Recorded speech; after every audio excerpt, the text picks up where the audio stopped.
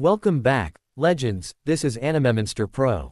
Today's story is, what if Harry found love and magic in the Dursley home? Here's a quick glimpse. Raised by a loving Aunt Petunia after tragedy struck, Harry grows up in a home where love and acceptance shape his magical journey. Before we dive in, if you enjoy powerful stories like this, make sure to subscribe to Animemonster Pro and share it with your friends. Let's start the story. It had been 3 years since Albus Dumbledore had brought Harry to Petunia with the news of her sister's death, and in those 3 years, Petunia had been able to adapt to how her life had changed. She had read the letter stating that Harry needed to stay with her because of some blood wards and how they would protect him from any bad wizards that were possibly trying to find him, not that she would abandon him or anything like that. She would find herself wondering from time to time how a simple Muggle woman raises a magical child, but she remembered how her own parents had raised both her and Lily before it was discovered Lily was a witch, and found it was really no different than raising a regular child. The only thing she had to do continuously was make sure Harry's accidental magic was never spotted in public. Every time he would do something, it would only happen if he was overly excited or scared. One time Harry had been very scared was at a carnival and a clown had suddenly jumped in front of them with an assortment of colorful balloons. Harry had been so startled and scared by the sudden encounter that he began to wail loudly. As a result, his magic sparked and he ended up popping all of the balloons the clown had been holding, as well as the balloons that were around the same area. No one could understand what would make them pop so suddenly, but figured it was probably nothing, but Petunia knew better. It took her a full 5 minutes to calm her nephew down before taking him over to some games to play and a few of the kiddie rides. It wasn't long before his excitement got the best of him when he won one game and caused a large stuffed dragon to float over into his tiny arms. The vendor had been disturbed by the action and Petunia quickly ushered Harry away from the game and the carnival altogether. She knew he didn't mean it, but it was best for people to not know that Harry could do magic. She didn't punish him for it either, rather she just gently told him to try and control his magical surges. Harry had nodded in response, but she wasn't sure he really understood her or listened. He was too busy hugging his new dragon. That had just been last year and now Harry was 4 years old. It was the first day of November and Petunia wondered if her nephew was doing all right after last night.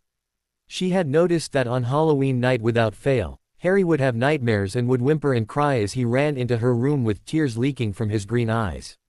She had redone the nursery and turned it into a bedroom for Harry, but he never slept in it on Halloween, preferring to sleep cuddled up against his aunt. Petunia didn't mind, as she knew that that was the night she lost her sister and Harry lost his mother and father.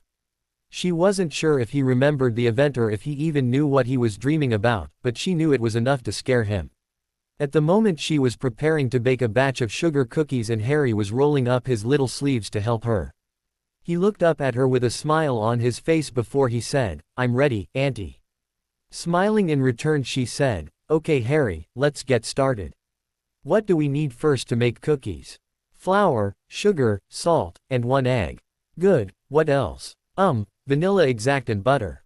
"Yes, and one last thing." Harry had a confused look on his face before looking at his aunt for help. The woman giggled and said, "Baking powder, dear. We can't make cookies without that, now can we?" Shaking his head Harry answered, "No."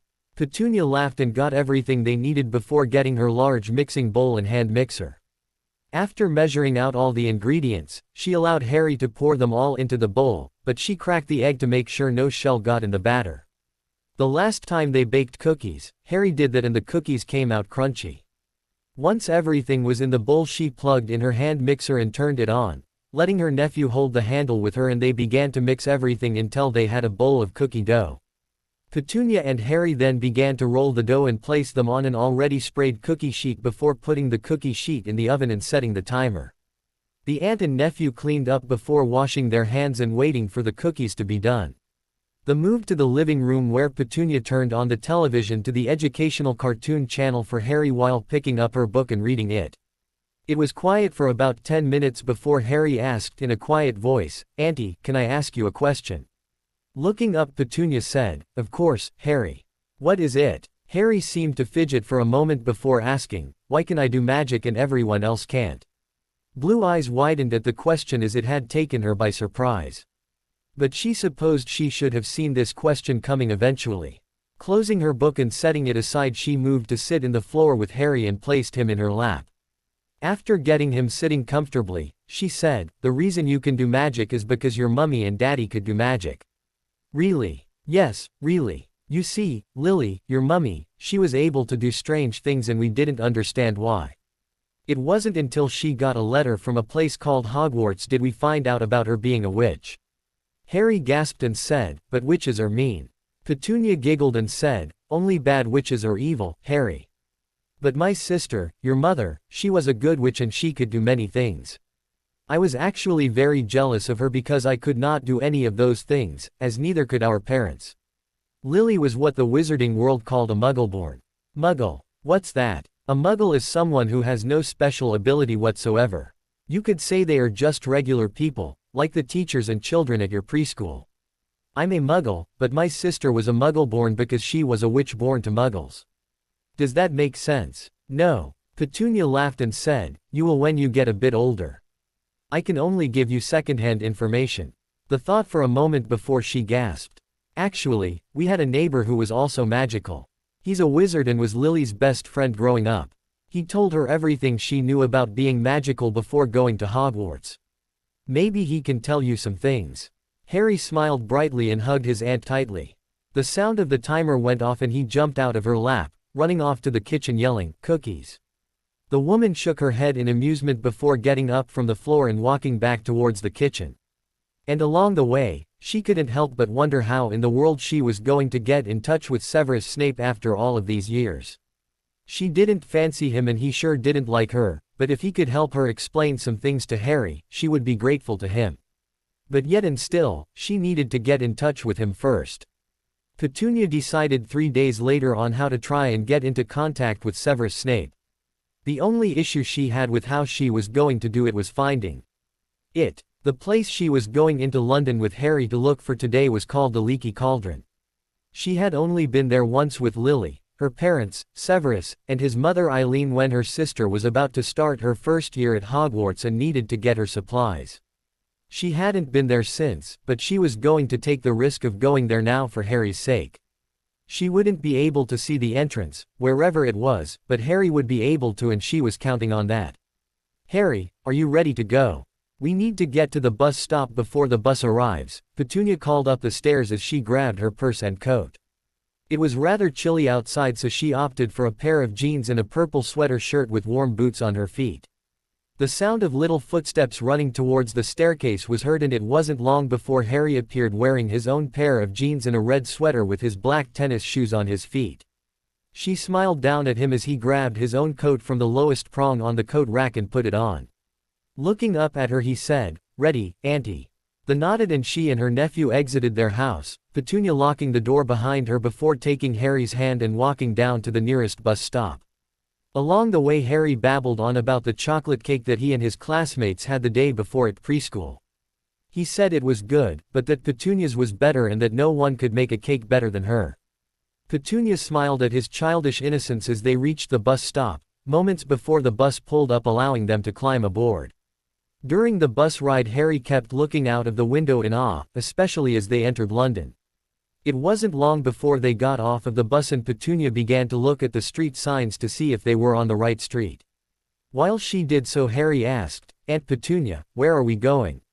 "Somewhere only you can see, and hopefully we can get in touch with your mummy's old friend," Petunia answered as they walked along. Before she knew it she came across Charing Cross Road, and realized that it was here where the entrance to the Leaky Cauldron was. Looking at the buildings, all she saw was an old, broken-down shop, but Harry began to bounce and point, saying, "Auntie, let's go inside. Other people are going in, too." And he was right, people wearing robes and peculiar hats were walking inside the broken-down shop. Petunia and Harry walked into the old-looking shop and followed a man, a wizard most likely, to the back of the shop and through a strange-looking door. Upon entering Petunia and Harry were met with an onslaught of voices in what was obviously a pub. They had made it, they were in the Leaky Cauldron. Petunia immediately felt on edge because she hadn't been around magical beings outside of Lily, Severus, and Eileen. Harry too was feeling a bit uneasy as he had never been around so many adults, and loud adults at that at one time. He immediately gripped his aunt's coat, causing her to bend down and pick him up, holding him close as she made her way through the crowd to the bar. She felt many pairs of eyes on her and the child in her arms as she walked along. Suddenly her arm was yanked, turning her around and causing her to almost drop Harry. "Hey, what are you doing in here, Muggle?" some wizard asked, looking at her in disgust. Bristling Petunia replied, "Don't you dare put your hands on me again. And what is wrong with being a Muggle? There are plenty witches and wizards who are Muggle-born and have Muggles for parents and siblings. I just so happen to be the sister of a Muggle-born and the only reason I am here is for my nephew. So you have no right to ask me why I am here when I have magical family. Therefore, step away from me right now." The wizard looked very put out, causing the other patrons to chuckle in amusement. Harry, who had had his face hidden in his aunt's neck, looked up and softly said, "Auntie." "It's all right, Harry," Petunia answered soothingly, rubbing his back. Harry Potter. That's Harry Potter," a witch suddenly exclaimed, and suddenly the whole pub was in an excited uproar. Many of them rushed forward and surrounded Petunia trying to get a glimpse of Harry, who was beginning to get overwhelmed and cry. Others tried to reach out and touch him, causing Petunia to move away only to move away from someone else. The woman was beginning to get very angry at all of the people bombarding her and her nephew. She understood that Harry was some sort of celebrity in the wizarding world, but he was a child, damn it. Stomping her foot she yelled, "Stop it!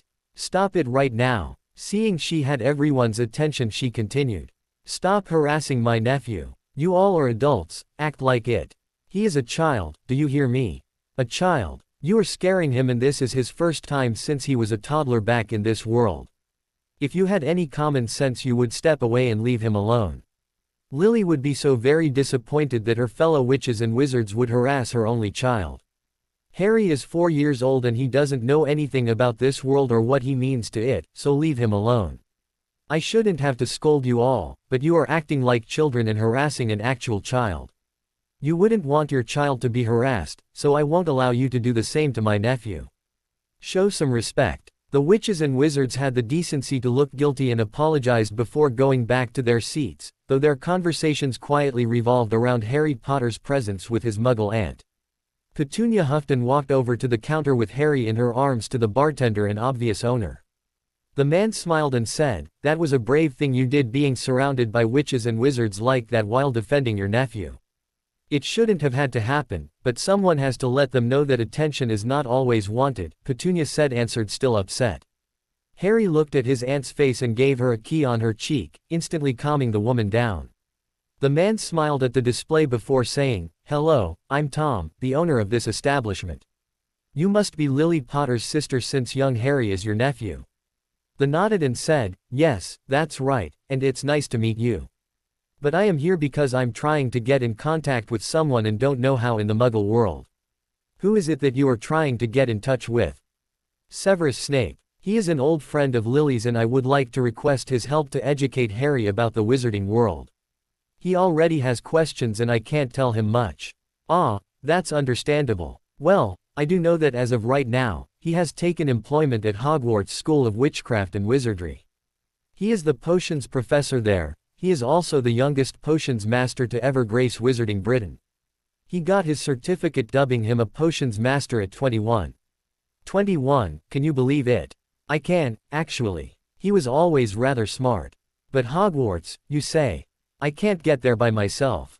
Tom looked thoughtful for a moment before saying, "Well, you could always go into Diagon Alley and buy an owl. They make great messengers and fantastic pets." Petunia wasn't too sure about having a bird inside her house, no matter how well trained it was. But she also figured it would be good to get in touch with her sister's childhood friend. Making a decision, she looked at her nephew who was watching glasses of drinks float by themselves towards a table and said, "Harry." Harry turned his green eyes up to his aunt's blue and said, "Yes, Aunt Petunia. Would you like to have a pet?" "Really? Yes, how about it?" "Yay." Harry hugged his aunt happily and asked what kind of pet they were getting. She told him an owl and he never looked so excited to Petunia.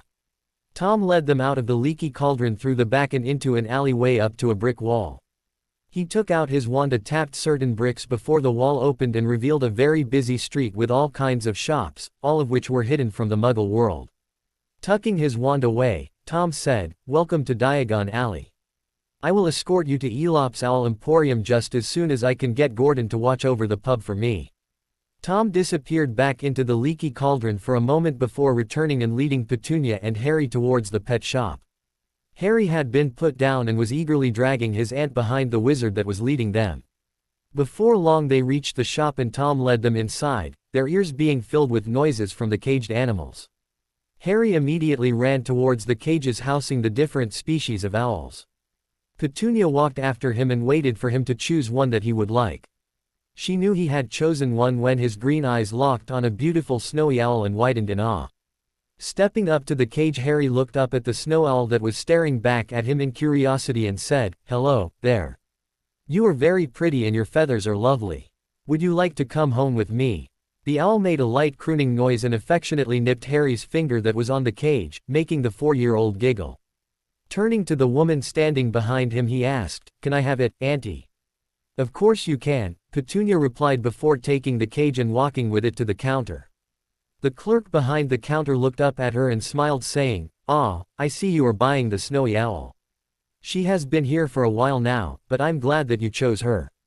She will be 5 galleons and 2 sickles." Petunia's blue eyes widened as she heard what the owl would be worth. She didn't have wizard currency and hadn't thought to get any until now. Frowning, she looked down at Harry and said, "Oh Harry, we might not be able to get her today." Harry's happy expression turned into a sad one and he hung his head in sadness, only to snap it back up in surprise when the clerk suddenly exclaimed, "Harry Potter. Oh wow, you may have the owl for free." "Oh no, we couldn't just take the owl without paying. No, I insist. A great owl for a great young wizard. Please take her." Petunia was still hesitant to take the owl for free, but Harry's puppy dog eyes melted her reserve and she agreed. She took the cage holding Harry's new owl and stepped out of the shop only to run into Tom, who was waiting outside. Tom smiled and said, "What a lovely bird." Harry nodded happily and said, "Yes, and she's pretty, too." Petunia and Tom chuckled before Petunia asked the man where he had gone off to. He responded telling her he went to Flourish and Blots to pick up a book that he thought would be good for both her and Harry to have. Handing the book over, Petunia saw that it was titled A History of Magic. She thanked him and allowed him to escort them back to the leaky cauldron and Charing Cross Road before bidding them farewell. The woman hailed a taxi and she and Harry got inside, along with the new bird. They rode back to their house where Petunia paid the cab driver before he drove off and they entered their home. Walking in, they took the cage to the living room and placed it on the coffee table. Petunia opened the cage and the owl flew out and circled the room before landing on the table in front of Harry. Harry, who had been looking through the book they had just gotten, giggled and lightly stroked the bird's feathers. Looking at his aunt he said, "I saw a name in this book that I want to name her." "Really? And what would that name be?" Petunia asked curiously. "Hedwig," Harry said with a grin before looking back at the owl. "Your name is Hedwig now." Hedwig crooned and nipped Harry's nose lightly, making him laugh in delight. Petunia giggled and reached out to stroke Hedwig as well. Hedwig was quite frankly enjoying all of the attention that she was getting. "Hedwig, will you deliver a letter for me after I write it?" Petunia asked the bird. When Hedwig trilled in response and seemingly nodded her head, Petunia grabbed a notepad and pen and began to write a letter for Severus Snape. When she was done, she folded the letter and found an empty envelope and placed the letter in it. She wrote Severus' name on it before handing the letter to Hedwig, telling her to take it to the man. Hedwig flew to a window and waited for Petunia to open it before flying out. "Will she come back?" Harry asked. Petunia looked at her nephew with a smile and said, "You can guarantee it." At Hogwarts in the dungeons, Severus Snape was in his private quarters looking at an old photo of him and Lily together when they were first starting Hogwarts together. It was taken at King's Cross Station and it was one of the only photos he treasured of Lily, the last one of them taken together the summer before their 6th year, the year that everything changed between them. In it Lily was hugging him closely and was grinning happily. The reason for it was that he and Lily had given each other their first kiss and were almost dating, but when he thought to make it official, he lost her trust in him and they stopped being friends. Severus was heartbroken to see the love of his life dating his mortal enemy, and then later marrying him. He was just as upset to find out that she had fallen pregnant with Potter's spawn. But for him the final blow was her death. He had told her just a week before her death that he loved her and had since they were children, and that he was so very sorry for what he had said. Lily had seemed taken aback by his confession and really touched. Before he left, she had made him promise her to, if anything ever happened to her and James, for him to watch out for Harry. She had seen his reluctance and mentioned that he had her eyes. Severus has always told her she had beautiful eyes and loved them. Lily had also given Severus one last key, in it spilling the love she still held for him before telling him goodbye. Severus still treasured that memory from 3 years ago.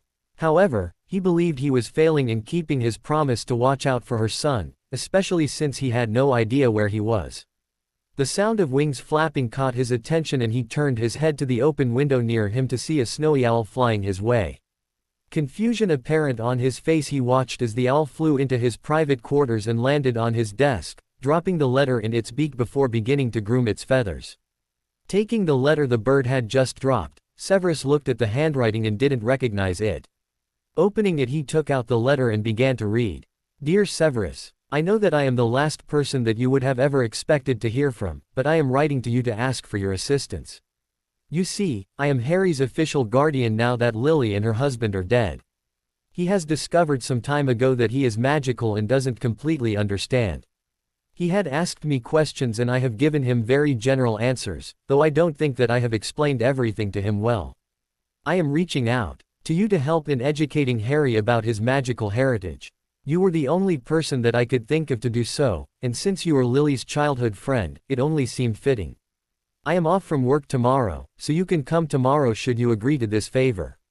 My address is 4 Privet Drive, Little Wingingham, Surrey. Please send your response back with Hedwig, and thank you for your time. Sincerely, Petunia Dursley, née Evans. Severus' black eyes widened at the words he had read. Lily's son was living with her annoying sister. He wondered if the boy was all right, as he clearly remembered Petunia hating anything to do with magic. Deciding to take Petunia up on her offer, he wrote a quick reply before sending it off with Hedwig. And as the bird flew away, he couldn't help but be interested in seeing how the following day would go. Petunia was slightly startled when a loud tap came from the window over the sink in the kitchen where she was preparing dinner.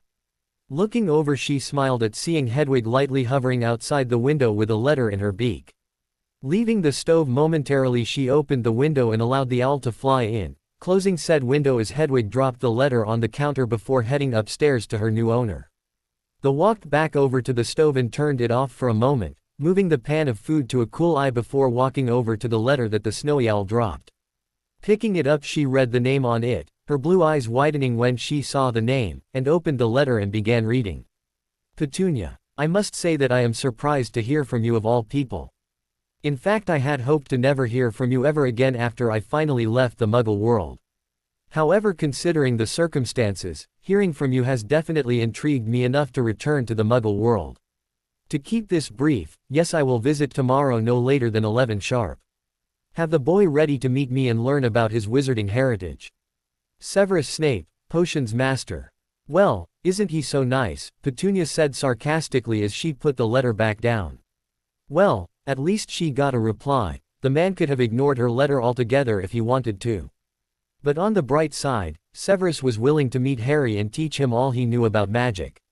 And with him being what Lily had called a half-blood, he was bound to know a lot. She couldn't wait to tell her nephew. He was going to be so excited. At 10 a.m. the next morning, Petunia woke Harry up and helped him to bathe and get dressed in preparation for Severus' arrival and the lessons he was sure to teach. The boy was so excited that he could barely brush his teeth and wash his face. While they were eating breakfast, Harry asked, "Do you think he will like me, Auntie?" Petunia took a moment to think before answering, "Well, your appearance may give him a reason not to, but if he still cherishes the friendship he had with your mummy, then he will at least come to like you." My appearance? Why wouldn't he like me because of that? Harry asked, confused before taking a bite of his waffle. The hesitated a bit before saying, "Well, according to Lily, your daddy wasn't the nicest person to Severus. He and his friends, the Marauders I believe Lily said they called themselves, picked on him and humiliated him a lot. Green eyes widened in shock. But why? Was he mean to them? No, it was because he was different. Not because he was magical because they were as well, but because of his outward appearance, the fact he came from a Hogwarts house with a bad reputation, and that he was friends with your mummy. But that's not right. Then that would mean that my daddy was a meanie. Petunia nodded and rubbed her nephew's head before saying, yes, he was. But he straightened up a bit after getting with your mummy.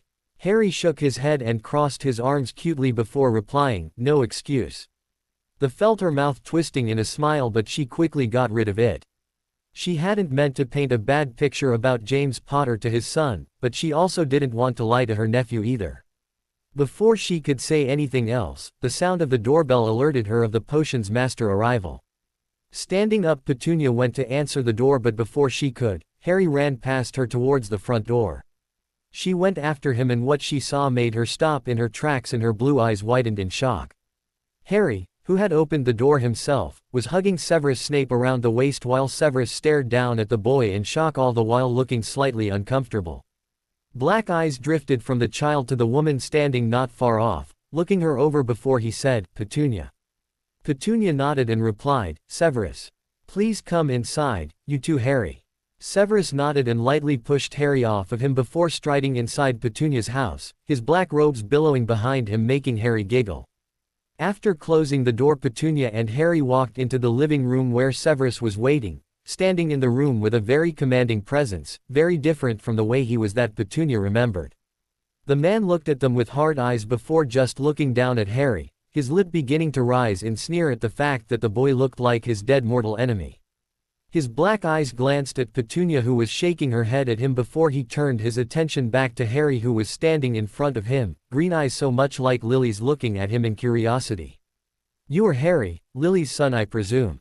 Severus asked, though he already knew the answer. He wanted to know how the boy would respond.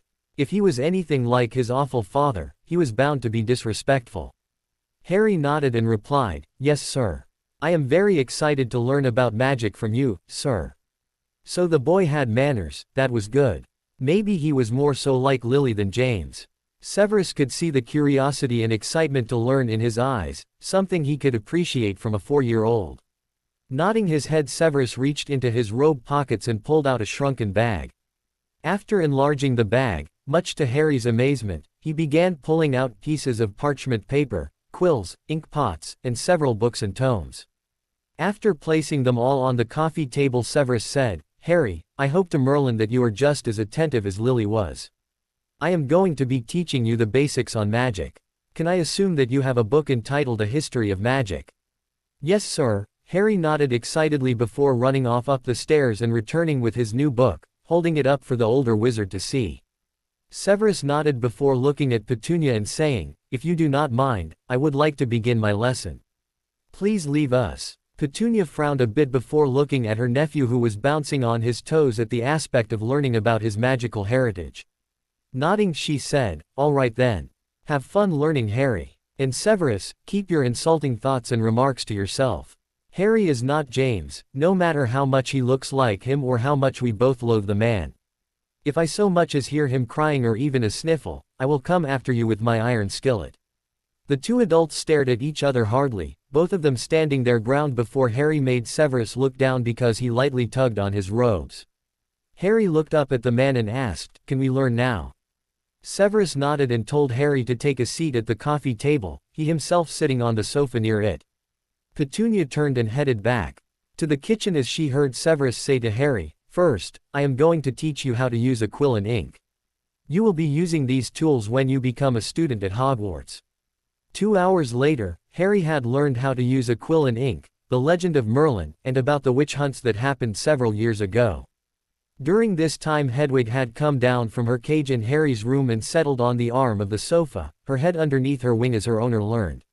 Severus had to admit that he was rather impressed by how much Harry's little mind soaked up from his lessons.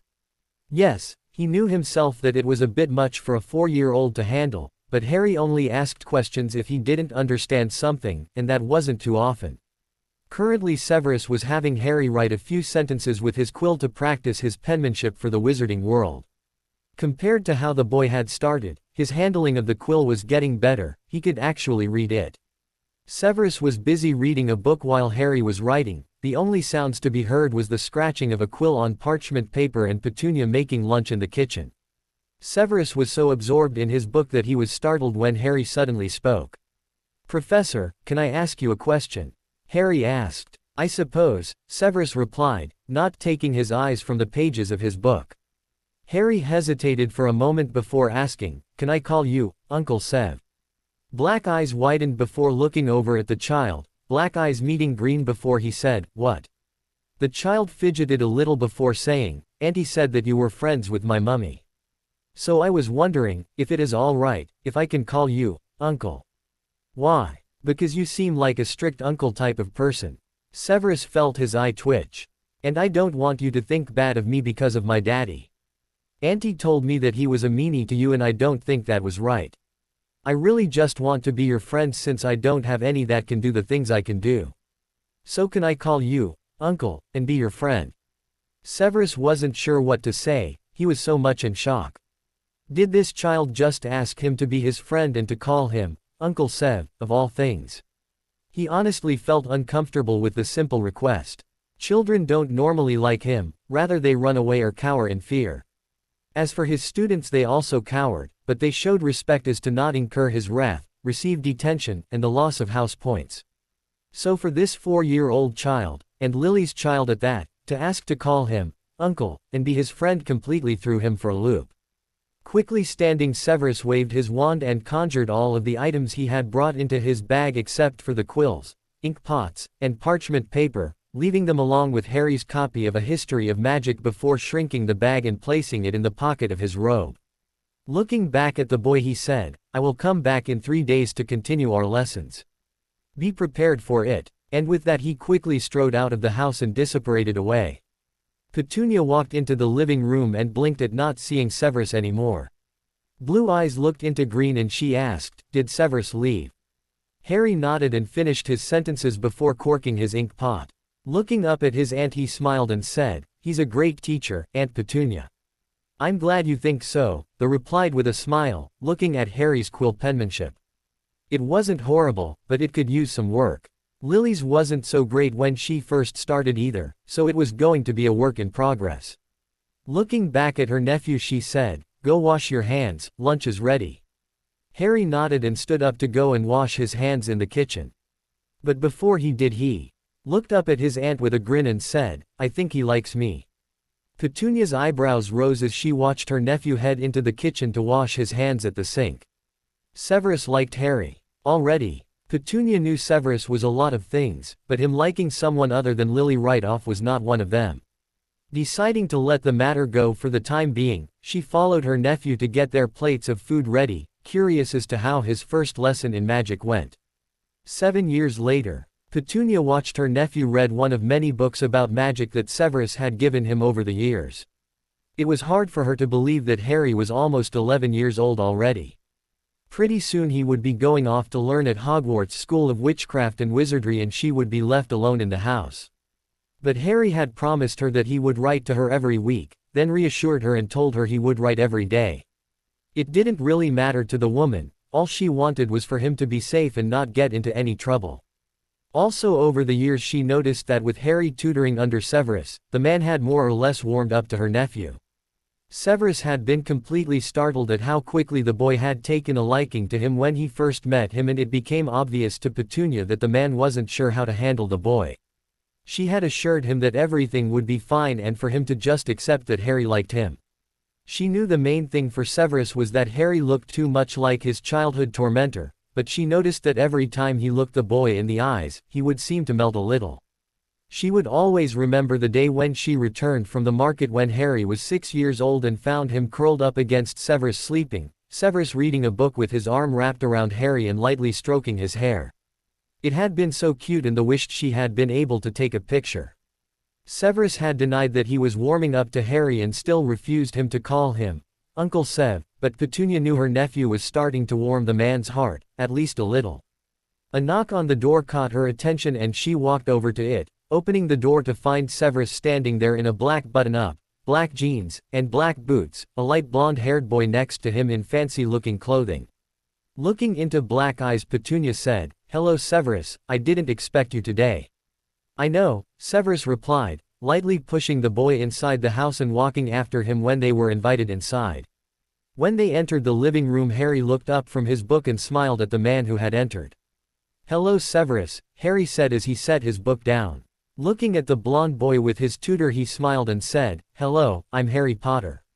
"What is your name?" The blond boy smiled in return and waved, saying, "Nice to meet you, Harry. My name is Draco Malfoy. Do you want to be friends?" Nodding enthusiastically, Harry replied, "Yes." Severus grunted and said, "This is my godson, Mr. Potter. Therefore I hope you do get along well, considering you are already deciding on being friends." "We are going to be the best of friends, Uncle Sev," Draco said with a cheeky grin. Turning to Petunia he said, "It is nice to meet you as well, Mrs. Dursley. Severus said that you were taking really good care of your nephew." Petunia smiled at the boy's manners and said, "It is nice to meet you too, Draco.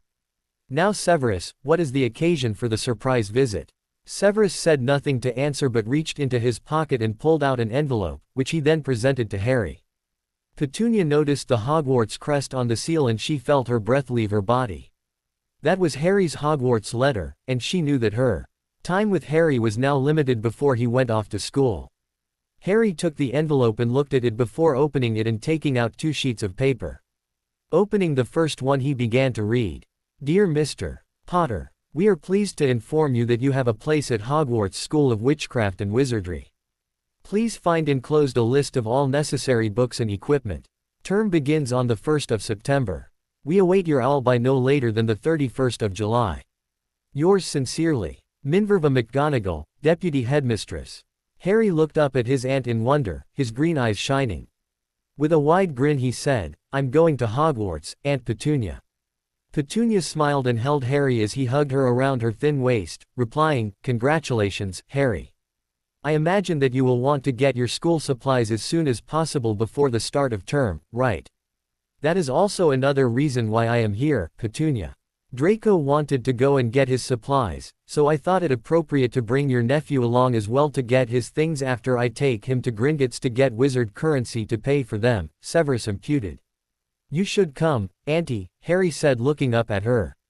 The woman almost refused politely, but the puppy dog eyes her nephew was giving her made her resolve melt and she agreed. However, she said it would have to be after lunch, which she was about to prepare. She sent Harry and Draco up to Harry's room and told Severus he could sit and wait in the living room if he wanted. Surprisingly, however, he decided to accompany Petunia in the kitchen, though he wasn't cooking.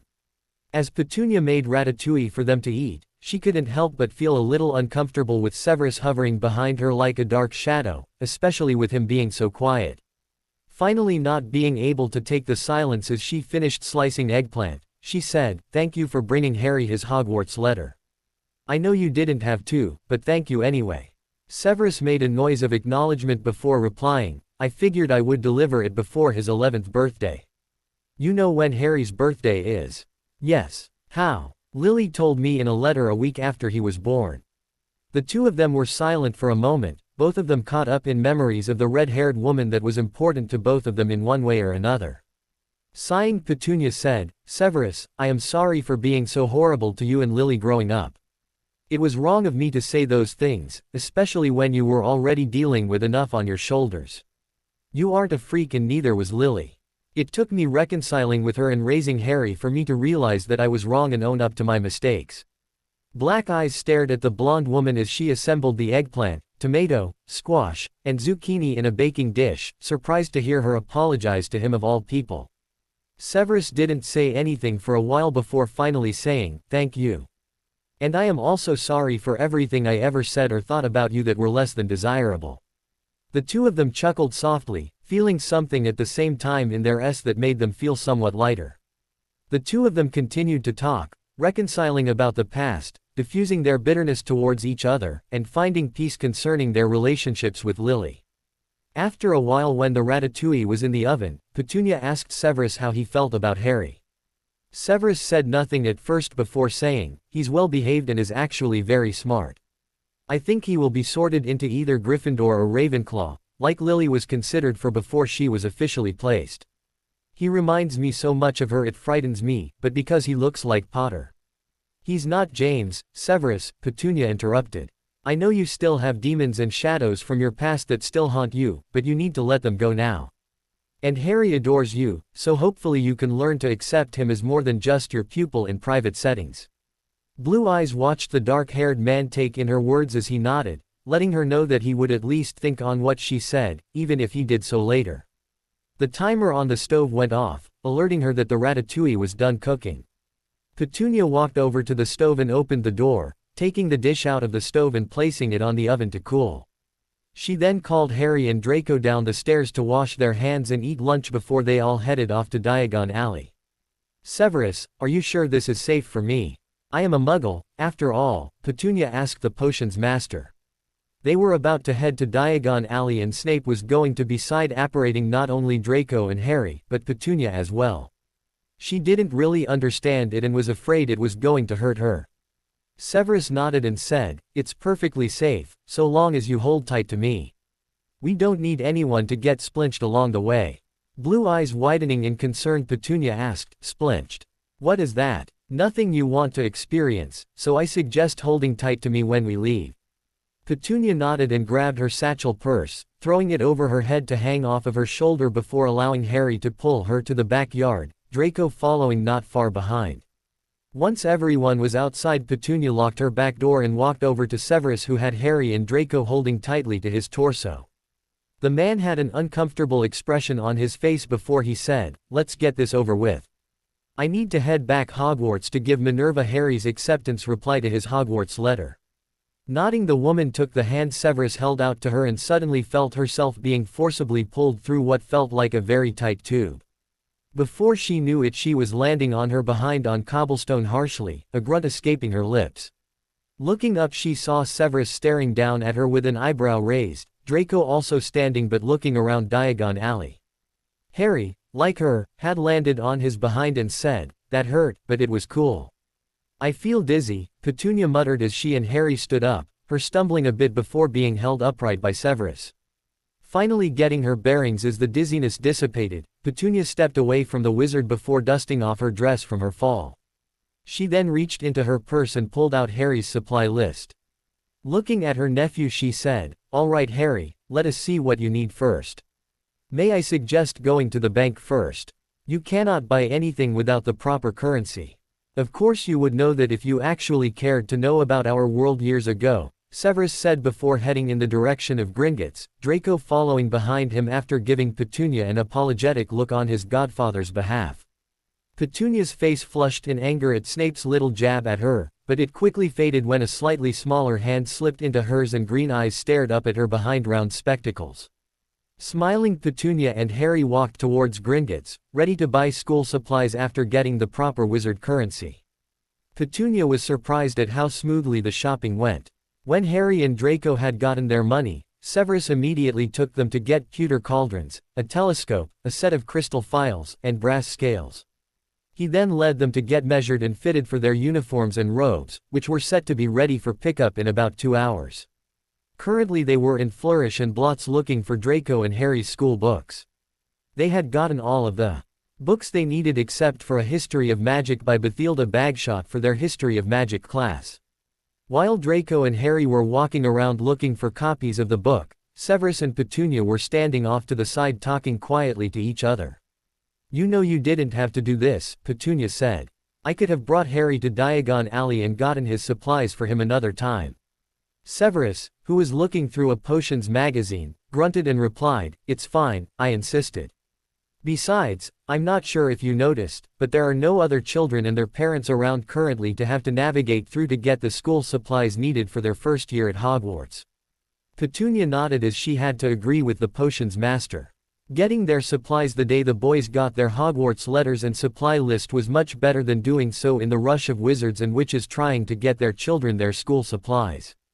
Her blue eyes looked at her nephew and his friend as they stood at the counter with a copy of their own of a History of Magic. She watched as they began to pay for their books, Draco helping Harry figure out his money, when a voice suddenly came from her right. "What is a pretty lady like you doing here all alone?" A brunette wizard asked Petunia, a flirtatious smirk on his face as his hazel eyes looked the up and down. The woman was uncomfortable with the man's presence, but she answered politely, I'm here with my nephew and his friend to help them get their school supplies. The wizard nodded and said, that's nice. And who is your nephew and his friend? Before she could answer, Harry and Draco ran up to the three adults as Draco said, we're finished, Uncle Sev. Now can we go get our wands before getting our robes? Severus nodded and said, I suppose so. Black Eyes looked at the newcomer before they glared at him and he said, your shameless flirting is unwanted and you are just degrading yourself. This woman is not nor will she ever be interested, so step. Harry noticed how Severus seemed to grow over the other wizard and how the wizard cowered in fear before fleeing. As soon as the man was gone he let out a giggle, Draco chuckling next to him before stepping up to Petunia and saying, let's go get my wand, Aunt Petunia. Petunia smiled and nodded, her and Harry following after Severus and Draco. What an interesting experience the day had been, and she was surprised that Severus had saved her from being unwantedly hit on. Yes, it had been an interesting day. That night as Harry was settling down to sleep, Petunia listened with a smile to his ramble on about how much fun he had and how he couldn't wait to attend Hogwarts with Draco. Maybe we'll even be in the same house, Harry said as Petunia was tucking him in. Petunia giggled and said, maybe, but you may not.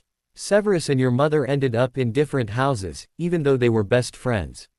But they still remained friends despite this. Harry nodded and said, I can't wait, and I'm sure I will still be friends with Draco, even if we end up in different houses at Hogwarts. The nodded before bending down to key her nephew on his forehead, taking his glasses off of his face and placing them on his nightstand. Petunia began to softly sing a lullaby that never failed to put the boy to sleep, even as a toddler. It wasn't long before Harry was sleeping soundly, his aunt tucking him in. After turning off his lamp, Petunia left the bedroom, closing the door behind her and heading towards her own room. In less than a month Harry was going off to Hogwarts School of Witchcraft and Wizardry and she would be left alone, just as she had been when she had lost Vernon and Dudley. There wasn't a day that went by that she didn't miss them, but she thanked God every day that Harry was given to her, allowing her a chance at motherhood once again. And she knew it was what Lily would have wanted, for her to take care of Harry if no one else could. Even though she would be sad when Harry left for term, she would continue to keep her head up in his absence. With this thought in mind, Petunia changed into her nightgown and climbed into her bed, turning her lamp off before snuggling into her pillow and going to sleep. And as she slept, she dreamt of dropping Harry off to go to Hogwarts, his happy smile brightening her dreams. It was the 1st of September, the beginning of term for Hogwarts students, new and old.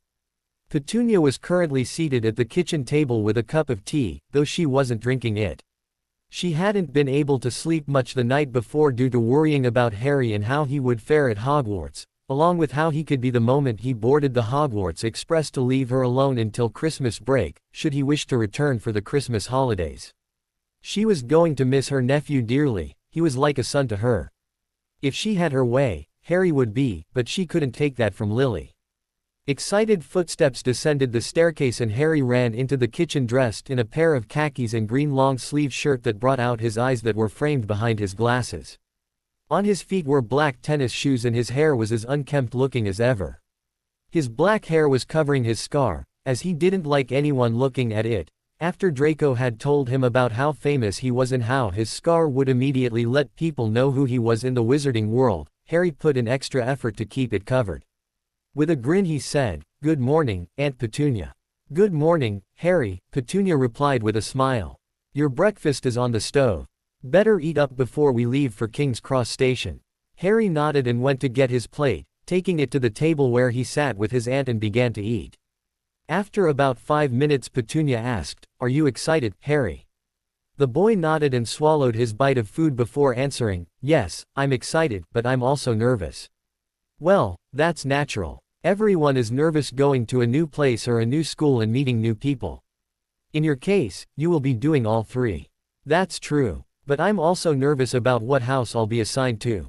"I'm sure you'll be fine wherever you are. Is there a house you hope to end up in?" "Well, Professor Snape told me that my parents were in Gryffindor, so I might be there, but he also said I could end up in Ravenclaw. But I honestly would be alright with being in Slytherin too." Lily told me that Slytherin House had a bad reputation, but Severus was different from the other Slytherins. Yes, Professor Snape and Draco told me that too, but they said the house as a whole isn't bad, just certain witches and wizards. And if I end up there, I'll be okay. And how do you know? Because Professor Snape is head of Slytherin House, and he'll look out for me. Harry grinned as he finished his statement before turning back to his meal. Petunia's blue eyes widened at hearing her nephew have so much faith in her sister's childhood friend. Her and Snape had come to an understanding and were civil now, but it made her think, was there more to him than what she thought? Looking at the clock on the wall, she saw that it was 9:45, leaving them with just an hour and 15 minutes to get to King's Cross and for Harry to board the train to Hogwarts before it departed at 11 a.m. Luckily they had decided to pack the boy's trunk and books into her car the evening before, leaving only Hedwig in his room. Turning to her nephew, she saw that he had finished eating his breakfast and was looking at her with excited eyes. Smiling, the woman told him, "Go get your bird, Harry. It's time to go." Petunia and Harry walked along the platforms of King's Cross station with Harry's cart, heading towards platform 9 to be close to platform 9 3/4. Honestly, Petunia didn't know at all where the entrance to it was and was wished she had at least been present to go with Lily and her parents the first time Lily went off to Hogwarts. Just as they reached platform 9, a voice called out, "Harry." "Mrs. Dursley." "Draco." Harry called as Draco approached with his cart, his trunk set upon it and a cage holding his eagle owl. Right behind him was Severus and a beautiful woman with light blue eyes. Severus looked at them and said, "I see you made it on time, Petunia." "It's nice to see you too, Severus," Petunia replied, giving the man a deadpan look. Severus smirked in amusement before saying, "This is Narcissa Malfoy, Draco's mother." Narcissa smiled and nodded in greeting and Petunia did the same. Harry smiled and waved at his friend's mother before saying, "It's nice to meet you, Mrs. Malfoy." "You as well, Mr. Potter. Please watch out for Draco at Hogwarts for me," Narcissa said with a kind smile. "Yes, now let us get going.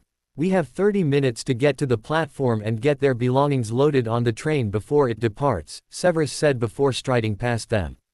Harry and Draco shrugged before following the potions master, pushing their carts along as Narcissa and Petunia followed. Reaching the area between platforms 9 and 10, Petunia and Harry were startled to see Severus stride to the wall and right through it without a single muggle, sans Petunia being none the wiser. They were even more startled to see Draco run after him and watch him and his cart disappear into the wall as well. A gentle hand placed itself on each of their shoulders and they turned to see Narcissa giving them reassuring smiles. "It will be fine. Petunia, hold on to me so you will be able to go through as well. Now Harry, you just go for it, and take a bit of a run if you're anxious. I promise you will make it out on the other side," Narcissa said. Harry looked at his aunt who gave him a reassuring smile before nodding and turning to face the wall. Taking a deep breath, he pushed his cart and ran towards the wall, closing his eyes as he went through the wall, only to open them and look up to see a sign that said 9 3/4. He smiled when he realized that he had made it onto the platform. Back on the other side of the wall, Petunia had her arm hooked with Narcissa's, her blue eyes staring at the brick wall nervously. Narcissa patted her arm and said, "You'll be all right, trust me." Petunia nodded and the two women ran towards the wall, running through it and out on the other side where Draco, Harry, and Severus were waiting. Petunia let out a sigh of relief before letting herself look around the platform. Many children were getting their things loaded on the great red locomotive and others were hugging their parents farewell. Narcissa suggested the boys get their belongings boarded on the train before leading them to where they could drop off their trunks and pets. Once that was done, the 5 of them walked to a cart so that the boys could board. As Narcissa pulled her son away to say her goodbyes, Petunia stood off with her nephew. Looking down at him she said, "Promise to write as often as you can." Harry nodded and responded, "I will, Aunt Petunia." They nodded and felt a lump rise in her throat. Placing her hands on Harry's shoulders she said, "Harry, be good and do well. Make not only me, but your parents proud.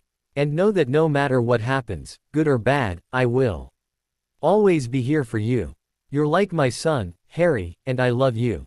Harry nodded before hugging his aunt closely, Petunia's arms wrapping around him and holding him just as close. In a quiet voice but loud enough for his aunt to hear, he said, I love you, and I'll miss you, Mum. Tears welled up in Petunia's eyes and fell down her cheeks as she hugged her nephew, her heart soaring at hearing Harry call her, Mum. They both knew she wasn't his real mother, but she was the closest thing and Harry looked to her for maternal care and instincts. So for all intents and purposes to Harry, Petunia was his mother and he was her son. Wiping her tears, Petunia pulled away and placed a key on Harry's forehead before lightly pushing him towards Draco and saying, Now go on with Draco and get on the train. And learn all that you can this year. The dark-haired boy nodded before giving his aunt one last hug and following Draco onto the train. The Hogwarts Express whistle blew, alerting the parents and lingering students that they were about to pull off. Petunia and Narcissa looked along the windows of the train to try and spot their boys, until Severus grunted and pointed to one window not far down where Harry and Draco were looking out of at them. The train blew its whistle again before it began to slowly pull out of the station. Petunia and Narcissa waved at Harry and Draco who were returning their waves as the train pulled away, on its journey to take them to their first year at Hogwarts. Once they were no longer in sight to keep waving, Narcissa told Petunia it was nice to meet her, then told Severus to make sure her son stayed out of trouble before disapparating away, leaving Petunia and Severus standing on the platform. Petunia looked up at the wizard and said, Severus. Yes. Severus answered looking down at the woman. Promise me that you will look out for Harry. No matter what house he ends up in, promise me that you will look after him, Petunia begged him, looking into his black eyes. Severus didn't say anything at first, but after looking into her blue eyes, he nodded and replied, I promise. Petunia nodded and thanked the potions master before turning to leave platform 9 3/4 to go home, not at all looking forward to the silence that would greet her when she arrived. Harry and Draco were about 2 hours into their journey to Hogwarts and had spent the time changing into their Hogwarts robes and playing Exploding Snap, something Harry found himself to be rather good at for a first-time player. The trolley had stopped by and they had gotten themselves some treats, to which Harry found he liked the chocolate frogs and pumpkin pasties. Draco liked the Bertie Bott's every flavor beans, along with chocolate frogs. They were just about to get into another game when the door to their compartment opened and two hefty boys stepped in also in their robes. Draco smiled and said, Crabbe, Goyle.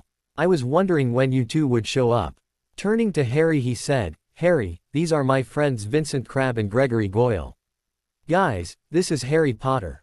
Crabbe and Goyle's eyes bugged out as they gaped at Harry, causing Harry to shift uncomfortably in his seat. Goyle recovered quicker than his friend and he said, Sorry, we didn't mean to stare. It's just that we heard you were probably starting at Hogwarts this year, but we didn't expect to meet you. It's nice to meet you. You too, Harry replied shaking Goyle's hand, then Crabbe's. Goyle sat down next to Harry and Crabbe next to Draco. Before long, the four of them were playing Exploding Snap and Harry was having fun with the added boys to his and Draco's compartment. Harry was also delighted to find that Goyle liked to read like he did and secretly liked to bake.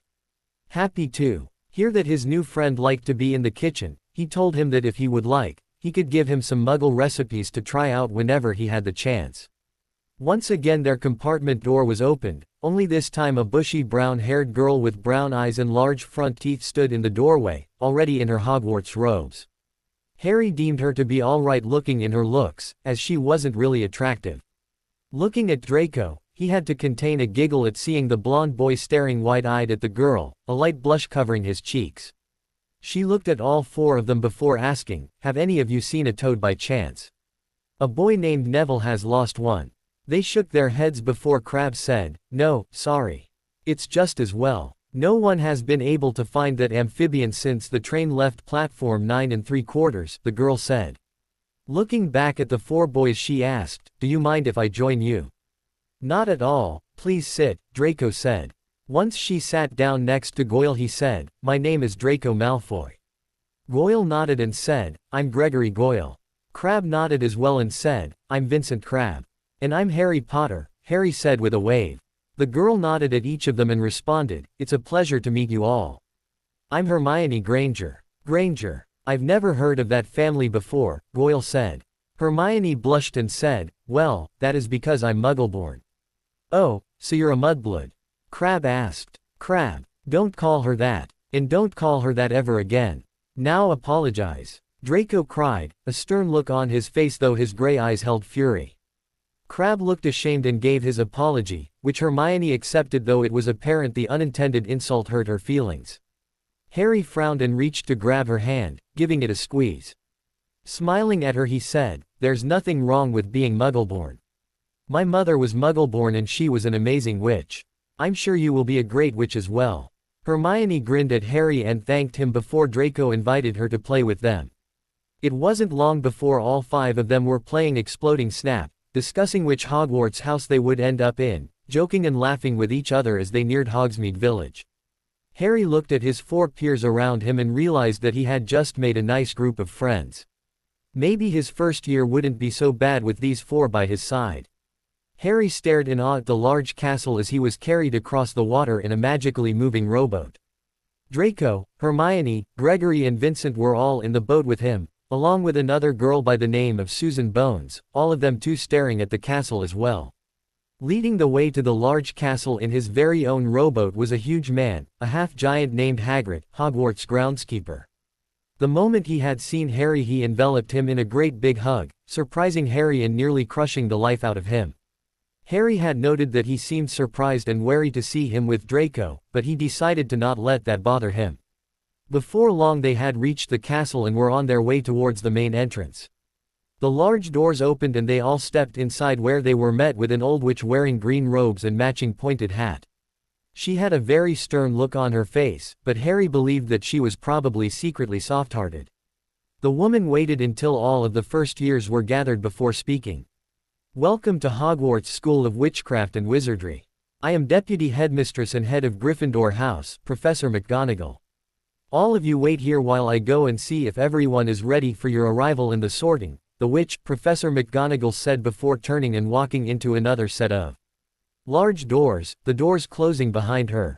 The first years began to chatter excitedly as Hermione said to Harry, "That's the entrance to the Great Hall. We eat there, are going to be sorted there, and will be whenever the headmaster wants to have a meeting with the whole school." Harry nodded in response, smiling at the way his new friend talked excitedly about it. Before he could respond, a loud voice caught his attention saying, "Hey look. It's Harry Potter." Turning to see who had spoken, Harry made eye contact with a bright red-haired boy with freckles and blue eyes. Though he didn't like the way he had suddenly called him out and brought a lot of unwanted attention towards him, he decided to be polite and said, "Hello. What are you doing with Malfoy, Harry? Don't you know he's rotten and his father is no good?" The red-haired boy asked him as he walked over glaring at Draco. Draco sneered and said, "Already, Weasley. We haven't even gotten inside properly. And don't bring my father into this. And if you must know, Harry and I are friends, so if he chooses to stand next to me, he will." Everyone around them began to murmur in shock at hearing that Harry Potter was friends with someone from the Malfoy family. The tension was palpable and Harry decided to defuse the situation as calmly as he could. Turning to Weasley he said, "Look, we don't even really know each other, but maybe we can all talk and become friends soon. That would be nice, yeah." Weasley and Draco glared at each other for a while before the redhead replied, "Maybe. Not likely, though," Draco replied as well. Harry nodded just as Professor McGonagall returned and allowed them to enter. The first years followed her into the Great Hall down the large middle aisle, gazing in wonder at everything around them. Hermione was walking next to Vincent who was staring at the ceiling in amazement past the floating candles and informed, "That's not the real night sky. It's just an enchantment. I read about it in Hogwarts. A history." Draco and Harry chimed in together, laughing softly as the brunette blushed but smiled. Before long they were standing at the front of the Great Hall where a stool was, an old ragged hat sitting upon it. Harry frowned in confusion at it before looking up at the teacher's table. Spotting Professor Snape, Harry smiled and waved lightly, grinning when the potions master nodded in response, though his expression didn't change from its usually stoic look. Harry, Draco, Hermione, Gregory, Vincent, and the rest of the first years all jumped in surprise when the old hat suddenly came to life and belted out in song. It took Harry a minute to realize that it was singing about the school and the different houses one could be sorted into. To him, every house sounded like a good choice to be in and wouldn't mind wherever he would be placed, whether it be Gryffindor like his parents, Slytherin like Professor Snape, or Ravenclaw or Hufflepuff. As long as he was placed and had good friends, he would be happy. After the song was over and everyone gave the Sorting Hat applause, Professor McGonagall then spoke, saying, "All right students, now is the time for you to be sorted into your Hogwarts house. I will call you by name, and each of you will come and take a seat on this stool. I will then place the sorting hat on your head, and it will sort you into one of the 4 houses, Gryffindor, Hufflepuff, Ravenclaw, and Slytherin." She then picked up the hat and unrolled a long list of names, looking at it before saying, "Hermione Granger."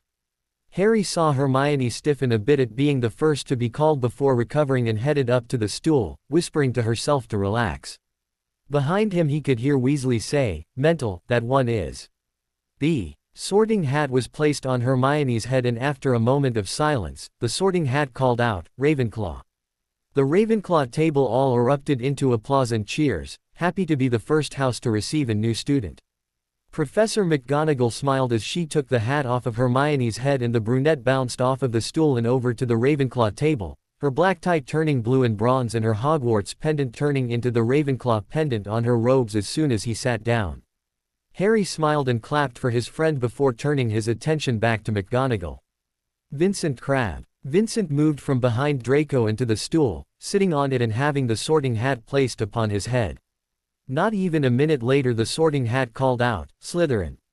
The Slytherin table cheered at their new arrival, Vincent's tie turning green and silver and his own pendant changing.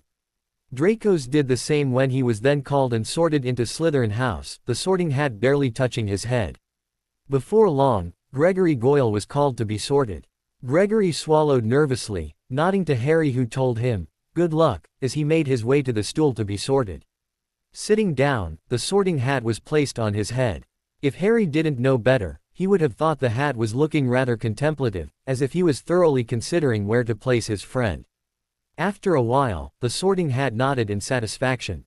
Hufflepuff. Everyone at the Hufflepuff table cheered and clapped as Gregory made his way over to them, his tie turning yellow and black and his own pendant changing. Up next was Susan Bones, who too was sorted into Hufflepuff house. She sat down next to Gregory who blushed as she grinned at him. Ronald Weasley. Weasley, or Ronald as was his first name, brushed past Harry and up to the stool. As soon as the hat was placed on his head, he let out a cry of fright before the hat yelled, "Gryffindor." The Gryffindor table cheered and Ron went to join them, sitting down next to a pair of twins with the same red hair as him, his tie turning red and gold. The twins clapped him on the shoulder before ruffling his hair affectionately. Harry deduced that they were his brothers. There was also another male with the same red hair who appeared older than them, who nodded at him before turning back to the sorting. He was probably another brother. Professor McGonagall cleared her throat and began to call the rest of the first years to be sorted, the lot of them getting smaller and smaller by the minute. Before long only 2 people were left waiting to be sorted, one of which was Harry himself. Professor McGonagall looked back at her list and said, "Neville Longbottom." A blonde-haired boy stumbled his way to the stool, his face flushed in embarrassment as he did so. He sat on the stool and allowed the deputy headmistress to place the sorting hat on his head. There was silence for a moment before the hat called out, "Gryffindor." Neville quickly jumped off of the stool and ran to the Gryffindor table as they cheered and clapped, the sorting hat still on his head. He returned to give it back before going back to Gryffindor table. Finally it was just Harry left to be sorted into his Hogwarts house. Harry Potter. Silence instantly went over the Great Hall, everyone's eyes on the boy who lived. Harry felt each and every one of their gazes, the attention making him uncomfortable. Looking up at Professor McGonagall, he saw her give him an encouraging smile and lightly beckon him to go and take a seat on the stool. Taking a deep breath, Harry walked up to the stool and sat down, facing all of the students of Hogwarts. Professor McGonagall placed the sorting hat on his head and stepped back. Harry was surprised when he heard a voice in his head not long after the hat was placed on his head. "Ah, what's this? Very interesting you are, Mr. Potter. Very interesting indeed. I could easily sort you into 2 or 3 houses, but alas you can only be sorted into 1. Now all that needs to happen is where exactly I will place you. Just so you know, if you have a preference, I will put that into account for you." I don't," Harry whispered. Interesting. Well, I can tell you right now that the headmaster is counting on you being in Gryffindor house, but I myself do not see you there. Not to say you wouldn't be great there, but any other house would help you be a great wizard and young man. Unless of course you want to be just like your father. I just want to be my own person, just Harry. All right then, just Harry, it better be, Ravenclaw. Ravenclaw house all cheered and applauded, giving a standing ovation to their newest eagle. Harry smiled as the sorting hat was taken from his head and he got off of the stool and made his way to Ravenclaw table where he sat down in between Hermione and some other boy. Everyone reached to shake hands with him before Hermione hugged him happily. Looking up at the teacher's table, Harry made eye contact with Professor Snape who was lightly clapping for his sorting. He smiled and nodded at him, the potions master returning his nod with one of his own. Before long, the welcoming feast was starting and Harry was enjoying himself, though he couldn't wait to write a letter to his aunt about his sorting. He missed her already and hoped she would be proud of him. Petunia sat in bed reading a book about King Arthur and the Round Table, getting lost in the medieval romance of Guinevere and Lancelot. She missed her nephew, but knew that it wouldn't do to just mope around the house with him absent, though she would admit that she cried for 2 hours after she got home from King's Cross Station. Therefore she began to occupy herself and immersed herself into reading, something she just loved to do and would enjoy with Harry. A tap on her window drew her attention and she saw a barn owl hovering outside her window with an envelope in its beak. Getting out of bed she went over to the window and opened it, allowing the barn owl to swoop in and drop the letter on her pillow before landing on the railing at the foot of her bed, tucking its head beneath its wing and seemingly falling asleep. Picking up the envelope, Petunia recognized Severus' neatly elegant handwriting on it before opening it and pulling out the letter he wrote, which she began to read. Petunia, I just wanted to inform you that Harry has made it to Hogwarts safely and seems to be enjoying his time here already. He was sorted into Ravenclaw House, so he will have Professor Flitwick as his head of house. But do not worry. I promise to continue to watch out for him and help and protect him as long as he is here, you have my word. I also hope that you are doing well in Harry's absence. I understand he's always been with you and he is like a son to you, so it must be hard and you are experiencing empty nest syndrome. Everything will be well and if I need to, I will escort you here to see him. The barn owl is yours to keep. I figured you would like one so you wouldn't have to wait on me or Harry to send a letter to you should you want to get into contact with us. Consider him a gift from me. Sincerely, Severus Snape, Potions Master. Petunia smiled at the letter before placing it on her nightstand. She walked over to the owl and lightly stroked his head, saying, I think I'll call you Columbus. Columbus trilled softly before falling asleep again. Petunia giggled softly before getting into bed, picking up her book to continue reading again. She looked back at the letter Severus had sent her and smiled, softly saying, Thank you, Severus. 3 weeks had gone by since Harry had left to begin the new term at Hogwarts, and Petunia wasn't feeling as sad anymore. Of course she still missed her nephew, but she had been receiving letters from him every evening telling about his day and the classes he was taking. Apparently the first-year Ravenclaws had most of their classes with the first-year Hufflepuffs, so he always saw his friends that were in those houses. She was glad that he was enjoying himself, but she had begun to notice something strange. Harry's letters were getting shorter and he didn't seem to be writing as much or enthusiastically as usual. Maybe she was looking too much into it, but if she was reading between the lines correctly, she would have said that her nephew seemed to be sad in his letters. It made her wonder if she should contact Severus and ask him to see what was wrong with him. It was when she was taking her lunch at the pharmacy did she become worried. Luckily no one was in the break room when the Hedwig arrived and dropped off the letter. Petunia watched the owl fly out of the window and into the sky before opening the letter. Her blue eyes widened at the 5 words that were written on the piece of parchment. I want to come home. What? Why did Harry want to come home already? He had been so excited to go to Hogwarts, what could have happened to make him want to leave? Whatever it was she was going to find out. Leaving the break room she stopped by her manager's office and asked if she could leave for an hour, promising to stay an hour after her shift was supposed to end to make up for it. When she was granted permission to be away for an hour, Petunia hurried out to her car and rushed home so she could write a letter to Severus and send it off with Columbus. By next class, I want a 5-foot essay on the uses of unicorn blood in potions and their effects. Any less than 5 feet and you won't receive any credit. Class dismissed, Severus told his 5th-year potions class that consisted of Slytherins and Gryffindors.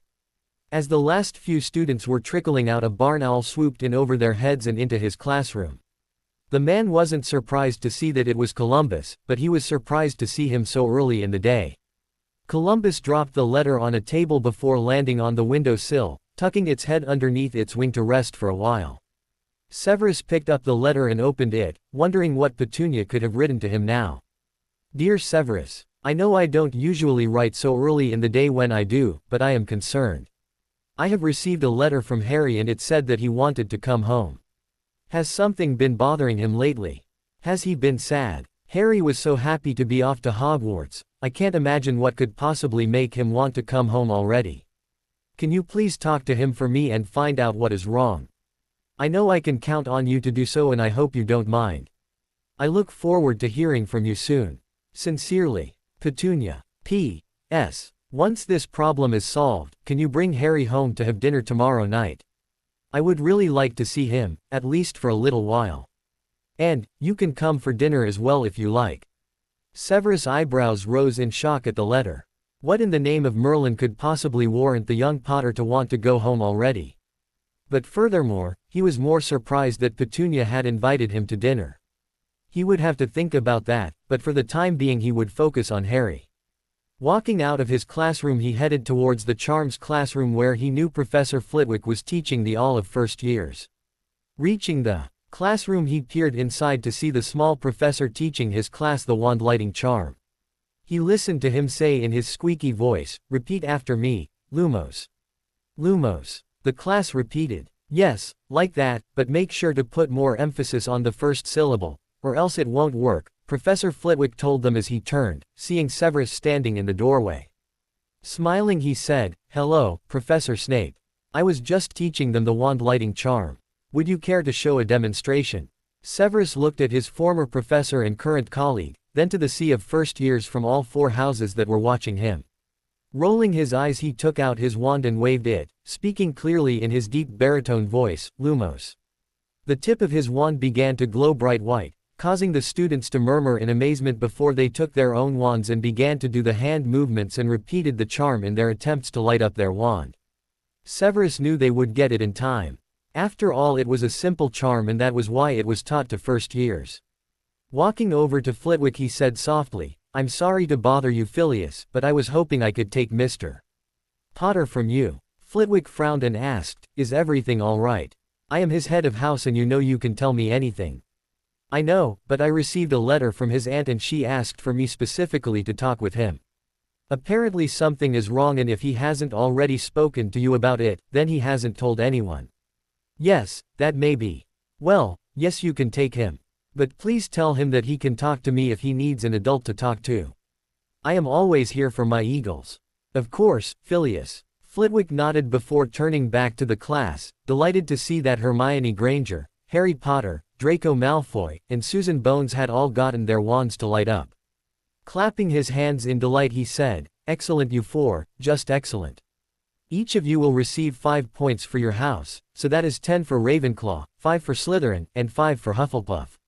Mr. Potter, if you will pack your things, you are heading out with Professor Snape."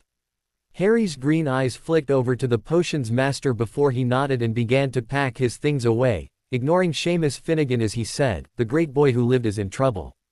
I always knew he wasn't as great as everyone thinks he is. He's just a kid, after all, and probably won't ever be as great as the wizarding world thinks." Many Gryffindors shushed the Irish boy, wanting him to be quiet so as to not get any points taken from them by the potions master. However, they weren't so lucky, for when Severus saw a tear roll down Harry's cheek and the boy wiped it away just as quick, he turned his black eyes towards Seamus and said, 15 points from Gryffindor for talking about a student right in front of them and embarrassing them as well, Mr. Finnegan. Mr. Potter, come along." He turned to leave with Harry right behind him, ignoring the groans from the Gryffindors and the snickers from the Slytherins as they left. They walked towards the dungeons and into them, walking right past the potions classroom and towards a picture of a sphinx. Stopping in front of it, the sphinx looked at Severus and stood from its crouched position, waiting to be given the password to the man's private quarters. "Baneberry," Severus said. The sphinx nodded and sat down as the portrait swung inward, allowing the two of them to enter. Harry's eyes looked around as he took in Severus' private quarters. Draco had said that it wasn't gloomy like everyone made it out to be, and the blonde boy was right. It was rather homey and it made him feel welcome. Looking on the mantel above the fireplace, he looked at a picture of Severus and his mum. The two of them looked to be about 2 or 3 years older than himself, and they were smiling and waving at the camera, Lily hugging Severus around his neck closely while Severus looked a bit uncomfortable. His aunt did tell him that Severus never did seem like one for human contact, so that would explain why he looked uncomfortable. The sound of a throat clearing caught his attention, making him turn around to face his professor. Looking up at the dark-haired man, he said, "Sir." Severus gestured for the boy to sit on his sofa and said, "Take a seat, Mr. Potter." Harry nodded and sat down, setting his school bag on the floor next to his feet. Severus sat down next to him and said, "I have received a letter from Petunia today, and she seemed to be rather concerned." "Concerned, sir?" "Yes, and about you it would seem. Apparently you have written to her that you would like to leave Hogwarts and go home. Would you care to enlighten me as to why you would want to do that?" Black eyes watched as Harry swallowed nervously before looking down into his lap, clenching his fingers into the fabric of his robes. Harry didn't say anything at first, but the next thing Severus knew the boy was sniffling. Alarmed, he said, "Harry." Maybe it was the worry in his deep voice mixed with the sound of caring, maybe it was the use of his first name. Whatever it was, something about hearing his name come out of the potion's master mouth made Harry break, and he began crying, warm tears rolling down his cheeks from his green eyes so much like his mother's. "I want to go home, I hate it here." Harry sobbed. "All that happens whenever I have classes with the Gryffindors is be made fun of and called names. I'm being bullied by Seamus and Dean. Ron keeps harassing me about being friends with Draco and Vincent just because they are Slytherins, and even though I have friends in other Hufflepuff and Slytherin house, I don't have any other friends in my own house besides Hermione, and none in Gryffindor. And I get called into Professor Dumbledore's office every day to try and be resorted into Gryffindor, but I don't want to be in Gryffindor. I'm afraid that I'll be forced there and then I won't ever be able to escape from the bullying and harassment. And on top of everything else, I'm homesick. I want to be home with Mum." Harry cried in earnest as he finally got out all of his frustrations. Severus couldn't believe all that he had heard. All of that shouldn't be happening to him or any 11-year-old child. It made him recognize more than ever that children were mean and liked to pick on others, something he himself knew all too well. And he'd be damned if he allowed this to continue to happen to Lily's son. He also knew that if Petunia knew this was happening, she would have Dumbledore's head. He wouldn't mind at all if the woman went up one side and down the other with the old coot. It would certainly serve some entertainment for him and he'd even commend her for it. But at the moment he needed to deal with Harry's issue and calm him down. Scooting closer to the boy, he wrapped his arms around him and sat him in his lap, wrapping his arms around him in a hug. He shushed him softly and soothingly while running a hand up and down his back to comfort him. Harry cried into his shoulder as he did so, wrapping his arms around the man's neck as he did so. Severus didn't understand why he felt the need to hold Harry and comfort him this way, but he did, and he could tell that the boy was beginning to calm down. The boy was even snuggling into him. But for a man who didn't like human contact, Severus thought briefly that holding Harry like this felt right. The two of them sat in silence for a few moments more. Harry sniffling every now and then, Severus lightly shushing him and rubbing his back still, telling him in a soft voice that everything was all right.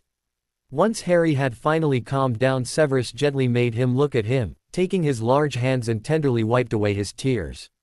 After he did that, he began to speak. "Listen to me, Harry," he began. "Don't listen to a word those other students say to you. If they are doing anything to you to be spiteful, hateful, or just mean, don't take it to heart.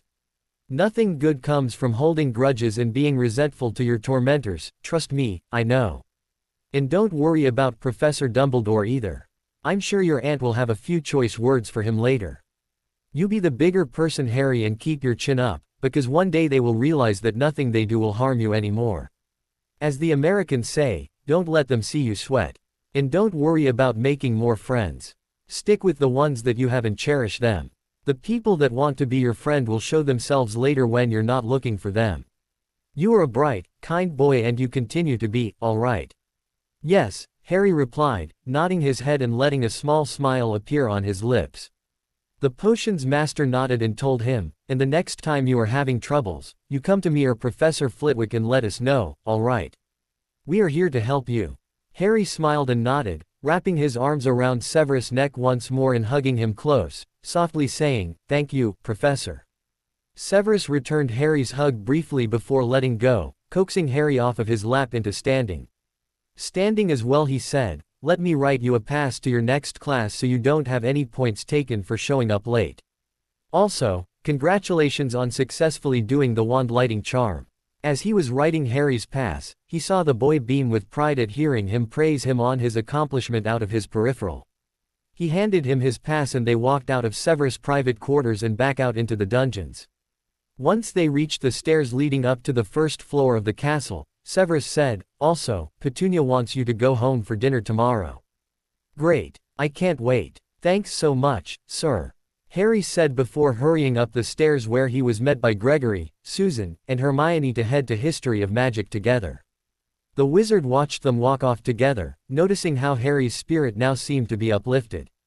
Nodding to himself, he went back towards his classroom where his second-year class was waiting for him. He made a mental note to write a letter to Petunia and send it back with Columbus to tell her about what Harry had told him before starting class, already taking points away and giving out detentions to some Gryffindors for creating an explosive potion that exploded all over a Hufflepuff student, sending them to the hospital wing. Despite that, he was glad that he was able to get to the bottom of Harry's problems and give him comfort. Hopefully that didn't mean he was going completely soft, though. After all, he was a feared professor and liked being known as such. "Are you ready, Mr. Potter?" Professor Snape asked as they stood in front of his fireplace. They were preparing to use the flow network to get to Petunia's house for dinner and Severus had just finished explaining how it worked to the Ravenclaw first year. Harry nodded and watched as the potions professor tossed some of the flow powder into the flames burning in the fireplace, his eyes widening as they turned green. Severus stepped inside the fireplace and beckoned for Harry to join him. Harry did so cautiously, surprised when the green flames did not burn him or his robes. Severus wrapped a strong arm around the boy and held him close to his body before saying in a loud, clear voice, "Petunia Dursley's house." Before Harry knew it, he and Professor Snape were being swept away through the soot and ashes of the fireplace and the flow network. Petunia sighed for what seemed like the 100th time that evening as she willed herself to calm down. She was still very angry from the letter Severus had sent her explaining why her nephew wanted so badly to come home from Hogwarts. She honestly couldn't believe Dumbledore. If she could, she would rip into him so fast his head would spin.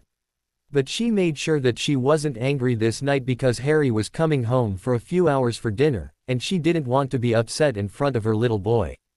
The woman had just put the last plate of food at a space on the table when suddenly there was a loud crash coming from the living room. Petunia jumped and let out a scream before hurrying to the room to see what had happened. Her blue eyes widened when she saw that through all the dust and smoke, her living room in ruins and a large hole in her wall where her fireplace was supposed to be. And among the debris were Harry and Severus, both covered in dust and looking a little worse for wear. Before she could say anything, Severus let out a cough before whirling towards Harry, his black eyes glaring as he asked, "Why didn't you say that her fireplace wasn't connected to the flow network?" "Sorry, sir, but I didn't know how the flow worked. You didn't tell me when you were tutoring me," Harry answered before turning to see his aunt standing on the other side of the room. He gave her a sheepish smile as he said, "Hello, Mum." "Hello," Petunia replied slowly, her eyes looking from him to Severus. She noticed him giving her a confused look at the fact that Harry had called her Mum. Shaking her head, she told him, "Say nothing of it, Severus. Now please fix what you have destroyed." It was apparent that she was making no room for argument and Severus nodded, acknowledging that he indeed caused the giant hole in her wall.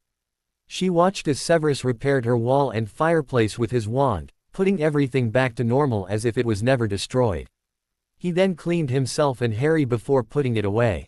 Harry ran towards Petunia and wrapped his arms around her, holding her close and as tight as he could without squeezing her too hard. She returned his hug with just as much love, a smile making its way on her face as he keyed the top of his head. "I missed you," Petunia told him before pulling away. Harry grinned up at her before replying, "I missed you, too." Petunia looked up as the tall man walked towards them and greeted, "Good evening, Severus." Severus nodded before saying, "Thank you for inviting me to dinner tonight, Petunia." "You're welcome. Now both of you wash your hands and we can eat." Harry nodded and grabbed the potions master's hands, dragging him towards the stairs so they could go wash their hands. Severus' black eyes widened as he allowed himself to be pulled by the 11-year-old boy. Petunia couldn't help but giggle softly at the sight of seeing Severus Snape, supposedly feared professor and strict wizard, being dragged away by a sweet, happy 11-year-old. Severus had written in his letter to her that he had comforted Harry and that her nephew had cheered up significantly. The news had made her very happy and wanted to thank the man personally. It wasn't long before Severus and Harry descended the stairs and they met Petunia at the table, both of them taking a place at the table to eat. Severus observed what the woman had made and found on his plate roasted hen, baked potato, and steamed broccoli. Petunia had already poured them glasses of tea to drink. And after the woman blessed the food, they all began to eat.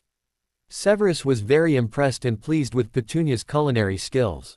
He couldn't remember the last time he had a cooked meal that wasn't made by house elves or tasted as good as this. He voiced his thoughts to the woman, complimenting her cooking much to her surprise and causing a slight blush to rise on her cheeks. As he ate, he listened to Harry tell Petunia about what he's learned and how much more he wants to learn. The boy even told her about the friends he made and what they were like. Severus couldn't help but snort when he started to talk about Draco. "Draco is really smart, Mum. He answers so many questions and he's really good at every subject, especially potions. But outside of that, I think Hermione bests him in all the other subjects," Harry told Petunia before taking a sip of his tea. "Which one is Hermione again?" Petunia asked with a smile on her face. "She's the friend that I met on the Hogwarts Express and she got into Ravenclaw with me. I swear she brings in the most points for our house. I think she's even more intelligent than Draco is." He gave Severus an amused smile before he continued. "And she gets on Professor Snape's nerves." Petunia giggled and looked over at Severus. Severus cleared his throat before inputting, "Miss Granger is too eager for my taste and seems to have an urge to answer without being called on. I've never seen such a know-it-all in my life." "Now Severus, if I recall correctly, you were a bit of one yourself," Petunia said, giving the younger man a sly look. "I'm sure I can think of several instances where Lily came running home excited to talk all about what you told her and how you knew so much to be a child. I can tell you now I could retell those stories in a much more embarrassing way than Lily did." "Don't you dare, because I will deny it," Severus said with a scowl, though his ears had turned a tad shade of pink. Harry laughed along with Petunia, finding it funny to see his professor rather flustered thanks to his aunt. Petunia too thought it funny, though she couldn't help but find Severus flustered and grumbling under his breath in embarrassment rather endearing. Deciding to not poke more fun at the man, she asked more questions about Harry's school life and how his scores were looking, to which Harry was happy to answer. Severus, glad that the attention was taken off of him, took this time to observe Petunia. His black eyes looked at the older woman closely, his black eyes taking in her hair and bright blue eyes that seemed to sparkle and no longer held any resentment towards him or anything magical. He also took in her fair-toned skin and the curves of her face, noticing how her pink lips would turn up in a smile or would spread to show her teeth as she grinned or laughed, how her eyes would have a slight crinkle in the corners when she smiled. He used to think that she had an overly long and skinny neck when he was younger, but now he thought that her neck seemed to complement her body frame, and with the way her hair fell down framing her face, she appeared younger than she was, considering she was at least 3 to 4 years older than him. He knew for a fact he probably looked older than he really was.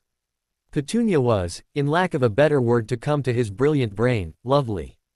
It amazed him that she was still single. He shook his head of these thoughts, berating himself for thinking them just as Petunia picked his plate up from in front of him. As she cleared the table, Severus checked the time and saw that he and Harry had at least half an hour left before curfew. He told Petunia this as she returned with 3 plates with a slice of cherry pie balanced on her arms. Nodding, she said, "All right. Then, at least have some pie before you go." While eating the sweet dessert, Petunia said, "I just wanted to thank you, Severus." "For what?" Severus asked before taking a bite of pie. "For talking to Harry for me and even comforting him. You didn't have to, but you did, and I thank you for it." "It was no trouble, Petunia."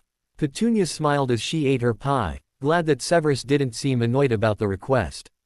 It wasn't long before they finished their slices of pie and soon it was time for Severus and Harry to leave. The haired woman suggested that they leave from the backyard since it was fenced in and they couldn't leave through the fireplace again or leave from the front of the house lest they be seen. Harry gave his aunt a hug, goodbye, before telling her he would write to her tomorrow and heading on into the backyard. Severus walked towards the backyard as well, Petunia following behind him.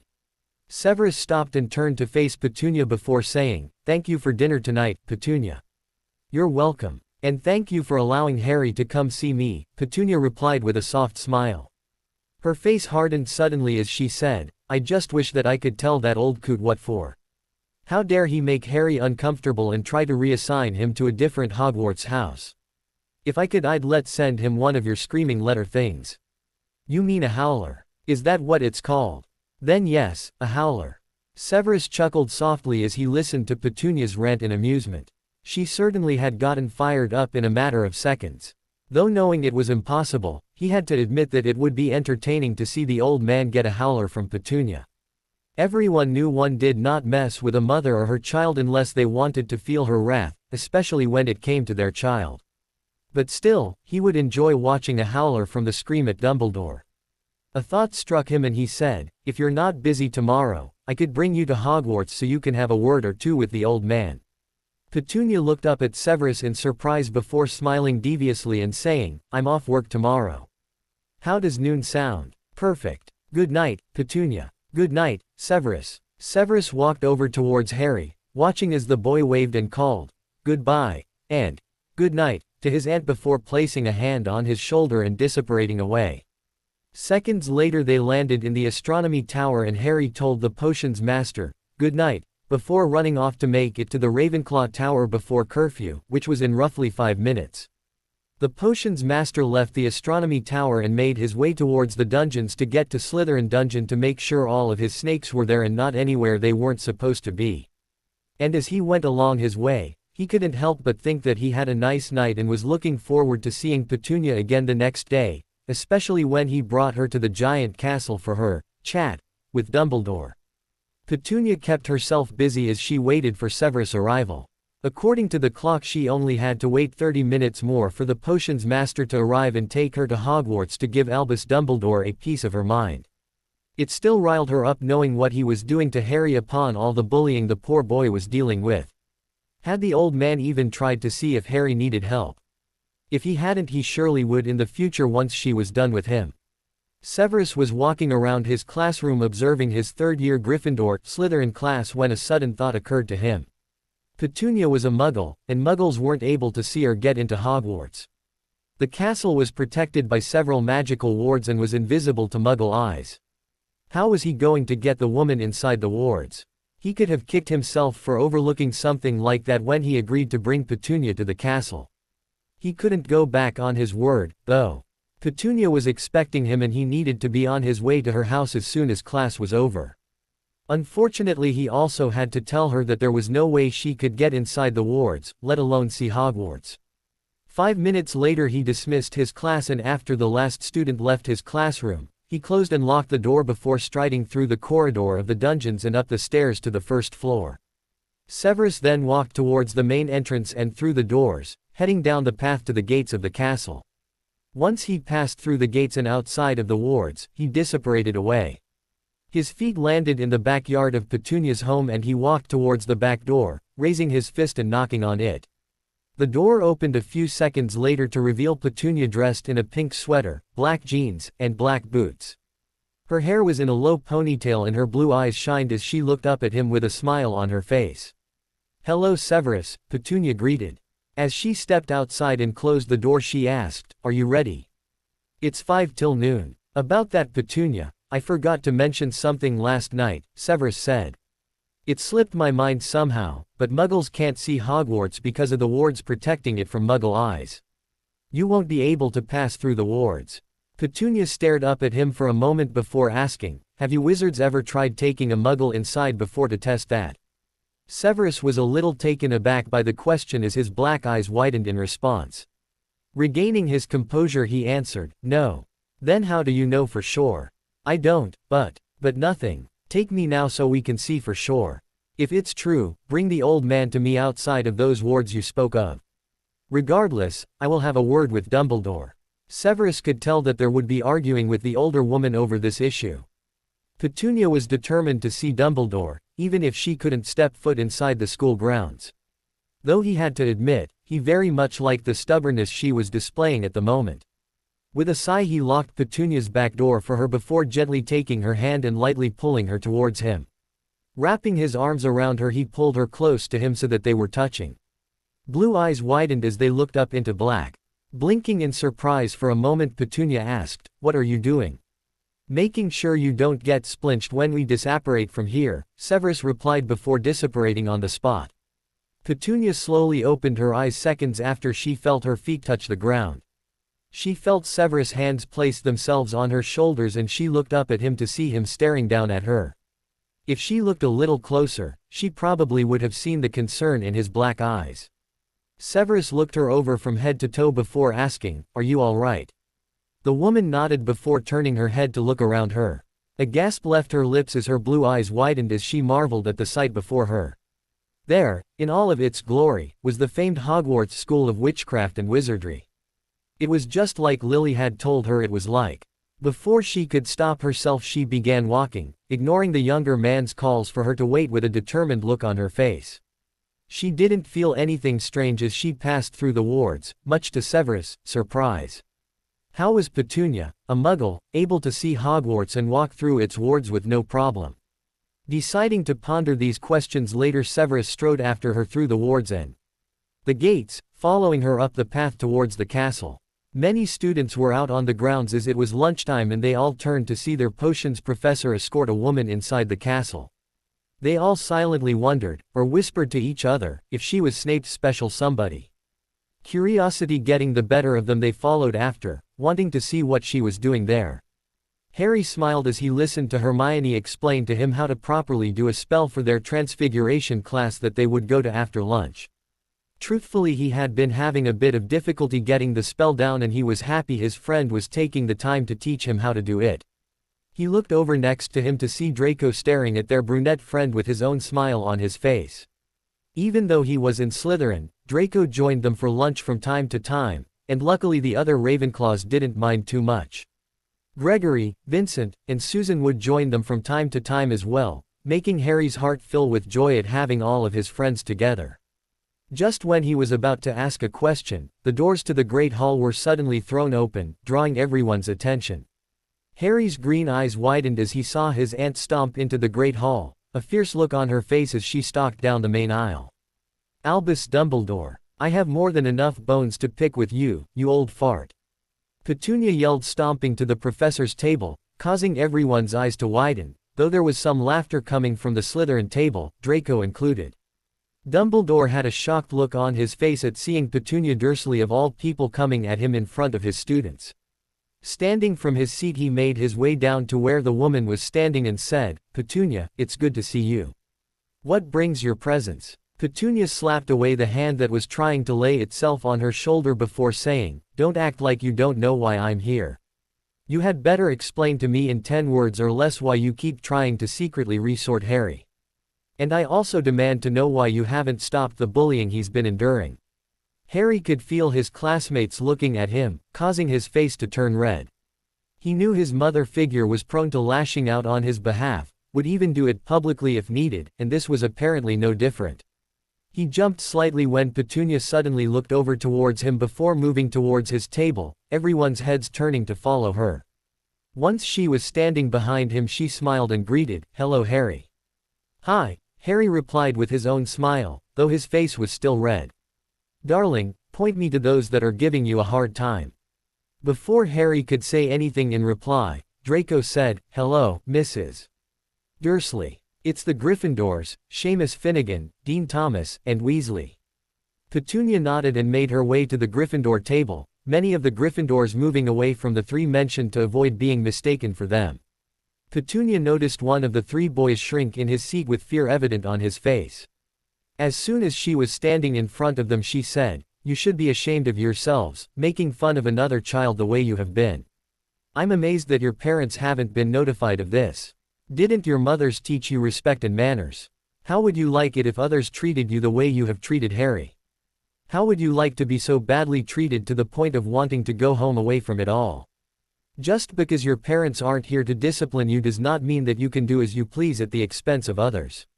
If I could, I would throw you over my knee and wallop your asses so hard you wouldn't be able to sit for a week. Dean looked completely guilty while Ron had a guilty look on his face. They both realized how bad they had made their fellow first-year feel and both decided to make things right with Harry the first chance they got. Seamus, however, didn't like being spoken to that way by the woman and opened his mouth to smart off at her. Petunia saw this and immediately slammed her hand down in front of him, startling him and everyone around him. You, don't say a word. You obviously don't know when to not speak or how to respect your elders. How about you give me your last name, and I'll send your parents a lengthy letter regarding your actions once I get home if you don't grovel for my nephew's forgiveness. And I'm sure you won't want your parents to deal with you about it, would you? Satisfied at seeing the fear in the boy's eyes, the whirled around to face Dumbledore, who was standing dumbstruck. Walking back over to him with her arms crossed, she said, "You still haven't answered my question, Dumbledore. What is with trying to resort my boy into Gryffindor when he was clearly placed in Ravenclaw?" Dumbledore looked around briefly to see his staff and his students watching intensely. The confrontation was making him uncomfortable, and it didn't help to see that Severus was finding the situation very amusing. In a calm voice he asked, "Can't we go to my office to discuss this?" "No, we cannot. Now why are you forcing Harry to try and be resorted every day? It's not really any concern to you, Petunia. Anything concerning Harry is my business. He's not your child. He might as well be. I've raised him since the moment you brought him to me 10 years ago. He's my son regardless of the fact my sister birthed him. Now answer me, damn it." With a heavy sigh, Dumbledore said in a low voice, so low that only he and Petunia could hear, "Because Gryffindor House is the only house where he will surely thrive into what he needs to be." Petunia's face took on a grave expression as she repeated, "What he needs to be." "Yes. What about what he can choose to be? Does how he feel mean nothing to you, oh great headmaster? With what is surely coming, he can't afford to be distracted and I must harness him to be prepared. And I won't have you interfering with my plans for Harry." The next thing that happened shocked everyone and caused the Great Hall to erupt in shouts. Petunia threw her hand back and brought it forward so fast, most everyone missed it.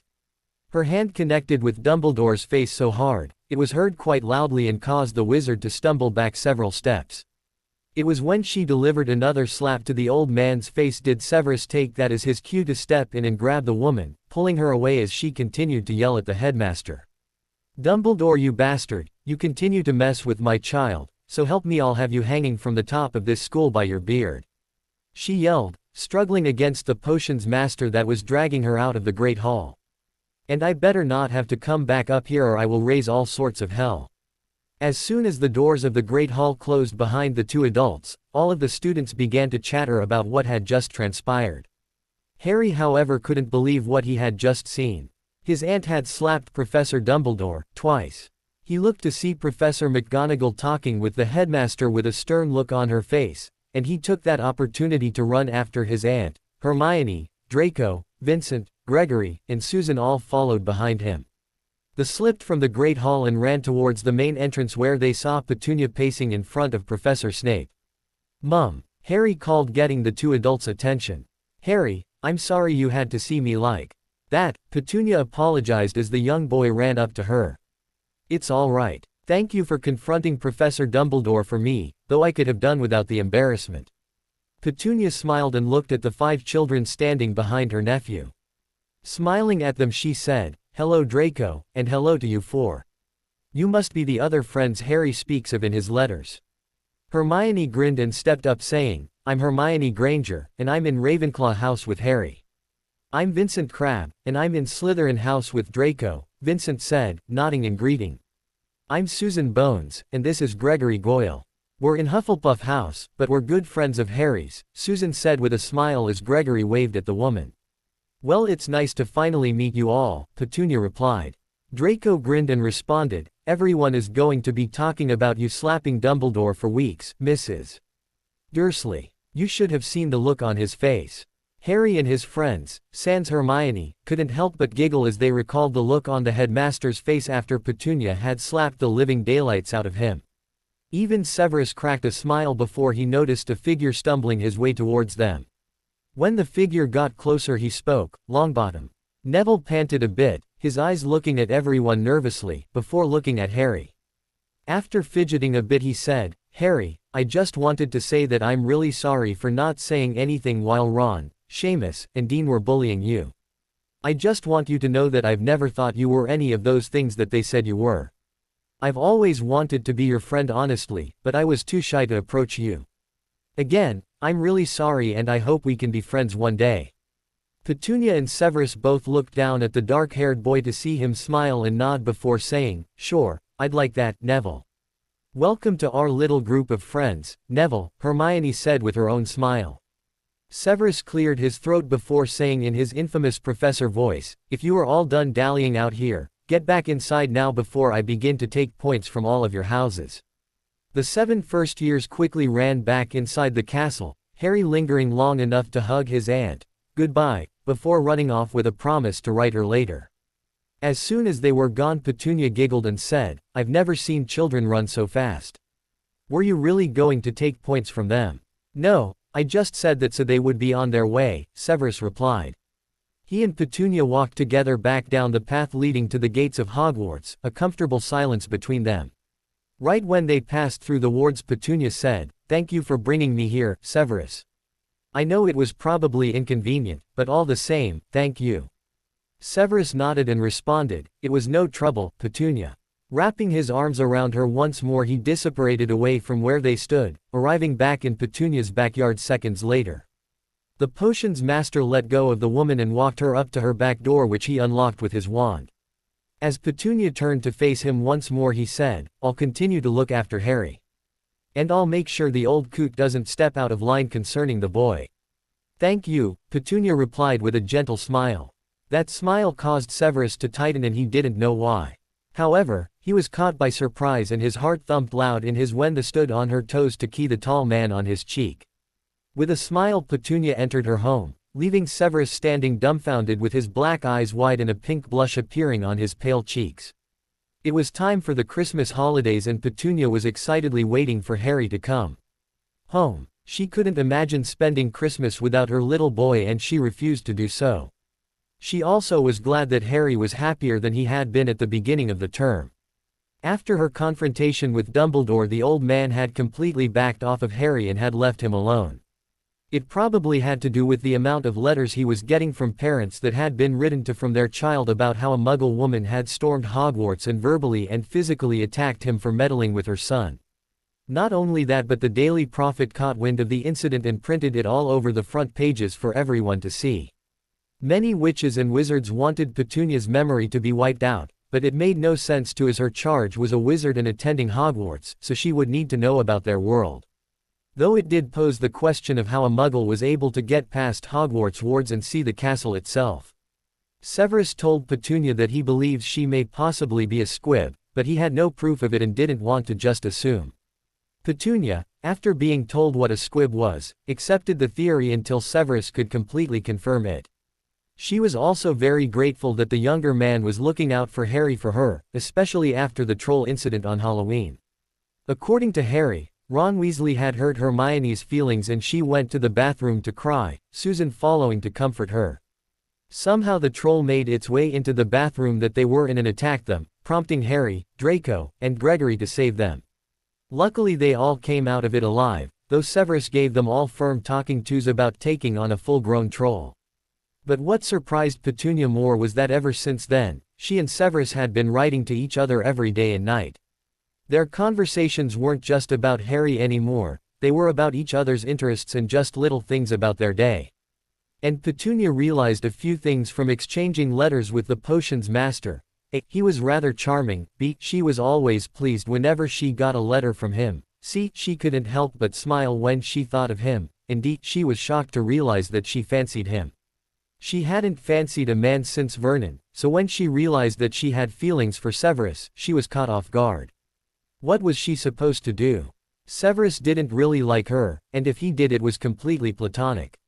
Even so, she planned to tell him over the break, just so it wouldn't weigh on her heart that he never knew how she felt. "Bye, Harry. I'll see you after the holidays," Hermione said as she waved before running off to join the rest of the students that were taking the train to King's Cross.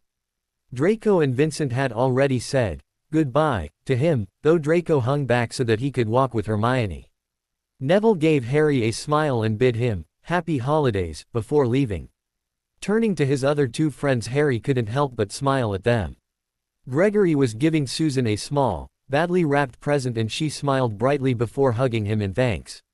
The two of them pulled apart and walked out of the castle to catch up with the other students and their other friends, both of them waving goodbye to him, a blush on Gregory's face. Once they were all gone, Harry made his way to the dungeons where Professor Snape was waiting for him. He entered the potions classroom and knocked on the door to alert the potions master that he was there. Professor Snape looked up and nodded before asking, "Are you ready to go now, Harry?" "Yes, sir, and I packed my things." "Not all of them, though, just enough," Harry replied as he patted his pocket where his shrunken belongings were residing. "Good, then let us get going." After Professor Snape locked up, he and Harry walked from the dungeons to the first floor, then through the doors of Hogwarts to go down the path. They walked through the gates and past the wards before the tall man grabbed Harry's shoulder and dissipated away. They apparated seconds later in Petunia's backyard in the snow before Harry sprinted across the white blanket and towards the back door. Running inside, he yelled, "Mum! I'm home!" Petunia turned around from the stove and smiled before rushing to meet Harry and wrapped him in a warm, loving hug. Holding him close, she said, "Oh Harry, I'm so glad you are back home. I've been so worried about you ever since that troll incident." "I'm fine, Mum, and I missed you too. I wouldn't miss Christmas with you even if I was sick." The woman smiled and kissed her son's cheek before hugging him once more. She looked up as Severus entered the house and closed the door, a slight blush appearing on her cheeks. Quickly willing it away, she greeted, "Hello Severus." Severus nodded and replied, "Hello Petunia." She smiled and said, "Thank you so much for bringing Harry here. It was no trouble, I was happy to." "Really?" The wizard seemed to realize what he said and to quickly cover it up. He cleared his throat and looked away before saying, "Anyway, I will be sure to come in time for dinner tomorrow night since you invited me." Petunia smiled at the man's obvious change in subject and giggled a bit before nodding. Turning to Harry, she told him to take his things up to his room, to which he nodded and took them out of his pocket. With a wave of his wand, Severus enlarged Harry's shrunken belongings before the boy rushed to take them upstairs. Facing the Severus bid her goodbye before leaving, all the while feeling Petunia's blue eyes on his back as he exited the house. And as he stood in the snow in her backyard, he couldn't help but let out a breath that he didn't realize that he was holding. As he dissipated, he couldn't help but wonder if he had just lost his breath from just being in Petunia's presence. The next evening, Petunia was preparing the food for dinner while Harry was setting the table for three. Severus had sent a letter saying that he would be there at about 7 and it was 6:45 already. Petunia was trying to hurry while also being thorough so the food would be ready before the wizard showed up. On top of that, she was very anxious. She planned to tell Severus how she felt about him, with Harry out of earshot of course. Even if he didn't return her feelings, she still wanted to tell him. "Mum," Harry called from behind her. "The table is set." Good, Petunia replied. "Dinner should be ready soon, and Severus should be here soon." As soon as those words left her mouth, there was a knock on the front door. Harry smiled before running to answer the door. Petunia heard him open the door before he exclaimed, "Severus." "Harry," Severus greeted. Petunia lightly cursed as the food wasn't done yet and Severus was there early. Wiping her hands off with a cloth, she walked out of the kitchen to the living room where Harry had led Severus. Smiling at the man, she greeted, "Hello Severus.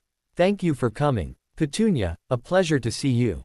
"Thank you for inviting me," Severus said in return, a small, almost imperceptible smile on his face. Harry missed it, but Petunia saw it, and even though it was really small, the smile still made her heart flutter in her. Clearing her throat, she told Severus and Harry to wait just a little longer and dinner would be ready. As she walked away, she smiled as Harry began to tell the potions master all about a potion he had read about and wanted to attempt to try.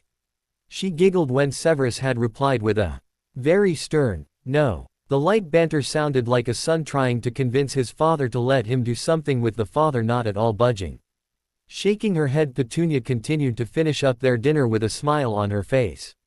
"That was great, Mum," Harry said with a satisfied smile on his face. Severus nodded in input. "It was quite delicious, indeed." Petunia smiled at the praise she had received for the dinner that they had just finished up. Happy that not only her child, but Severus liked her cooking, she said, "Thank you so much, I'm glad you enjoyed it." Severus was looking at Petunia intently, taking in her features and smiling face, watching how her blue eyes seemed to light up from hearing his words. Her eyes were currently trained on him, and if he didn't know better, he would have thought that they had sparkled, like the way he had seen some female students look at their significant others or some male student. Shaking his head, he internally berated himself for even thinking Petunia was looking at him that way. He wasn't attractive, far from it, and he was rude and insensitive most if not all of the time. There was no woman in the world, muggle or witch, that would ever fancy him enough to fall in love with him. But even as these thoughts passed through his head, he couldn't help but wonder if Petunia would ever think of him romantically, not that he was hoping for it or anything. Harry looked back and forth between the two adults for a moment before a smile appeared on his face. The way his aunt was looking at his professor was the exact same way he had seen Draco look at Hermione. Everyone in their group of friends knew that Draco had a crush of sorts on Hermione, the brunette being the only one to not know it. And judging from what he was seeing with Petunia and Professor Snape at the moment, it would seem that Petunia had a crush on his potions professor. Deciding to take his leave, Harry stood from his chair and took his plate to the sink before bidding the two good night, giving Petunia a hug before going upstairs. After he was gone, Petunia took up the dishes and took them to the kitchen before returning to the table with Severus. Sitting down, she said, "I'm glad that you came tonight. For dinner, I mean." Severus nodded and replied, "Yes, and again, thank you for having me." The two of them continued to talk, about some things and about nothing, just enjoying each other's company. Before they knew it, the clock struck 10 o'clock. Looking at the clock, Severus said, "I should go now." "You don't have to," Petunia said as she watched the dark-haired man stand up. "No, I do. I have to brew potions for Madame Pomfrey and she expects them no later than 5 o'clock tomorrow." "Oh, well then let me walk you out." Petunia followed Severus towards the front door in silence, watching as he grabbed his coat from the coat rack and put it on. He opened the door and they both were greeted by the cold December air. Severus stepped out of the house and off the porch before standing with his face tilted towards the sky. Snow was falling from the sky, snowflakes landing in his long black hair and lightly stinging his pale skin. Turning towards Petunia, he said, "I will write you later." The nodded and she watched as Severus walked away a bit to prepare himself to disapparate away. She didn't want him to go yet, not without telling him how she felt about him. But what if he didn't want to hear it? She supposed she would just have to take that risk. Before she could stop herself, she called out, "Severus, wait." Severus turned back towards Petunia to see her hurrying her way towards him, the snowflakes landing in her hair and sticking to it. It was obvious that the woman was cold and her nose was beginning to turn red. Frowning, Severus said, "Petunia, go back inside, it's freezing out here." Shaking her head, Petunia replied, "Not without telling you what I need to tell you." "What is it?" "Well, this is something that I've realized and it has been weighing on my heart for a while. But the point is that I needed to tell you what I feel, how I feel for you." Severus stared at Petunia with his black eyes before asking, "What do you mean?" Petunia took a deep breath before saying, "I mean that I fancy you, Severus. I like you a lot. It's more than just friendship for me. I don't expect you to return my feelings, especially since you loved my sister, but I just wanted to let you know." Black eyes stared into blue in shock, the eyes only finding truth behind the words that were spoken. Severus was, in lack of a better word, stunned from hearing Petunia's confession. She fancied him. It was unbelievable, but he had heard it clearly. Blinking, he said in his deep baritone voice, "I don't know what to say." "Don't say anything," Petunia replied. "Just take it, please." Severus continued to stare at Petunia before nodding, making Petunia smile. And before he could do anything else, Petunia's next action shocked him to his core. The woman reached up and gently held his slim face in her hands before standing on her toes and placing her pink lips against his thin ones. The key surprised Severus, but he couldn't deny that feeling. Petunia's lips against his own made his heart thump loudly in his and beat faster than he could comprehend. It sent pleasant tingles throughout his entire body, and before his mind could catch up to him, he had closed his eyes and returned the key, his hands placing themselves on Petunia's slim hips. The two of them shared a few more keys in the snow seeming to wrap around them before they pulled away, both of them a tad breathless. Petunia smiled with a blush covering her face before saying, "Good night, Severus." "Good night," Severus replied softly before watching the walk back inside her house. Upstairs, Harry was grinning brightly as he read his charms book. He had just witnessed his aunt and Professor Keating, and he couldn't help but smile about it. He was silently rooting for his mother figure and Professor to become a couple. He was raised by Petunia and Severus had always been around. It only seemed natural to him for them to be together. With a nod he placed his book down and turned out his light, laying his head on his pillow to fall asleep. And right before he drifted off he smiled at the thought of his two favorite adults becoming a couple. It was nearly the time to return to Hogwarts for the start of the new term to finish out the rest of the year. There was still 3 days left, but Petunia was already beginning to miss Harry. At the moment both her and Harry were taking the time to do something they just loved to do together, baking. In the kitchen Petunia was teaching the boy how to make homemade cream puffs. Even though she was very engaged and was paying attention to her nephew's progress, she couldn't help but let her mind drift off to a certain dark-haired potions master. It had only been a few days since she had confessed to the younger man her true feelings and had keyed him beneath the falling snowflakes. That moment for her, it had been so magical. She felt as if she had been floating on air and her heart had been beating faster than it ever had before. And what had made it even better was Severus returning her keys. She couldn't determine if that was just his automatic response or if he really wanted to key her back, but either way it had been amazing.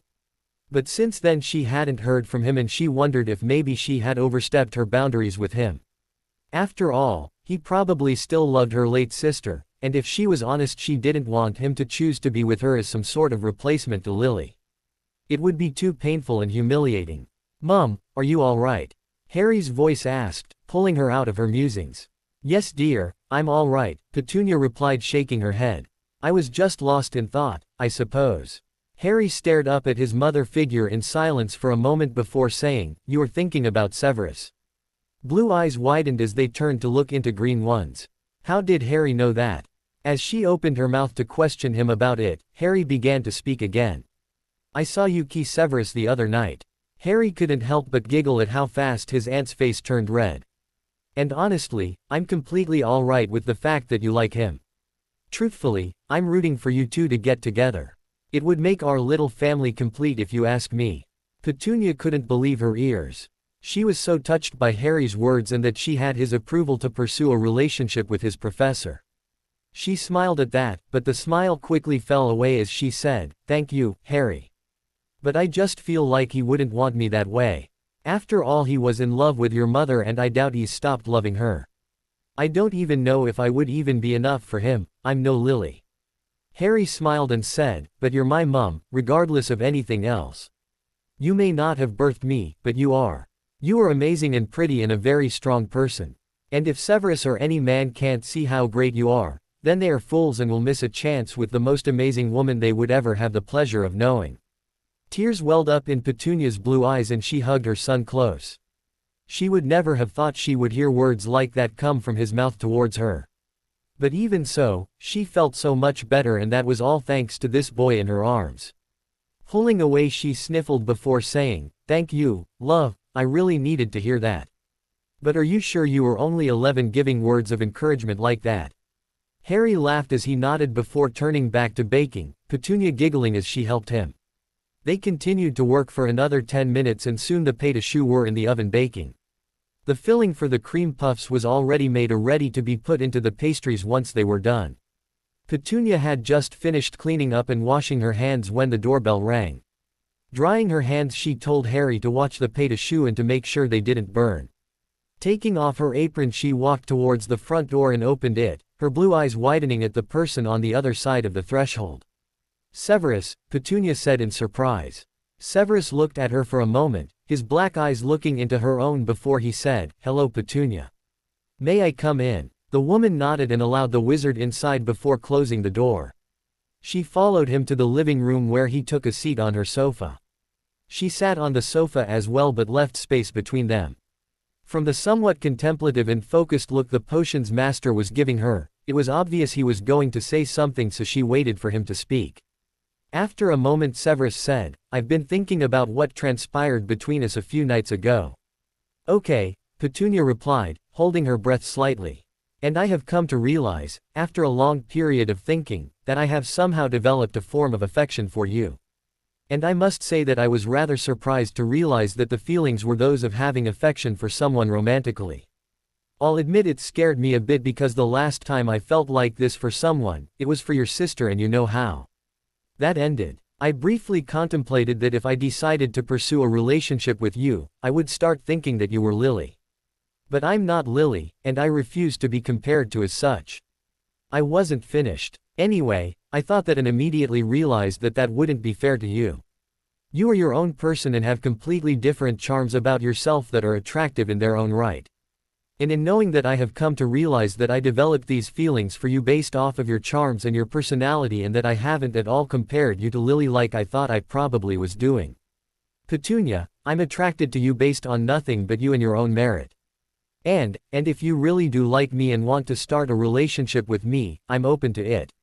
But you have to understand that dating is something completely foreign to me, and that I'm a 31-year-old man with no dating experience and will probably look like a bumbling buffoon. But everything I said is true, and I hope that you believe that."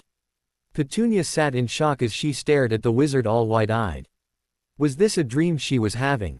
A very pleasant, wonderful dream. She discreetly pinched herself just to make sure she wasn't, and when it became apparent she was very much awake, a large grin spread across her beautiful face. Before she could stop herself, she wrapped her arms around him in a hug and held him tightly. Severus, having been surprised at the sudden action, awkwardly patted her back. He still wasn't used to human contact, especially sudden ones such as that. When she pulled away, the said, "I believe you, Severus. And there is nothing wrong with you not having any dating experience. Let's just take things slow, alright? It will be a learning experience for the both of us. After all, I've never dated a wizard before, especially one so dashingly off-putting as yourself." Severus couldn't help but smile a little and chuckle. He didn't understand how someone so open like Petunia could fall for someone so closed off and, as she said, off-putting like him. But maybe there was just something in him that really was attractive to her, and for her to want to be around him, whatever the hell that might be. It was probably an Evans women thing. But he was happy that she was accepting all of his flaws in a relationship he would present, and that they were going to take things slow to see where everything went for them. He had already put into account that Harry would be a factor, as Petunia was basically his parent, but he found he didn't have a problem with that. Harry already seemed to like him enough and would even have the gall to cuddle and be cheeky with him at times. Then again, Harry would probably think them dating would be natural. He had been around them since the boy was small, after all. "Would it be possible for us to do something before Harry goes back for term?" Petunia asked hopefully. Shaking his head, Severus answered, "Unfortunately not. Dumbledore has all of the staff working relentlessly to prepare for the new term, and I've several potion orders to fill for Madame Pomfrey, Street Mungo's, and a few other clients. I don't have the time, I apologize. I was lucky to even get this amount of free time." With a sad smile, Petunia nodded and replied, "It's all right. After all, work is important. But I hope we can do something together soon." "Me too," Severus said with a small smile, genuinely meaning it. A slight frown appeared on his face and he took a whiff, his keen nose taking in a very faint scent in the air. "Is something in the beginning stages of burning? Harry, the paid a shoe," Petunia cried as she stood up. Harry, who had been eavesdropping, quickly ran back to the kitchen and put on an oven mitt and opened the oven. He quickly grabbed the pan and pulled it out, setting it on the stove. Looking at them, he saw that they hadn't really even began to burn, but they were done. He looked back at the doorway and saw his aunt and potions professor standing in the doorway looking at him. Sheepishly he smiled and said, "They're done." Severus raised an eyebrow as Petunia went to check them and saw that they really were done. Looking down at the boy, he said, "Next time, don't eavesdrop. It will get you in a load of trouble one day." Petunia smiled and shook her head at the statement and how Harry hung his head in shame. She wasn't going to scold him for it. She knew he had been listening to hear whether or not Severus returned her feelings. Despite the fact that he had gotten caught, she could tell that he was happy with this new development. And honestly, she was happy with this new development as well. 2 years later, ever since Petunia and Severus had agreed to get into a relationship with each other, things had been going extremely well for them. Their relationship wasn't exactly what one would call normal, considering Severus spent most, if not all of his time working in the wizarding world, and that he was a wizard and Petunia was a muggle, possible squib, but they were making things work. And because they didn't spend as much time together as they would like, it only made their longing for each other greater. Other than that, Petunia was completely fine with their relationship, considering it had grown more over time from where it started. In the beginning Severus was the most awkward dating man anyone had ever seen, but the woman found it very cute and endearing. Just seeing him trying to get comfortable dating all for her sake made her heart flutter more than it already did whenever she was with him. They definitely had to take things slow, especially with physical touching since Severus had little to no physical affection in his lifetime. They had started with simply holding hands, and once the man was comfortable with that they tried hugging. Hugging took a while because Severus would stiffen up every single time and his arms would never mold to Petunia the way they should in a hug. Severus seemed to finally get it right when he spontaneously hugged Petunia from behind while she was washing dishes after dinner together, surprising the woman and making her smile at how right and natural it, not to mention his strong arms were very warm and she felt safe in them.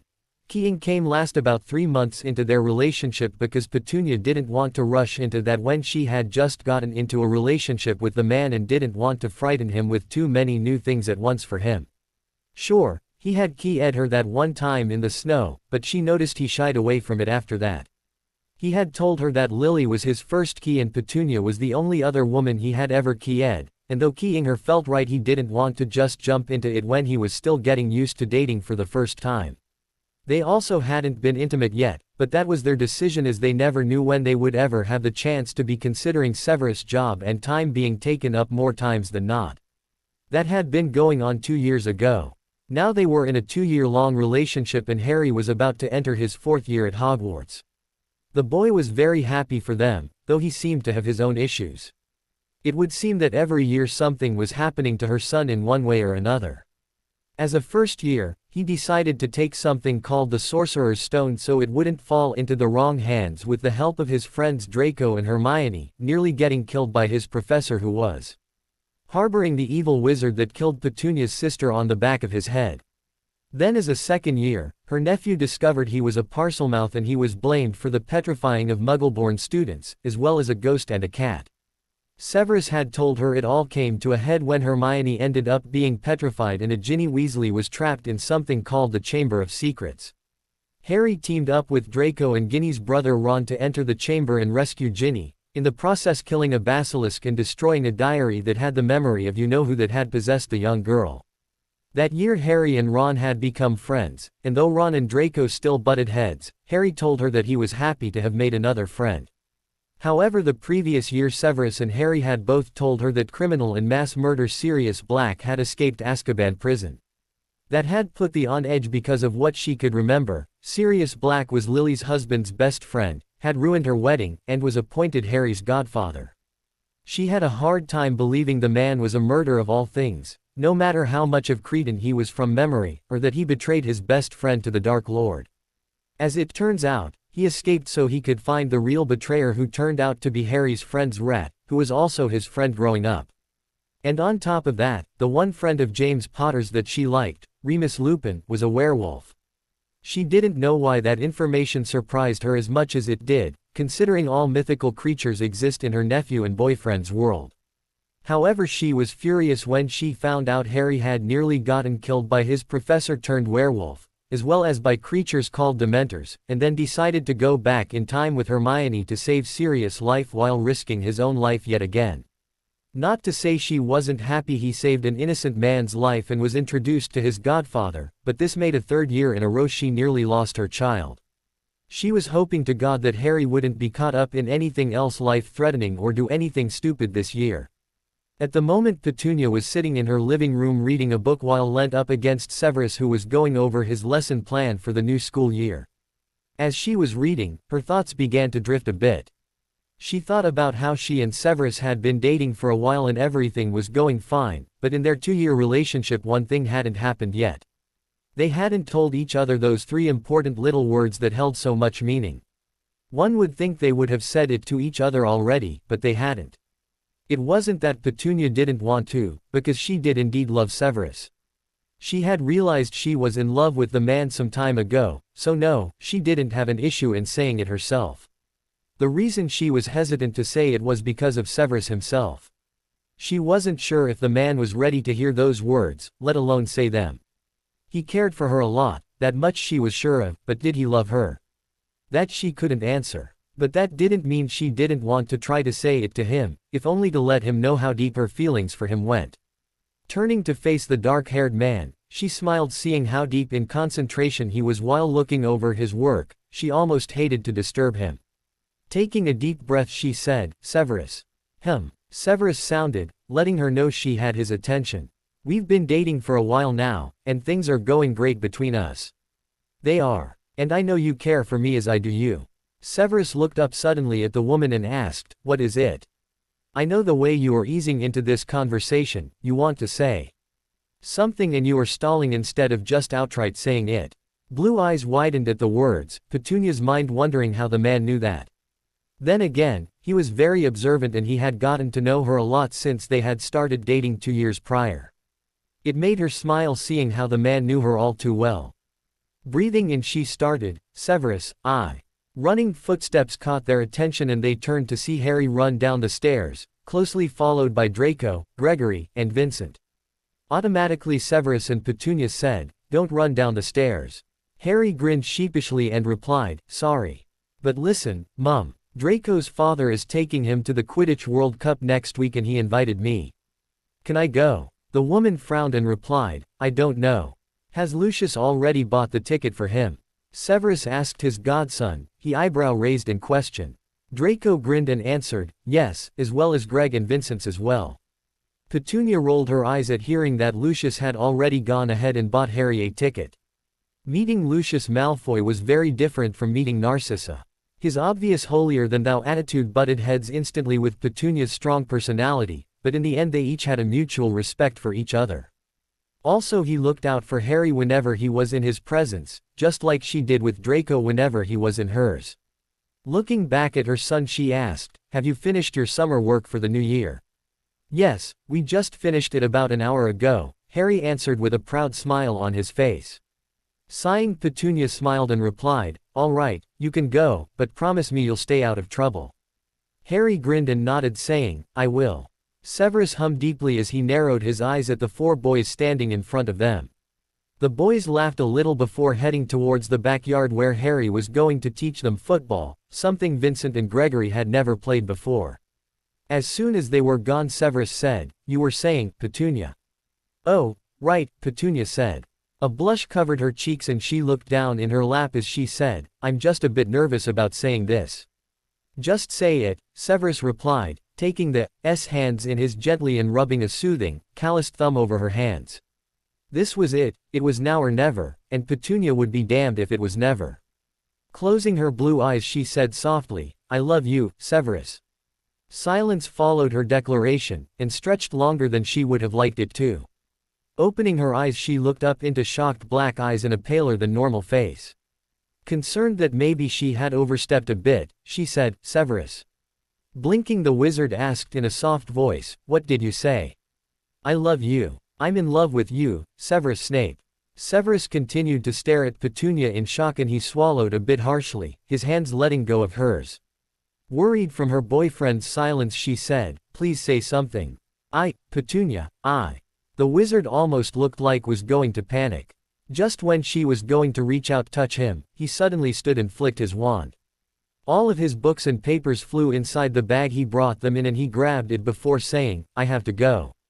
Petunia couldn't believe what his response had been. He had to go. Go where? And why? She had just confessed that she was in love with him and he had to go. Standing as well she said, "Severus, wait a moment." Severus shook his head and quickly moved past the woman towards the front door, all the while ignoring her calls out to him. Right when he opened the door to step outside to disapparate away, Petunia grabbed him and pleaded, "Please wait. Don't leave, Severus, please." The man looked down into blue eyes that were beginning to well with tears before giving her a quick key on her forehead and disapparating on the spot.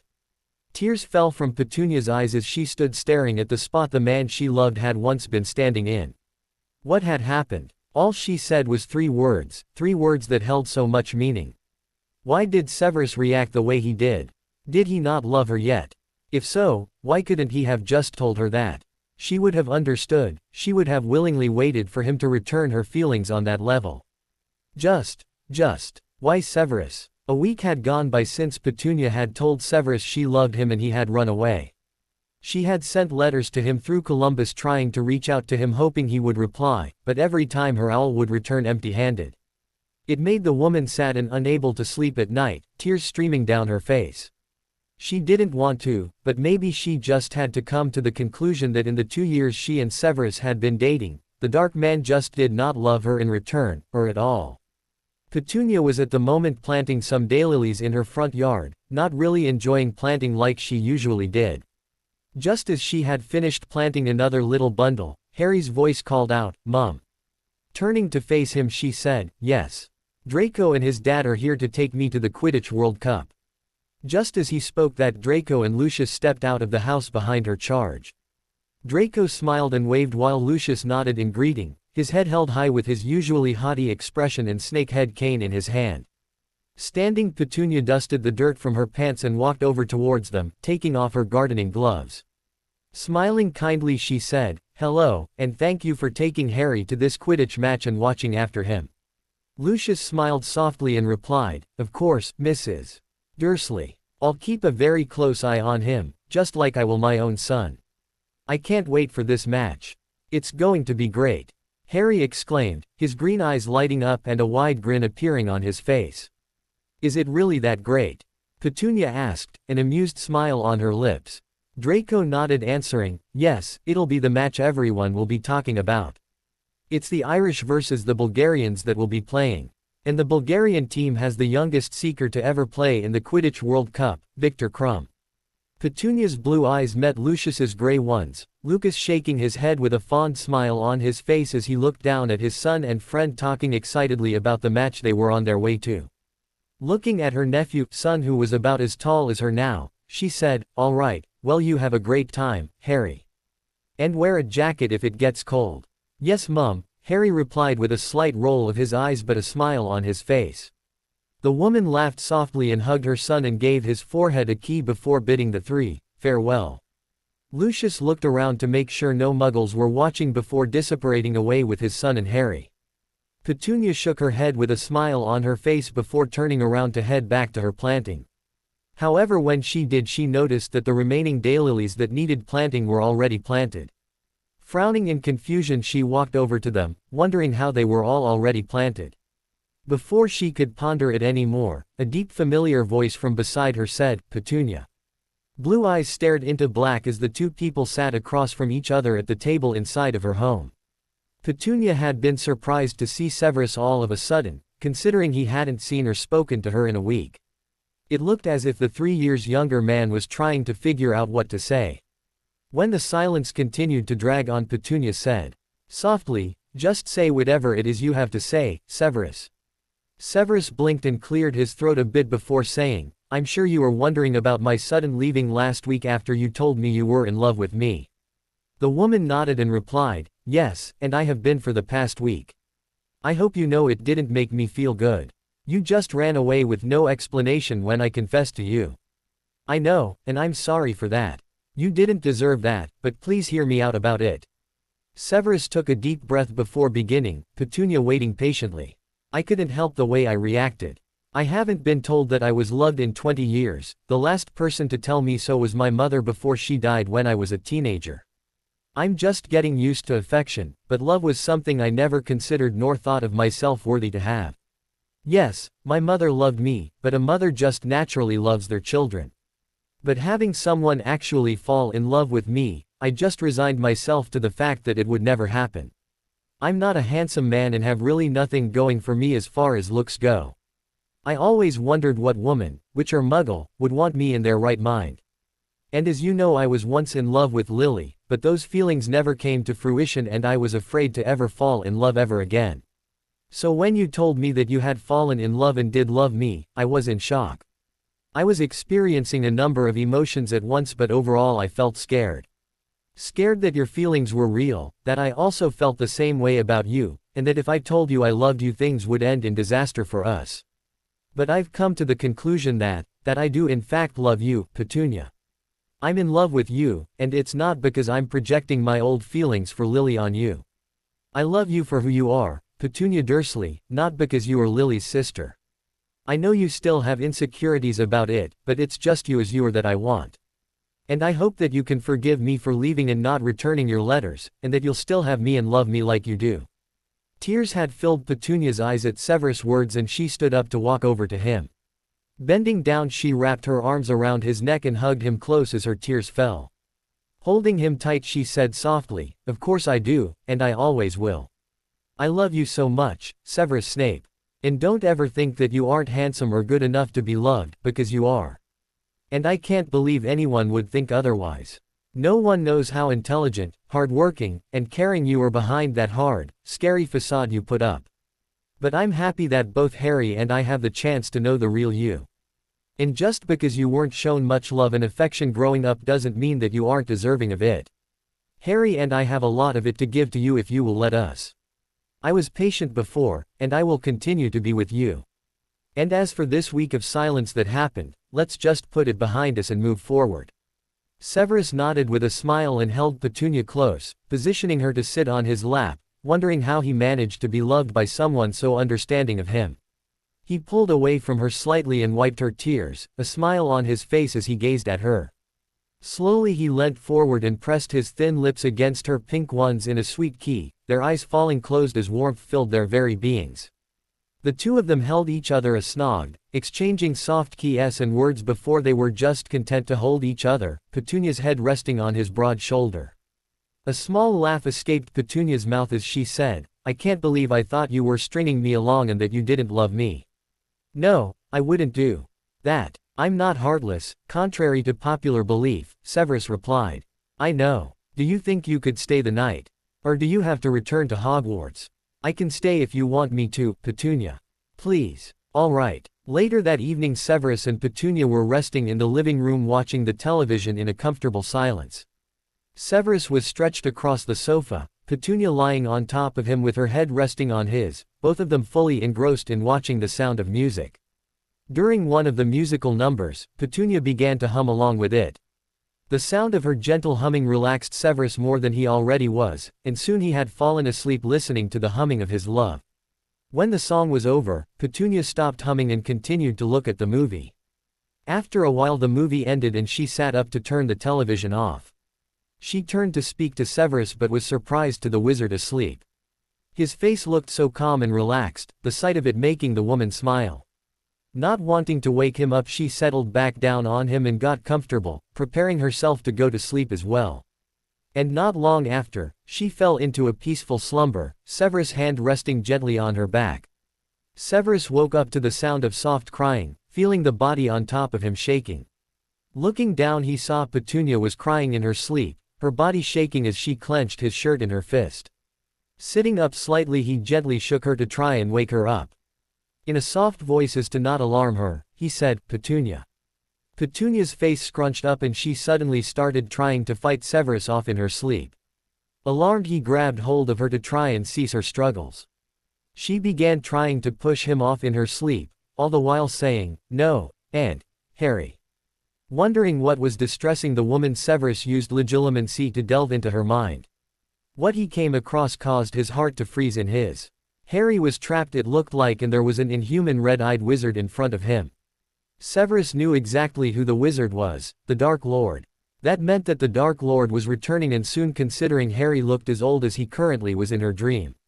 He needed to tell Dumbledore, but at the moment he needed to calm down Petunia while also pondering how she could dream something so vivid.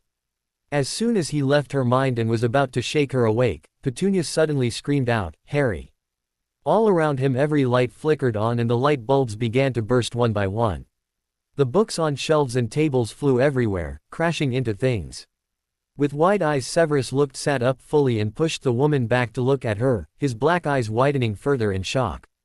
Petunia's eyes were open, but her blue eyes were white, her hair was floating around her head and she was panting. What was happening? What kind of squib was Petunia, if she was even one to begin with? Not knowing what else to do he grabbed her face and keyed her, feeling her tense before relaxing. As soon as she did, the chaos around them stopped and things dropped to the ground. When Severus let go of the key, he watched as Petunia's eyes returned to their blue color and her hair fall down around her head like usual. Petunia stared at Severus for a moment before her eyes rolled back and she promptly passed out, falling against him as he caught her. Severus held the woman close and stood up from the couch, taking his wand and putting everything back in its place. He then walked outside to the backyard to disapparate with Petunia to Hogwarts. He needed Albus to look her over and figure out where Petunia's sudden surge of magic had come from. Severus stared worriedly at Petunia as Madame Pomfrey waved her wand over the unconscious woman's body several times. He would have had Albus do so, but he was currently away from the school so Minerva went with him to the hospital wing instead. He was really worried about her, especially with what had happened at her house. Where had that surge of magic come from, and powerful magic at that? It hadn't been dangerous and Petunia quite frankly didn't even know she could do it, so there was no way she was an Obscurial. But that would mean she wasn't a squib either. The only thing he could think of was that she was a witch, but then why had her magic not manifested itself until now? He snapped out of his musings when he heard the Mediwitch sigh and she ceased waving her wand over the. Turning her gaze to Severus she said, "Well, I can guarantee that she will be absolutely fine when she comes to, though I will give her a few potions just to be sure." "Do you by chance know what caused her burst of magic?" Minerva asked curiously, peering down at Petunia's unconscious form. "Because according to what Severus has told us, she most certainly not a squib as we had all thought." Poppy looked at the deputy headmistress and Severus before saying, "Well, I'll start by saying that according to my findings, Mrs. Dursley is a witch." "Really?" Severus asked, surprised. "Yes, and a very powerful one at that. I would even say that the amount of magic she has inside her could rival her sister's, maybe even surpass it. However, it was magically blocked before she even turned 1 year old." Minerva's eyes widened and she asked, "Someone blocked her magic abilities? But who would do that? You mean to tell me that a potential witch never got the chance to harness her magic and missed out on coming to Hogwarts?" The Mediwitch nodded in confirmation before looking down at Petunia. Rubbing her forehead she said, "And I'm not one to point fingers, but if you ask me I'd say that Albus was the one to do so." "That I believe," Severus growled. Minerva shook her head in disbelief. It was hard for her to believe that Albus would intentionally block a child's magic and not allow for her to be recognized and admitted to Hogwarts along with Lily. Looking down at the woman she wondered how this woman of 37 years could have been denied a chance to experience a wonderful world unlike the Muggle one and resent it before loving it once again through her nephew. What Albus did to Petunia wasn't fair and it made her wonder why. Turning to her younger colleague she asked, "Severus, did anything else happen with her burst of magic?" Severus thought for a moment before answering, "Everything in her house went flying everywhere and her hair was floating, but I put that down to her magic bursting forth. All of that happened when I used legilimency to peer into her mind. She was having a dream concerning Harry and the Dark Lord. However, it was so vivid it was more like a vision. And when I came back her eyes were white, almost glowing." "Glowing white eyes?" Poppy asked. Looking at the deputy headmistress she said, "That's a sign of a seer." "Indeed," Minerva agreed. "So not as Petunia a witch, she is also a seer, both of these identities hidden away by Albus." She looked at the potion's master and took notice of his tense stature. His fists were clenched and his nostrils were flaring in anger. It didn't take a genius to know that the usually stoic man was in love with this woman lying next to them and that he was furious with the headmaster over what he did to her. She also knew she couldn't stop him if he decided to tear a few strips off of the old man over it. Placing a hand on his shoulder she said, "Severus, I'm not going to stop you if you decide to confront Albus about this, but I implore you to keep it reasonable." Severus grunted before turning and leaving the hospital wing, stomping his way towards the headmaster's office. He would wait as long as it took for the old man to return. No matter what, he was going to talk with the old wizard. Harry cheered as he watched the Bulgarians and the Irish play an intense match. He wasn't really cheering for either team, he was just enjoying himself. Draco, however, was cheering for the Bulgarians and was looking rather ticked that they were losing. Gregory and Vincent were also cheering for the Bulgarians as well and were also upset that they were falling behind on winning. Harry had been surprised to see the Weasley family as well. Hermione had arrived with them, though she was standing with Draco and Harry, much to the Weasleys' displeasure. They couldn't completely understand how someone of Hermione's magical nature could stand next to the boy of a family who expressed prejudice against all that weren't purebloods. But they did know she had been friends with the Malfoy heir since their first year, so there was nothing they could do. After a long while Victor Crumb finally caught the snitch, but because of how far ahead the Irish team was, they ended up winning, even with the added 150 points the Bulgarians received. Everyone that had been rooting for the Irish erupted into cheers and applause, the Irish Quidditch team flying around in their victory. As the Bulgarians headed back to their locker room and the stadium began to empty, Harry followed his friends out, stopping to speak to Ron and his family briefly and bidding good night to Hermione since she would be staying with the Weasleys to give Ginny some girl company. As he caught up with Draco, he heard Lucius speak to his son. "I must say, Draco, Miss Granger is rather interesting for a Muggleborn, and very bright too. I can't believe she engaged and challenged me in a discussion about house elves as well as keep an eye on the match as well," Lucius said. "Yes, she is rather amazing," Draco replied, punching Vincent in the arm when he started making keying noises.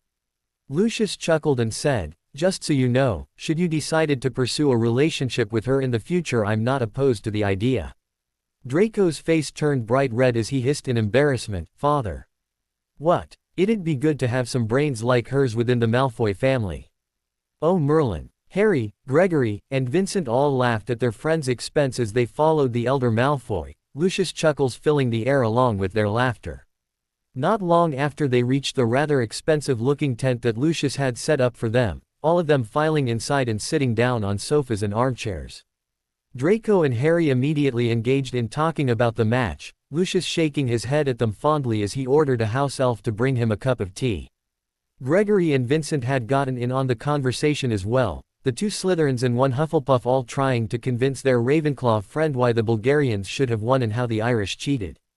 While they had been going back and forth, Lucius' ears picked up the sound of screaming.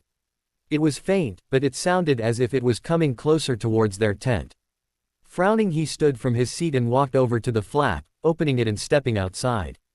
He looked around before his gray eyes locked on witches and wizards running in all directions. And beyond them he could see a group of people marching through the campground bearing torches and blasting tents here and there. And furthermore, the masks, headgear, and robes they were wearing let him know exactly who they were: Death Eaters. Lucius swallowed as memories of being a Death Eater came to the forefront of his mind briefly before. His mind flashed to Draco. He had to get his son and his friends to safety before they were hurt. Running inside, he said, "Everyone, we need to leave." Harry looked at his uncle figure in confusion and asked, "Why?" "Just trust me, we need to go. All of you, grab your wands and let's go, hurry." The four boys wasted no time and did as Lucius said, all of them running out of the tent and right into the chaos. Lucius looked around quickly and spotted the Death Eaters nearing and yelled over the screams, "This way, quickly." Harry looked at the cloaked figures approaching with wide eyes, wondering who they were. The call of his name caught his attention and he turned to see Hermione and Draco waving him towards them. He didn't wonder how Hermione had found them, but he was glad to see her. He ran towards them, being pushed and shoved by the ground of people. Harry had just reached them and reached out to grab Draco's hand when he was shoved to the ground by the crowd, Draco and Hermione being pulled away from him by said crowd. Hermione screamed Harry's name as she and Draco were carried away, Harry trying to stand back up to reach them. Unfortunately, he was kicked in the head by a passing wizard and was knocked unconscious, his vision going black and the sounds of the screaming ground fading to the background. The campgrounds for the Quidditch World Cup was nothing but smolders of burnt tents and unconscious, if not dead people. Walking among them was a man looking at the carnage. Not long after, he stopped and looked up at the sky, pointing his wand towards it and yelling, "Morsmord." A blast came from the tip of the wand and in the sky appeared a skill with a moving snake coming from its mouth. The moment Albus Dumbledore stepped into his office, he was ducking and dodging spells and hexes thrown at him. When he was finally able to get his bearings and take his attacker's wand, he was surprised to see his potions professor standing before him with a furious look on his face. Blinking in surprise, he walked over to the man and said, "Severus, my boy, it's good to see you. Tell me what brings you to my office and what has upset you enough to try and hex me." Severus said nothing at first, but then clocked the old man right in his jaw, causing Albus to grunt from the impact, as well as stumble and fall to the ground. The portraits of the previous headmasters all gasped and some even began to scold Severus, Severus ignoring every single one of them. Knowing he had the old man's full attention, he said, "You sick, sneaky bastard. How could you do that to Petunia?" "Do what?" Albus asked, picking himself up off the ground, a hand holding his now bruised cheek. "Block her magic. How could you purposely block her magic before she even got a chance to discover it?" The old wizard said nothing in response to the words yelled at him at first, but he then sighed before handing the potions master his wand back and walking over behind his desk, sitting down in his chair. When he was comfortable, he finally answered, "I had my reasons."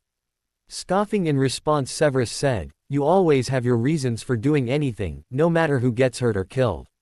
So pray tell what possessed you to visit the Evans family and block Petunia's magic before she even turned one." "They never knew I visited. I did it while they all were sleeping.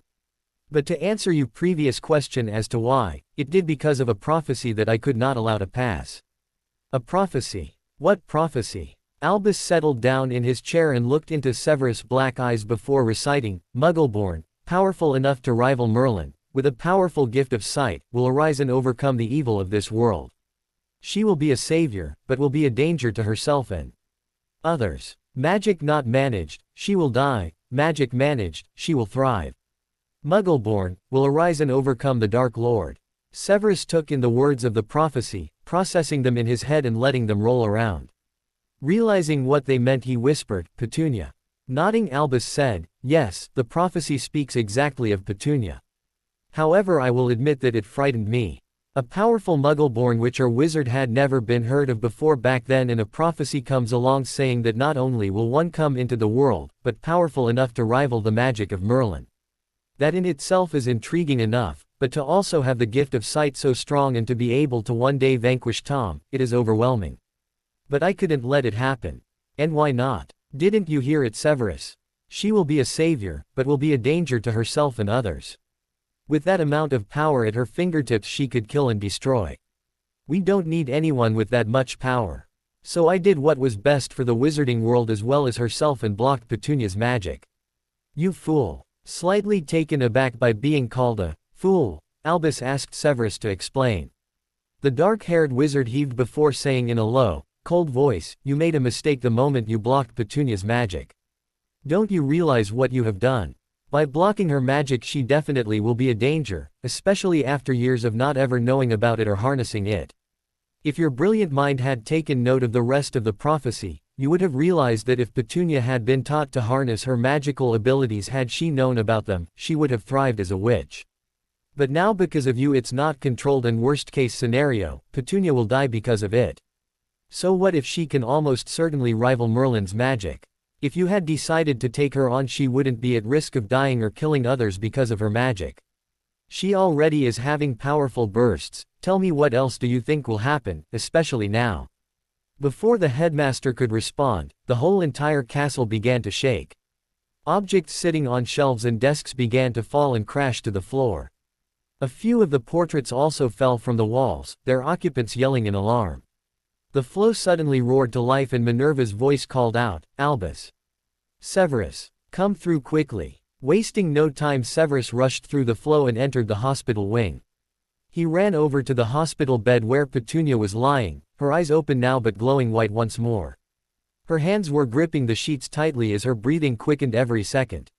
Madame Pomfrey was doing her best to calm her down, but to no avail. Looking up helplessly at Albus, she said, "She's having a vision, and I can't get her to calm down to stop shaking the castle. I don't know what she's seeing, but she's distressed." Severus sat down on the bed next to the woman and gently grabbed her shoulders, saying in a soft tone of voice, "Petunia, calm down. Everything is all right. Just calm down, okay?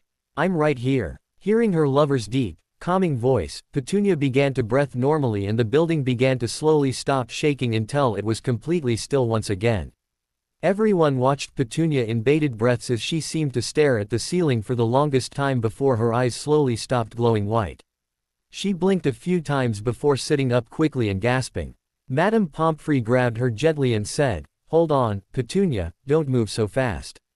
"Harry," Petunia shouted. "I need to get to Harry." Minerva frowned and asked, "What of Potter, Petunia?" Petunia looked at her for a moment before turning to Severus saying, "At the Quidditch World Cup, an attack happened. Or is happening now, I'm not sure. There were people screaming and running, there was fire, and people with masks and black robes. They were attacking the campgrounds and Harry got separated from Lucius and the others and was knocked unconscious. Severus, I have to go there. I have to find my baby." The other 4 occupants of the hospital wing stared wide-eyed at the woman. Petunia had basically just told them that the Quidditch World Cup was attacked by Death Eaters. And if Death Eaters were suddenly coming out of hiding, then that could only mean one thing: the Dark Lord was on his way to returning. Harry groaned as he sat up, rubbing the back of his head as he looked around at all of the carnage around him. The last thing he could remember was being separated somehow from Draco and Hermione, then being knocked unconscious because someone kicked him in the head.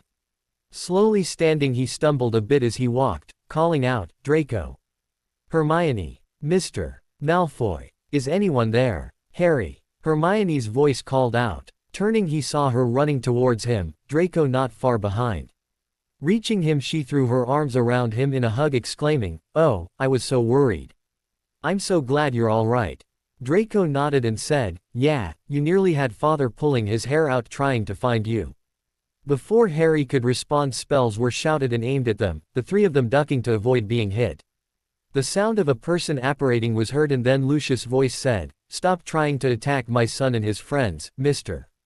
Crouch. They are here. They are witnesses. They are witnesses to the scene of the crime." Crouch said, his eyes and wand trained on the 3 friends as they stood back up. Confused Harry asked, "What crime? You mean you didn't notice the mark in the sky?" Draco asked with a frown. As Harry looked up, Hermione whispered, "It's the dark mark, Harry. It's you know whose mark." Green eyes widening, Harry asked, "Voldemort? You mean he's responsible for this? And those were his followers?" "Death Eaters," Lucius said lowly. Before more could be said, the sounds of feet hitting the ground was heard, and before he knew it, Harry was wrapped up in a set of familiar, motherly arms. As he was held, he heard Petunia say, "Oh Harry, I'm so glad you're all right." Turning in her embrace to hug her, he replied, "Me too." "What are you doing here, Mum?" Petunia was about to answer, but then Mr. Crouch pushed the woman away from Harry and asked, "What is this Muggle woman doing here? Who dare brought her here?" "Excuse me. I'm here for my son, not that it's any of your business," Petunia replied, glaring at him before pushing him aside and moving back to hug Harry again. Mr. Crouch was about to grab Petunia again to confront her, but a firm hand placed on his shoulder stopped him and squeezed harshly as a deep baritone voice said, "Touch her again and I'll take your entire hand off." "Mr. Snape, Mr. Crouch said in a strained voice, his body partly bent over due to the amount of pressure Severus was placing on his shoulder as he squeezed it. When he was finally released, he let out a breath of relief before saying, "Well then, everyone off with you now. This is a crime scene, no need to be here." Lucius scowled at the man before turning to everyone saying, "Let us go to Malfoy Manor for the time being. That place is about as good as any at the moment. Also, Narcissa needs to be told what happened." Everyone nodded in agreement and headed over to where Lucius had his portkey set up to take them back home. When everyone was around it and had grabbed hold, they all disappeared on the spot, arriving moments later in front of Malfoy Manor. Once everyone had gotten to Malfoy Manor and settled down, Lucius informed Narcissa about what had happened at the Quidditch World Cup in private. Needless to say, she was horrified at what had happened and fear filled her ice-blue eyes. Lucius knew that she feared him being called back to duty to be a double agent again if Death Eaters were making public appearances again. Severus had also spoken with them both about Petunia and the discovery about her. Both Lucius and Narcissa were shocked at the news that Petunia was actually a powerful witch and not a muggle. They were disgusted though with Albus for blocking her magic, all because of a prophecy that could potentially become true. Despite everything that had happened, everyone was exhausted and wanted to go to bed. Narcissa immediately went into hostess mode and had everyone follow her up a set of stairs in the manner that lead to the west wing where most of their guest rooms were located. Draco went in a different direction to his own bedroom, bidding everyone good night before going. Severus already had a designated room near Draco's, but he followed the group for the time being as he wanted to talk to his love's nephew in private. Narcissa showed Petunia, Hermione, and Harry where they would be for the night, and Lucius put Vincent and Gregory in a room of their own as well before bidding them all good night, as well and heading for their quarters. Petunia turned to her Severus and Harry before saying, "Well, despite how the night went, I'm glad that I got to spend the rest of it with you too."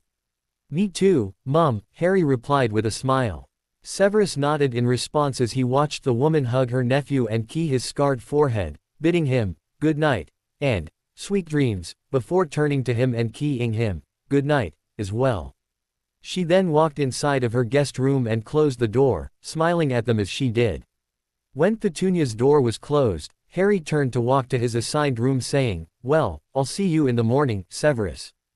"Good night." "Just a moment, Harry. I want to talk to you before you go to bed," Severus said as he followed the boy into his room. Closing the door behind him, he moved to sit in the armchair in the corner as Harry sat on the bed. Facing the older wizard, Harry asked, "Is something wrong, sir?" Severus didn't answer at first, but after a moment he answered, "It's about Petunia." "Mum, what about her? What if I told you that she is actually not a muggle or squib, but in fact has magic abilities?" Green eyes widened as Harry asked in wonder, "My mum is a witch?" Nodding, Severus answered, "Yes, and a rather powerful one at that." "Really?" "Yes, she's very powerful, more powerful than your mother ever was." "Petunia also seems to be a very powerful seer as well. Like Professor Trelawney." "Yes, but better." Harry couldn't help but giggle before saying, "Wow, that's amazing. She'll be able to do and learn magic with me." Severus' face took on a grave expression before saying, "That's the other thing I wanted to speak with you about. Petunia's magic was purposely blocked before she or anyone ever had the chance to know about it." "Blocked? You mean by magic? And on purpose?" "Yes, and as a result her magical core has finally, I guess you could say, exploded, and it's made her magic very unstable. Without proper control over it, especially when she has her visions, she could be a danger to us all, and even the man couldn't say it, couldn't even bear to think it. There was no way he could even begin to think of Petunia being a cold, lifeless body upon the ground because her magic was too much for her. He couldn't stomach the thought." His black eyes filled with pain at the thought, something Harry immediately took notice of. Frowning as he suddenly understood what the man couldn't finish, he finished for him. "She could die." A slow nod confirmed his words, causing Harry to take in a sharp breath. He couldn't believe what he had just heard. His aunt, his mother figure, was just found out to be a witch, and her magic could potentially kill her and possibly others. But Petunia was a strong-willed woman, so surely her will and determination could counter it, couldn't it? She would be able to survive despite the odds, right? Harry believed she could, and he hoped Severus could believe that as well. "Severus," Harry started, "I don't know if you'll believe me or not when I say this, but just know that everything will be all right in the end." "What makes you say that?" Severus asked the young teen. "You know as well as I do what Mum is like, how strong-willed and stubborn she can be. Even if she does know what repressing her magic has essentially done to her, I'm sure she wouldn't just let all of that and whatever else you haven't told me happen without some sort of fight. Besides, she also has you and me to help support her. After all, we love her, and Professor Dumbledore says that love is the strongest form of magic there is. It's what protected me the night Voldemort tried to kill me after he killed my parents. I see no reason why it also wouldn't work for Mum as well." Severus was surprised at how insightful Harry had been. He possibly was right and everything would turn out to be okay. He'd try to keep the same faith and optimism the boy had, even if he was a mostly pessimistic person. Nodding, he said, "All right, well, that was all I wanted to tell you tonight. Don't tell anyone what I told you. We don't want this information getting out and possibly reaching the lying ears of the Daily Prophet." Of course, Harry replied. Good night, Severus. Good night, Severus replied, standing from the armchair and walking towards the door. Reaching it, he took hold of the knob and turned it, opening the door and stepping out. Before leaving though, he hesitated and turned back to face Harry before saying, "Just so you know, Petunia and I are now together." Harry grinned brightly and said, "It's about time." "Hey, does this mean I get to call you Dad?" "Don't get cheeky, you little brat," Severus retorted before slamming the door shut, ignoring Harry's amused laughter as he walked down the corridor to head to his own guest room near Draco's bedroom. Even so, he couldn't keep the small smile off of his face or stop the slight fluttering of his heart at the thought of Harry calling him Dad. It wasn't official, nor was he allowing himself to believe it just yet, but he, Petunia, and Harry were becoming their own little family. And he knew that it was the family she had sought for as a child, a family filled with love and happiness despite the hardships coming their way. A few days before Harry was due to return to King's Cross Station for the upcoming term, he, Petunia, and Severus made a trip to Diagon Alley. Harry found it imperative that his aunt, now that it was known she was a witch, own a wand of her own. He figured it would help her to begin controlling her own magic and to use it as a staple to do so, as he had done with his. Severus was impressed at the boy's foresight and agreed to do it before he was officially due back at Hogwarts. So that morning after breakfast, Severus arrived at Petunia and Harry's home and took them to Diagon Alley. As they walked along the cobblestone roads, Petunia asked, "Where are we going, Severus?" "To Ollivander's," Severus answered. "Ollivander's? What for?" "To get you a wand," Harry exclaimed with a grin. Petunia nodded and continued to follow her lover as he led her through the streets of the busiest wizarding street known. Severus had told her all about her unknown magical heritage after returning home from the attack at the Quidditch World Cup. She had been rather shocked by the news, followed by being ultimately raving mad and wanting to confront the old fool that blocked her magic. However, Severus informed her it wouldn't be good for her to go and try to physically attack Dumbledore again, especially now that her magic had become present and was as unstable as a child witch or wizard times 10. Petunia knew as well as anyone else that knew of her situation that she couldn't take that risk, lest she unintentionally kill someone and by extension herself. She couldn't leave Harry or Severus behind, not if she could help it. Before long the three of them reached Ollivander's and walked inside, their eyes taking in all of the shelves stocked full and practically overflowing with boxed wands. Severus stepped up to the counter and called out, "Ollivander." It wasn't long that the old man appeared from behind more shelves behind the counter, a smile on his wrinkled face. Upon seeing Severus and the company he greeted, "Hello Professor Snape, Mr. Potter. And Mr. Potter's guardian, hello to you as well." "Hello," Petunia replied in greeting. Ollivander nodded before asking, "What brings you to my shop? If I recall, I've already given you two your wands." Harry nodded and answered, "We're here for a wand for my aunt." At the old man's raised eyebrows, Severus inputted, "We've recently found out Petunia is a witch and we believe she is in need of a wand to help her harness her magic." A curious expression appeared on Ollivander's face as he said, "I've never heard of anyone not realizing they are a witch or wizard until their mid to late 30s before." The woman flushed before exclaiming, "Don't say, mid to late 30s. But nevertheless you need a wand, Petunia. Let me see if I can find the right one that will choose you to be its owner." As Ollivander went to inspect his shelves, Petunia grumbled about how he just happened to know she was in her mid to late 30s and how it was rude to just say a woman's age, even if the real number wasn't known. Harry giggled while Severus smirked in amusement at his lover. After a while Ollivander came back with 7 wand boxes, telling Petunia to give them all a try. Petunia did so, causing about as big a mess as Harry had when trying for his wand. All 7 wands did not at all work for the woman and Ollivander got more out for her. After about 30 more different wands Petunia was about ready to give up, seeing as the last one had blown a hole in the wall as soon as picked it up in reaction to her magic. As Severus magically repaired the wall and put all of the wand boxes back on the shelves, Petunia said, "I don't think trying any more wands will make a difference. I'm finding it hard to believe any of the hundreds you have here will work for me." "There's a wand here for you, Mum," Harry said in encouragement. "We've just got to keep looking. We'll even stay here all day until we find the right one." "I don't particularly want to be here the whole day. I do have lesson plans to work out," Severus said. Harry rolled his eyes as he said, "You already have them planned out in your head. You don't need to work them out." Severus narrowed his eyes at the 14-year-old, smirking at how he instantly looked away from him. He then turned his black eyes back to Ollivander, noticing how he was staring at Petunia rather intently. Ollivander held up a finger to tell them to wait a moment before disappearing in the back of his shop, leaving the three of them waiting. 5 minutes later he reappeared with another box, only this one was covered in locks. As he sat it on the counter he said, "If there is a wand for you here, Petunia, this one just might be it. However, I have never put this one up for sale considering its value as it is a very special wand." Ollivander took out his own wand and waved it over the box, all of the locks clicking open as they unlocked themselves. Once unlocked, the lid slowly opened and Ollivander reached in it, taking out a rolled-up piece of cloth. He unrolled the cloth until it finally revealed a wand. The wand had a very intricate design of swirls and stars and looked perfectly polished. Holding it out for them to look at, Ollivander said, 11¼ inches, made of English oak.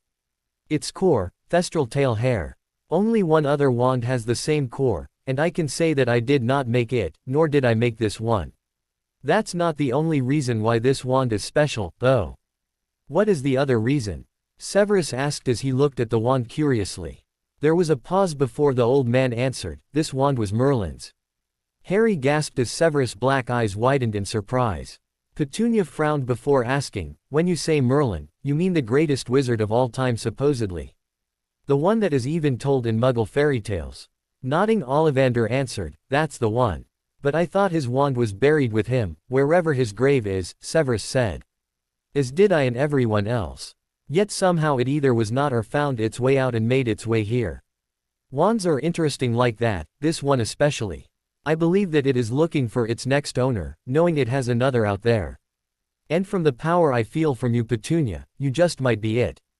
Here, take it." Petunia cautiously reached out and took the wand, holding it in her hand firmly. Suddenly a surge of magic and energy flowed through her body and into the wand emitting colorful sparks, swirls, and light from its tip, all of which seemed to form different shapes.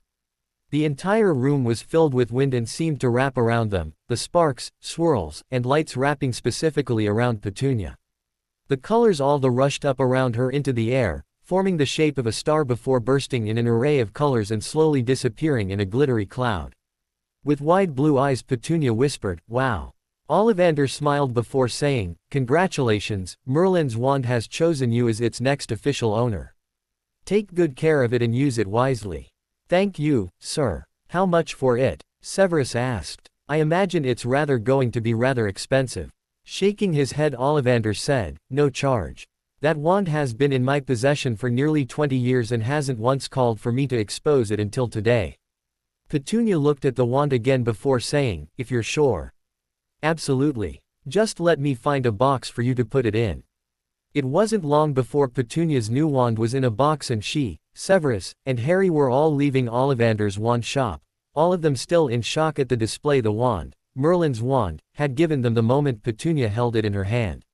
Severus, however, seemed to be the most surprised by the discovery, though it didn't show on his face.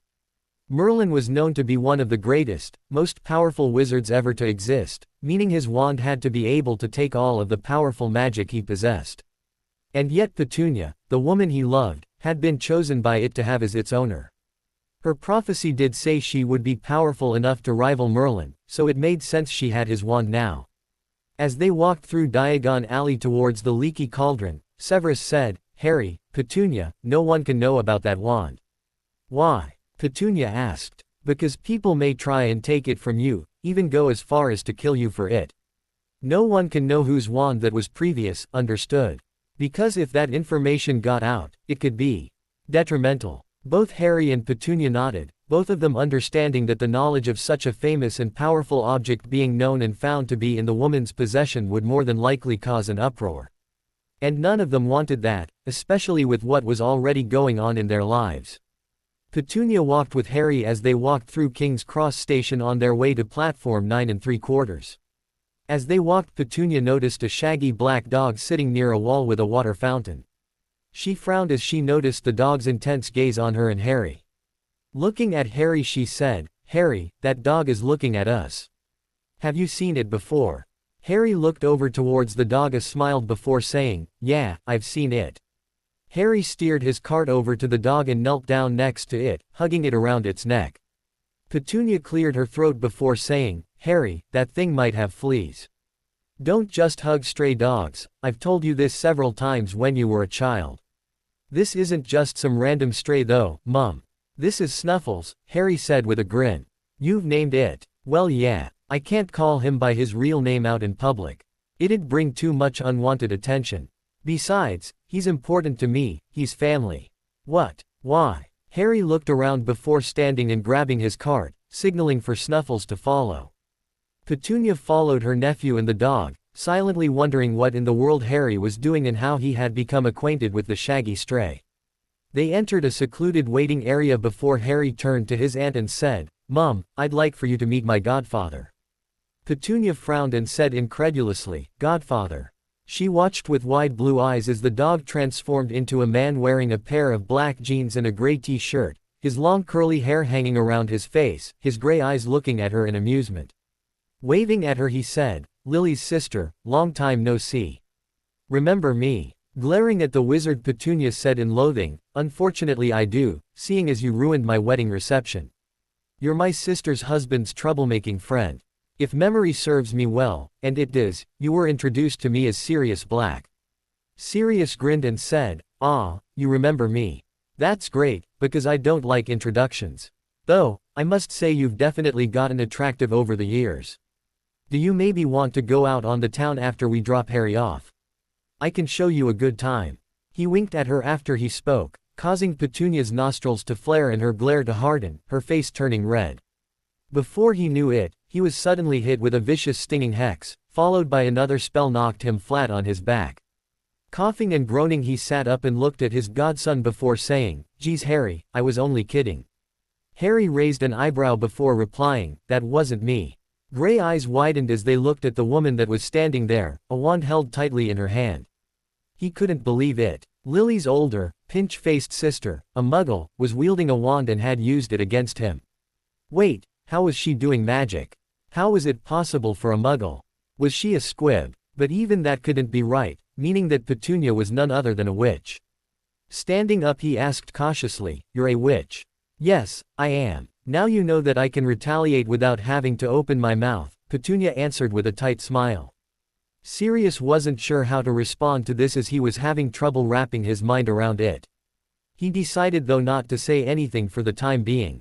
He remembered Lily having a fierce mouth when provoked, and an even fiercer display of angry magic.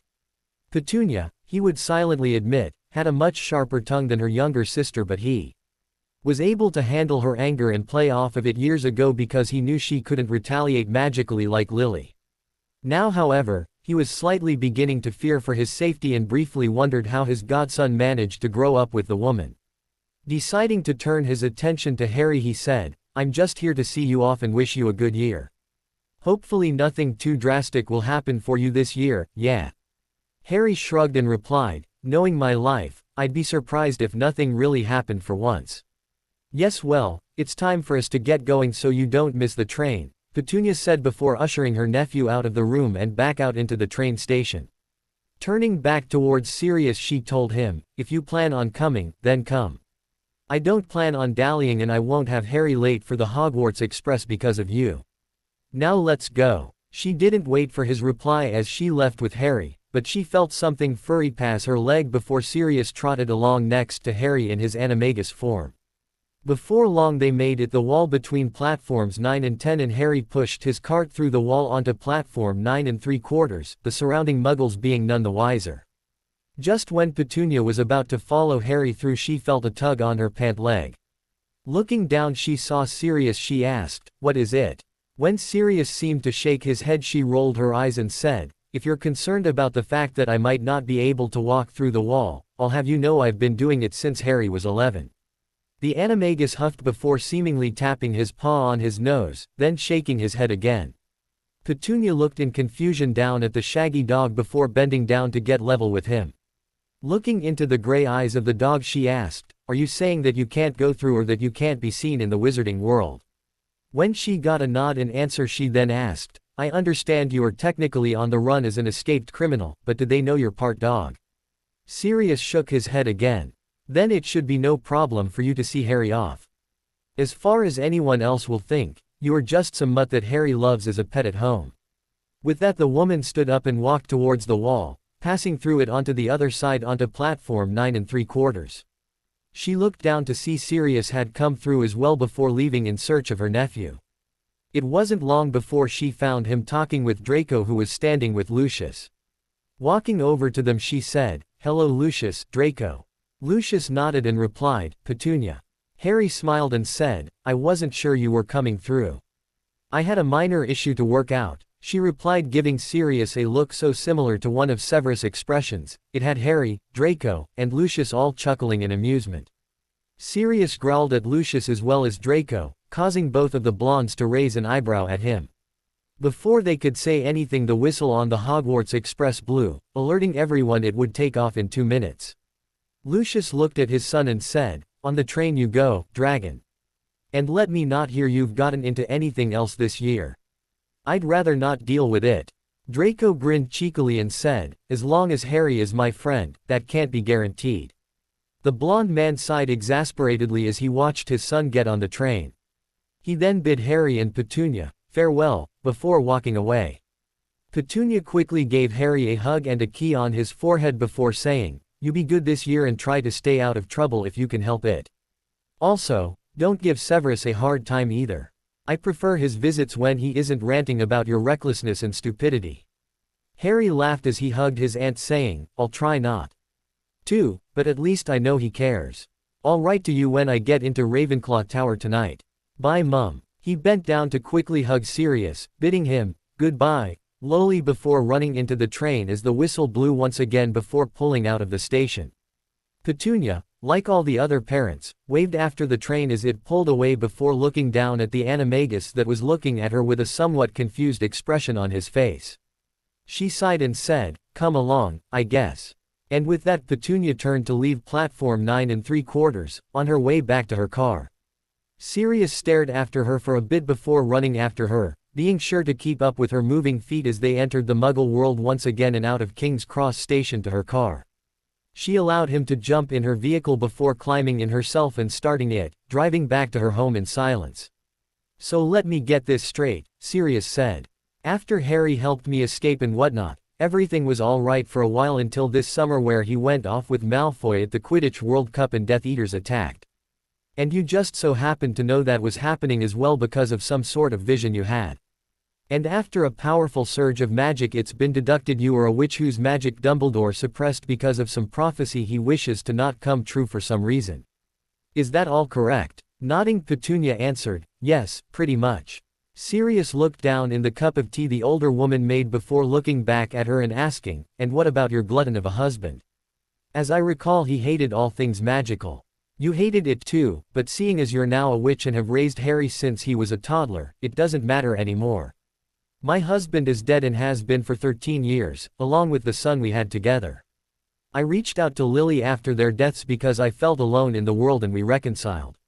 Harry is like my own son and I call him such, and he calls me Mum, even though he knows I'm his aunt. All these years and you haven't tried dating. I mean, it's not like you're ugly." Sirius leered at her after a moment. "Want to try me out?" Petunia grimaced and crossed her arms as she replied, "I'd rather key in a possum. And for your information, I am currently dating someone. Even if I wasn't, I wouldn't go for you." "Really? Who would that be?" "Severus Snape. You know him, I'm sure." Gray eyes blinked in shock at hearing the name before Sirius suddenly shouted, "You're dating Snivellus. That greasy git." Petunia glared at him and said, "Do not call him that. And yes, I'm dating him. We've been together for 2 years now and we love each other. Also, he's been a sort of father figure for Harry since he was 4. Severus has been present in our lives for years and we appreciate and love him." Sirius seemed to blanch at hearing his old school enemy had basically helped raise his godson while he had been in Azkaban. If he had been free, he would have never allowed him near Harry, and he was sure James wouldn't either. Snape's influence was probably why Harry was a Ravenclaw and not a Gryffindor like he was supposed to be. However, he thought it wise to not mention it, seeing as the woman had very little patience for him. Taking a sip of his tea he said, "Just be careful around him, that's all. He doesn't seem to have a good background and who knows how warped his mind is, especially seeing as he was a Slytherin and was friends with Death Eaters. Sirius, I'm not going to sit here and allow you to speak ill about Severus. Yes, I know his background and that he was in Slytherin house and things happened to him that has made him the hard man he is today. But that does not mean that he is bad or some sort of dark wizard, as you are so very much trying to insinuate. He loved my sister, he loves me, and he cares for Harry, something I'm sure a dark wizard isn't capable of understanding and feeling. You don't know a single thing about his character and have based all of your thoughts of him from prejudices. And if you have nothing nice to say about the man I love, then I suggest you leave before I throw you out. And trust me, I will toss you out on your ass so fast your head will spin." The remaining Black could see that the woman was rather serious and knew he had overstepped his boundaries with her. She had tolerated him as long as she would stand and now she wanted him gone. Knowing it was time for him to leave he stood up from his chair and said, "Well, thank you for your hospitality, Petunia. Maybe I can stop by again whenever Harry is here." Petunia nodded curtly as she watched him turn and leave the kitchen and head for the door. The moment she heard it open and close, indicating Sirius had left, she let out a sigh and ran a hand through her hair irritably. She suddenly felt tired and had a headache. Standing she headed up the stairs to her bedroom, entering and lying on her bed to take a nap.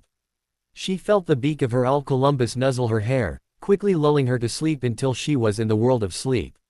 A few weeks had passed at Hogwarts and the school was abuzz about what was to be the event of the year, the Tri-Wizard Tournament. It was to be the first one in hundreds of years and it was being held at Hogwarts School of Witchcraft and Wizardry. Two other schools that were participating were Beauxbaton's Academy of Magic and Durmstrang Institute.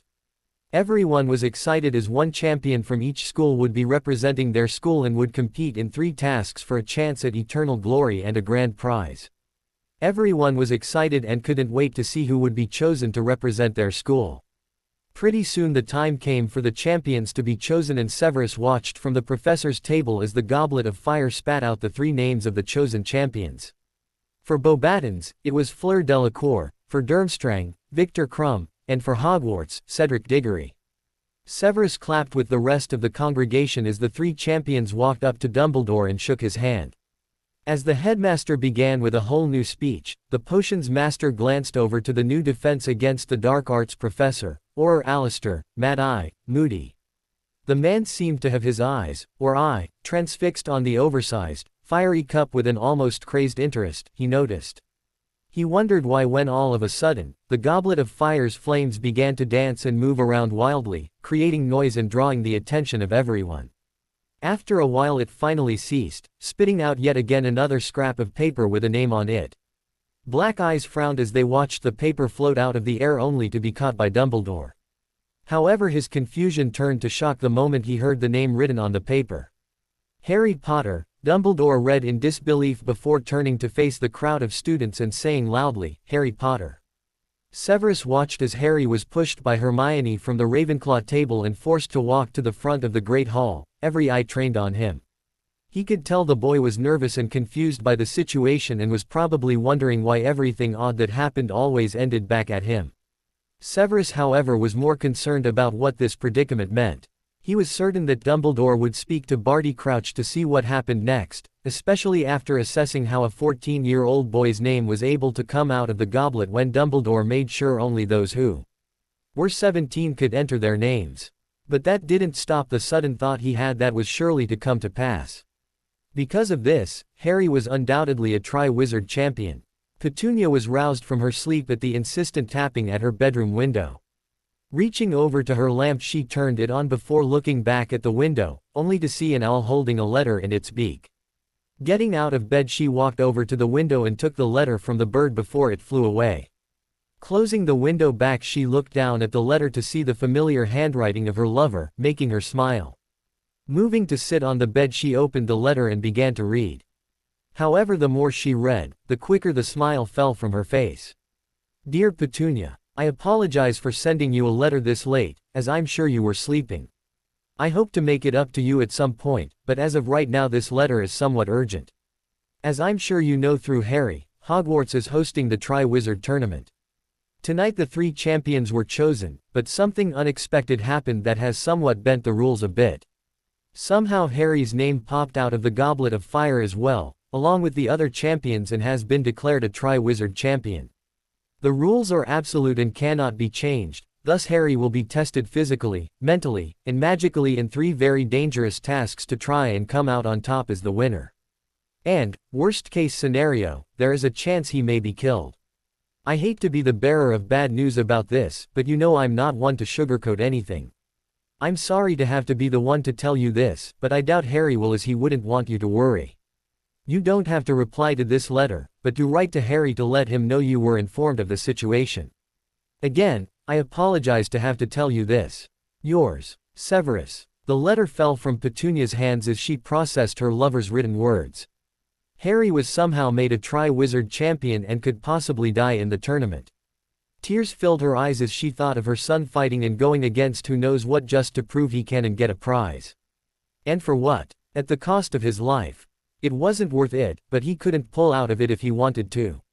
It wasn't fair that something like this was happening to Harry once again. He shouldn't have to put up with this every year.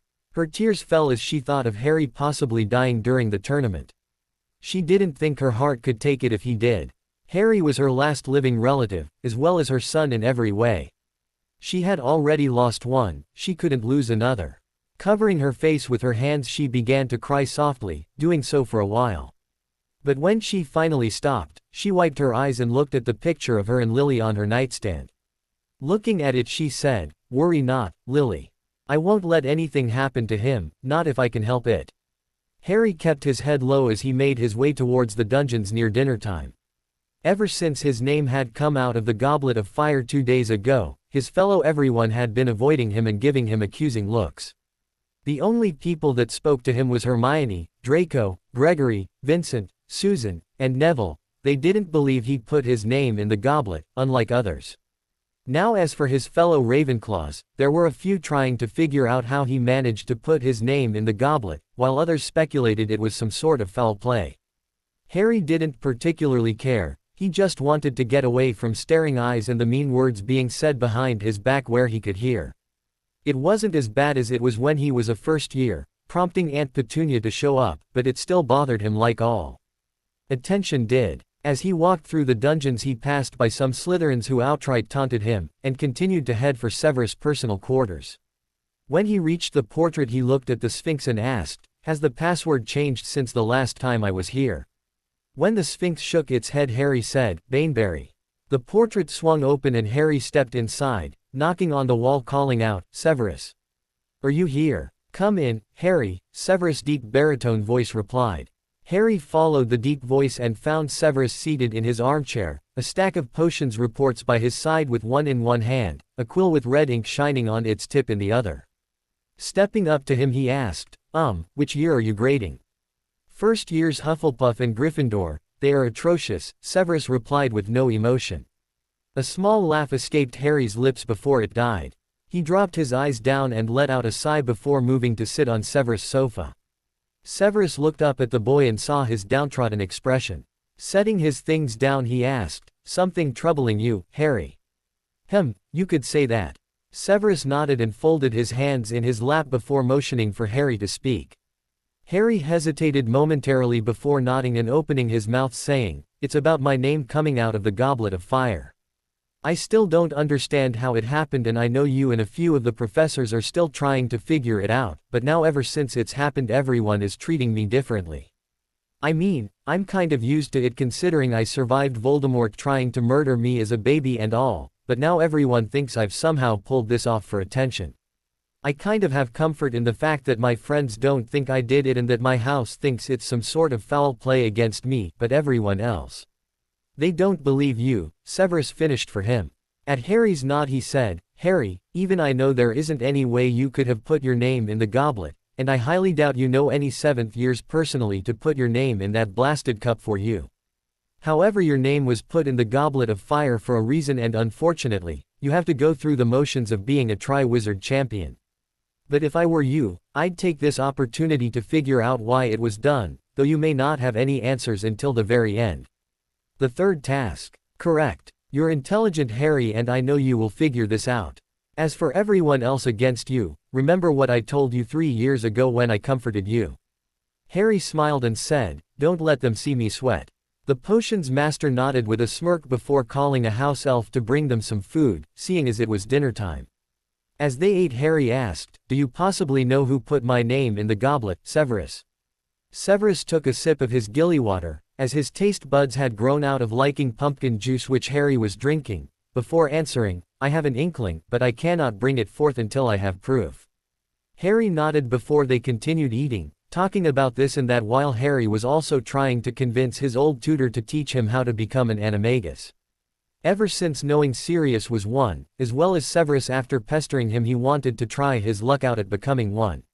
Severus wasn't partial to using his animagus form, a panther, like his Patronus, and refused to teach him, wanting him to focus on school and what was to come with the tournament. Though he did promise to teach him how when he started learning apparition and disapparition in his 6th year, to which Harry was holding him to. After a while Harry asked, "Hey Severus, when are you going as to ask Mum to marry you?" Severus, choking on his gilly water and his black eyes practically bulging out of his head in surprise, was an image Harry would carry with him for the rest of his days. Petunia sat on the floor in between Severus' legs that weekend, his skilled fingers gently rubbing her temples to alleviate the headache she had. She was suffering from migraines, all of which were a result of the recent influx of visions she was suddenly having. She had to take off from work the rest of the week because of them and had written Severus in desperation when her own migraine pills weren't working. He had come with some pain-relieving potions and had given her one, followed by him settling behind her and massaging her temples.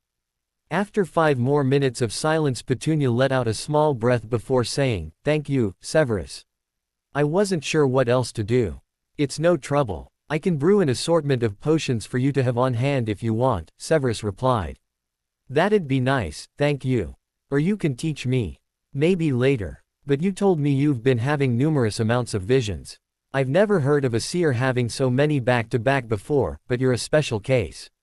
When his lover turned to look up at him from where she was seated between his legs, he asked, "Want to talk about them?" Petunia looked into his black eyes for a moment before standing and settling on his lap, laying her head over onto his shoulder. Once she was completely comfortable, she said, "It's weird, because I'm not really seeing anything specific.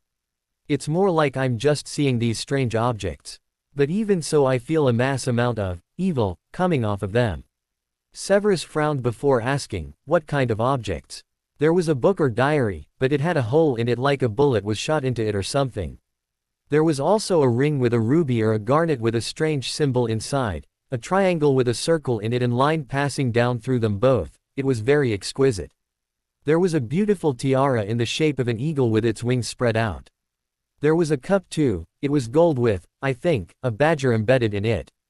There was also a locket with a big S on it, the S, almost serpentine and made with green stones. And," Petunia shivered, "a large snake. A book, a ring, a tiara, a cup, a locket, and a snake. What could be so special about these things that they are causing Petunia to have visions about them?" Severus thought some more and realized that the book Petunia was talking about was Tom Riddle's diary, to which Harry destroyed the memory inside in his 2nd year.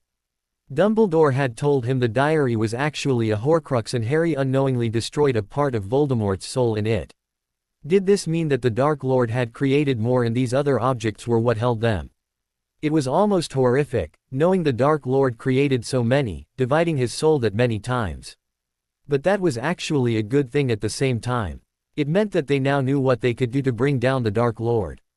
Looking at Petunia, he asked, "Petunia, is it all right if I take your memories of them?" "Why?" Petunia asked in confusion. "I'd like to show them to Dumbledore. It is actually very vital information that you've just told me." The woman looked at the younger man before nodding and answering, "Sure, you can have them. But not just yet, I want you to stay with me tonight." The cheeky grin she gave him caused Severus to chuckle before saying, "As you wish, but I make no promises in you being able to walk tomorrow." Petunia giggled as Severus' lips grazed her neck, keying along the column and up to her lips. They pulled apart and pressed their foreheads together, looking into each other's eyes lovingly. However, as soon as Severus looked into Petunia's Blue eyes, his mind was instantly filled with all of the visions of the possible horcruxes that Petunia had, all of them hitting him full force. The visions bombarded him so fast it knocked him from the couch and into the floor, taking Petunia with him in surprise. Pulling his head away from hers, he stared at the ceiling wide-eyed as his mind processed what had just happened. Sev, Petunia cried before bending over him, looking at him worriedly. Sev, are you all right? I'm so sorry, I don't know what happened. Sitting up slowly, Severus replied, I'm all right, and it's okay. And as for what happened, I think you inadvertently shared your visions with me. Is that a thing? Can that be done by other seers? None that I know of, and we have a somewhat real one teaching at Hogwarts. I've never known her to do that.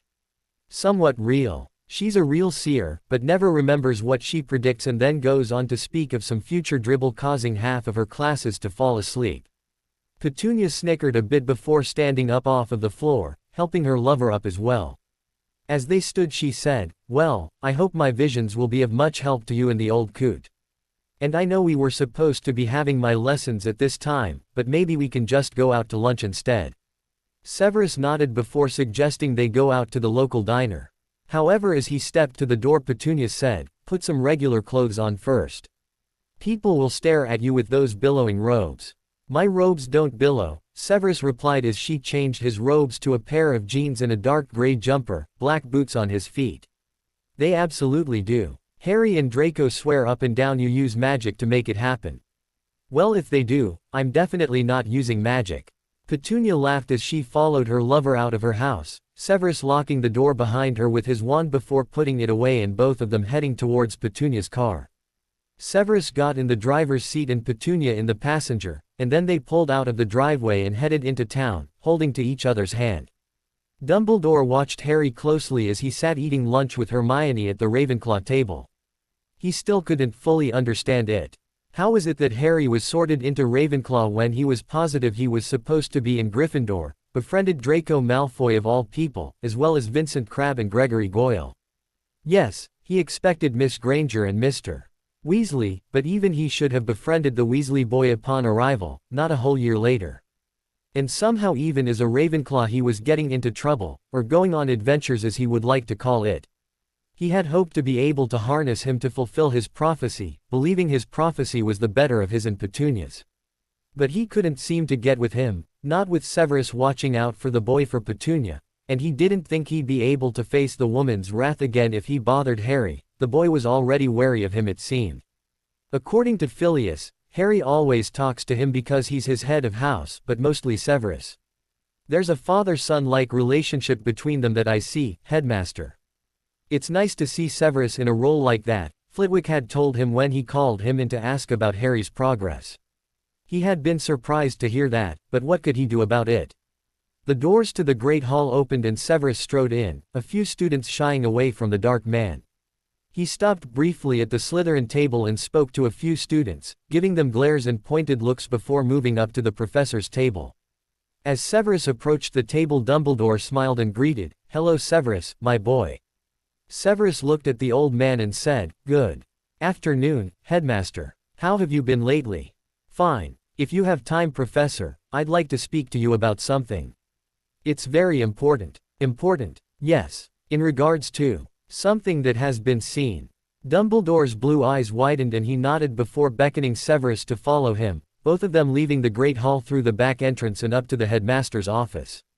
As they left, neither of them noticed 3 pairs of eyes watching them, one green, one brown, and one gray. Severus stood in front of Dumbledore's desk as the old wizard sat down and got comfortable. Once he plucked a drop from his bowl and popped it in his mouth, offering one to Severus. The man quickly declined. After getting the "okay" to sit down, Severus began saying, "I recently visited Petunia." "Ah, how is Petunia doing?" "Well, I hope with being a witch and all," Albus said. "She'd know she had always been one if it wasn't for you, you meddlesome old coot," Severus hissed before calming himself and collecting his thoughts. Taking a deep breath, he let it out and said, "She had written to me in desperation for something to help alleviate her migraines brought on from an influx of visions." Albus nodded and said, "Perhaps you can make a pain-relieving potion specifically for headaches and migraines. But anyway, why so many visions at once? I've never heard of that before." The dark man considered the suggestion before continuing. Apparently she had been having visions of particular objects that she says she can feel a mass amount of dark magic surrounding them. And one of the objects was the diary Mr.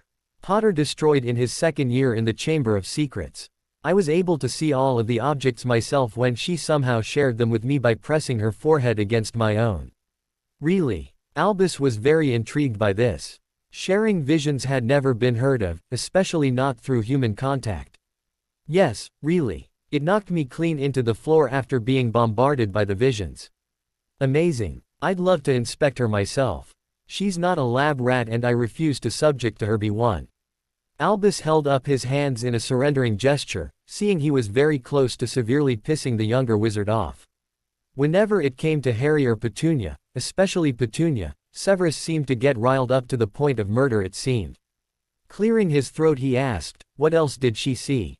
What other objects did she see besides the diary? Severus looked at the headmaster before saying, like I said, she shared the visions with me. I can place them in a pensieve for you to see rather than I tell you. Nodding, Albus summoned his pensieve and allowed the potion's master to place his memories in them. Once they were inside, the old wizard peered inside and was surprised to see the objects Petunia had in her visions, surprised that he recognized all of them. There was Salazar Slytherin's locket, Helga Hufflepuff's cup, Rowena Ravenclaw's diadem, Marvolo Gaunt's ring, and even Tom's snake Nagini. It was remarkable that she had seen all of these.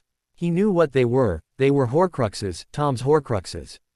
She was able to foresee all of them, except the most important one. But honestly that might be a good thing. Pulling himself out of the pensieve he looked at Severus and said, Horcruxes, she's been seeing Horcruxes.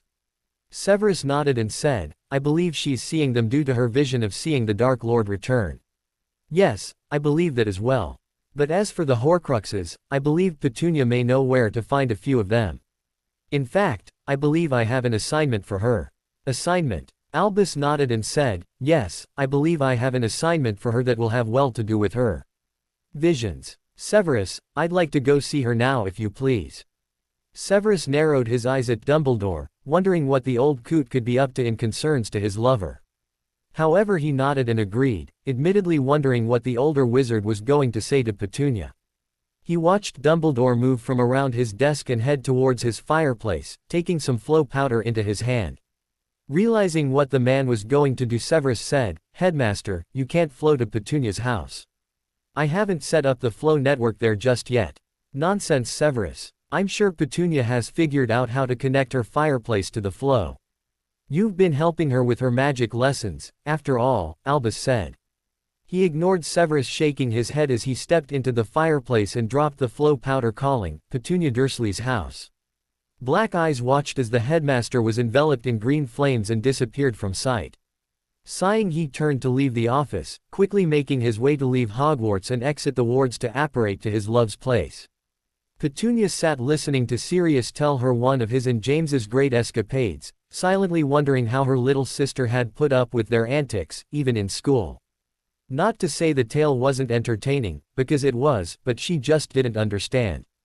Just as Sirius was in the process of literally reenacting the climax of the tale, the fireplace suddenly exploded, wall debris flying out towards them. Petunia let out a scream as Sirius quickly moved towards the woman and cast a protective shield with his wand. When everything finally settled and the dust cleared, they both looked up to see none other than Albus Dumbledore stumbling in the midst of the busted-up wall, coughing to clear his throat from the dust. Dumbledore! Sirius exclaimed, moving to help the man. Petunia sighed at seeing the giant hole in the wall before taking her wand out of her apron pocket and waving it at the mess, encanting, Reparo. As the wall and fireplace began to repair itself, she asked without looking at Albus, Dumbledore, to what do I owe the unexpected visit? Casting the scouring charm on himself, Albus said, Petunia, lovely to see you. And lovely to see you are beginning to master charms and spells. A lovely wand you have, may I take a look?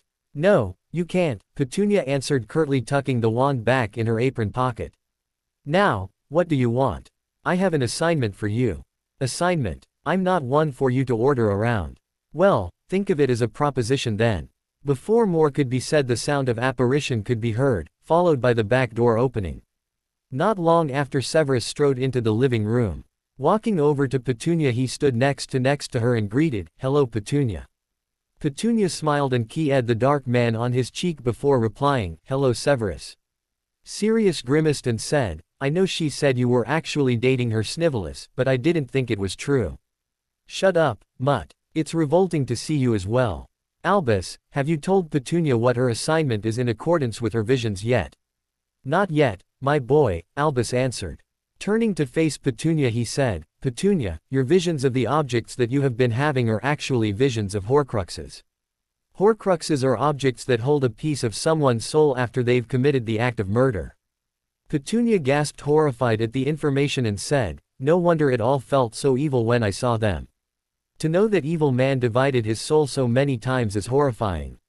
The old man nodded and said, "Now my assignment for you in regards to your visions is this. You have seen the objects and possibly where they are hidden, therefore I am assigning you to find and destroy them." "What?" Petunia and Sirius ended up saying together, Severus' eyes widening. Severus blinked and said, "Albus, Petunia hasn't been taught enough to go on a wild goose chase for these objects. Not to mention she has no idea how to destroy them. And because a Horcrux is a piece of soul, it is liable to fight for its life. She can't do this by herself." "I know, Severus. That's why Sirius will be going with her," Albus said. Sirius' gray eyes widened as he asked, "I will." "Yes, you will. Listen, Voldemort is on his way to returning, and we need to keep him from doing so. And even if he succeeds in returning, he will be able to be defeated. Harry has already destroyed one unknowingly, so I'm sure you can handle the rest. Even if I wanted to do this, which I don't, I wouldn't even know where to begin looking," Petunia said. "What are they exactly?" Sirius asked. "The objects, I mean." Albus told them the 5 things they were looking for, followed by where they could find Gaunt's ring and Helga Hufflepuff's cup. Sirius hummed and said, "Getting into the Lestrange vault may be tricky, but at least we know where to start. And as for Slytherin's locket, I think I've seen that at Grimmauld Place." Petunia frowned and said, "Grimmauld Place? It's where the mutt lives," Severus answered, causing Sirius to glare at him. Dumbledore cleared his throat and looked at Petunia asking, "So Petunia, will you take up the assignment?" When she didn't answer, though sporting a contemplative look on her face, he added it'd be less for Harry to have to worry about in defeating Tom. You'd be protecting him, so to speak. Blue eyes looked into black, a silent conversation passing between the couple. After a while Petunia looked at Albus and said, "All right, I'll do it." "Yes, we'll start at my place and then head to Gaunt's shack. Even I know where that's located," Sirius said with a grin. Severus nodded before looking at Petunia saying, "Just be careful. I don't think I'd be able to stand losing you, too." Petunia smiled and hugged the man close saying, "I don't plan on going anywhere. And if something does happen, you take care of Harry for me." "Shouldn't I take him? I'm his godfather, after all," Sirius said. "You're in no such position to care for him right now, and you know it." Sirius grumbled before turning to look at Albus, who had a bemused smile on his face. Clearing his throat, Albus said, "All right then Petunia, you and Sirius can start looking for the Horcruxes in a week." Severus frowned and said, "The Tri-Wizard tournament starts in a week." "I know. Now, I'm headed back to Hogwarts. Good day, Petunia." Albus left the house through the back door, disapparating away. Sirius followed him to head back to Grimmauld Place, not looking forward to having to gripe Creature into telling him where Slytherin's locket was, knowing the little annoyance knew where it was. Once they were gone, Petunia looked up at Severus and asked, "Do you think I can do it?" Severus looked down at and answered, "I know you can. Don't tell Harry what I'm doing. I don't want him to worry when he's already dealing with this tournament." "I won't, I promise."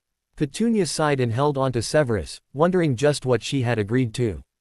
But if it helped to save Harry, she was willing to do it.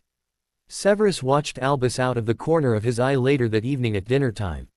He knew what he was really up to when he had convinced Petunia to go hunting for the Dark Lord's Horcruxes with Sirius earlier that day. He wasn't stupid. The old man just wanted the woman away from her nephew so he could have time to influence him while the tournament was going on. Too bad for him though, seeing as Harry had grown up influenced by her, and him by extension, and wasn't easily persuaded and seemed to not have much of a liking for the headmaster anyway.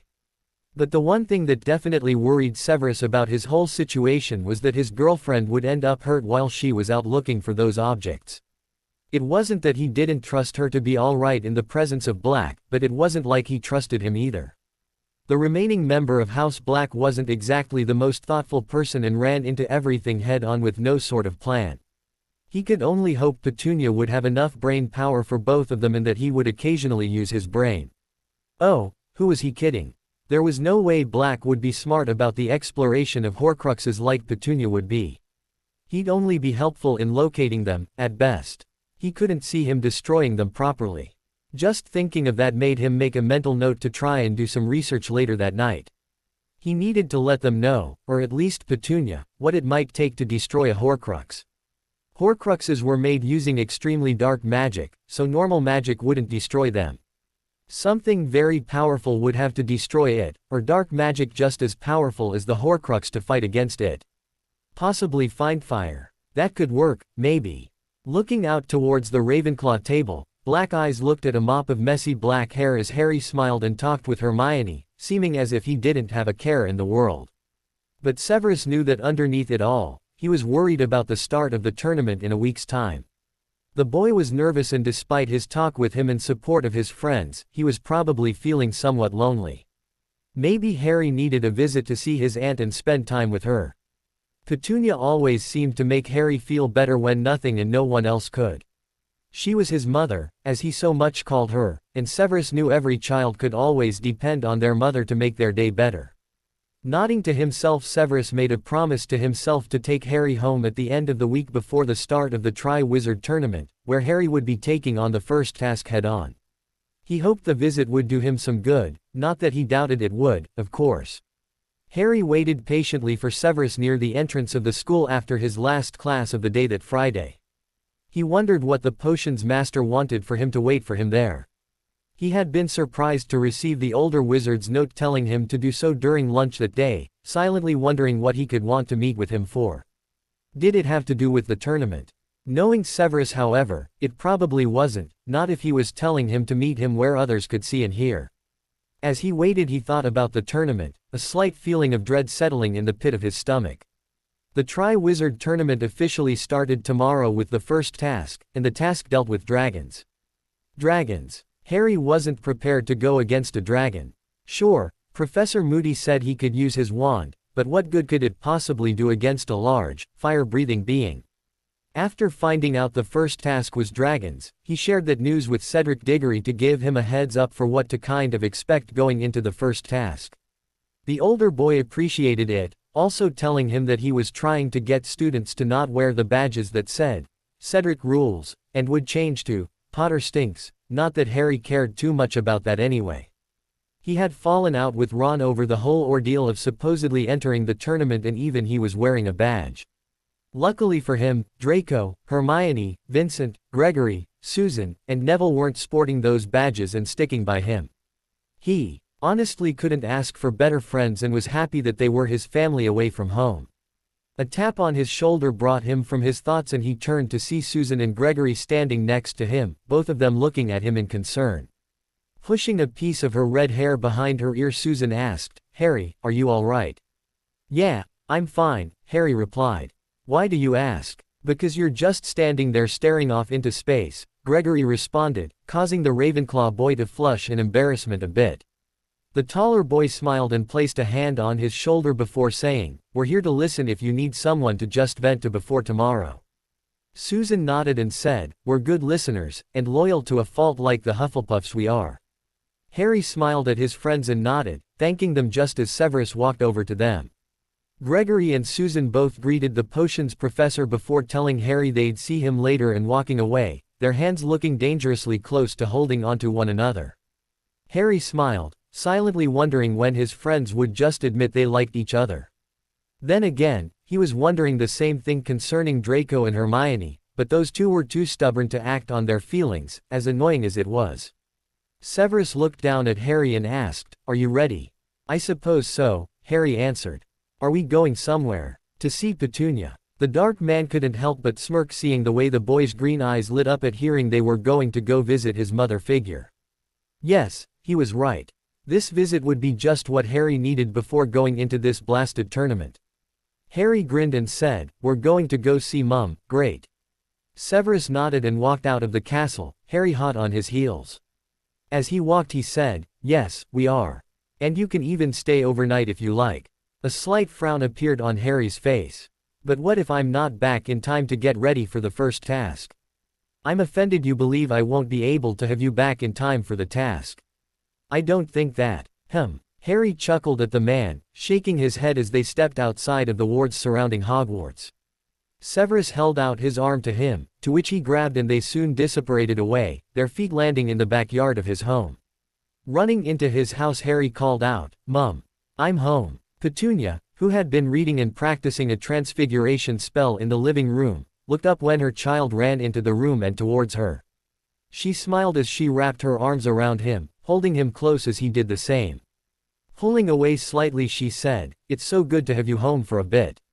Seeing her lover walk into the living room as well she greeted, "Hello Sev." "Hello Petunia," Severus replied with a loving smile, the smile making Petunia's heart flutter like butterfly wings. "I've brought him to spend a night here before the Tri-Wizard tournament starts tomorrow. I figured he could do with motherly comfort and I can't provide him with that." The woman nodded and kissed Harry's forehead before saying, "Of course. Well, I'll begin dinner soon. Would you like to help me, Harry?" "Yes Mum," Harry answered with a smile. Letting go of his aunt he grabbed the strap of his book bag that he had dropped and said, "I'm headed up to my room to start on my potions report and finish my astronomy assignment. Hey Severus, do you want to help me with my report while you're here? I could really use the extensive knowledge you can provide for it, probably more than the book and my notes can." Severus raised an eyebrow at the cheeky expression on the fourth year's face and replied, "Nice try, brat. I'm not helping you with an assignment that I assigned you to do. Now go get started on it, and it better be one of the best reports I grade when I receive it.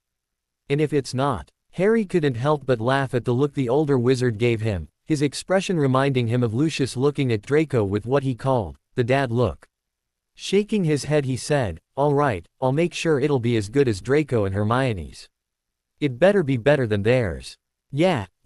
Harry giggled as he turned and hurried up the stairs to get started on his homework. Petunia chuckled and said, "He loves teasing you, Sev." Severus shook his head as he sat next to his lover and replied, "He loves being cheeky with me. Maybe, but he also loves and respects you.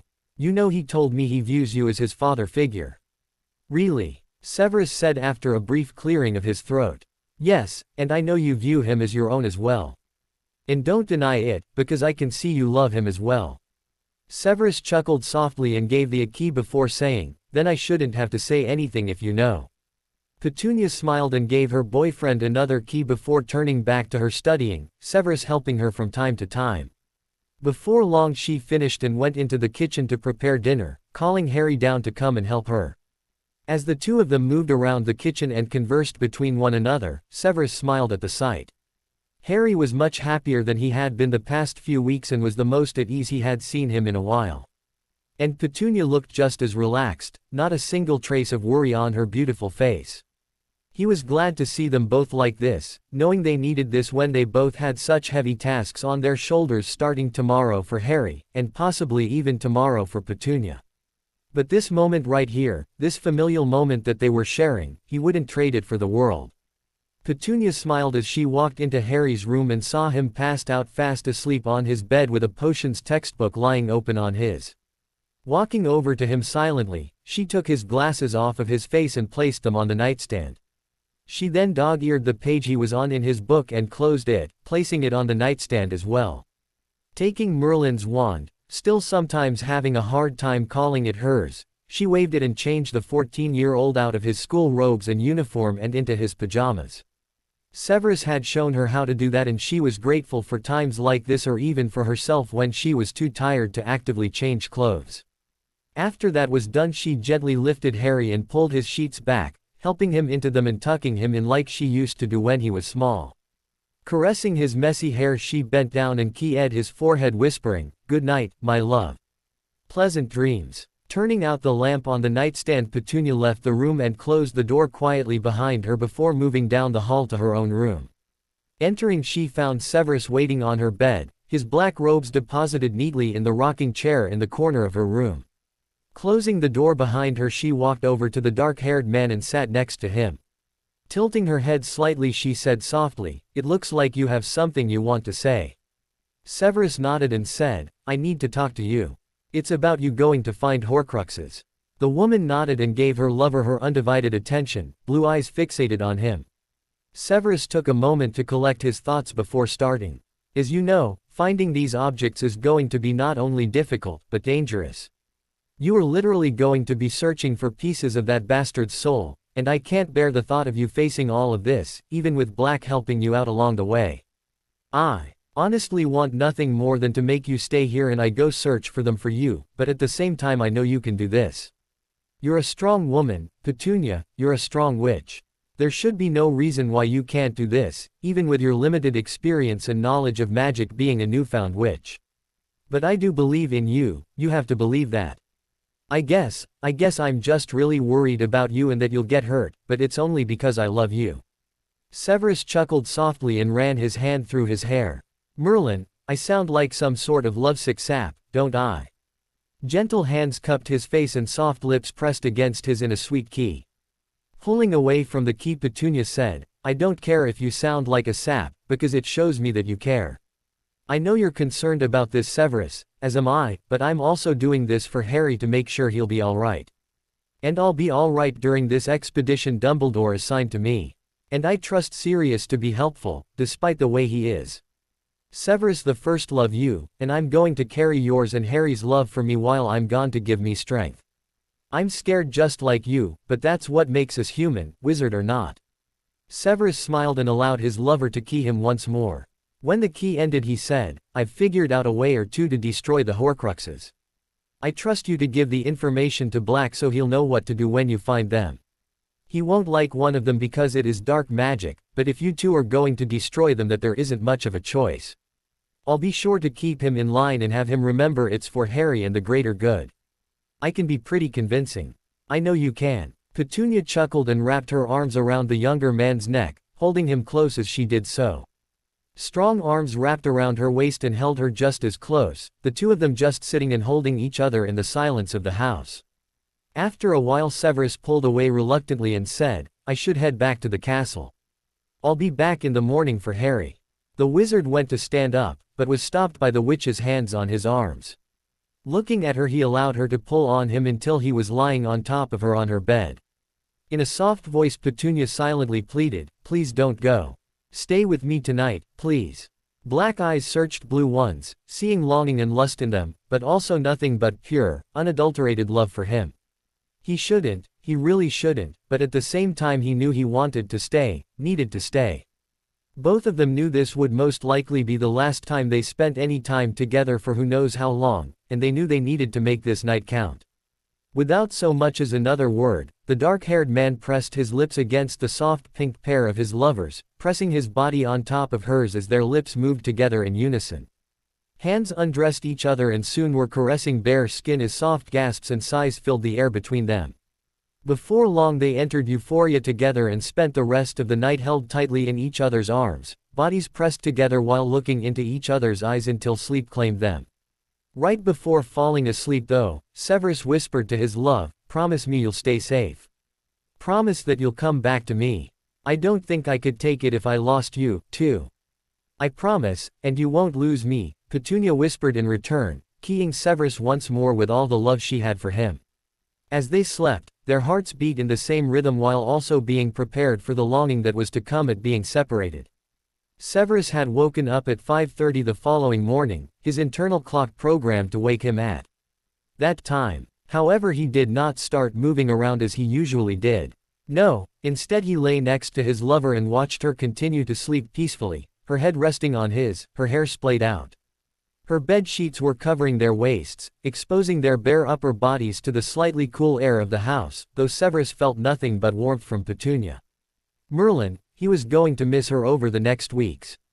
He wasn't sure when she and Black were going to actively start searching for the Horcruxes within the week, but knew it would be soon, most likely today since Albus suggested they start this week. He continued to lay there in silence, the room beginning to light as the morning sun peeked over the horizon through her window. 5 minutes before the hour, Petunia beaked softly as she woke up, her blue eyes blurrily opening before locking on the strong, there covered in what she thought the perfect amount of hair. It was very much attractive along with the muscles adorning the man's body. 1. Severus probably wasn't even aware of how enripped his physique was.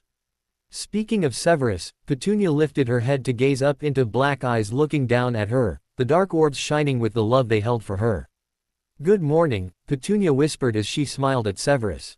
"Good morning," Severus replied softly, his hand sliding up her bare back, causing her to shiver slightly. Petunia moved so that she was sitting up a bit, but not enough to break contact with the wizard before asking, "What time do you have to take Harry back?" Severus turned his head to look at the clock on the woman's nightstand and saw that it read 6 o'clock a.m. Doing some quick thinking in his head, he answered, 8 o'clock, 8:30 at the latest. The first task of the Tri-Wizard tournament doesn't start until after lunch at 1, not to mention who knows how long it will take for all 4 champions to get through the task.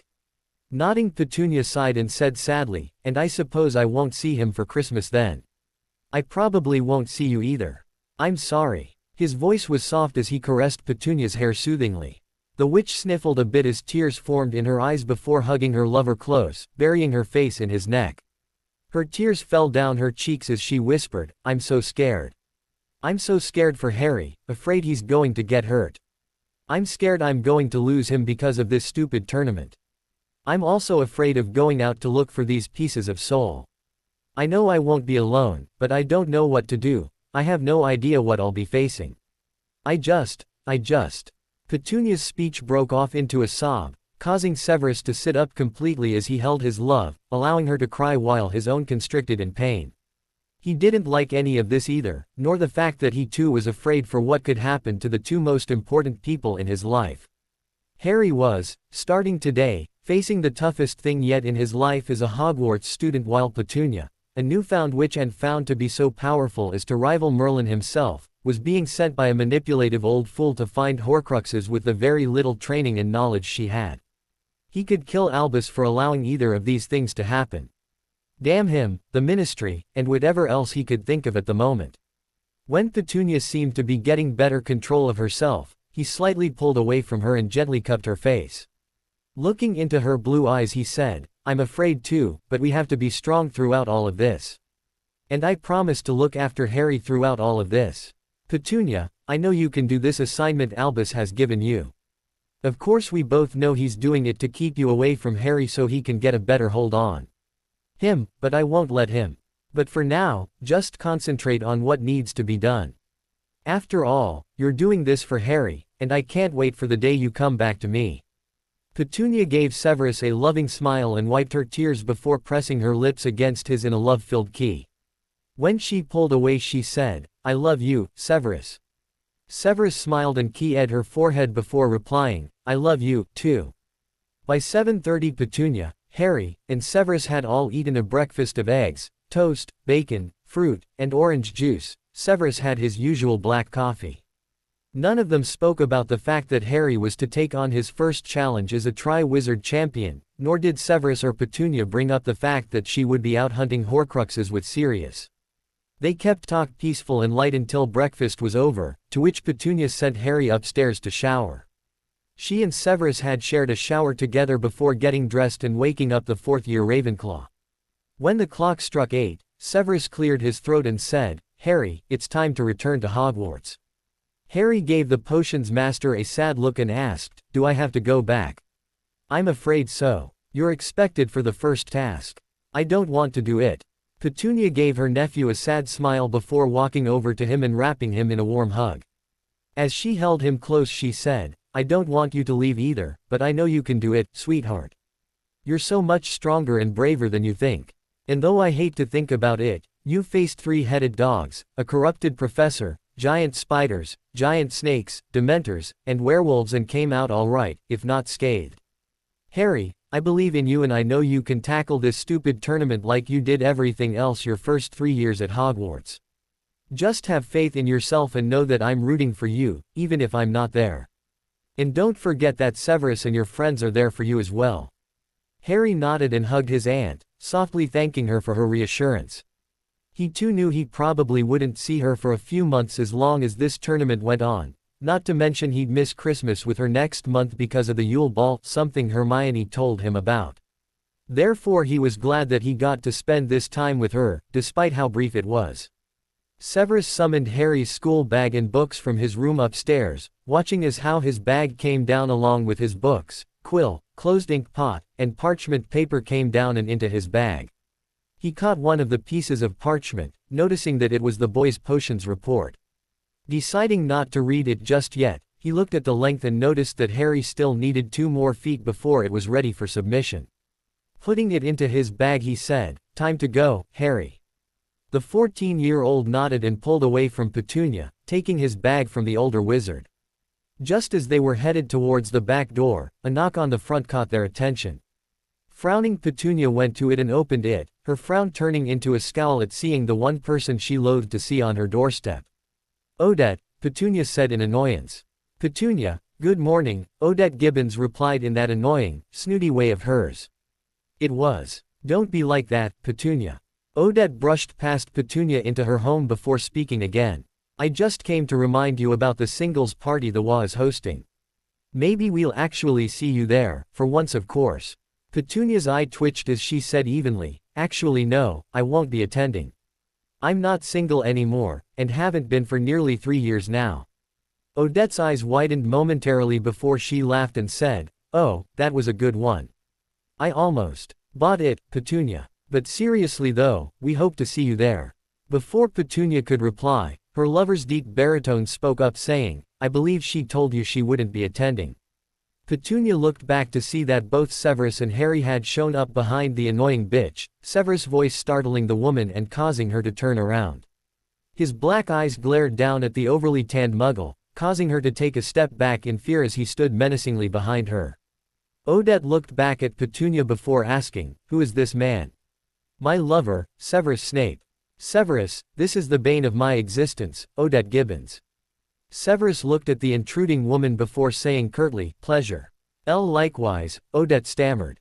Seeing that her presence was no longer needed, nor wanted, she quickly cleared her throat and headed towards the still open front door. She had wanted to come and embarrass her rival, rubbing it in her face that she could get no man with her plain looks and such, especially with a child. She loved sticking it to Petunia when she could, despite the woman giving back as good as she got, if not worse. But she wasn't expecting her to actually have someone, not to mention he was tall and ruggedly handsome. Hell, even she could see his muscles through that strange garb he was wearing. Clearing her throat again, she turned to Petunia and said, "Well, I suppose I'll be going now. It was lovely speaking with you, Petunia." "I wish I could say the same," Petunia replied. Harry grinned and said, "You might want to touch up your roots again, Ms. Gibbons. I can see you're green." Odette gave a horrified gasp before placing her hand on top of her head right over her roots. She glared at Harry and gave Petunia a hateful look as the other woman smirked at her before she stomped away, hurrying to get into her car. As she drove off, Severus asked, "Green?" Petunia closed her front door and chuckled before answering, "Back when Dumbledore first brought Harry to live with me and after he got accustomed to staying with me, I encountered Odette at the store while I was buying baby supplies. She decided to give a few jabs about me having another child to fill the void of losing Dudley and Vernon so soon. She pissed me off and I brought up the fact she couldn't have any children to her to get her out of my face. Harry caught on to my foul mood due to Odette and thus used accidental magic, on purpose, to turn her hair green. It hasn't turned back to its original color in 13 years. Severus raised an eyebrow and looked at Harry, who grinned up at him proudly. Shaking his head, he murmured, "At just one, you were already into trouble." Ignoring Harry's chuckle, he beckoned the boy to follow him to the backyard. The three of them exited the house and Harry gave Petunia one more hug, holding her close as he said, "Goodbye, Mum. I'll see you later." "Goodbye, my love. You take care of yourself," Petunia replied before keying him on his forehead. When Harry let go, Severus stepped up to her. Black eyes looked into blue before he said, "I'll watch out for him, and you promise to take care of yourself." Nodding, the replied, "I will, Severus." She wrapped her arms around the younger man and held him close, reveling in the feel of his body against her own. He too wrapped his arms around her, holding her to his body and savoring the feel of her, engraving it into his mind knowing he wouldn't see her for who knew how long. Pulling away he dropped a passion-filled key to her lips. Breaking the key he whispered, "I love you. I love you too." Severus pressed something into her hand before turning and walking over to Harry and taking his arm. The two of them looked at Petunia and gave her sad smiles before side-apparating away, leaving Petunia by herself. Petunia swallowed the lump in her throat as tears threatened to fill her eyes and spill over. Blinking them away she looked down into her hand to see what Severus had given her and found a piece of folded paper. Wondering what it could be she unfolded it and read the written words upon it. To destroy the Horcruxes, use basilisk venom or fiendfire. Ask Black about the last option. It was 5 minutes to 1, and Harry stood nervously in the tent with the other 3 champions as they waited for the first task to begin. He was already informed by Hagrid that he would be facing off against a dragon, to which he shared this information with Cedric Diggory. Hermione had stopped by to give him some encouragement, to which led to a surprise hug, followed by Rita Skeeter taking a picture of it and claiming it to be young love. He rolled his eyes at the absurdity of the statement from the Daily Prophet writer that twisted facts to her liking. She even wrote that he was 12, when he specifically told her several times he was 14. Barty Crouch had already told them what they were to do, which was retrieve a golden egg from the dragon of their choosing for the task to be completed. And it literally was their choosing, for he had them pull miniature versions of 4 dragons out of a bag. There was a Chinese fireball, a Swedish short snout, and common green Welsh, and a Hungarian horntail, the worst of the 4. In just his luck, Harry pulled that one. Before they knew it, they could hear Professor Dumbledore welcoming everyone to the first task of the Tri-Wizard Tournament, explaining to the crowd what each champion would have to do as they faced off against a dragon, as well as telling them that Cedric would be the first of the 4 to go first. As Cedric walked out of the tent to the cheering of the crowd, a hand placed itself on his shoulder. Startled Harry looked up into the piercing brown eyes of Victor Crumb. "The Victor," Harry said surprised. Victor looked down at Harry for a moment before giving him a reassuring smile and saying, "Fear not, Harry. You will do well, you will see." Harry gave the Bulgarian a smile before thanking him. He hadn't really spoken to the Durmstrang champion, if at all, and was surprised that he had spoken to him first. He supposed it didn't matter, though. Even if they were going against each other to come out on top, they were in it together. After listening to the crowd gasp and cheer, and listening to the dragon roar and snap at Cedric from inside the tent for a while, Victor spoke again. "You friends with her Hermione," Harry gave, pitying the older wizard.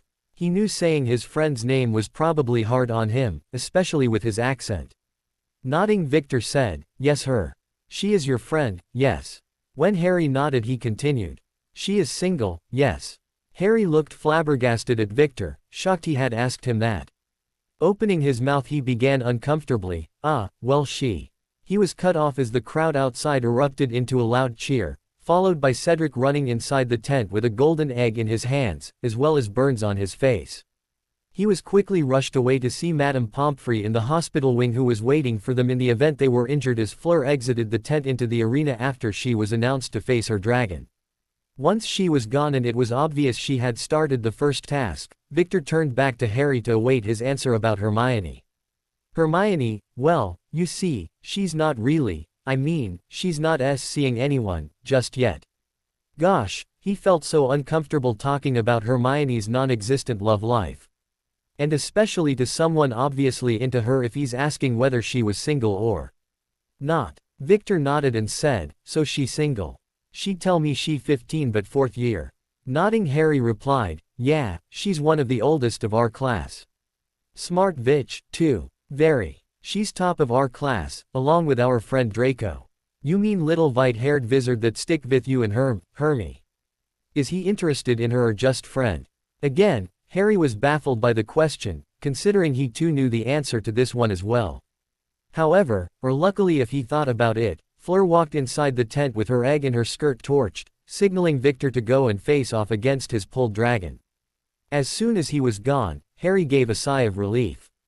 He really hadn't wanted to think about any of that, especially before facing off against the Hungarian horntail. Time passed and before Harry knew it, Victor had re-entered the tent and soon his name was being called as the last champion to face a dragon. Taking a deep breath, he walked out of the tent to the cheering crowd in the stands overlooking the arena. Looking around, he spotted Draco, Hermione, Gregory, Vincent, Susan, and Neville all seated together and cheering for him, though Hermione's face was etched in worry. He looked around again and spotted Severus, who was looking down at him with his usual hard expression, but he could tell his eyes were also filled with worry. Before he could look around more, a loud snarl met his ears. Whirling around, Harry came face to face with the Hungarian Horntail, the large dragon glaring and snapping at him while chained by the neck.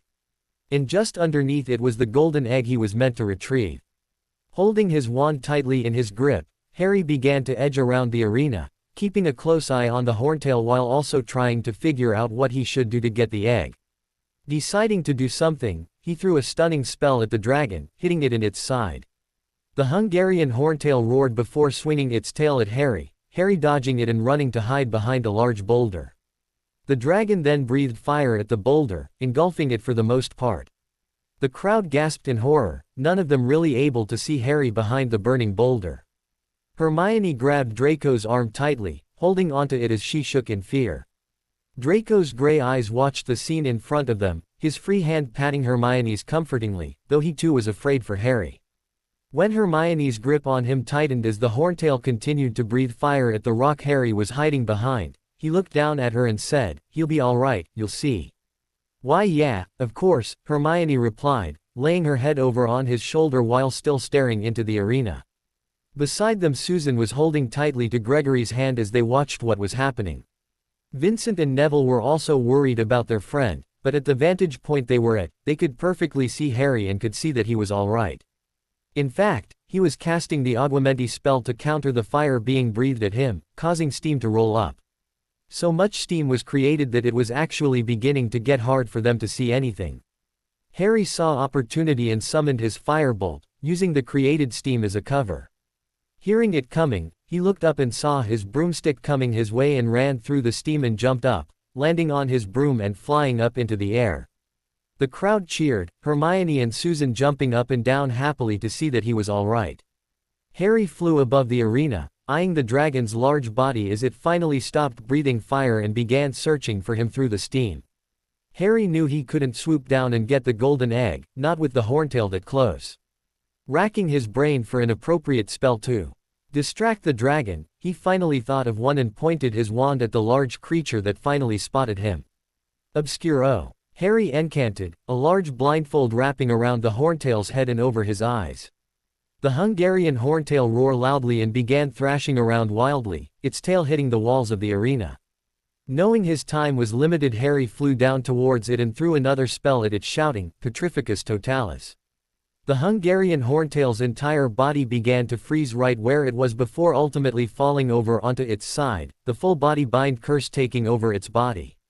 The crowd below him cheered as Harry gave a sigh of relief before flying down to the egg and grabbing it up in his hand. He flew around showing the people that he got the egg, the onlookers cheering loudly at his accomplishment. Seeing his friends, he flew over to them and jumped off of his broom right to them, landing between Hermione and Draco. His friends wrapped their arms around him in congratulations and elation, Gregory, Vincent, Susan, and Neville doing the same, all of them happy that their friend made it out alive. Their group hug, however, was interrupted when Dumbledore's voice, by use of the sonorous charm, spoke, "Congratulations, Mr. Potter. But you must come down now."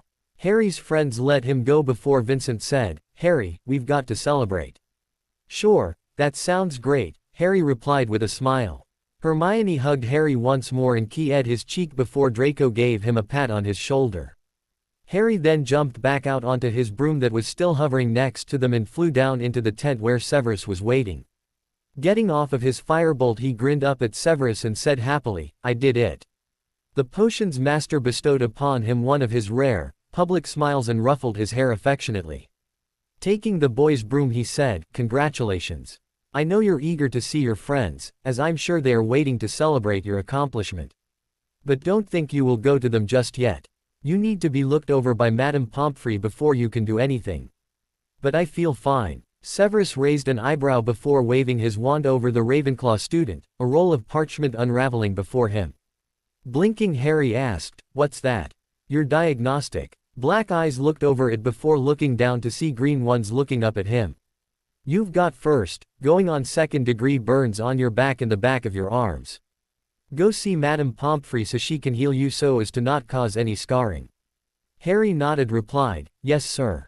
The dark-haired wizard watched the boy walk away with his golden egg before shaking his head. He had to admit to himself that he was very worried about what would happen to Harry against that horntail, but he didn't once believe he wouldn't be able to get that egg. He was proud of him and knew Petunia would be as well. Harry sat with his friends as they all hung out the next day down near the Black Lake underneath a tree that shaded a good portion of the ground and a bit of the water. After a great celebration the day before, after making up with Ron for tossing him aside after becoming a trail wizard champion, they all decided to spend some more time together the following day. They were all catching up on schoolwork, seeing as none of them did a single bit of it the day before due to the first task, but they were all having fun talking together as well. And as for Harry, he was busy staring at his golden egg. The egg was said to hold a clue for he and the other champions to use for the next task, but he had no idea what it could be. He had opened it last night and it immediately began to screech something awful, hurting his and his friend's ears, and he promptly shut it. He contemplated opening it again, but he knew he would just get the same result. Just as he reached over to touch the egg in his bag, Draco's voice suddenly said, "Please don't tell me you plan on opening that thing again." Harry looked up sheepishly and replied, "I was going to, yeah." "You're kidding, right?" Ron asked. "I've never heard something so awful in my life, and I thought the mandrakes from second year were bad." "Yeah, Neville passed out because of its screaming," Vincent said, playfully nudging Neville as the Gryffindor boy blushed in embarrassment. Hermione looked up from her Transfiguration homework and said, "Well, he has to open it in order to receive the clue. Otherwise, how else will he be prepared to know what to do for the second task?" Gregory nodded in agreement before saying, "Hermione's right, he's going to have to keep opening it until he knows exactly what he has to do. But the second task isn't until February, so Harry has plenty of time to figure things out." Harry nodded slightly before looking back down at the egg. He then looked out at the Black Lake and said, "I just want to know what the clue is now so I know what I need to research and such before the second task." Draco gave his best friend an encouraging smile and said, "Don't worry, Harry. You'll figure it out soon enough." Susan, who had been studying for history of magic, looked up from her book and said, "I agree with Draco. But I don't think you'll figure it out with just opening and closing the egg. I can't hear anything past the screeching." "That's because it is speaking in the voice of merfolk," a kind, soft voice said behind them. Turning, they all saw a light-haired girl, her dreamy silver-blue eyes staring at them. She sported the house colors of Ravenclaw House and she was wearing radish-shaped earrings in her ears and a necklace made of bottle caps. Harry smiled and greeted, "Hello Luna." "Hello Harry Potter," Luna Lovegood replied. "Guys, this is Luna Lovegood. She's a third year in Ravenclaw House with Hermione and me." As Luna sat down with the fourth years, Vincent asked, "Why are you wearing radishes for earrings and a bottle cap necklace?" Luna touched her jewelry and replied, "They are dirigible plums, and they both help to keep away the nargles." "Nargles?" Susan asked. "Little creatures that like to steal your things and infest mistletoe. You have to be careful to ward them away, or you'll find many of your things stolen." No one said anything at first before Hermione shook her head and asked, "I'm sorry Luna, but did you say the egg was speaking merfolk?" Luna nodded and said, "That's right. That's why you can't understand what it is saying. Merpeople can't speak above the water, and if they do it sounds like awful screeching." "So you mean Harry has to open the egg underwater?" Ron asked. The third year just gave him a soft smile before turning to look at Harry. Harry stared back at her with wide green eyes before looking down at his egg in wonder. Grabbing it, he stood up and said, "I'm going to give it a go." Harry turned and stepped towards the edge of the lake, stepping into it and wading into the water. His friends all got up and followed him, stopping by the lake shore. As the water rose up his legs as he continued, Hermione called, "Harry, be careful." Once the water was up to Harry's chest, he took a deep breath and ducked underwater, completely submerging himself in the waters of the Black Lake. Looking through the murky waters, he opened the egg and its golden shell fell open, revealing the bright light inside of it. Only the light wasn't really light, but rather an egg-shaped bubble filled with tiny bubbles. He stared at it in wonder until it began to sing, its song drifting in his ears as it relayed its message. Draco stared at the spot Harry was in, staring at the bubbles rising to the surface to let him know he was still alive down there. After about 5 minutes had passed, he said, "He's been down there for a bit longer than I thought he'd be." Neville looked at his friends in worry and asked a bit unsurely, "You don't suppose he's drowned, do you? Or might be in trouble? Harry's a pretty good swimmer, so I think he's all right." Even so, Draco's gray eyes were beginning to bleed with worry. Another minute passed and before they knew it, Harry was popping out of the water gasping for breath before moving back towards the shore. Once he reached the edge of the lake, Draco and Ron helped him out, his clothes completely soaked as he took breaths to put air back in his lungs. Hermione waved her wand over him to dry him off before asking, "So what did the egg say?" Looking up at her, he answered, "It sang a song. The song in short said that on the day of the second task, I'm to search for something under the water and retrieve it from the merfolk." Vincent frowned and said, "But their kingdom I'm sure is in the middle of the lake, the deepest part." "Well, it said I have an hour to search for whatever they will take."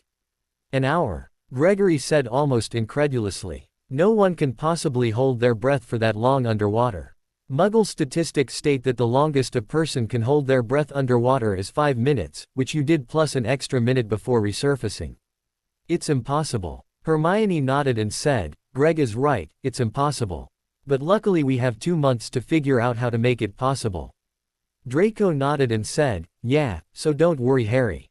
We'll help you figure this out." Harry grinned at his friends before they headed back to their things to gather them up and head inside for lunch. He had the clue inside the egg, now all he had to do was figure out to hold his breath for an hour underwater. And he knew with the help of his friends, he'd figure it out. Petunia stared in awe at how the building grew, the homes separating as they revealed an entirely new one in the lineup. It was a shade or two darker than the other homes and its doorknob was completely different. The home looked rather ancient, though she was sure it was fascinating on the inside as well, unless it was dark and bleak. "Welcome to my ancestral home, 12 Grimmauld Place," Sirius said before beckoning Petunia to follow him inside.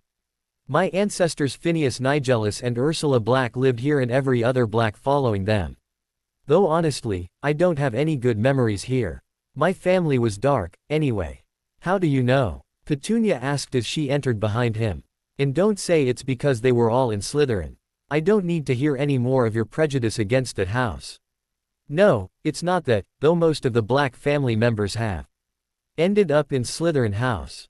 My family believes in blood purity and have even married within the family to keep it pure. Even my own parents were second cousins. And with you-know-who being a great advocate for that and ridding the wizarding world of those less than pure, family members willingly followed him. My cousin Bellatrix Lestrange née Black is one of his most loyal followers. Even my brother Regulus, even he followed him and took the dark mark. Which you have to understand why I find it so difficult to accept Snape as being a spy for Dumbledore as well as having the capability to love you and Harry. And I don't even understand how he could have even joined his cause, considering he isn't a pureblood." Petunia scowled at him and said, "You and your friends kept calling him a Death Eater in school, claiming he was a dark wizard and making fun and hurting him daily, all the while helping to ruin his friendship with my sister. It's no wonder he went where he thought he would be wanted and needed. But now he's paid for his mistakes and is trying to live his life as best he can while working for Dumbledore. And he doesn't need you bringing up a time he wishes to forget." Sirius actually looked sorry at the slight scolding he had gotten from the woman and was about to apologize when the curtain covering his mother's portrait suddenly flew open and Walburga glared down at the two standing in front of her. Piercing gray eyes, which Sirius obviously inherited, narrowed at him and said, "Sirius, I see you've decided to finally come home. Did you have your fun embarrassing our family and ruining our family name?" Before he could answer, Walburga turned to look at Petunia and suddenly became enraged, shouting, "How dare you bring this muggle filth into my home? Filthy, filthy mudblood. Get out. How dare you dirty this pure house of Black. Let's go, Petunia," Sirius said as he quickly grabbed the witch's hand and dragged her to the kitchen area, shutting the door behind them to cut off his mother's screeching. Letting out a sigh, he looked at his wide-eyed companion and apologized, saying, "I'm sorry she said that to you. Like I said, my family was big on blood purity, my mother especially. Anyone that steps foot in here that is a Muggleborn or half-blood, she does that too. I see, Petunia said. Placing a fake smile, she said sarcastically, what a lovely woman. You mean you're not bothered by what she called you? I mean, you are a Muggleborn now that it's known you're a witch. She even called you that slur against Muggleborns. I may be a witch, but I'm a new witch, and I suppose the insult doesn't affect me as it would anyone else because I'm new. Also, I know how to give back as good as I get, so most insults and hateful things said to me, I know how to take them. I've had to acquire tough skin over the years, and no one is going to walk over me, wizard or not. Sirius grinned at Petunia and said, I like you, Petunia Dursley. You're like Lily, but better. Petunia wasn't sure whether to take that as a compliment or not, but nodded and said, so, you said that the locket was here. Where is it? The wavy-haired wizard thought for a moment before calling, creature. There was a pop, and an old, hunched-over house elf was standing before them, his sudden appearance startling Petunia and causing her to gasp as she backed away a bit. He looked up as Sirius and said, Master Sirius returns home. What can creature do for Master Sirius? Creature, there is a locket here, Slytherin's locket. I need you to bring it to me. Creature frowned and said, locket belonged to Master Regulus. Master Regulus told Creature to keep locket safe. Why? So the evil wizard whose soul piece resides in it can't get it back. Creature went with Master Regulus to retrieve locket, but Master Regulus sent Creature home with locket with promise to return after planting fake locket. But Master Regulus never returned home. Sirius looked shocked at what his family's house elf told him and slowly sat down at the table. Petunia, who had been listening, stepped forward and asked, what happened to Regulus? A pained expression came over Creature's face before answering, Master Regulus died. Master Regulus died before destroying Dark Wizard's soul. Creature has kept locket like Master Regulus asked. Petunia looked at Sirius, knowing it pained him to hear his brother had died while trying to do the right thing. That meant Regulus wasn't as firm a follower of Voldemort as he thought, at least not in the end. Placing a hand on his shoulder, she said softly, Sirius. I always hated my little brother and thought him a lost cause when he joined you-know-who's ranks. But he died trying to help bring him down, and I didn't even say, sorry, Sirius said softly. It was obvious Sirius needed a moment, so Petunia stepped up to Creature and bent down to his level before asking, Creature, can you please bring the locket here to us? Creature glared at her and hissed, Creature takes no orders from Mudblood. I'm not ordering, I'm asking. And if not for us, then do it for Regulus. We want to destroy it like he wanted to, and I'm sure he'd be thankful that you helped fulfill his wish. The house elf stared up at the woman for a moment before nodding and popping away, returning not long after with the locket. He handed it to Petunia before saying, Mudblood and Master Sirius fulfill Master Regulus' wish for Creature. Petunia nodded and smiled at the old house elf, thanking him before patting his head kindly and straightening back up again. She looked at the large gold locket, taking in its serpentine, made of green stones before turning to look at Sirius, who was still seated and lost in thought. She could feel the dark magic within the object and it made her shudder. Stepping up to him, she said, Sirius, here's the locket. Sirius looked at the locket that Petunia held out to him before slowly taking it from her and saying, this thing cost my brother his life.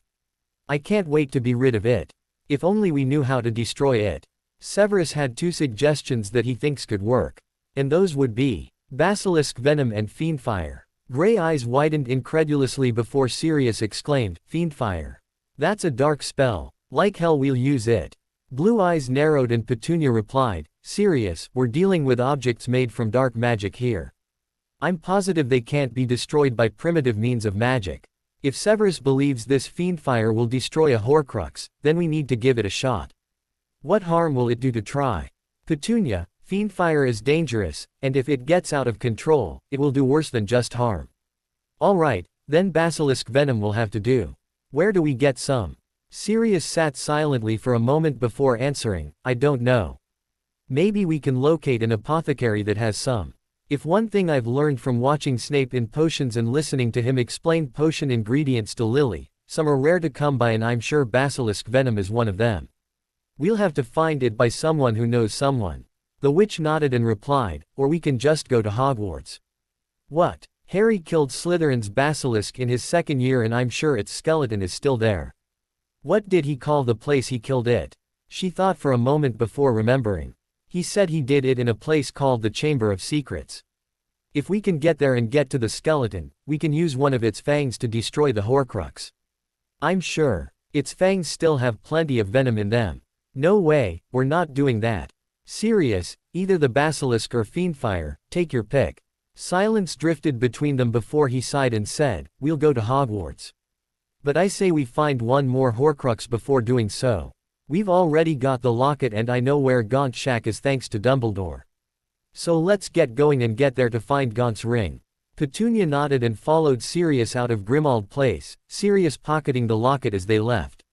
Once they were outside and the house began to hide itself again, Sirius grabbed Petunia's arm, telling her to hold tightly to him while making sure there were no muggles around and watching, and disapparated them away.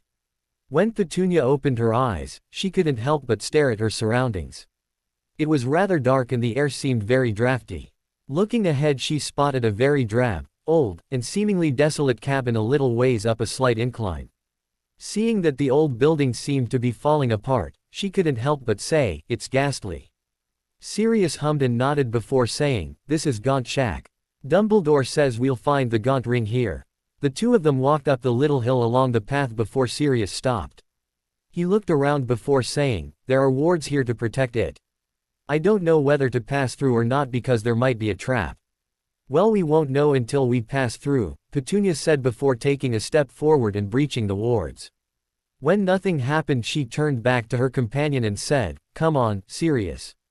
Sirius blinked at the witch before passing through the wards as well. They walked further towards the shack before stopping at the door. Taking his wand out, Sirius held it securely in his hand before reaching out to grab the handle of the door. He gave it a push, seeing that the door was open before murmuring, Lumos.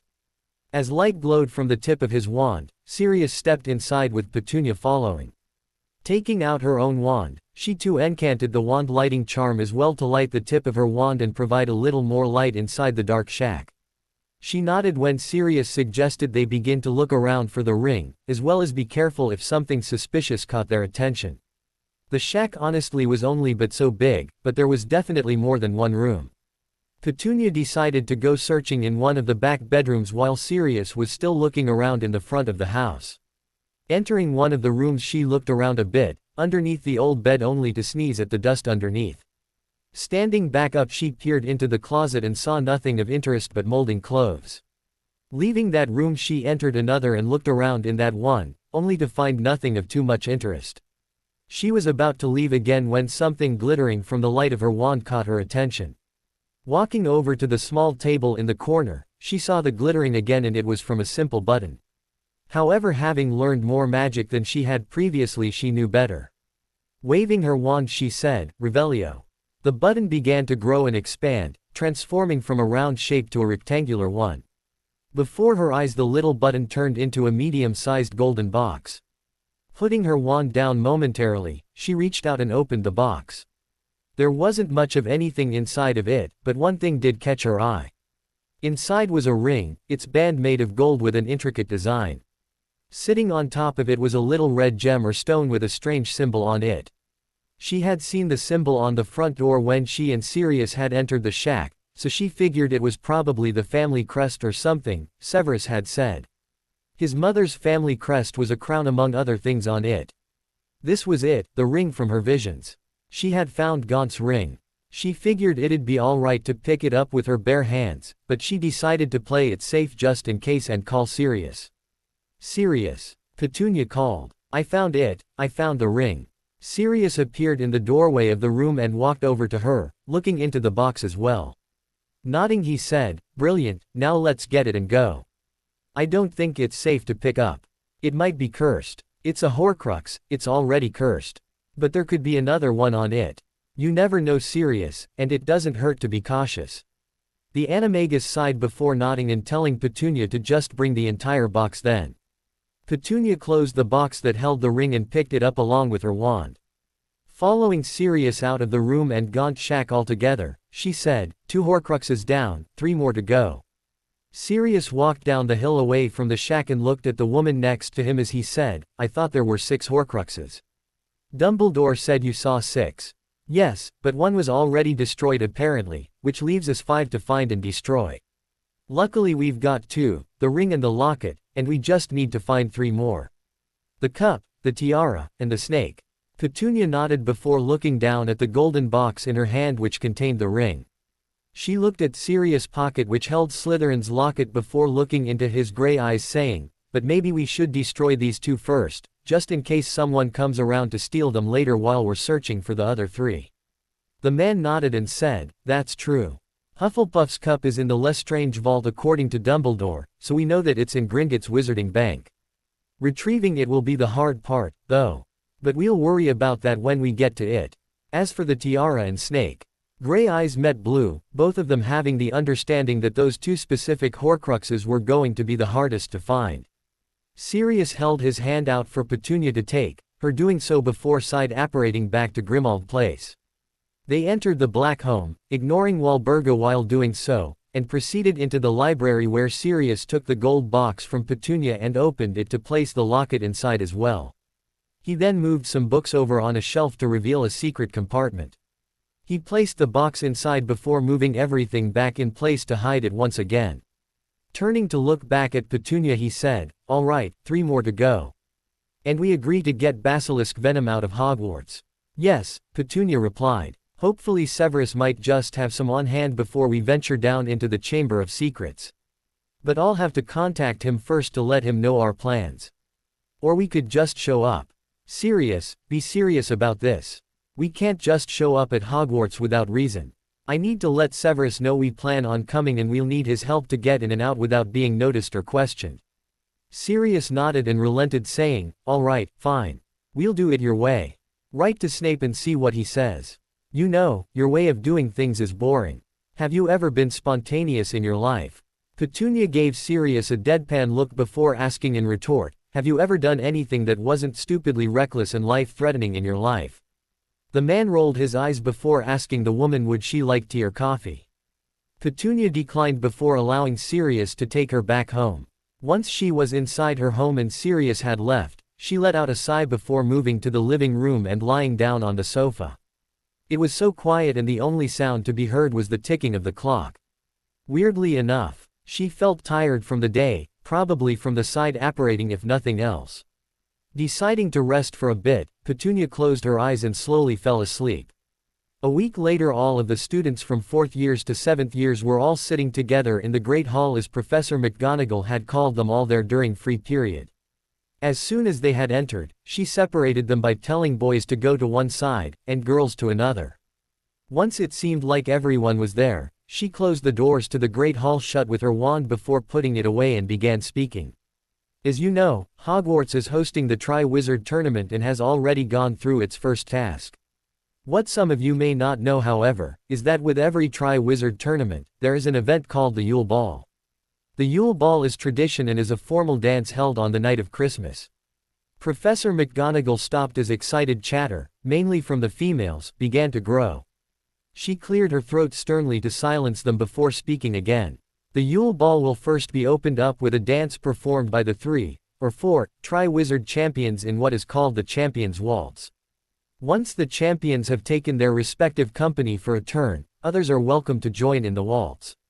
Today is a lesson in preparing for the waltz, where the man is to learn how to lead, and the woman to be able to follow. Both of you should be able to display grace and beauty as you float and glide along the dance floor. Ron leant over to Harry and whispered, if there is going to be any floating and gliding from McGonagall, I doubt it's going to be beautiful. As Ron snickered, Harry bit his lip before shushing Ron as the deputy headmistress looked their way. McGonagall's sharp eyes landed on Ron as she said, I will begin with a demonstration. Mr. Weasley, step up will you please? Harry and Draco snickered, as did everyone else, when Ron reluctantly stood up and walked over to his head of house. However, the snickering turned to giggles and even soft laughter when Ron was told to put one hat in McGonagall's and the other on her waist. After cueing Mr. Filch to start up the large phonograph in the corner, the two of them slowly stepped in a circle with McGonagall counting in threes. Before long they had taken a turn along the large space of the Great Hall before stopping. Professor McGonagall then nodded and said, all right, it is your turn to give the waltz a try. Ladies, gentlemen, find a partner and get to work. Men, don't forget to bow, and ladies, don't forget to curtsy. Many of the male population groaned as they did not want to, while all of the female students stood up, excited to practice the waltz. Draco and Gregory looked at each other before giving each other small nods before being the first two men to stand up. Draco walked over to Hermione and bowed, to which Hermione curtsied before allowing him to take hold of her, and the two of them began to spin and dance. Next to them were Gregory and Susan as the two Hufflepuffs waltzed together as well. Before long all of the students, with the threat of detention and loss of house points, were all dancing with a partner. Neville was practicing with Hannah Abbott, Vincent with Millicent Bulstrode, who was in Slytherin House with him and who was a good friend of his, and Harry with Parvati Patil. However, Harry didn't particularly like his time spent practicing with her, as she not so subtly spent their time waltzing to convince him to ask her to be his date for the Yule Ball since he was a champion.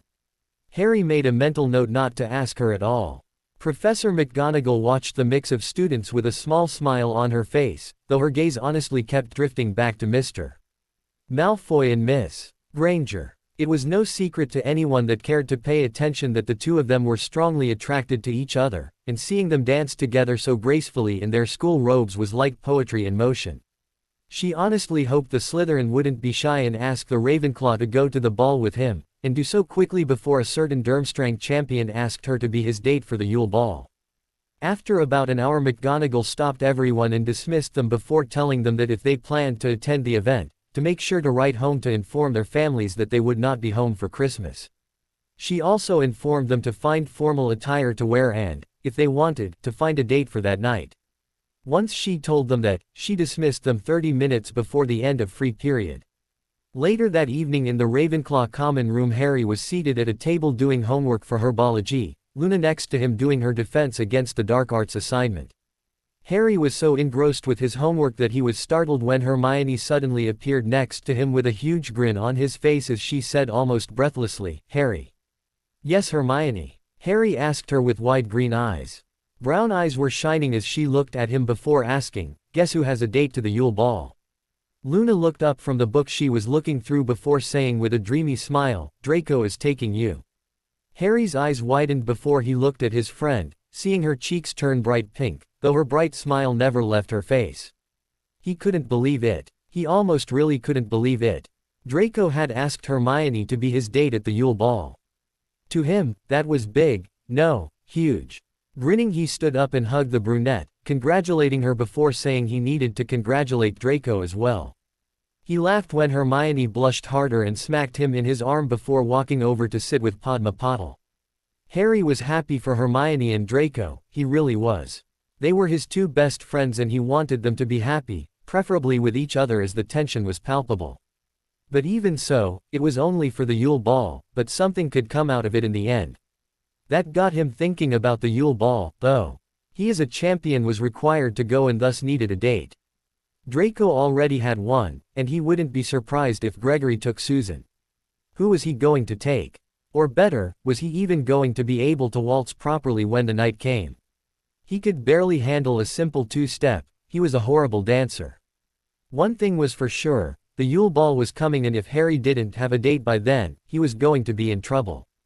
The next morning Petunia wrote a letter to Severus, detailing how she and Sirius had been able to retrieve 2 Horcruxes so far and that they planned to destroy them with basilisk venom. She also wrote that she and Sirius needed to infiltrate Hogwarts undetected to get to the Chamber of Secrets to retrieve a basilisk fang from the skeleton of the giant serpent, as well as to get out with his help. She knew it was a bit much to ask of her lover, but she really hoped he could be of help to them. Once she was done with her letter, she sent it off with Columbus, watching as the barn owl flew off to Hogwarts to deliver her letter. She hoped Severus would be cooperative with them, seeing as it was very important that they try to finish off as many Horcruxes as possible. She still thought of her vision of Voldemort returning and torturing Harry, and she didn't want that to happen. She'd do anything to protect her child, even hunting these stupid Horcruxes. She also figured Dumbledore assigned this to her to keep her busy and away from Harry, but she knew the boy would be fine with Severus looking out for him. Hopefully Severus would get back to her at some point in the afternoon with his response to her letter, in the hopes that he wasn't too busy with his duties as a professor. When noontime rolled around, Petunia had just finished reading a book when there was a tap on the window. Looking up, she saw that her owl had returned and had a letter in his beak. Standing, Petunia went to open her window and Columbus flew inside, landing to perch on the back of a chair, waiting for his owner to take the letter. Petunia smiled at her familiar and stroked his feathers before taking the letter, knowing it was from Severus. Taking a deep breath, she opened it and began to read its contents. Petunia, I will be available to help you and Black come into Hogwarts unseen and will lead you both down to the Chamber of Secrets, if that is where you both so wish to go. However, I have harvested some venom from the basilisk and I can just give you a few phials. But if you really do require the fang, then I will help you regardless. I know you don't know how to apparate yet, so Black will have to side apparate you along tomorrow. I will be waiting by the gates during lunch, so I will see you both then. Love, Severus. P.S. I hope Black hasn't been too much of a nuisance to you, or I'll throttle him. Petunia couldn't help but chuckle a bit as she finished reading the letter. Severus was willing to help. Of course she should have known he had some basilisk venom on hand, being a potions master and all. But she didn't want to take all that he had from his stores. She figured basilisk venom was hard to come by and didn't want to rob her lover of all that he had. If he was certain, she'd take a few phials, but a fang or two seemed reasonable to have for later, just in case. Setting the letter down, the woman set to writing a new letter, this time to Sirius to inform him of Severus' response and their meet time for the next day. Once she was done writing the letter, she gave her owl a treat before sending him off once again. She'd make sure to give him some much-needed rest time with all the back and forth flying he was doing. The next day at lunchtime, Severus was standing outside of the gates waiting for Black and Petunia to appear. He didn't mind that Petunia wanted to get in and out of Hogwarts without being seen to get help to destroy the Horcruxes she and Black found. No, it was Black that he minded. He didn't trust the idiot to keep himself scarce and not be noticed. But he'd have to trust, and have a lot of trust, that the animagus could do exactly that. Before long, Sirius and Petunia apparated into the wards and in front of Severus, Petunia stumbling a bit. When she got her bearings, she looked up and smiled at her lover, walking over to him to give him a hug and key in greeting. Pulling away from him, she said, "Thank you so much for allowing us to do this." "It's fine," Severus replied. "Let's go while everyone is in the Great Hall." Severus led the other two adults back towards Hogwarts, ignoring Sirius as he reminisced about his time as a student. However, he shot him a deathly glare when he started to reminisce about the time he and James strung him upside down in the air and dropped his trousers for the school to see his underwear. Petunia knew about that incident as well, seeing as Lily had written home about it and that her friendship with Severus was overdue to him calling her a mudblood. Their parents had been upset by the news and was appalled Severus had called their daughter such a slur, but they figured Lily may have overreacted considering the situation. Though she hadn't liked Severus or Lily at the time, even Petunia thought that Severus had probably called her sister a mudblood out of anger and humiliation for what her housemates had done to him, considering all they had done to him over their years as Hogwarts students. She had thought if Lily had had time to cool off and think about it, she'd eventually forgive him for that and resume their friendship, if possible. However, she never got the chance to ask her if she had done so when they reconnected again before Lily and James were killed. The three of them entered Hogwarts and walked up the stairs to the second floor and headed for the girls' bathroom. Entering it, Severus pointed to one of the sinks and said, "This is the entrance to the Chamber of Secrets. However, you can only open it by speaking Parseltongue, something I am not able to do and am surprised Harry knows how to do." "Well, shite, how are we to get inside to get a basilisk fang?" Sirius asked. "Severus has venom he is willing to give us to use," Petunia said.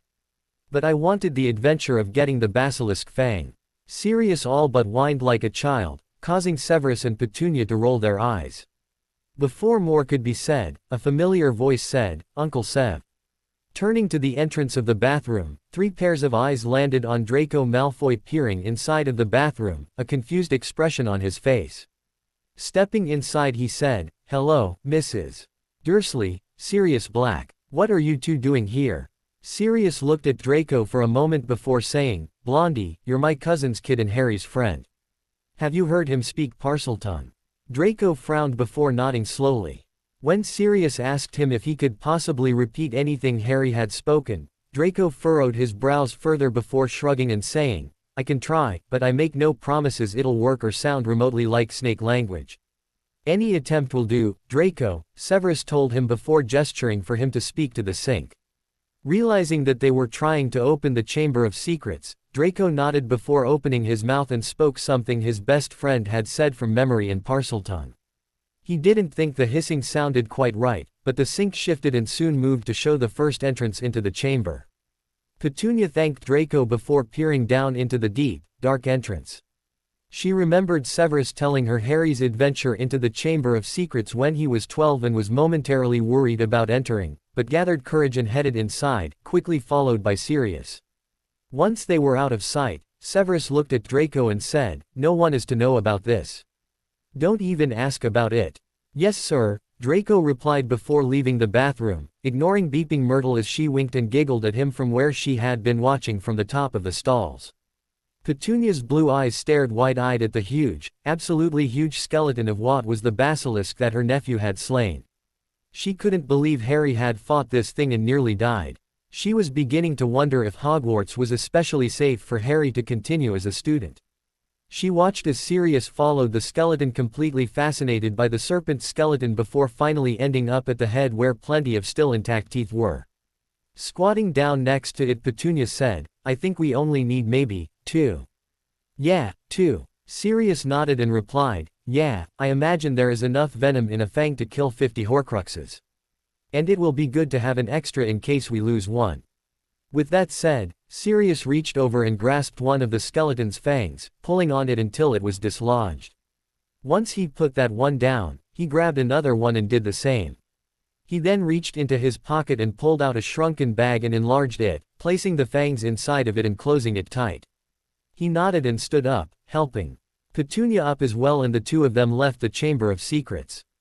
Before long they made it back up the chamber and back into the girls' bathroom where Severus was still waiting. Black Eyes watched them come out and he asked, Did you acquire the fangs? Yes, and that skeleton is awesome. It should be in a Muggle museum, Sirius said as he helped Petunia out. Petunia brushed the dirt and such from her pants and said, I'd rather not see that thing in any Muggle museum. They'll think it is some sort of prehistoric serpent and then scientists will try to use the DNA in the bones and try and trace it and such. It's already supposed to be an urban legend or something like that, and I can't imagine what the public will do upon finding out that it is real.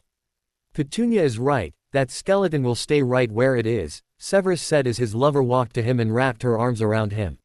He cast a quick Tempest spell to check the time and said, We have about 5 minutes before lunch is over and I imagine some students have already left the Great Hall to head for their next classes. To avoid being seen and talked about, cast disillusionment charms on yourselves and follow me to the entrance. He then looked at Petunia. Do you need me to cast it on you? No, I can do it. I actually remember how and am excited to try it on myself. Petunia looked very proud of herself as she told Severus that. Taking her wand she twirled it around herself as she encanted the charm, and soon her entire being disappeared for the most part and she seemed to take on the colors of her surroundings. Of course if she moved, Severus and Sirius could still somewhat see her, but she wouldn't be obvious from the passing students. Sirius did the same to himself and the two of them followed the potions master out of the bathroom and down the stairs to the entrance of Hogwarts and out onto the grounds towards the gates. Reaching the gates, Severus cancelled the disillusionment charms on Petunia and Sirius before reaching into the pocket of his robes and pulling out 4 full phials. Handing them to Petunia he said, These are phials of basilisk venom. Use them wisely when you do use them. And if you don't use them all, I'd like them back, please. The woman took the little glass containers and smiled up at her lover before nodding and saying, I will. I'll write you later since I might not get to see you anytime soon. And tell Harry I said, hello. Severus nodded and pressed a key to Petunia's lips. The two of them hugged, their PDA a little surprising to Sirius seeing Snape of all people being affectionate, but he rolled his eyes before urging Petunia to hurry so they could leave. They did have 2 Horcruxes to destroy, after all. Clearing his throat he said, all right, we're done here. Let's go now, Petunia. Black Eyes glared at the other wizard before Severus looked back down at Petunia and giving her a soft smile. Giving her one more key he lightly pushed her towards the gates so she could leave with Sirius. She waved at him as they walked through the gates and out of the wards before allowing Sirius to take hold of her arm and disapparate away with her. Once they were gone, Severus sighed before squaring his shoulders and turning to stride back to the castle, his robes billowing behind him. Sirius took the golden box from the secret compartment in one of the shelves of his family library and walked back to the center of the room where Petunia was waiting. Reaching in his pocket, he pulled out the shrunken bag that held the 2 basilisk fangs and enlarged it before passing it off to the woman. Looking at her, he asked, "Are you ready for this?"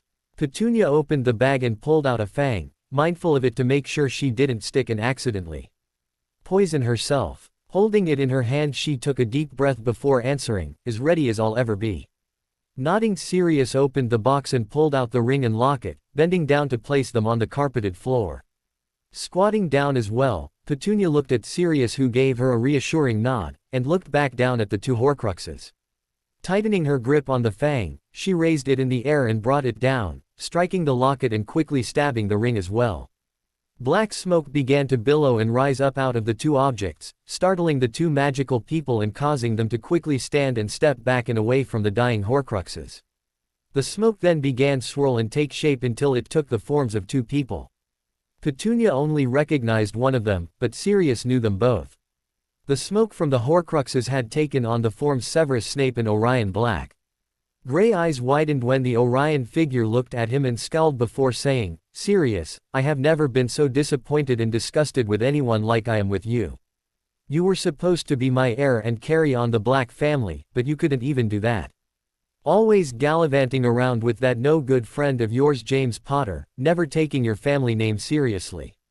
And then you caused the death of your own mother upon breaking her heart, knowing you got yourself thrown into Azkaban. You are a disgrace to the Black family and the House of Black.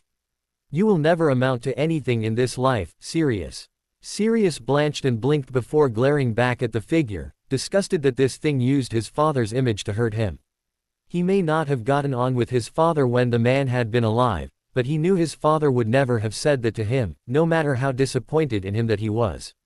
Realizing that it had played on some deep-hidden insecurities of his, he looked over towards Petunia to let her know this, only to see her standing with tears running down her face. He hadn't the slightest clue what this fake Snape had said to her, but he wasn't going to let it continue if it was affecting her like this. Hurrying over towards the witch, he bent down and grabbed the fang that she had dropped and used it to finish stabbing the Horcruxes. A terrible, ear-piercing scream filled the library and the entirety of Grimmauld Place before the smoke finally died down and the Horcruxes died, leaving behind destroyed pieces of jewelry. Straightening back up, looked at Petunia, taking in how she silently stood where she was, her tears still streaming down her face from her eyes and a very pained expression on her face. "Petunia," Sirius said softly, gently placing a hand on her shoulder. Petunia sniffled and wiped her face of her tears before mumbling, "I want to go home." "Petunia, what did that thing say to you?" "Just take me home, Sirius. Look, I don't know what that fake Snape said to you, but whatever it was, it wasn't true. Snape, as much as I don't care for him, cares about you. He not only cares, but he loves you. I can tell he loves you, and I still find it hard to pinpoint his emotions, even when they're obvious. I've never seen him as happy as I did today at Hogwarts, even when he was in love with Lily. You make him happy, Petunia, and he loves you. You have to believe that." The woman nodded as more tears filled her eyes and spilled over onto her cheeks, taking Sirius' words to heart. He hadn't heard what that awful thing had said to her, but she was glad that he was able to reassure her. He was right, those words spoken weren't true, and Severus loved her, just like she loved him. Giving Sirius a watery smile, she softly told him, "Thank you." The younger man nodded and gently led Petunia through his family home and out of Grimmauld Place to take her home.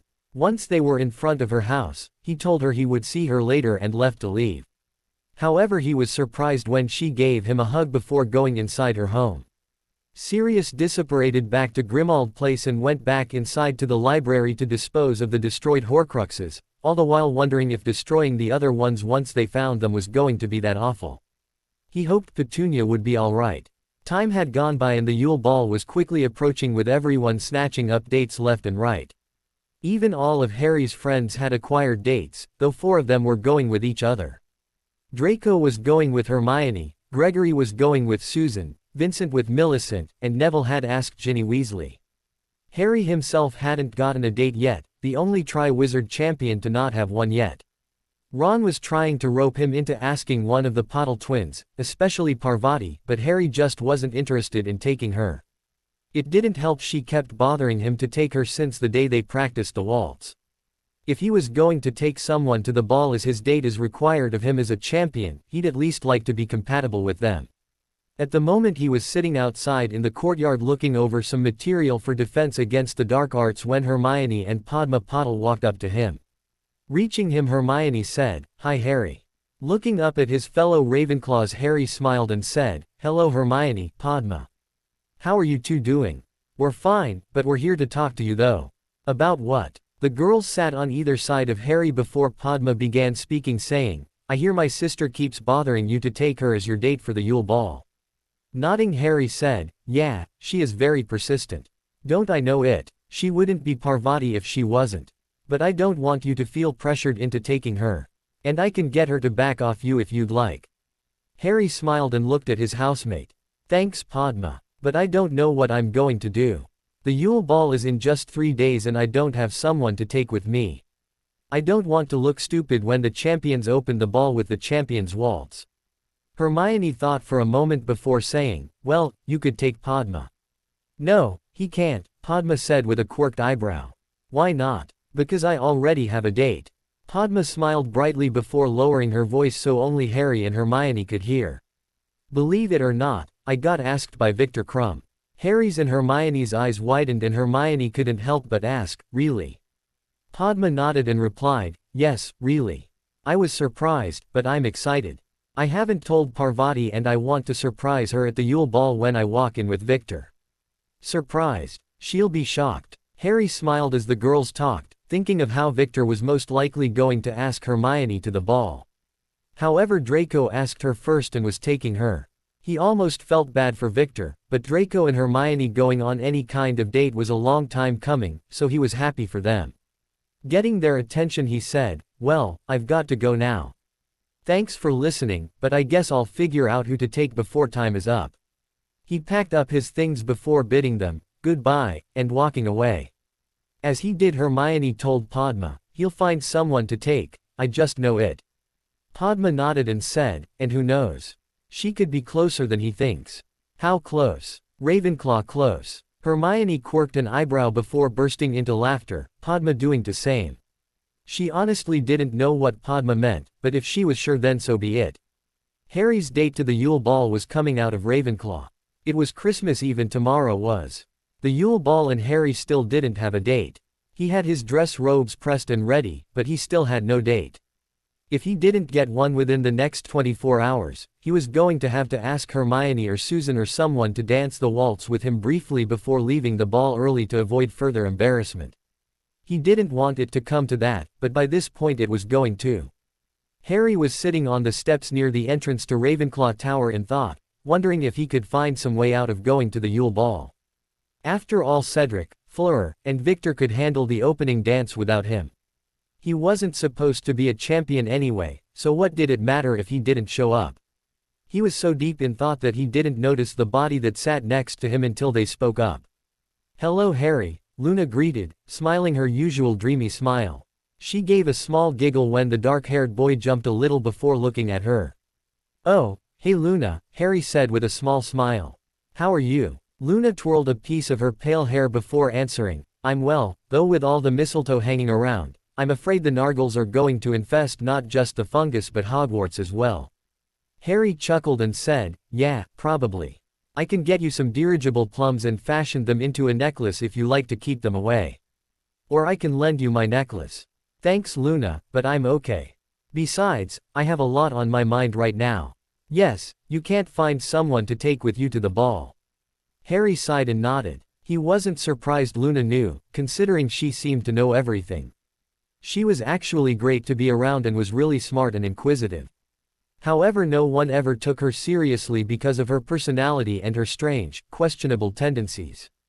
But if people would take the chance to get to know Luna, they would find that she was a great person and an even better friend. He felt like she understood him on levels others didn't, not even his best friends Draco and Hermione. He wished he could take her to the ball, but she was a third year and wasn't allowed to go to the ball. As soon as the thought crossed his mind he seemed to sit up straighter, his green eyes widening in realization. Luna couldn't go to the ball, but she could if he asked her. That was it. Quickly turning to Luna he asked excitedly, "Luna, are you doing anything later tomorrow night?"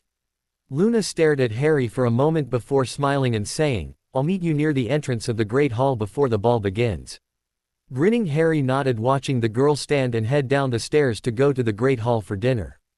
Deciding to go to dinner as well, he stood and hurried to catch up with her. As they walked down the flights of stairs he asked, "Do you have anything to wear?" "I've had my dress robes hanging in my wardrobe since early this week," Luna answered. "Really? You knew I was going to ask you eventually." "I had an inkling, but I wasn't really sure. But I'm glad you did." Harry smiled and said, "You never cease to amaze me, Luna Lovegood."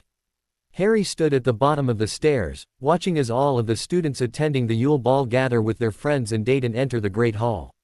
He hadn't seen the inside yet, so he didn't know what it looked like. He looked to see Cedric standing with Cho Chang and Fleur with Roger Davies. It was about time for the ball to begin and McGonagall was already getting ready to line up the champions to enter the Yule Ball. Casting a quick Tempest spell he saw it was 10 till 8. He glanced up the stairs to see Ron coming, descending them with Parvati Patil, wearing the most hideous pair of dress robes he had ever seen. Smiling at them he greeted, "Hi, Ron." "Hi Parvati." "Hey Harry," Ron replied. Parvati glared at Harry, apparently very sore that he hadn't asked her to be his date to the ball and had to go with Ron instead. Looking at her robes he took in the shocking pink, the gold braided into her long plait, and the gold bracelets adorning her wrists.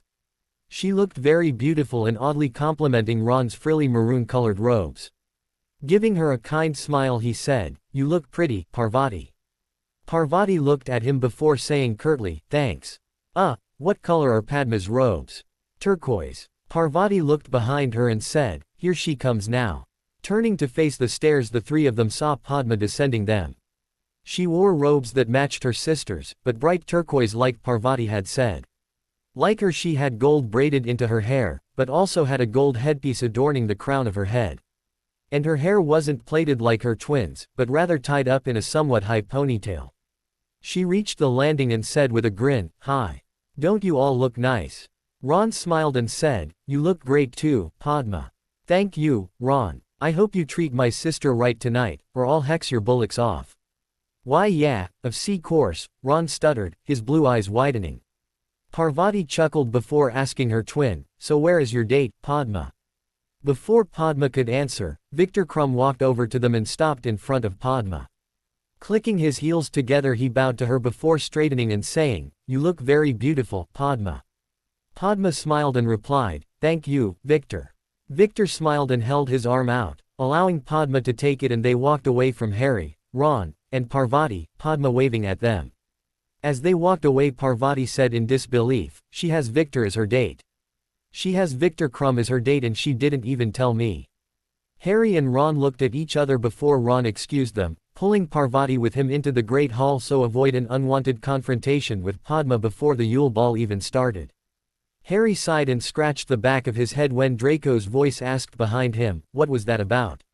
Looking behind him he saw Draco looking snazzy in his dress robes, Hermione on his arm in her own periwinkle blue robes and her hair pinned up beautifully. Smiling at them he said, "You both look nice." Hermione smiled brightly and replied, "Thank you Harry. You look nice, too."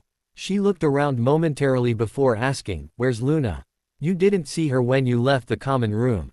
"No." Draco's gray eyes looked up the stairs before he quirked an eyebrow saying, "Looney can sure clean up nice." Hermione and Harry both looked up the stairs, only for their eyes to widen in surprise.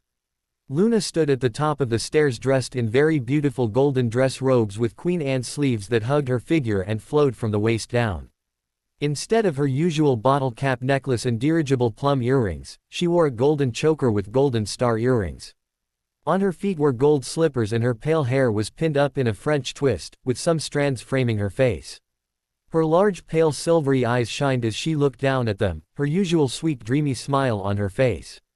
As Luna began to descend the stairs Hermione said, "She looks beautiful."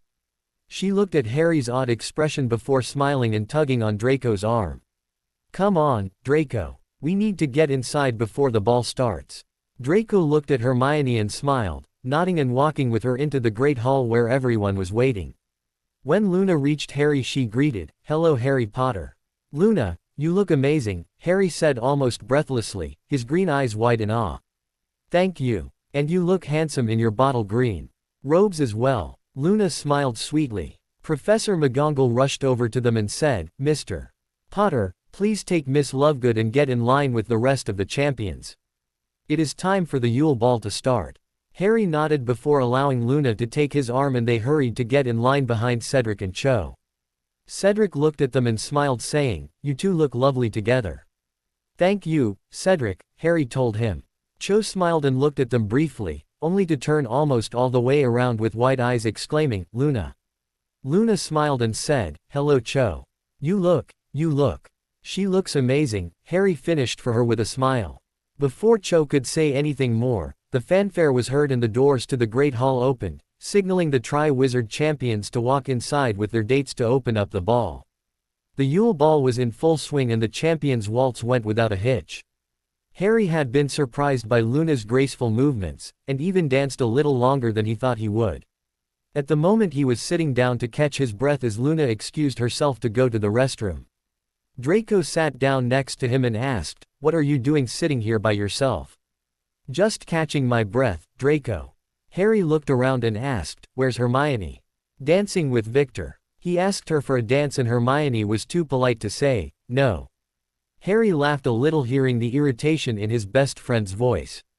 Patting him on his arm he said, "It's only for a dance. She'll be back on your arm before you know it."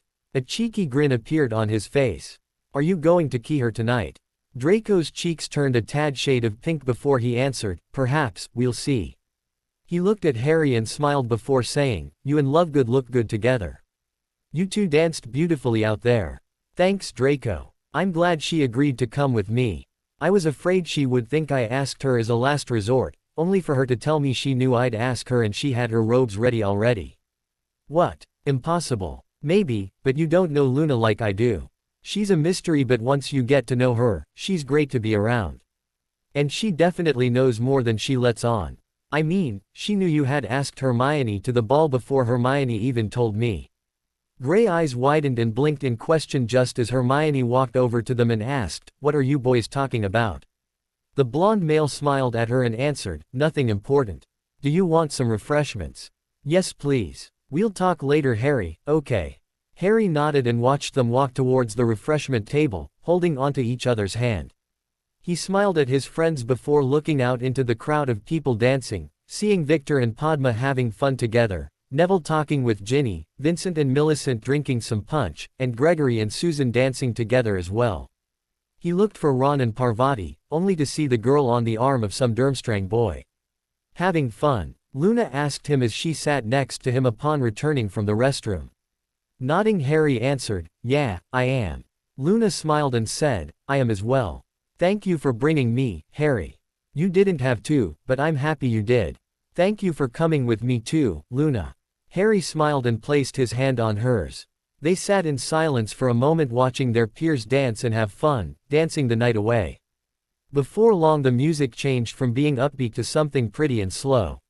Many couples began to slow dance together while others decided they had enough dancing. On the floor slow dancing were Gregory and Susan and Draco and Hermione, both couples looking very happy together. Another minute went back before Harry looked at his date and asked, "Do you want to dance, Luna?" The looked at him and smiled sweetly, nodding in answer. Harry stood and gently took Luna's hand, leading her onto the dance floor and finding a space to dance together. He placed a hand on her waist and took her other one into his other hand as he placed her free hand on his shoulder. The two of them began to dance together, slowly swaying with the beat of the music. They didn't speak, instead enjoying each other's presence while they danced together. Luna at some point laid her head over onto Harry's shoulder, sighing contentedly while continuing dancing. Harry smiled and leant his head against Luna's, ignoring Draco when he grinned and winked at him from where he was dancing with Hermione, as well as others staring at him and Luna. It didn't matter what others thought of him dancing with Luna, because at that moment their thoughts and opinions didn't matter.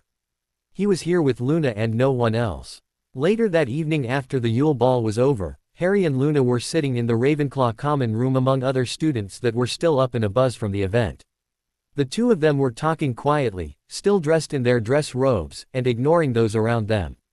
Many of the girls had crowded Padma the moment she stepped into the common room to ask her about Victor, to which Padma had to make up an excuse just to be left alone and head to the girls' dormitory. The door to the common room opened once more and Hermione stepped through, a deep red blush present on her face. She walked over to Harry and Luna and plopped down between them saying nothing, though the stupid smile on her face seemed to speak for her. Harry and Luna looked at each other before looking back at the brunette, Harry asking, "Hermione, did Draco key you?" Hermione nodded and burst into a fit of giggles before covering her mouth, more giggles coming through. Harry laughed at his friend as Luna smiled asking, "Was there mistletoe?" "No, there wasn't any mistletoe," Hermione answered. "I'm happy for you, Hermione," Harry told her patting her hand. The brunette thanked him before giving him and Luna both hugs and excusing herself to lie down for the night. Luna decided she would head to bed as well and stood up from the sofa she and Harry were sitting on. However, before walking away, she bent down and kissed Harry's cheek, bidding him good night, with a sweet smile before following Hermione to the girls' dormitory. Harry smiled after Luna before leaning back into the sofa, his green eyes gazing up at the star-covered ceiling. It had been a great night and he couldn't wait to write his aunt all about it. It was the new year and Petunia wasn't feeling as good about it as years before. Usually she would, but ever since having that vision of Harry in the graveyard with the evil wizard that murdered her sister and having the visions of Horcruxes, as well as having already destroyed two, she had been feeling uneasy. It didn't help that Harry was away from her instead of at home, but she knew he was safe. She especially didn't need to worry too much knowing Severus was at Hogwarts looking out for the boy as well. Speaking of Severus, his birthday was in just 2 days and she was sure she wouldn't be able to see him for it. He would be turning 35 and she wanted to celebrate with him, especially considering she had recently went shopping and bought a bit of special undergarments to show off to him.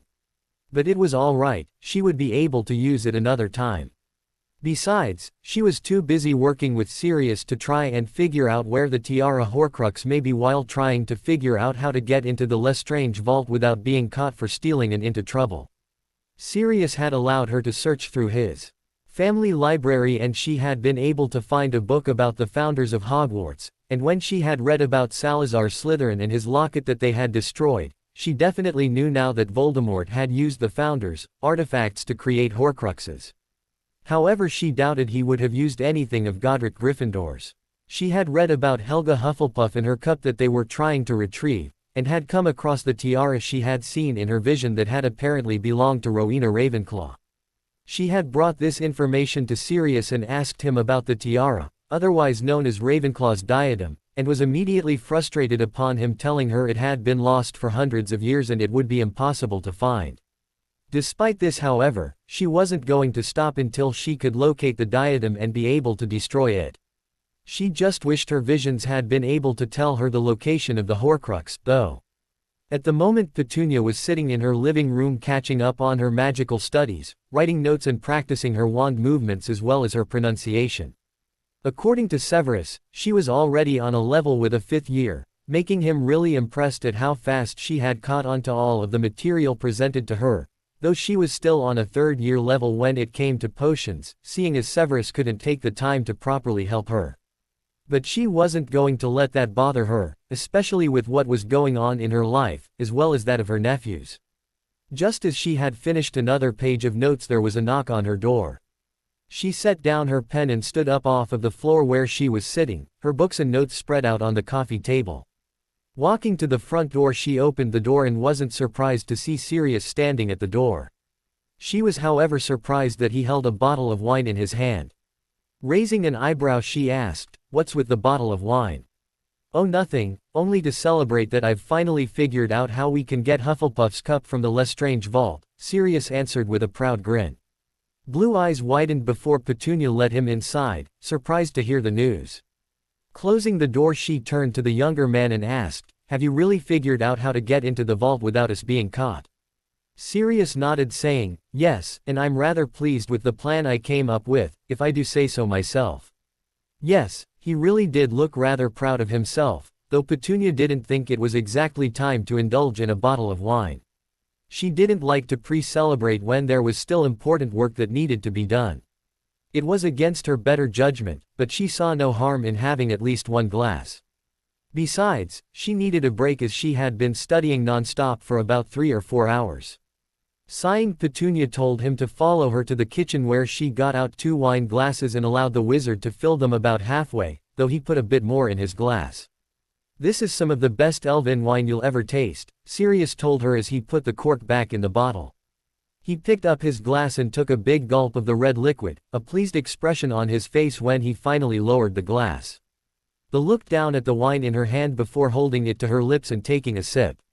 She had to admit it tasted exquisite, but she wasn't much of a drinker and hardly ever indulged in wine. She was more into champagne and still rarely drank that.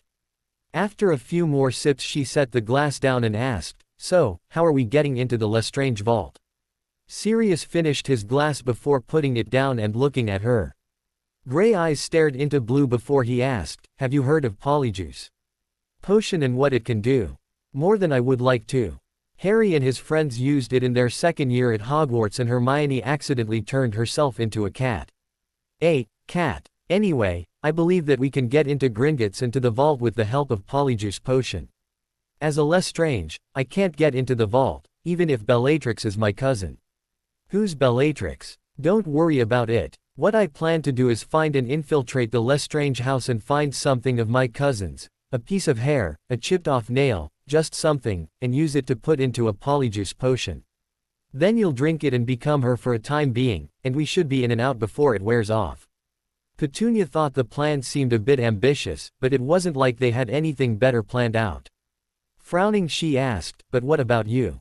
What will you be doing while I'm doing that?" Sirius raised an eyebrow at the witch before saying, "I can't very well be seen in public. I am considered an escaped convict, remember. But I will go along with you as Padfoot, so rest assured I won't be too far from you." "All right, and what about wands? Do the goblins in Gringotts check a person's wand for whether or not you are the person you say you are?" "I remember my father saying they only do that in times of great danger and distress, so I wouldn't worry too much. But if it makes you feel any better, we can transfigure your wand to look like Bellatrix's. Hopefully I remember what it looks like. And how long will it take to brew? All Harry told me was that it took Hermione a long time to make. If done correctly, 1 month." Sirius was about to pour himself another glass of wine before stopping and turning to look back at Petunia with a shocked expression on his face. "Wait, did you say that Harry's friend, as a second year, made Polyjuice Potion?" Petunia nodded and replied, "Yes, she did. She's a very smart girl, she'll go far in this world. I'd choose her for Harry when they got older if she didn't like Draco and Harry only saw her as a sister." Sirius rolled his eyes before pouring himself another glass of the elven wine and drank that. Petunia drank half of her wine before moving back to the living room to continue her studies, leaving the younger man to his wine. She settled back down onto the floor at the coffee table and opened up the charms book she had been reading and taking notes out of, planning to pick up where she had left off. She was sure Sirius couldn't get into any trouble for the time being and hoped that he wouldn't bother her any more than he already had. Sirius had almost the entire bottle of wine before deciding to quit a whole hour later, the wine beginning to mess with his head. He belched before pushing the bottle away, laying his head down on the table in front of him. Yes, he was definitely proud of himself for coming up with a plan to get into the Lestrange vault. He wanted to celebrate more, but knew even through his hazy mind that the woman in the next room wouldn't be up to it. He had already interrupted her studies as it was. Thinking of them made him smile a drunken smile. Petunia was actually a very pretty woman and she was full of spunk, something he found very attractive in a woman. Her blue eyes were piercing when she was ticked off and she had a fearsome personality when it came to messing with those she cared about. It was hard for him to believe someone like her was into Snivelus of all people. Surely he was more suited to her than the potion's master could ever be. Besides, he was probably only using her to fill the void of Lily. He'd show her he was better for her than Snape. Standing up somewhat shakily, he walked out of the kitchen into the living room expecting to find Petunia still bent over her books and notes. Instead he found her lying on the sofa with a book open on her chest, sound asleep. She must have gotten off of the uncomfortable floor at some point and ended up falling sound asleep. Dropping down next to her, he couldn't help but think of how beautiful Petunia looked while sleeping. Her lashes rested on her cheekbones and her hair was splayed out around her head, her pink lips slightly parted as she slept. He had a sudden urge to key the sleeping woman, and he was going to do just that. Through his drunken haze he heard the crack of apparition, alerting that someone had arrived, as well as the back door opening, but he didn't let that deter him. Bending his head down, Sirius pressed his lips to Petunia's, keying her in her sleep. When he pulled away, blue eyes were staring up at him with a mix of shock and anger. However, those eyes were nothing compared to the raw fury present in black ones when he was suddenly grabbed and turned around, coming face to face with Severus Snape. As Severus walked around his potions classroom, observing the first-year Slytherins and Gryffindors, his mind briefly drifted off to his lover. He missed Petunia and wondered how she was doing in her search for the Horcruxes. He hadn't heard from her since before Christmas, when she had written to him about destroying Slytherin's locket and the Gaunt ring, as well as the horrid things the Horcrux had said to her while taking his form. He had wanted to immediately go to Little Winging to reassure her that everything the vile thing had said was wrong, but he wasn't permitted to leave at the time, so he wrote her a very heartfelt letter explaining that the Horcrux was wrong and that he loved and cared for her more than anything and hoped to be with her for as long as she would allow him. She had written back relieved at his response and declared her love for him in the letter as well. He hadn't heard from her since and was irked by the fact that he couldn't spend Christmas with her and had to be a chaperone for the Yule Ball, not like the brats couldn't get into trouble even with the adults there. Anyway, he knew she was most likely busy and probably couldn't find the time to write him, but that didn't mean he didn't miss her.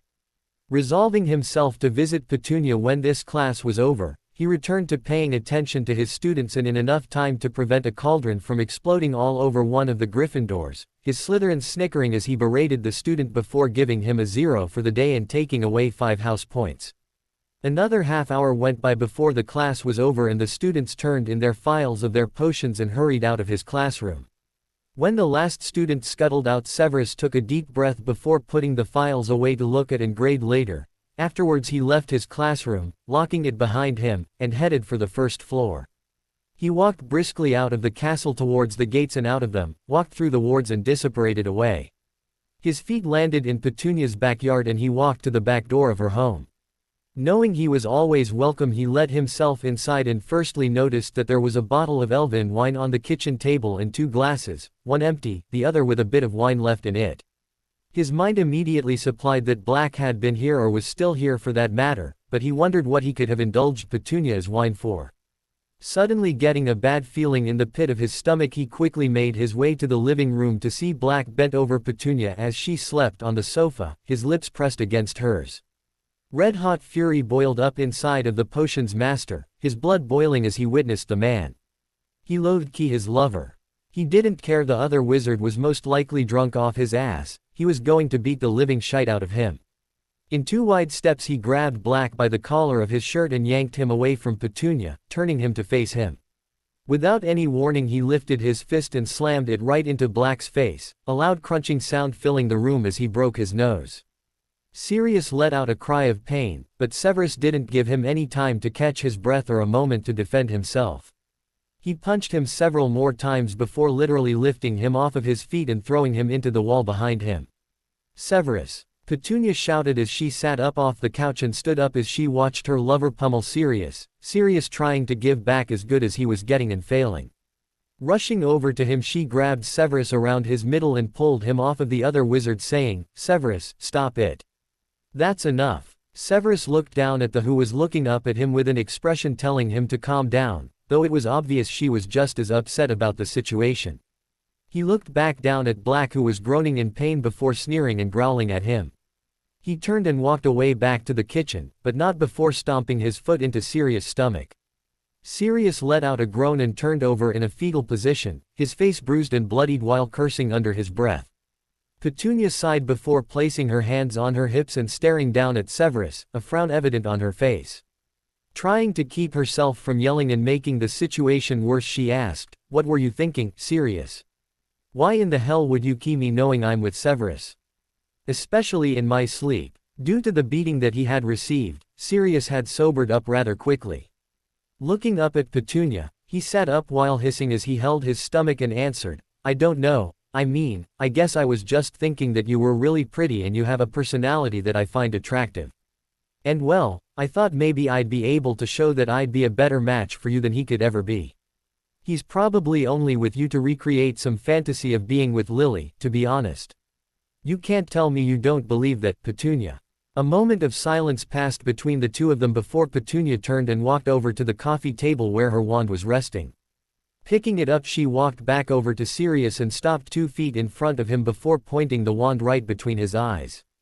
Glaring down at him with her face flushed with anger, she said in the most deadly-sounding voice she had ever used, "Get out of my house before I blast you out. You have 5 seconds. 1, 2, 3. She didn't finish counting because Sirius had gotten up from the floor and had rushed out of her front door, quickly dissipating away. Once he was gone, Petunia gave a sigh before moving to close the front door that had been left wide open. Turning around, she saw Severus standing by the staircase staring at her with an unreadable expression on his face. Walking over to him, she stopped in front of him and looked up into black eyes, knowing she'd find more expression in those than on his face in this moment. Anger was still present in them, mostly directed to the recently departed Black, but there was also love in them for her, as well as a hint of fear.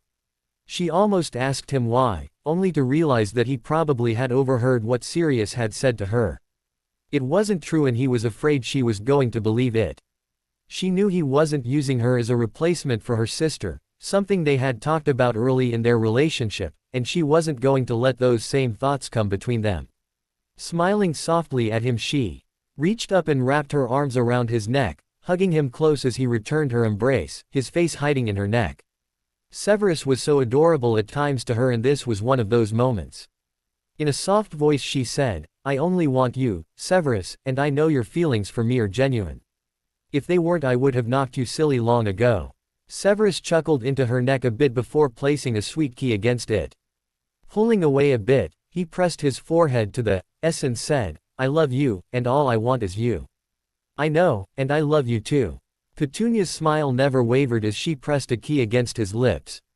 They stood there keying for a moment before Severus suddenly bent down and scooped Petunia up bridal style, catching her by surprise and causing a yelp to escape her throat. He began walking up the stairs as she exclaimed, "Severus, I have 45 minutes left of free time, and I plan to make the most of it," Severus told her, causing her to laugh. "Your birthday is in 2 days, can't you wait?" "No." Petunia's laughter filled the silent house and she shook her head, allowing her lover to carry her to her bedroom. Despite what had transpired earlier, she firmly believed they were always going to be alright. She had wanted to waylay into Sirius for what he had done, but Severus had done a number on him already. She'd have her turn the next time, but she wasn't going to let that bother her now. Her lover was with her after a long while and she was going to enjoy every bit of him in the time they had. It was a cold February morning, as well as the morning of the second task. Leading up to this day, Harry and his friends had looked in all of the books that they could find to try and help him to figure out how he could hold his breath underwater for an hour to find whatever it was he was supposed to retrieve.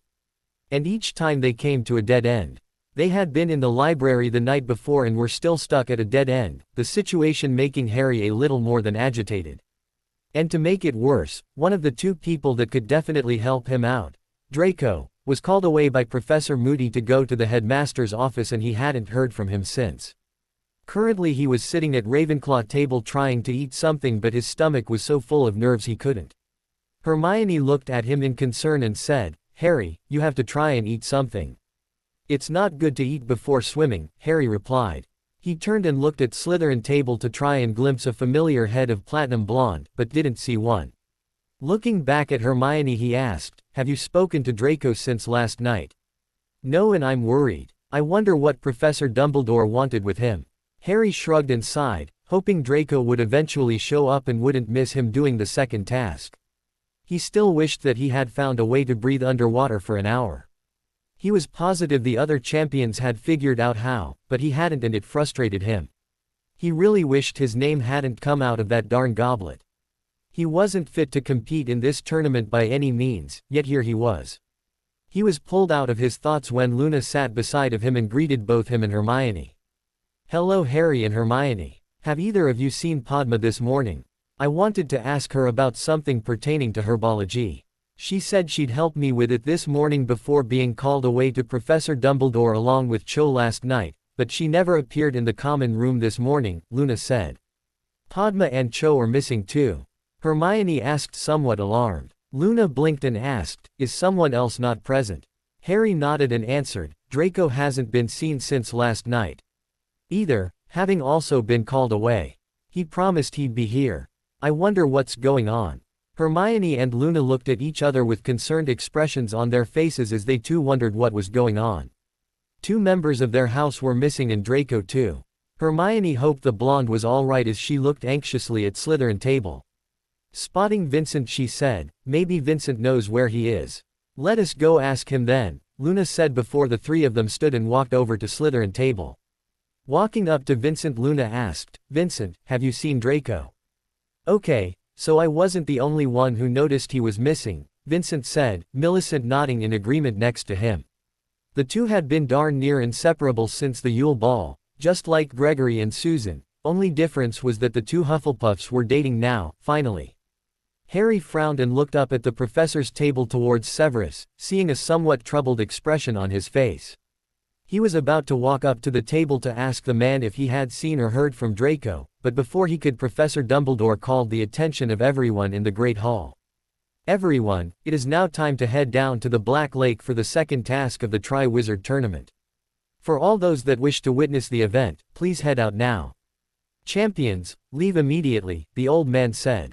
Almost everyone in the Great Hall stood up to head outside, the Weasley twins taking bets for which champion would finish first in the second task. Harry looked at his friends and said, well, I better get going. Hermione looked alarmed and said, but you haven't figured out how to breathe underwater for an hour. What are you going to do? Before Harry or anyone else could say anything, Dobby appeared in their little circle, surprising everyone. He looked up at Harry with his large green eyes and said, Harry Potter. Dobby comes with useful gift. Dobby held out his tiny hand and in it was what looked like a bundle of slimy green rat tails. Harry cautiously took it from the little house elf and asked, what is it? It be gillyweed Dobby gives to Harry Potter. Dobby hears gillyweed is very useful. Harry looked at Hermione and raised an eyebrow, silently asking her if Dobby was right. Hermione looked at it and gave a small nod and shrug, letting him know it wouldn't hurt to try. Nodding, Harry smiled at Dobby and said, thanks Dobby. Dobby beamed up at Harry before wishing him luck and popping away. Once he was gone, Vincent said, hurry and get to the Black Lake, Harry. We'll be there soon. Harry nodded and held the gillyweed tightly in his fist before turning and heading towards the exit to join the other champions at the lake. He hoped what Dobby gave him would really help him to breathe underwater for an hour. Well, he'd see soon enough. Standing on the dock in the cold wind and air next to Cedric, Fleur, and Victor, Harry was freezing. He couldn't help but think the Ministry was crazy for making them go swimming in the cold for the second task, and thought Dumbledore completely daft for allowing it. He looked behind him to see his friends all huddled together in warm attire and they all gave him thumbs up with encouraging smiles. He then looked over to see Severus standing near some of the other adults and the man gave him a nod. Dumbledore was in the middle of giving a speech about what the 4 champions had to do within the hour, something Harry didn't need to hear again. He just needed to get to the Merfolk's kingdom at the bottom of the lake, get whatever he was to recover, and get back to the surface within the hour. It sounded easy enough, but he knew there were other underwater creatures other than merfolk in the lake. He was positive there were. Grindylows in there as well, remembering Professor Lupin saying so last year when he introduced the one he kept in his classroom. Professor Moody stepped up behind him and whispered, put the gillyweed in your mouth. Harry unfolded his hand and stuck the weed in his mouth, chewing it to be able to swallow. However, it tasted absolutely disgusting and he wanted to immediately retch. It was so slimy. There was no way this was going down his throat. However, he was clapped harshly on the back by Moody, causing him to swallow the gillyweed whole. After the painful swallow he coughed and gasped for air, only to be pushed into the lake after the cannon went off and the other 3 champions jumped in. He was drowning, he just knew he was. Or at least he should have been drowning. Harry suddenly found himself to be able to breathe underwater and felt along his neck, his fingers rubbing over raised skin.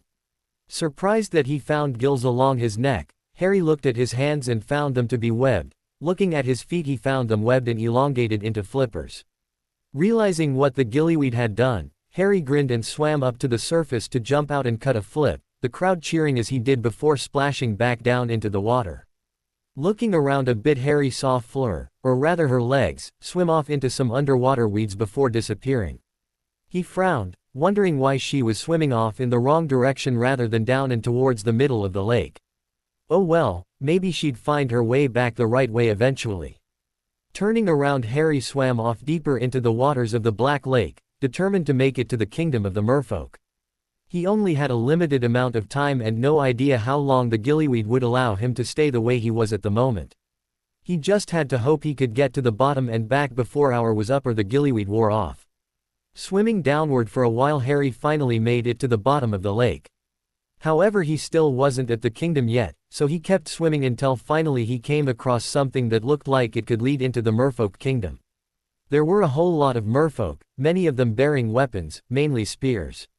And being guarded were 4 people in suspended animation: Draco Malfoy, Cho Chang, Padma Patil, and Gabrielle Delacour. So this was where Draco had disappeared to. Or rather, one of these 4 was what he had to recover, and Harry knew for him he had to retrieve Draco. Swimming up to him, he ignored the merfolk pointing their spears at him, though he didn't like their scrutinizing gazes upon him because it made him feel uncomfortable. Reaching Draco, he went for the cloth that was tied around his best friend's ankle and, with some difficulty due to his webbed fingers, untied the cloth holding Draco down. As he got ready to leave, he saw Cedric swim up, a bubble of air around his head to allow him to breathe underwater. Harry made a mental note to ask him about the bubble and how he did it. Cedric retrieved Cho and tapped his watch while looking at Harry, letting him know time was ticking and most likely running out. He swam away with Cho, Harry following him with Draco, only to duck when a shark head with legs rushed past him. The shark practically snatched up Padma and swam away, Harry belatedly realizing that it was Victor who had obviously tried to transfigure himself and failed. Taking his wand, Harry cast the Tempest spell and checked the time, seeing he had only about 10 minutes left before the hour was up. Needing to hurry, Harry grabbed Draco and began to swim away, but stopped for a moment to look around and see if Fleur was coming or had arrived for Gabrielle. But no matter where he looked, he couldn't see the older girl coming. She wouldn't just leave her sister here, would she? No, something had to have happened if she wasn't down here by now. Looking back at the little girl still in suspended animation, Harry made a decision and swam to retrieve her, but was stopped by the merfolk. Glaring at them, he took his wand and sent out several stinging hexes and stunning spells, catching the merfolk by surprise and causing them to swim away. Taking his moment, Harry blasted the cloth holding her and grabbed her, swimming back to Draco and grabbing him as well before swimming back the way he came as quickly as he could. Just as he got closer to the surface about where he had first fallen into the water, his webbed hands and flipper feet disappeared, as well as the gills on his neck. It didn't help that he was also struggling to pull up his own weight underneath the water, as well as Draco's and Gabrielle's. But he knew he was close to the surface, so he just needed to hold his breath a little longer. However, for him, a Grindylow grabbed his ankle and yanked him down, followed by several of them attacking him relentlessly. Harry let go of Draco and Gabrielle, sending them up while he fought off the Grindylows as best as he could, but to no avail. Not knowing what else to do, he took his wand and cast the stunning spell on them, stunning them all before they all snapped out of it and swam away. Harry, hurt and exhausted and having lost the breath he had been holding, began to sink down while feeling as if he was losing consciousness. Looking up blurrily through the water, he spotted the light at the surface and with the last bit of strength he had in his body, lifted his wand and incanted, Ascendio. Severus stared at the water anxiously, the expression not showing on his face, as he watched Cedric, Cho, Victor, Padma, Draco, and Gabrielle pop out of the water. He watched Fleur rush to get her little sister, but he could only think of one thing: where was Harry? Everyone was starting to murmur about where the 4th Tri-Wizard champion was, asking whether something had happened or if Harry had drowned or been killed. Fear clenched around his heart when Harry still didn't resurface. He was about to stalk over to Albus and demand him bring Harry up to the surface when Harry literally flew out of the Black Lake and onto the dock, slamming down hard on it.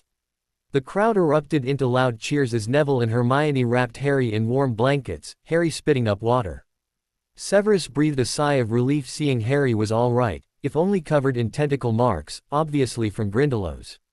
He watched Fleur rush over to Harry to thank him for saving her little sister and key his cheeks before Hermione, Susan, and Luna fussed over Harry to make sure he was all right. When it was obvious he was, Hermione turned to fuss over Draco. The potions master turned his attention to Albus when he used the sonorous charm so he could be heard as he spoke. Dumbledore announced the winner of the second task to be Mr.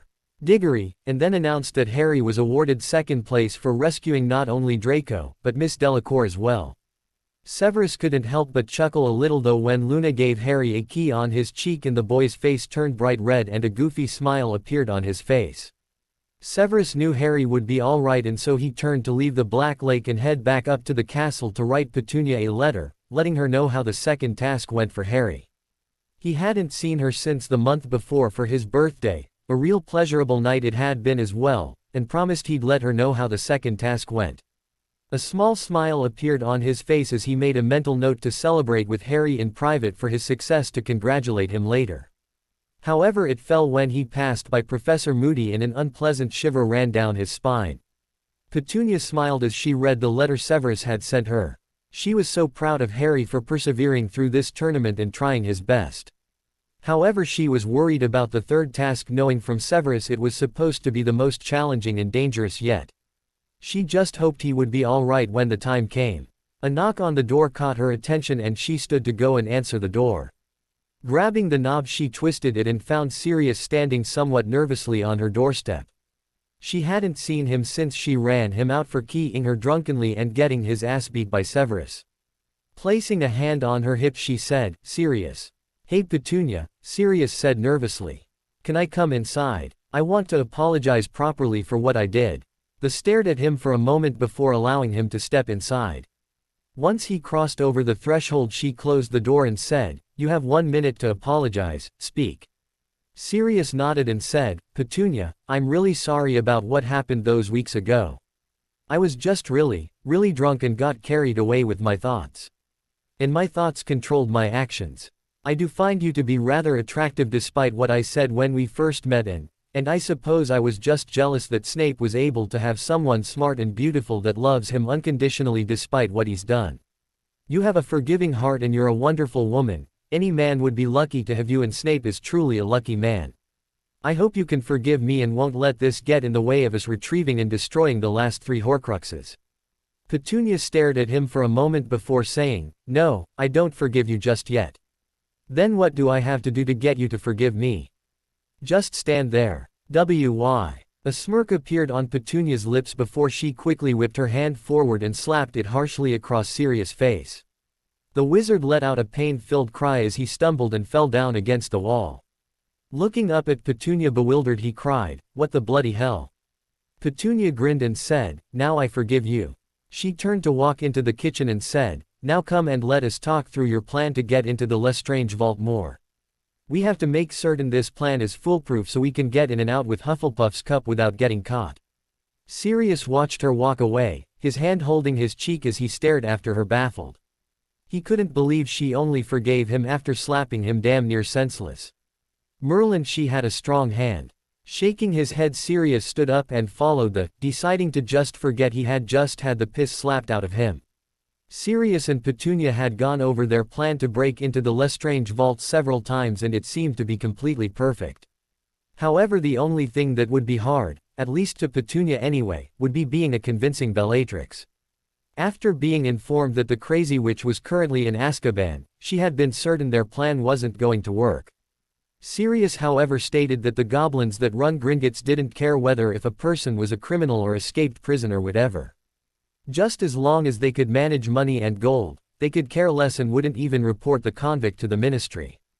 When she asked him how he knew that, he sheepishly admitted that he may have walked into Gringotts a time or two to get money out of his own personal vault and the goblins had said nothing, barely gave him a glance. During that time Petunia had been brewing the polyjuice potion and she was halfway through the brewing of it. She still had 2 more weeks before it was finished but she figured she was on the right track. She could have taken the easy way and just asked Severus for a phial or two of it, knowing he probably kept some on hand like he did every other potion. However, she wanted to test and hone her potion brewing skills, and she believed she was faring very well. She could only hope it turned out right when she drank it and indeed turned into Bellatrix Lestrange. 2 weeks later the polyjuice potion had been brewed and Petunia was waiting for Sirius to show up, having sent him a letter letting him know the potion was ready. She had just finished her tea when she heard the sound of someone apparating in her backyard, a knock sounding on it not long after. Getting up from her seat, she opened the back door and saw Sirius standing there with a smile on his face. "Sirius," Petunia greeted, letting him inside. "Hi Petunia," Sirius replied. He held up a hairbrush and said, "I just came from the Lestrange house and found my cousin's hairbrush. You can use one of her hairs and turn into her." Petunia nodded and went to grab a mug from her cabinet and placed it next to the cauldron she had placed on the stove where the polyjuice potion sat waiting to be used.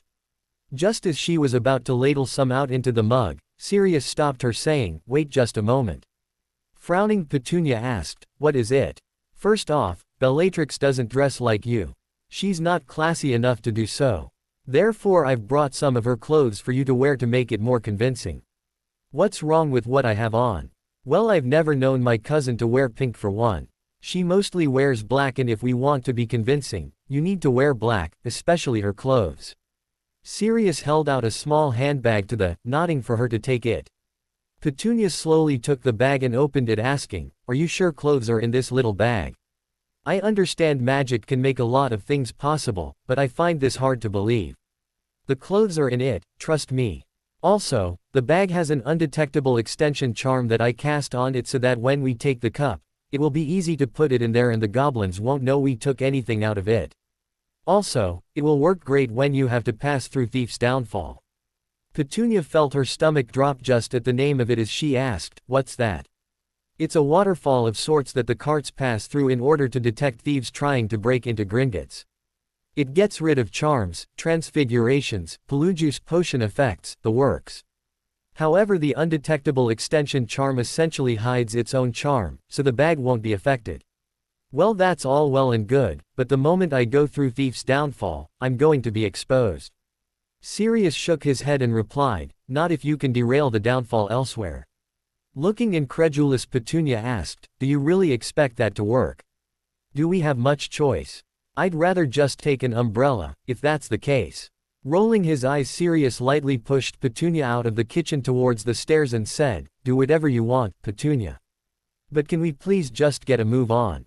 Petunia huffed and stomped up the stairs to her bedroom to change into the clothes Sirius brought her. She only hoped that they fit right and hoped to God they were clean. Closing her bedroom door behind her, she placed the bag on her bed and opened it, reaching inside of it and feeling around until her fingers grazed a bit of garment that didn't feel like the bag. Clutching it, she pulled out a long-sleeved black dress and a black cloak with a hood. She changed out of her clothes and put on Bellatrix's, frowning at how the dress pushed up her bosom due to the corset. She looked at herself in the mirror for a moment, taking in her appearance before moving to her closet to get her black boots. Petunia put those on her feet before putting on the cloak and heading back downstairs. The moment she entered the kitchen again, Sirius' gray eyes widened as he looked at her, or more specifically her bosom. Petunia glared before stomping up to him and slapping him in his face, causing him to hiss in pain. Grabbing him by his nose, she yanked his face forward to force him to look her in her eyes, and she said, "If you want to keep your eyes where they are and your bullocks hanging between your legs, I suggest you mind where you place your eyes on a woman's body. Do I make myself clear?" "See crystal," Sirius replied as his eyes began to water from the amount of pain Petunia was inflicting on his nose.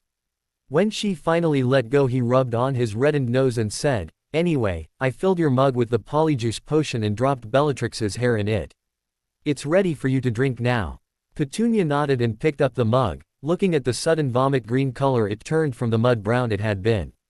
Taking a deep breath, Petunia took a sip of the potion and swallowed it, having to cover her mouth to prevent herself from spitting it out.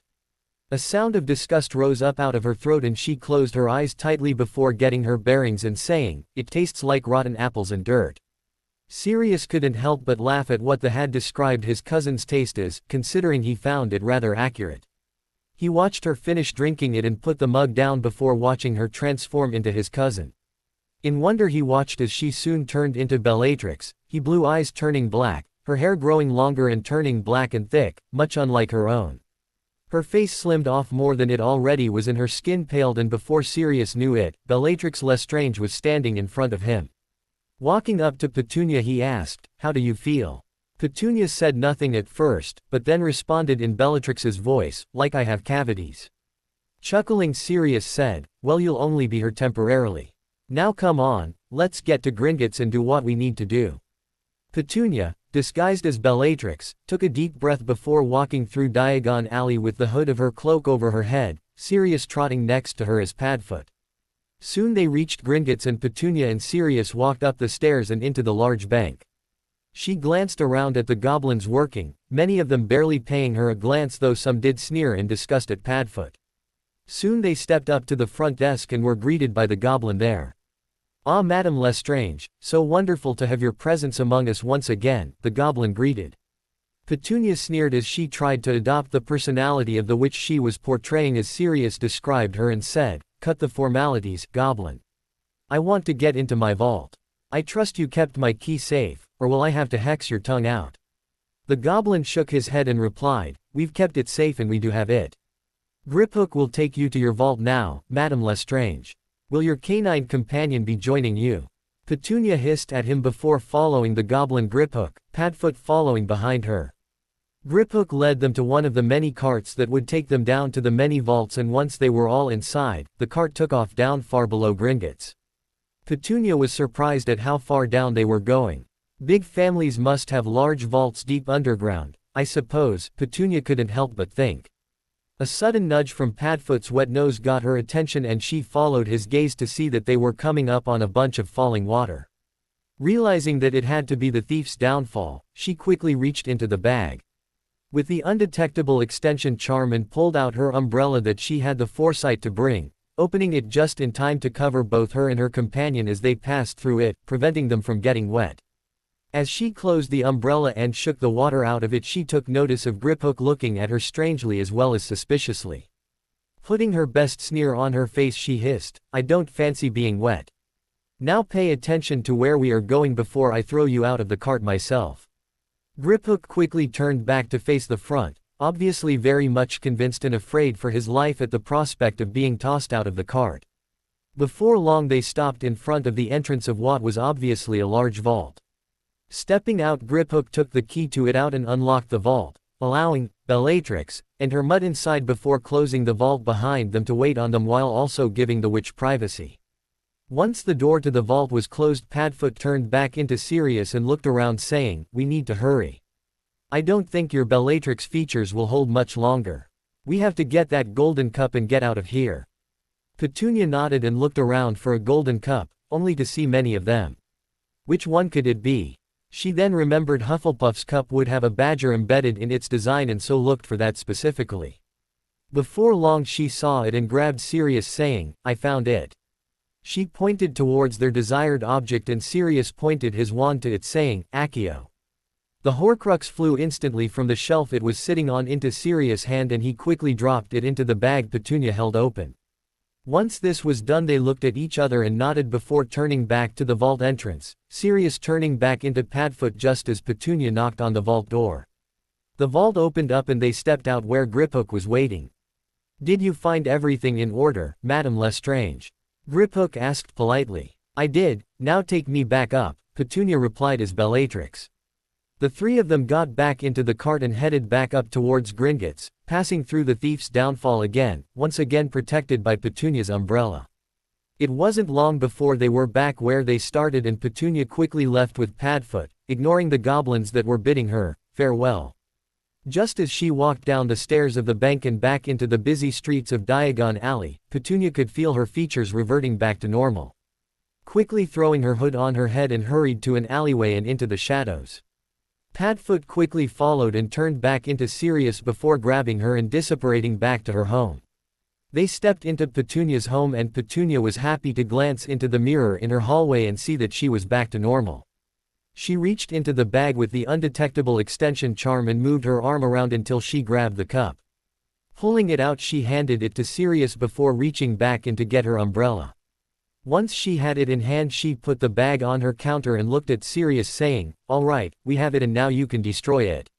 "Me? Don't you want to do it again together like last time?" Sirius asked, surprised that she was entrusting him to be the one to destroy the Horcrux. "Absolutely not. Last time ruined me and I don't want to go through it again. Let me know when you destroy it and I'll write Severus to let him know we got Hufflepuff's cup and destroyed it." Sirius nodded and bid Petunia goodbye, before leaving out her back door and disapparating to Grimmauld Place. After his departure, Petunia went upstairs to go and run herself a bubble bath, suddenly wanting to soak and relax, followed by getting into bed early. She walked into the bathroom and started running water into the rub, pouring her pear-scented bubble bath soap into running water. Once she did that, she took off her boots and put them back in her room before returning and stripping out of Bellatrix's clothes and dropping them on the bathroom floor. When she was completely nude, she pinned her hair up and stepped into the bathwater, turning the water off before sitting down with a sigh as she submerged herself within the water and bubbles. She had a contented smile on her face as she felt as if she and Sirius had once again overcome another feat of getting another Horcrux. Now that was 3 that they had gotten. All that was left now was the snake and Ravenclaw's diadem. Hopefully they'd be able to find them soon and could get rid of them. She'd do anything to protect her baby boy and prevent him from facing any more danger than he already was. Severus was up late grading potion essays, finding the essays from his first years absolutely atrocious. It wasn't that hard to look up and understand the uses and workings of Bezoars, let alone where to find one. The essay he was currently grading stated Bezoars were found in the Forbidden Forest. He finished reading through it and marking it before putting a large P on the top of the essay before moving to the next one. Just as he began reading it, a tap on his window caught his attention. Turning, he smiled, seeing Columbus patiently waiting to be let inside, a letter held securely in its beak. Standing, he walked to the window and opened it, allowing Columbus to rest on the windowsill and give him the letter. Severus stroked his head before saying, "I wonder what Petunia has written me." Columbus gave a small chirp before affectionately nipping the potion's master's finger before turning and flying back out into the night sky to head back to his owner. Severus closed the window and locked it before returning to his desk. Sitting back down, he opened the letter and began to read the written words of his beloved. "Dear Severus, I am writing to inform you that Sirius and I were able to successfully infiltrate Gringotts Bank in the Lestrange vault and were able to retrieve Hufflepuff's cup without anyone being none the wiser. Sirius wrote me a letter letting me know he destroyed it, and I am writing to you to let you know the same. Now I believe that only leaves Ravenclaw's diadem and the snake I saw in my vision. We're so close, Severus. Anyway, I also want to let you know that I miss you and Harry very much and that I love you both. Hopefully I will hear from you soon unless I write first. Love, Petunia." Severus smiled at Petunia's sweet words as he set her letter down. He was happy to hear from her and glad to hear that they were able to find and destroy a 3rd Horcrux. That only left 2 more, and if the Dark Lord ever did return, as Albus seemed to think, then he'd be nothing but merely human, certainly not immortal, and wouldn't be as much of a threat as many believe him to be. He was looking forward to that time when it came, and then he could, dare he think it, live happily ever after with Petunia and Harry. Harry laughed as he sat with his friends during lunch, them all sitting outside near Hagrid's hut with a packed lunch Luna was able to secure from the Hogwarts kitchen. They all were talking about how their divination class had gone, Hermione absolutely loathing the class, and the ridiculous rubbish that pretty much spewed out of Professor Trelawney's mouth. She had tried to make it seem as if Lavender Brown was to lose her hair or something. It had made no sense, and Harry and his friends couldn't help but find it slightly funny. Yes, Harry knew the woman could make real predictions, something he found out firsthand the previous year, but he couldn't say much for what she said in class. He really couldn't read a thing in those tea leaves. Turning to look at Hermione, he noticed her looking back towards the school, a concerned expression on her face. Getting her attention, he asked, "Hermione, what's wrong?"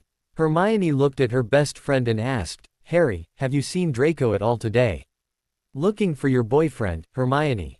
Ron asked in a teasing tone, though there was some sort of bitterness underneath the tone that both Harry and Hermione chose to ignore. Vincent looked up from his sandwich and said, "I spoke to him this morning before leaving the common room.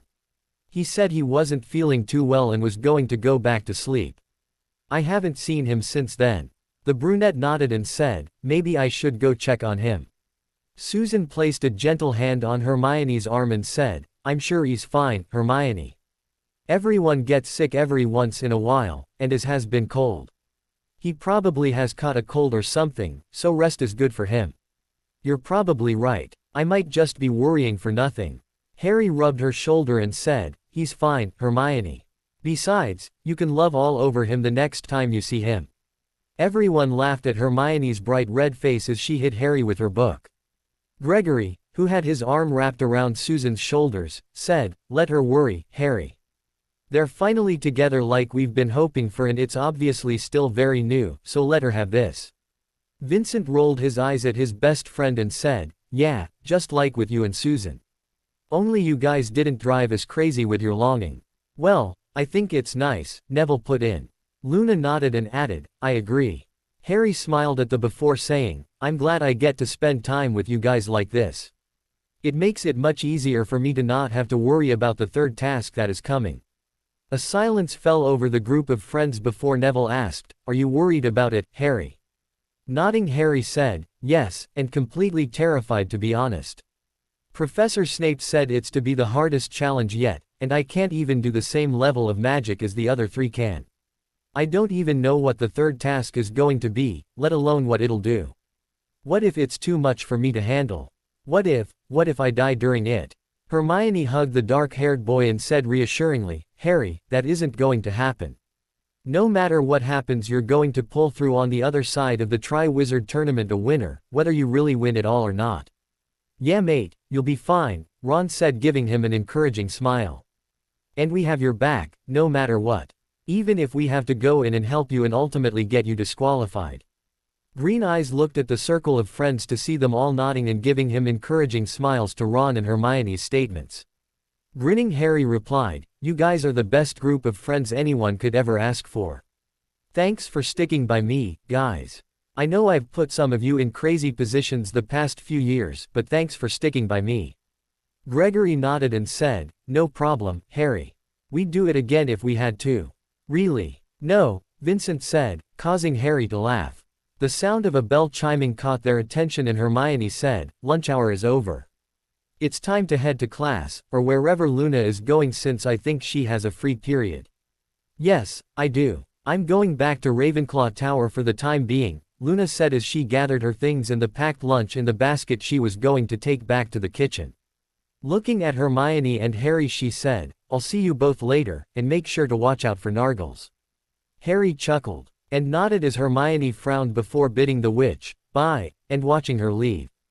As he and the others stood and made their way back towards the castle, Vincent asked, so how long do we have to wait for you to realize you're in love with Loony Lovegood?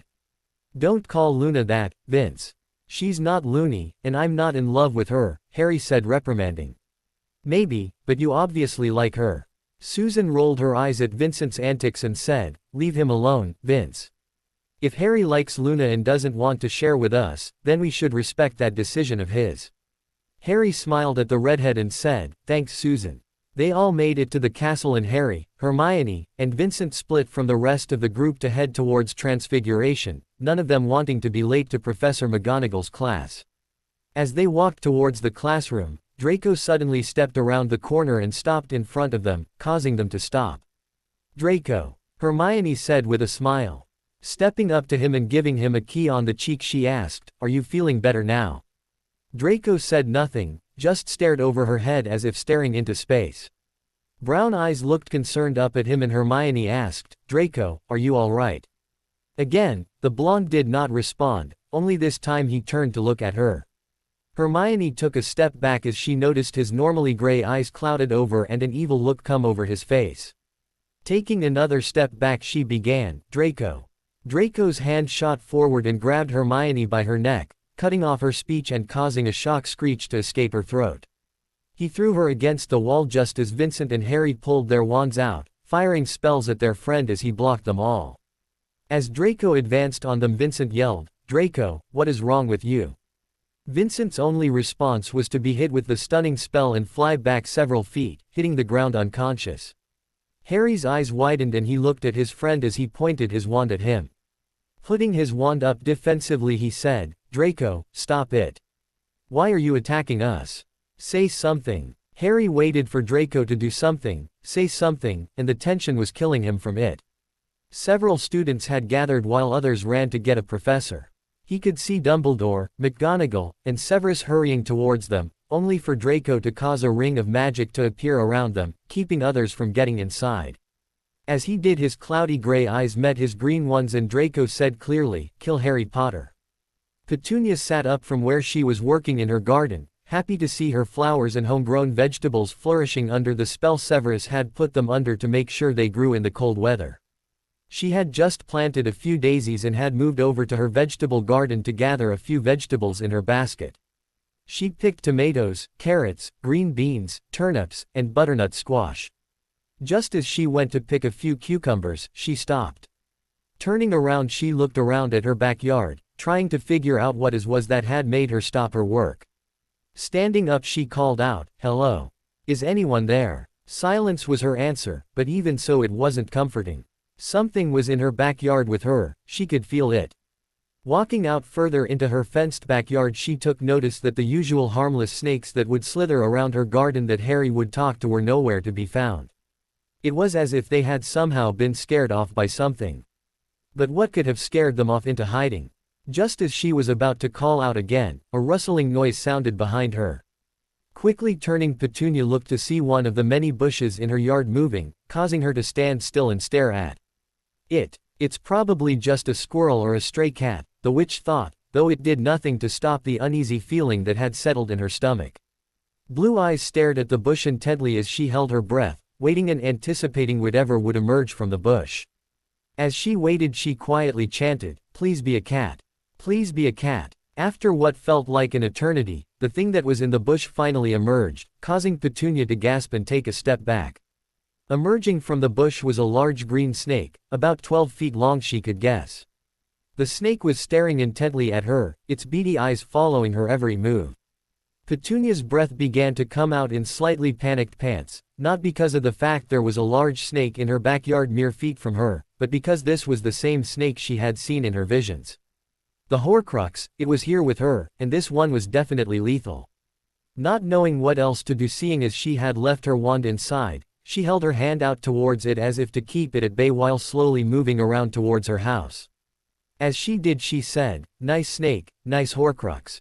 The snake didn't move at all as it watched her, but then suddenly moved towards her in a fast slither and lunged at her, a vicious hiss sounding from its mouth. Petunia yelped and dodged out of the way, the snake barely missing her. In an effort to defend herself and make her way inside, Petunia began grabbing things near her, lawn furniture, cushions, pillows, empty flower pots, and throwing them at the snake or throwing them up to use as a shield. Just as she made it to the door, the snake lunged forward and finally sunk its teeth into her shoulder, allowing its venom to enter her body. Petunia screamed and tore away from the snake, quickly moving inside her home. She slammed the door shut just as the snake lunged forward again, catching its body in the door and causing it to get stuck.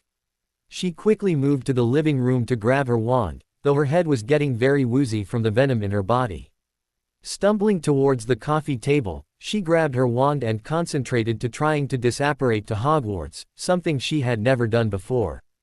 Tightening her hold on her wand, she concentrated and soon disapparated right through the roof of her home, destroying it, and soon apparated through Hogwarts wards and crash landing into a hut.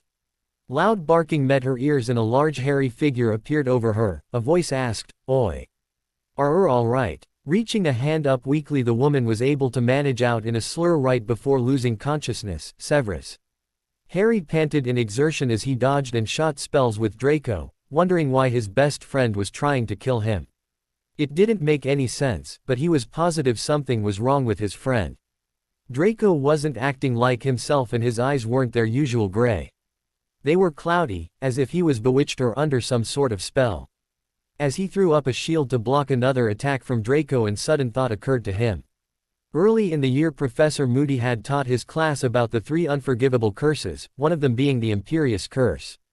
The curse allowed someone to have full control over a person and that person could do nothing about it. Was Draco possibly under the Imperious Curse? And if so, who was doing it to him to try and make him kill him? Just as he thought that, he was hit with the incendio charm. Letting out a cry of pain as his wand-bearing arm was burnt, he quickly patted it out so he could concentrate back on Draco. However, he wasn't expecting to suddenly be put under the Cruciatus curse. As he collapsed to the ground and cried out in pain, he could vaguely hear Hermione call his name before screaming at Draco to stop his attack on him. After what felt like a long time of being held under the curse, Draco finally let up on it and moved to stand over the dark-haired boy. He lifted his wand towards him and opened his mouth to speak a spell or curse, but was instead hit with a sneaked stunning spell from Harry. Using this as his advantage, Harry relentlessly threw spell after spell at Draco before finally hitting the blonde with a final stunning spell. Having used so much magic behind the spell, Draco flew back through the ring of magic he had created, slamming roughly into a wall and falling unconsciously to the ground, the magic ring disappearing. As the ring fell away, Dumbledore and McGonagall hurried towards him to look him over, Severus looking over his godson. "Potter, what happened? Why did Mr. Malfoy have a duel with you in the middle of the corridor?" Professor McGonagall asked as she helped him to stand. Harry panted a bit as his knees buckled before answering, "Imperius, he was under the Imperius curse." "He's right, Draco had been put under the Imperius curse," Severus said as he walked over to them, Draco's unconscious body levitating next to him as he held him there with his wand. Hermione ran to hug Harry, letting him go when he cried out in pain before saying, "Thank goodness you're all right." Harry gave her a tired smile before saying, "I'm fine, Hermione. Are you all right, though? And what about Vincent? Mr. Crabbe has been moved to the hospital wing, as should the two of you," Professor Dumbledore said. He turned his blue eyes to look at Draco and said, "Mr. Malfoy needs to go as well. In the meantime I will try to find out who was able to use an unforgivable on Mr. Malfoy and how they were able to do so without Hogwarts knowing." Just as the old wizard was about to leave, Hagrid came running towards them carrying a body with blood running down its arm in his arms, a frantic expression on his face. Upon closer inspection as he drew closer, both Harry and Severus realized that the person was Petunia. Hurrying over to him, Severus asked, "Hagrid, what happened?" Hagrid looked down at the potions master and said, "She just came crashing down in Tear My Hut. She's hurt real bad, Professor Snape. She got a snake bite on her shoulder and the wound is turning purple. She was bit by a poisonous snake." "Poison? Is my mum dying?" Harry asked as fear and panic clutched at his heart, tears filling his eyes and spilling over. Severus, though calm on the outside, was too panicking on the inside. Bending his head over his lover's chest, he could hear the faint sound of it beating, though the rhythm was slowing down. Petunia wasn't going to live long if the venom completely took over her body. Looking up into her face, he saw her eyelids flutter and open to look at him before closing once again. Looking up at Hagrid, he said, "Take her to the hospital wing, quickly." Hagrid nodded and quickly turned to hurry to the hospital wing with Petunia, McGonagall following with Draco as she had seen the panicked expression that had come over her younger colleague's face. She could only imagine how he was feeling. His love was hurt and dying from a poisonous snake bite. She knew if Severus lost Petunia after finally finding love again, he would never be the same.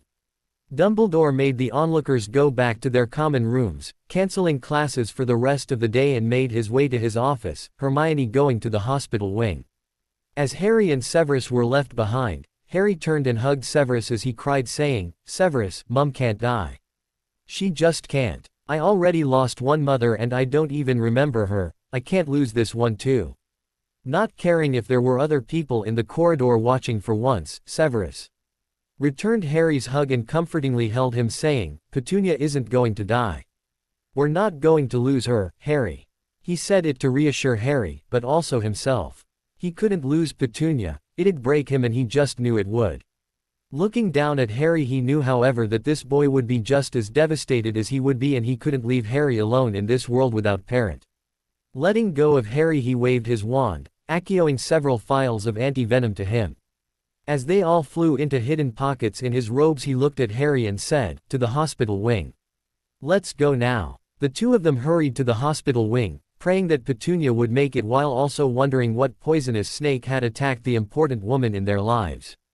Though it had been touch and go for a while, Madame Pomfrey and Severus were able to get all of the snake venom out of Petunia's system due to pouring anti-venom and other healing potions down her throat and make her completely stable. At the moment she was unconscious and underneath magical stasis to remain so and heal properly. Her shoulder where she had been bitten was bandaged, though underneath the bandages the skin was sporting 4 puncture wounds and was a horrible purple shade, the shoulder covered with healing salve. Madame Pomfrey sighs and looked towards Severus, Dumbledore, and Hagrid saying, "It's a good thing that she crashed down into Hagrid's home when she did and Hagrid bring her here, otherwise any longer and she would be dead. But I must say, whatever snake bit her has venom like I've never cured before." It was almost like it was trying to prevent from allowing the anti-venom and healing potions to do their work. "She right startled meh, I tell ya that," Hagrid said. "But she asked fair Professor Snape before passing out." Dumbledore hummed as he stared at the woman lying on one of the beds of the hospital wing, Harry next to her with red-rimmed eyes and holding her hand tightly. It would have definitely been a pity had Petunia died, leaving Harry behind without a guardian. He had brought him to Petunia the night James and Lily died, not only because of the blood wards, but because Lily had put into her will that if she died, Harry be put into Petunia's care. He had been surprised she had done this 2 weeks before her passing, but he honored her wish. Her other choice had been Severus, something much more surprising, but knew Harry would be in better care with Petunia than Severus, at least he believed so at the time. Now Petunia and Severus were an item and Harry was basically their child. And though he knew he hadn't treated Severus fairly back when the young wizard was a student before he started speaking his mind with his sharp tongue to him, he didn't want to see him hurt any more than he already had been. Lily's death had destroyed Severus and he could only imagine how badly the potion's master would take it. Turning to Severus he said, "Severus, I know this may be rather inappropriate to ask considering how close to Petunia you are, but I have to ask, would you mind using legilimency on her?" "Why?" Severus asked. "To see what snake attacked her. It couldn't have been any common snake you find in one's garden. Poisonous snakes around here and in the Muggle world are usually kept in captivity and rarely as pets. And it seems to me this one may have attacked her unprovoked by her, meaning it meant to do so and we need to know the reason. But for now, I would like to know what snake attacked Petunia." Severus considered Dumbledore's words for a moment, weighing in his mind whether he wanted to invade his love's mind without her permission. Then again he too wanted to know how Petunia had come across this snake when she had most likely been at home and in her garden, especially now that she knew she could tend to it in the cold months. He looked over at Harry who had by this point practically laid himself next to his aunt, his head resting on her shoulder. The boy looked completely devastated and he'd be damned if Harry lost another mother. Nodding he said, "All right, I will. Her mind will be completely open to me due to her being unconscious, so it should be rather easy to probe her mind." Severus took his wand from his robe and was about to use legilimens on Petunia when a sudden thought occurred to him. Turning back to Dumbledore he said, "Albus, it just occurred to me that the serpent might still be in Petunia's home." Nodding Dumbledore said, "Yes, that thought occurred to me as well.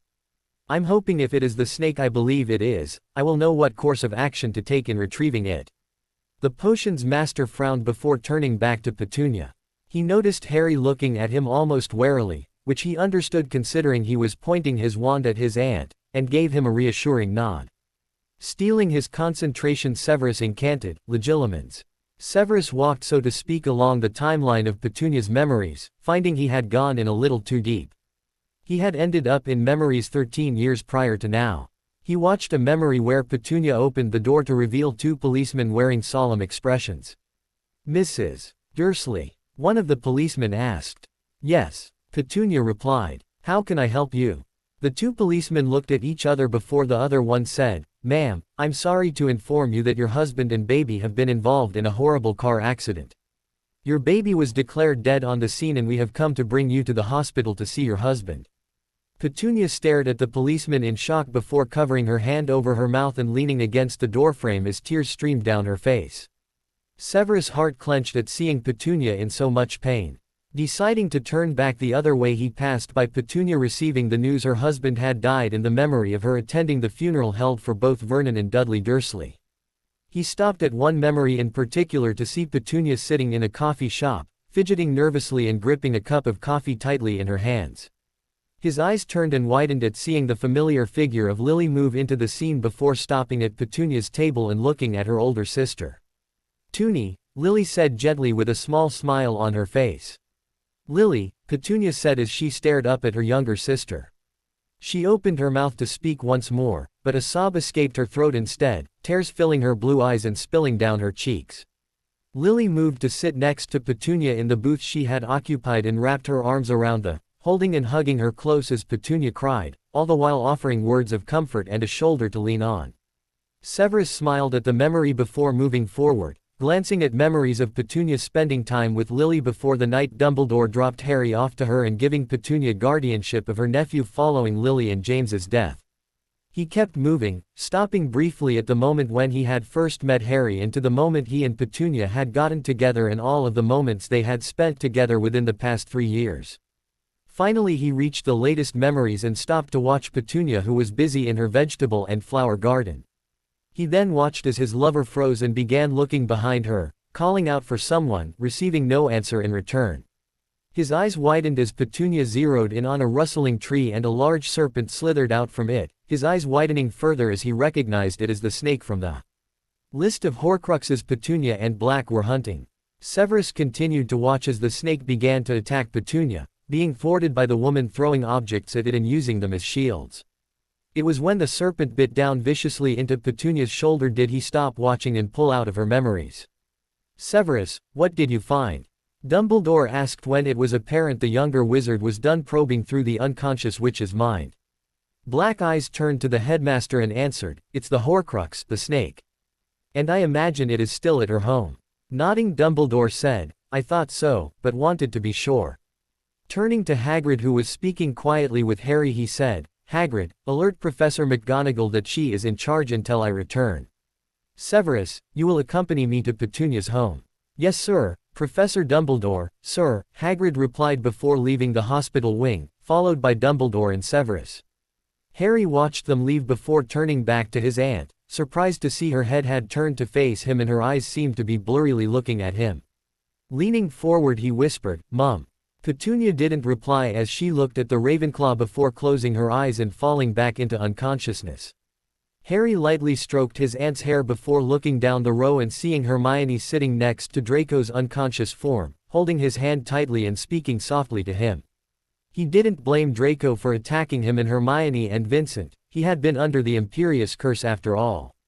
And Hermione was obviously not holding it against him as his girlfriend, at least he believed she was his girlfriend.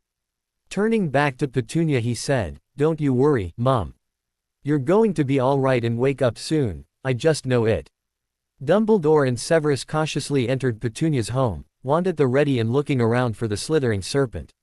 Venturing into the living room they weren't really surprised seeing the large hole in the ceiling, obviously from Petunia apparating to Hogwarts on her own. After searching the lower level of the home Dumbledore said, "Well, it isn't down here. Meaning it can only be upstairs in the hopes it hasn't fled." Severus made a noise in agreement before moving towards the stairs, silently moving up them while the old wizard followed. Stepping on the landing Severus moved to Harry's bedroom while Dumbledore searched Petunia's bedroom. He waved his wand searching for anything out of the ordinary in the room and almost didn't detect a thing if the hairs on the back of his neck hadn't stood on end. Turning towards the closet Severus held his wand towards it before waving it, opening the closet door.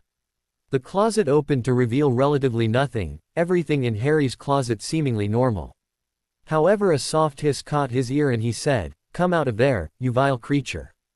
There was a louder hiss and soon the snake lunged out of the closet towards Severus intent on biting him, only to be immediately immobilized by the wizard and drop hard to the floor. Dumbledore arrived in the doorway and saw the frozen serpent and said, "Ah, well done Severus. Now let us take it back to Hogwarts and discuss how to dispose of it." "Not yet. I want to know where it came from and who sent it to attack Petunia," Severus replied. "We will, my boy, so don't worry. Now let us return to Hogwarts and see what can be done." Dumbledore picked up the petrified snake and headed back downstairs, Severus following behind him. "Oh, and inform Petunia I'm borrowing 2 books from her medieval romance collection. They looked like absolutely delightful reads and I cannot wait to indulge myself." The potions master rolled his eyes as they reached the bottom of the stairs.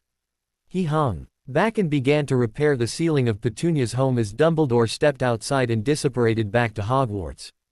Pleased with his work, he nodded and stepped out of his love's home to return to Hogwarts, happy to know that not only did he find the snake, but that it would be one more Horcrux Petunia wouldn't have to try to find with Black. Narcissa Malfoy burst into the hospital wing, closely followed by her husband, startling the occupants that weren't unconscious as her ice blue eyes searched for her son. Finding him lying on a hospital bed with Hermione Granger at his bedside, she rushed over and immediately crouched down by his side, her hand instantly finding its way to stroke her son's hair. "Oh dragon, what happened?" she asked softly, her eyes full of worry. She honestly didn't know the details of what had happened. She had been present when Severus had called Lucius through the floor and heard him immediately say that Draco was in the hospital wing. She had immediately cut him off and demanded he let her and Lucius through. Lucius stood by his wife with worried gray eyes as he looked over Draco's paler than normal face. Looking at the brunette that was tightly holding his heir's hand, he asked, "What happened to Draco, Hermione?" Hermione looked up at the man and answered, "Someone used the Imperious Curse on him and had him attack Harry, Vincent, and me. Whoever it was even caused him to use the Cruciatus Curse on Harry as well. Harry was able to subdue him, but Madame Pomfrey doesn't know when he'll wake up."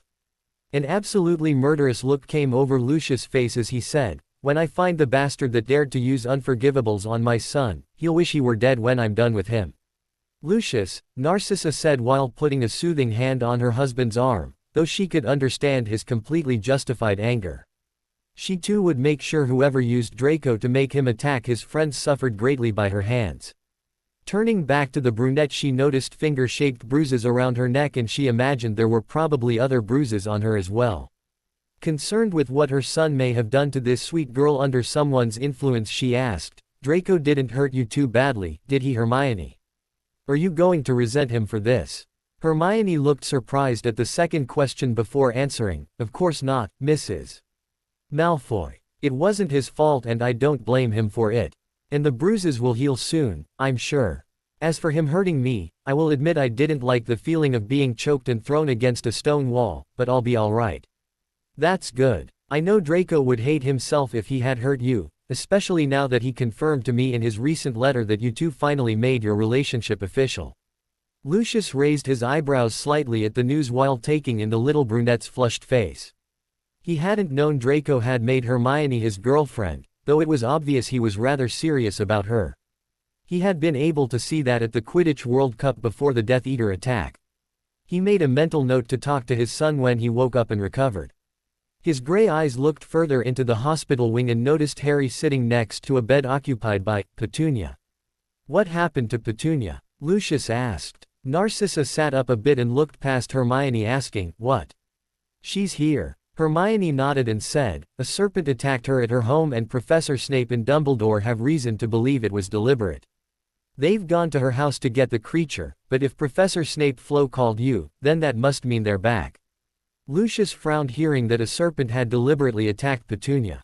Large poisonous snakes didn't live in domestic Muggle areas, but rather in exhibits at zoos. And if it specifically attacked her, then that must mean someone sent it to do so. A sudden thought occurred to the wizard and he excused himself, quickly heading to the headmaster's office to talk with Dumbledore and Severus. He had a feeling he knew where the serpent had come from and hoped the other wizards were on the same page as him about it. Severus and Dumbledore stood at the old man's desk while looking down at the petrified snake upon it. At the moment they were discussing whether it would be safe to delve into the creature's mind using legilimency. It was unheard of, at least as far as they knew, to use legilimency on an animal. Even so, this reptile didn't seem to really be just a reptile, at least not to Severus. His black eyes looked up at the headmaster who was staring down at the snake with a deep pondering expression on his face. After a while more of silence, Severus said, "Albus." Albus replied, "What is it? What are you thinking so hard about?" I believe I've seen this serpent before. Yes, I think I've met her before long ago."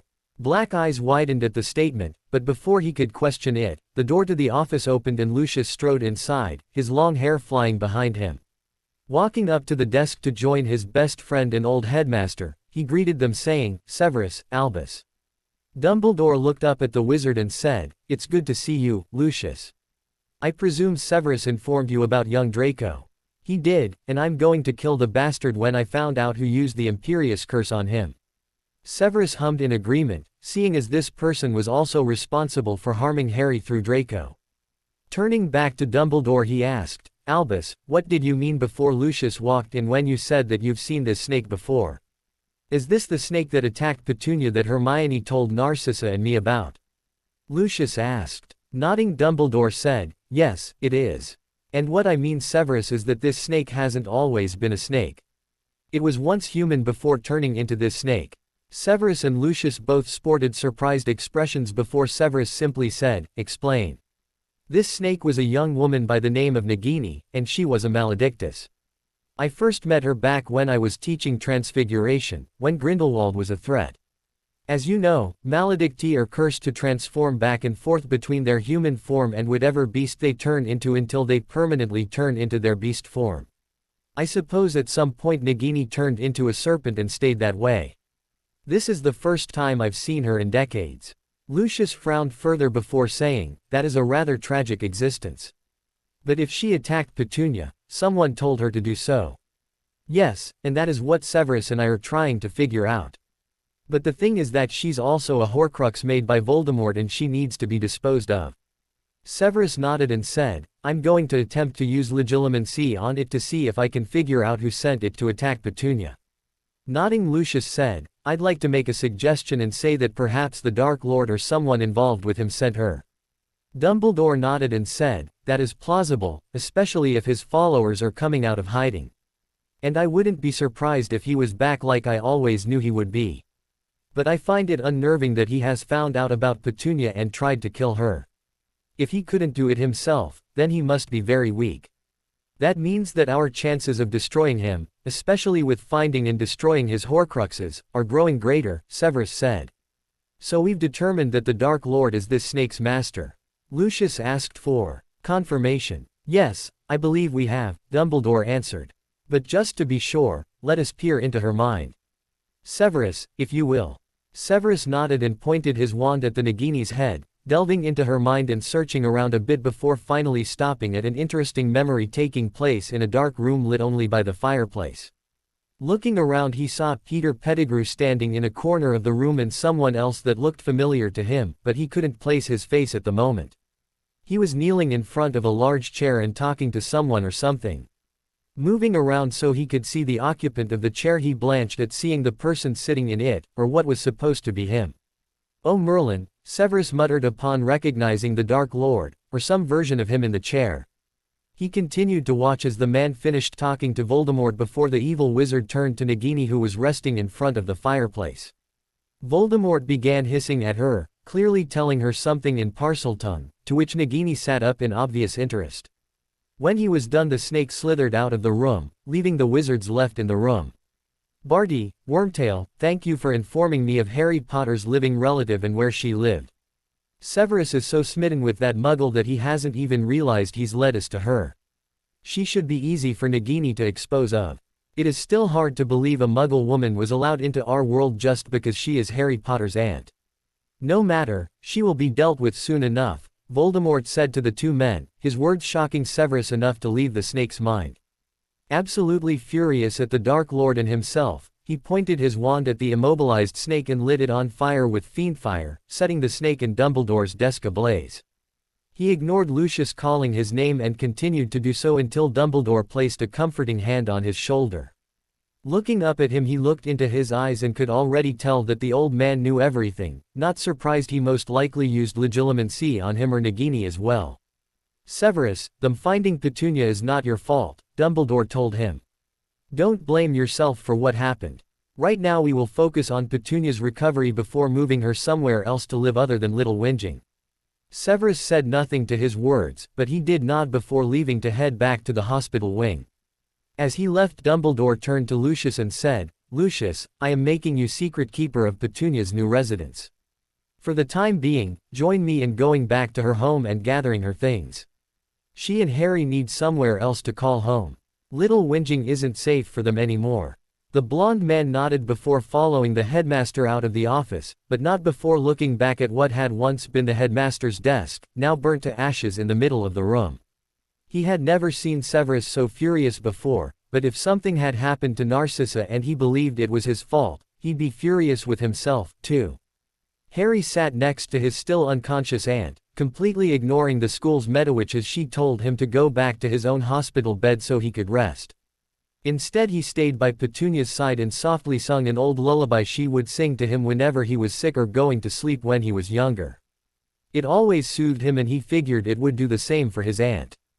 Just when he finished the song, Severus walked inside the hospital wing and over to join his lover and her child. Looking up at him he asked, "Mum will wake up soon, right Sev?" Severus nodded before saying, "Yes, I'm sure she will. She wouldn't leave you alone, Harry. She wouldn't leave you alone either." The statement made the potion's master pause for a moment before he responded saying, "Maybe, but you're more important to Petunia than I am. I'm sure if she had to choose, it would be you." The Ravenclaw frowned up at the older wizard and said, "She would choose both of us, not just me. You're very important to her too, and she loves you." Severus looked at Harry for a moment before smiling softly and nodding, moving to sit in a chair next to the boy. The two of them sat in silence while waiting for the important woman in their lives to wake up. Of course it couldn't be said when she would, as she was under heavy sedative while all of the potions that had been administered to her ran their course through her body. Therefore for the time being, only time would tell when exactly Petunia would wake up from her attack. 4 days had passed and Petunia still hadn't woken up. Harry was very worried during that time and had a hard time trying to return to his studies. He was distracted a bit though when Draco woke up, much to his and his friends' delight. Hermione had been the happiest of them to finally see his gray eyes open and had planted a big key on his lips. Draco's face had been the reddest Harry had ever seen it, considering neither of them had informed their friends that they were officially dating. Of course after his release, many students would either verbally or magically attack Draco for trying to kill Harry, even though it was known he had been under the Imperius curse. Harry was not having any of it and had purposely cursed anyone that dared to attack Draco. The curses were pretty much harmless, such as the bogey curse, and the jelly legs curse, and even the slug vomiting charm that Ron had tried to use on Marcus Flint in second year for calling Hermione a mudblood, and it gave him an immense feeling of satisfaction. Of course he got in trouble and had a reduction of house points, but Severus would always congratulate him in private and reward him back the lost points. Currently Harry was in potions class working on a potion alongside Hermione and from what he could tell, the two of them were almost done. Severus was walking around observing the fourth-year Ravenclaws and Hufflepuffs and had already noticed that Harry and Hermione had the best potion in the class, followed by Gregory and Susan. He still had them working in pairs until he could view their OWL scores, therefore determining if they would be able to take any WT-level potions in the future and work by themselves. 10 more minutes went by before Severus announced the end of class and to bring up a file of their potion with both of their names on it so he could score them later. As students brought their files up and put them on his desk at the front of the classroom, Professor McGonagall stepped inside the room and said, "I'm sorry to interrupt your class if I am Severus, but I've come to bring you and Mr. Potter news. We just finished here, Minerva. What news do you bring?" Severus asked, glaring at a Hufflepuff student that nearly dropped her file. "Madame Pomfrey wanted me to inform you both that Mrs. Dursley has just awoken." Harry's green eyes widened before he grabbed his schoolbag that he had been packing with his belongings and ran out of the classroom, through the dungeons and up to the hospital wing. Bursting through the doors he ran right over to his aunt who had a slightly disoriented expression on her face as she looked around the hospital wing, wrapping her up tightly in a hug. Burying his face in her neck he said, "Mum, I'm so glad you're all right.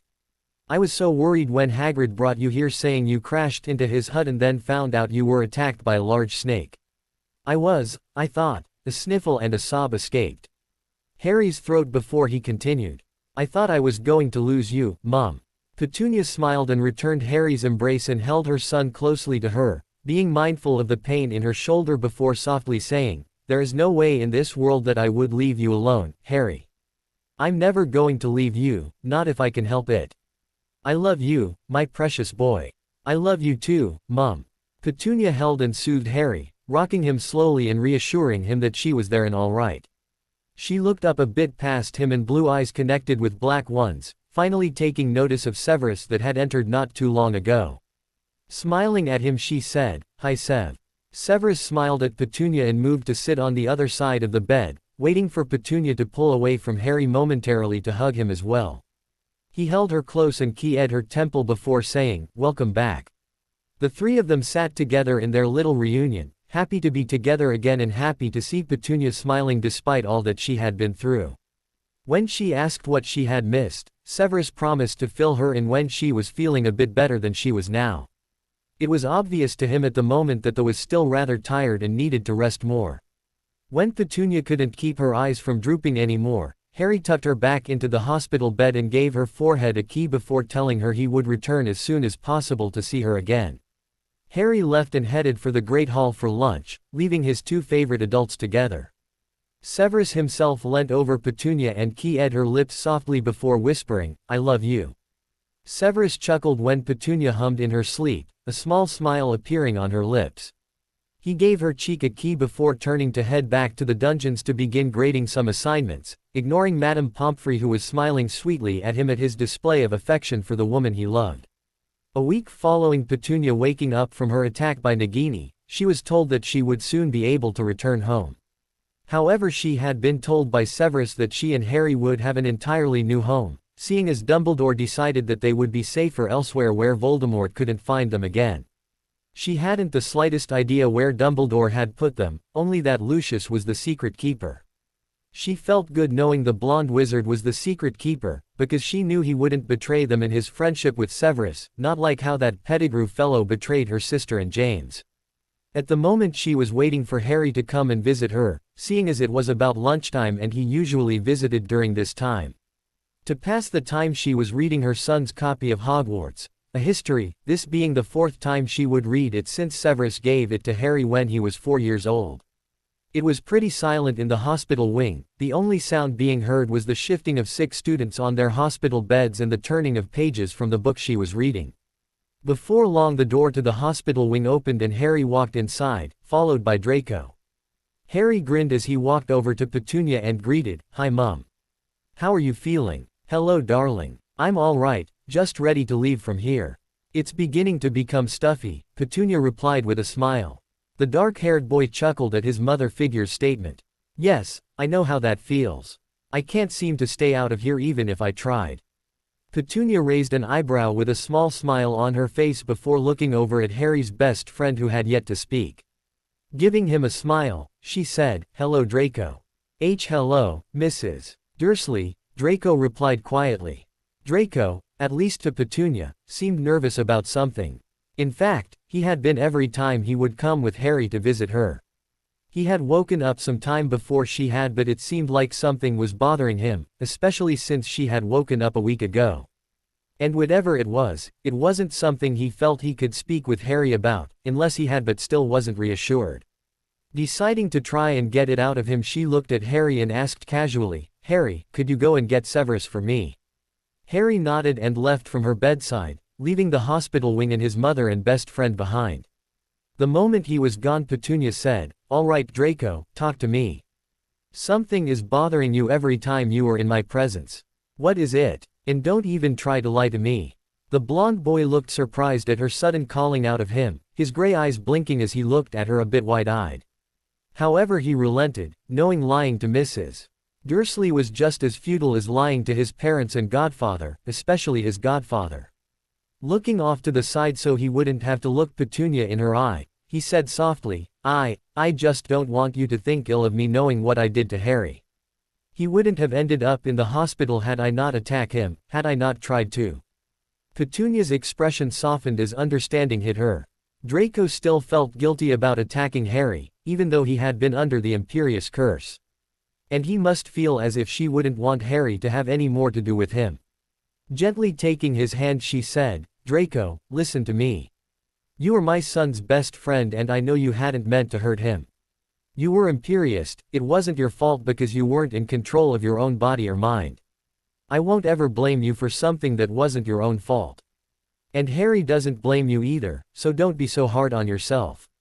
You've already been forgiven. Draco nodded slowly before looking down and saying, but I don't feel like I've been completely forgiven.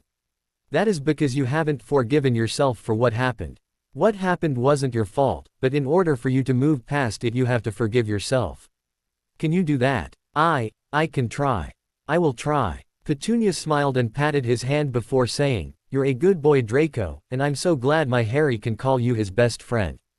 Draco smiled and thanked the woman just as Harry returned to the hospital wing with Severus in tow.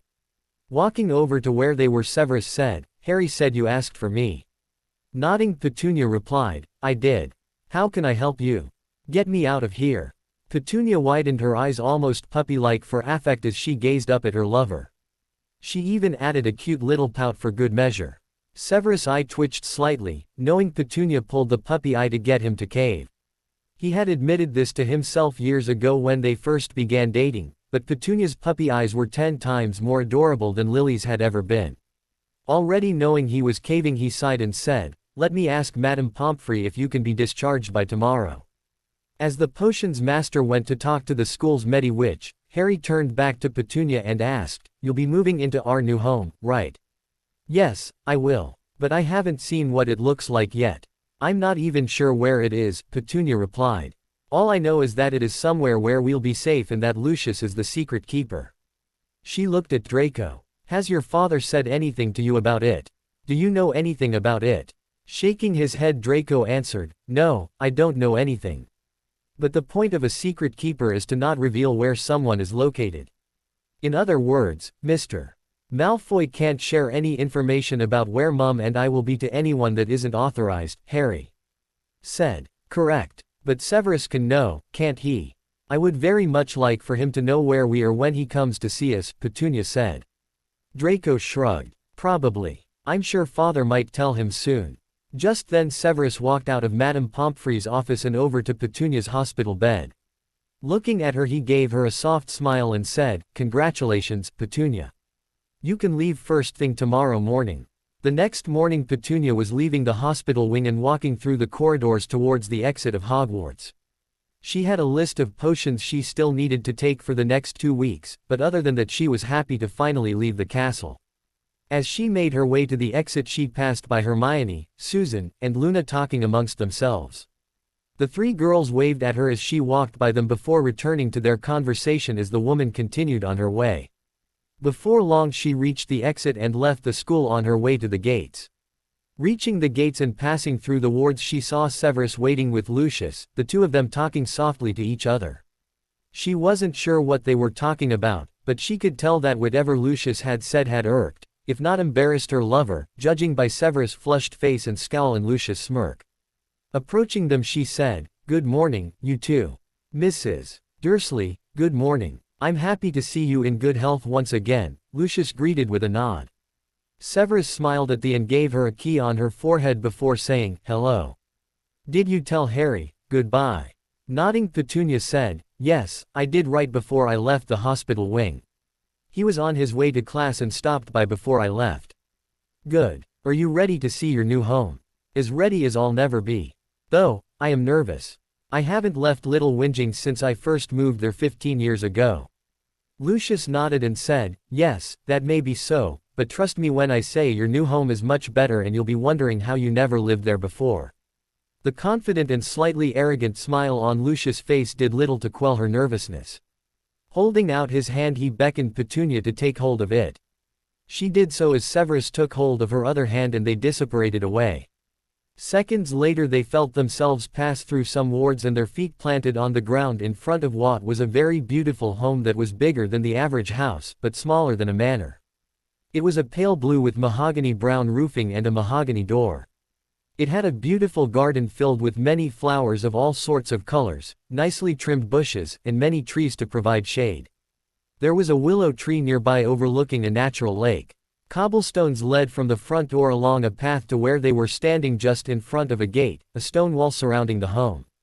The home was absolutely beautiful, though a bit bigger than she thought it was going to be. Even so, it was beautiful and she couldn't help but smile. Wow, Petunia said in awe as she stared at her new home. It's lovely, Lucius. I'm glad you think so, Lucius replied with a smile. I was planning on giving you and Severus this home when you eventually marry, but considering what happened it was better to put you here now. Now all that has to happen is you two marry and Severus move in." Both Petunia and Severus turned to look at Lucius as their faces turned red in shock and embarrassment. Marriage, that was something they hadn't even given a thought to. Black eyes met blue briefly before Severus cleared his throat and said, "Let's look inside, shall we?" They all walked through the gate and along the cobblestone walkway up to the front door. Pulling a key out of his pocket he unlocked the door and opened the door to Petunia and Harry's new home, stepping aside to allow Petunia and Severus to step inside. Handing the key off to the witch he said, "If you'll excuse me, I must get going. I hope this house is to your liking, Petunia. Severus, I will talk to you later." And with that Lucius was gone, leaving the house and closing the door behind him before the sound of him dissipating away through the wards was heard. Petunia was just as amazed with the inside of her new home as she was the outside. It almost had the look and feel of a warm log cabin, and she absolutely adored it. She immediately went in search of the kitchen and was delighted by its fine furnishing and marble countertops. She then moved from the kitchen to the living room and was surprised to find a television set there. Wondering if it would even work, she walked over to it and pressed the power button.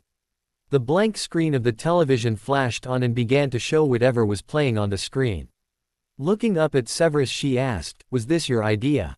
Severus nodded and answered, "Yes, I figured you'd want to have one installed here. What happened to my old television? The headmaster decided he'd keep it, so I got you a new one." They didn't know whether or not to be irritated with Dumbledore or not for taking her television, but she let it go. She turned off the television and glanced towards the staircase, noticing how they curved upwards with a railing made of fine cedar wood. Taking her lover's hand she walked towards the staircase and the two of them made their way upstairs. When they stepped off the landing they walked along the hallway and glanced inside the rooms they passed, spotting the bathroom, 2 guest rooms, what was Harry's new bedroom, until reaching the bedroom at the end of the hallway. Opening the door Petunia and Severus stepped inside Petunia's bedroom. Everything was set up like it had been in her old home, and yet it was still completely new, especially the shelf in the corner housing her book collection rather than her books being stacked in a corner. And her precious barn owl Severus had given her 3 years ago, Columbus was resting in his cage fast asleep. Petunia smiled and looked up at Severus before saying, "Thank you, Sev. I know it was you who set up my bedroom." Severus smiled and wrapped his arms around his lover, holding her close saying, "Of course, love. There was no way I was letting either Lucius or the old man to handle your personal items, especially your undergarments." A bright blush appeared on Petunia's face as she said, "Severus, honestly." The potions master chuckled and pressed a key to the lips, taking notice how Petunia shivered in delight as he did so. Pulling away he smirked seeing her blue eyes staring up at him, her pupils blown slightly in obvious arousal. Chuckling again he said, "Don't tell me a simple key has gotten you all worked up." Petunia keyed Severus once again before saying, "It's not just a simple key. It's a key from you, and that is what makes it special and makes me worked up." Grabbing Severus by his robes, she pulled him towards her bed and pushed him down on it. "And you, Mr. Snape, aren't leaving here anytime soon. I've been deprived of you for a bit too long. I do have classes I have to go back and teach. Then those classes are going to have to wait, because I want you now." Severus laughed as Petunia settled in his lap, her soft lips pressing against his once more in a passionate key as her hands set to taking his robes off, his own hands settled on her hips and pulled he closer. He supposed his classes would be all right with an impromptu cancellation. He'd just give them more work later to make up for missing a day of class. That was the last thought that ran through his head before his thoughts and mind was completely consumed by his lovely Petunia and her wonderful touch. Harry was walking with Luna up to the 7th floor, having left Ravenclaw Tower to find a place to study together without possibly getting disturbed by others, including their fellow Eagles. Harry liked spending time with Luna, and spent a lot of time with her ever since taking her to the Yule Ball. He hadn't really admitted it despite being teased about it, but he really liked Luna, he liked her a lot. He had a feeling the Dreamy knew it, but she didn't say anything if she did. Before long they reached the 7th floor, walking towards the entrance of the Gryffindor common room. Frowning slightly Harry asked, "Luna, where are we going exactly? I thought we were studying." Luna smiled at the fourth year and responded, "We are, Harry. We're going to the room of requirement to study." Room of requirement. Not many people know about it, but those that do sometimes call it the come and go room. It will turn into whatever you need it to be, and if you don't have an idea in mind it will just reveal itself and allow entrance. The Grey Lady told me about it. Harry nodded slowly and followed Luna until they stopped in front of a bare wall. Luna paced back and forth in front of the wall 3 times and was muttering something to herself, her curls flying behind her with each turn she took. Seconds later a door appeared on the wall, surprising Harry and causing his green eyes to widen as Luna smiled and beckoned him to follow her inside. The two of them stepped inside the room of requirement, the door disappearing behind them as they stepped inside. Looking around, Harry was surprised to see piles upon piles of items stacked on top of each other. Harry was surprised at how much stuff was here, many of it looking old and possibly lost. Wondering what all was here, he couldn't help but look around, Luna following him as he did so. As they walked along the makeshift pathways, Luna said, "There are many things here that are lost or forgotten about. But it is also a nice place for quiet and solitude. I like coming here a lot whenever I want to be alone. But I don't mind being here with you." Green Eyes looked at the third year as she gazed around at the many different items in the room before reaching over and gently taking her hand in his, lacing their fingers together as he did so. He gave her hand a squeeze and smiled at her, Luna returning his smile. In that moment he felt as if he wanted to key her. But before he could ponder it more, he heard what sounded like whispering and a burning pain running through his scar. Hissing, he rubbed the scar on his forehead and looked off into the mountain of lost things. "Harry, what's wrong?" Luna asked, concerned, pressing her cool hand against his forehead right over his scar. "My scar, it's burning. It hadn't hurt like this in a while," Harry answered. He thought for a moment before saying, "In fact, my scar has only hurt like this whenever Voldemort was near or something about him was near." "Something about him. I can't really explain it, but yeah. And I hear something whispering, almost like it's talking." "Can't you hear it?" Luna listened intently for whatever whispering Harry was talking about, and her eyes widened slightly when she indeed could hear it. She nodded and allowed Harry to pull her in the direction of the whispering, the sound getting louder the closer they got to it. Soon they walked up on a box where the whispering was the loudest, it obviously coming from the box. Both of them could feel massive waves of dark magic rolling off of the box, or whatever was inside of it. Harry looked at Luna before reaching his hand out and opening the lid of the box. Sitting inside of the box was the most exquisite tiara they had ever seen. It was made of silver and shaped like an eagle, its wings spread out and covered in gems, though there was a large prominent blue sapphire set in the middle of it. It was definitely gorgeous, but they could both tell it had been tainted by dark magic. A small gasp of realization came from Luna's throat as she whispered, "Harry, it's Rowena Ravenclaw's lost diadem. We found it." "Yes, we did. But it is embedded with some sort of dark magic, and it's clearly from Voldemort," Harry replied. Closing the lid, he grabbed the box and placed it in his school bag. Looking back at the girl, he said, "Let's get this to Professor Snape. Maybe he can tell us about it." The two Ravenclaws quickly left the room of requirement, making their way down the stairs towards the dungeons. They needed to show their discovery to Professor Snape, and they needed to show it to him immediately. Harry and Luna walked through the corridors of the dungeons, making their way to the potions classroom. Reaching it, they noticed how the class, which seemed to a 7th year NEWT level potions class, all sitting and talking amongst themselves, some of them even looking around to see if their potions professor was around or coming. Harry frowned and stepped inside the classroom, his presence being noticed by a Ravenclaw 7th year. "Hey Harry," she greeted.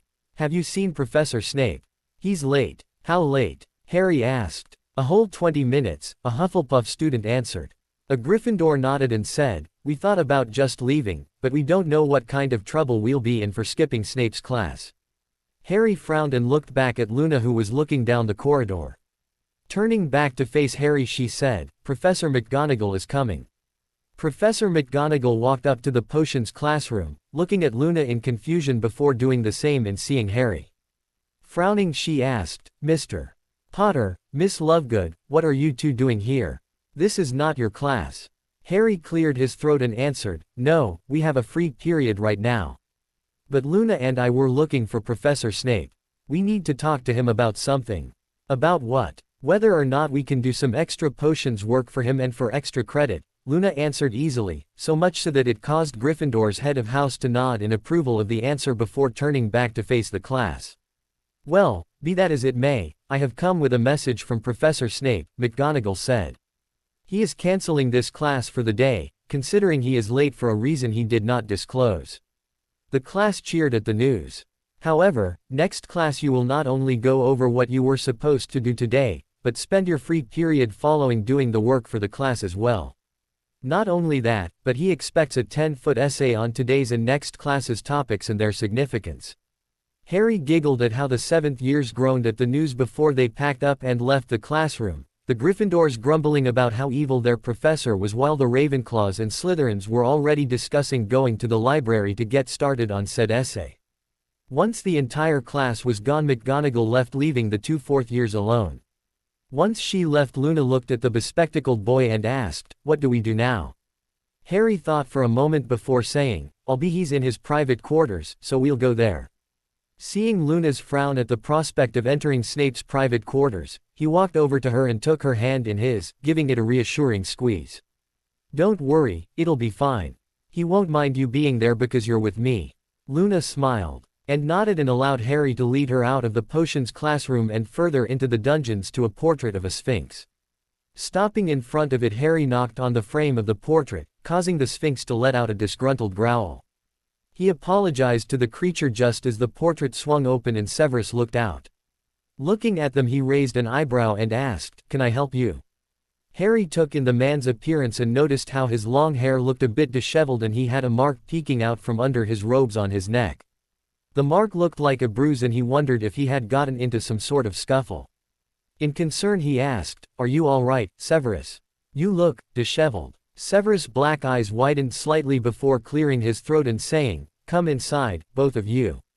The 2 Ravenclaws entered Severus' private quarters, Luna stopping momentarily to look up at the potions master and saying with a smile, "I take it Mrs.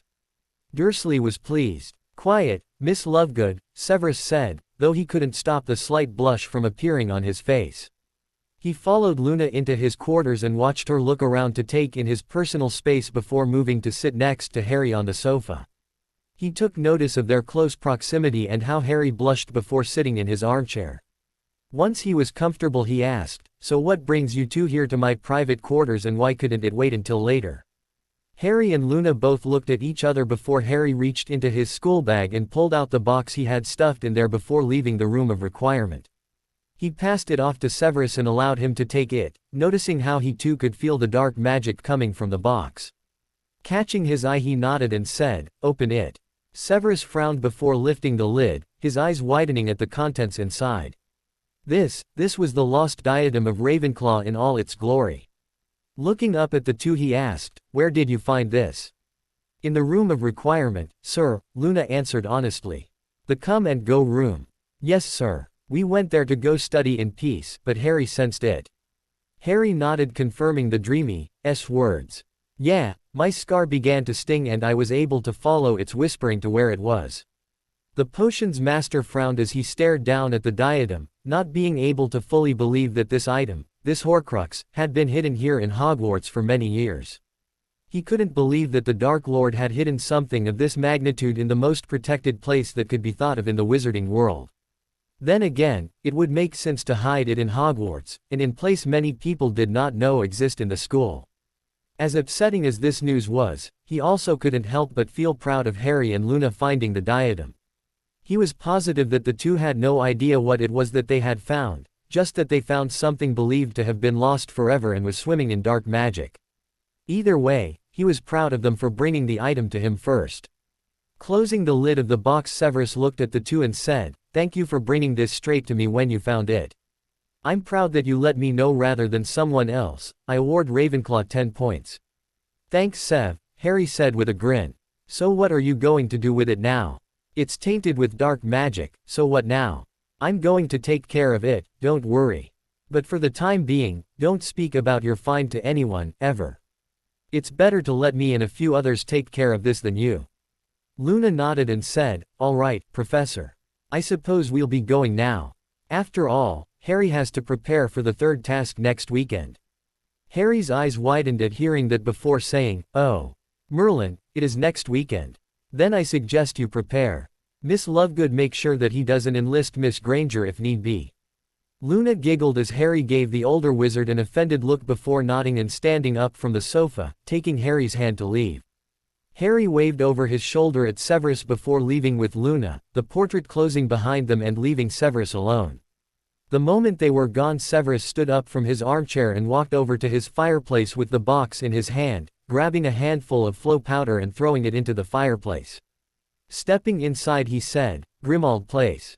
Green flames erupted around and swallowed him, whisking him away through the flow channel until being spat out of the fireplace in Grimmauld Place's library. Dusting the soot off his black robes, he called out, "Black!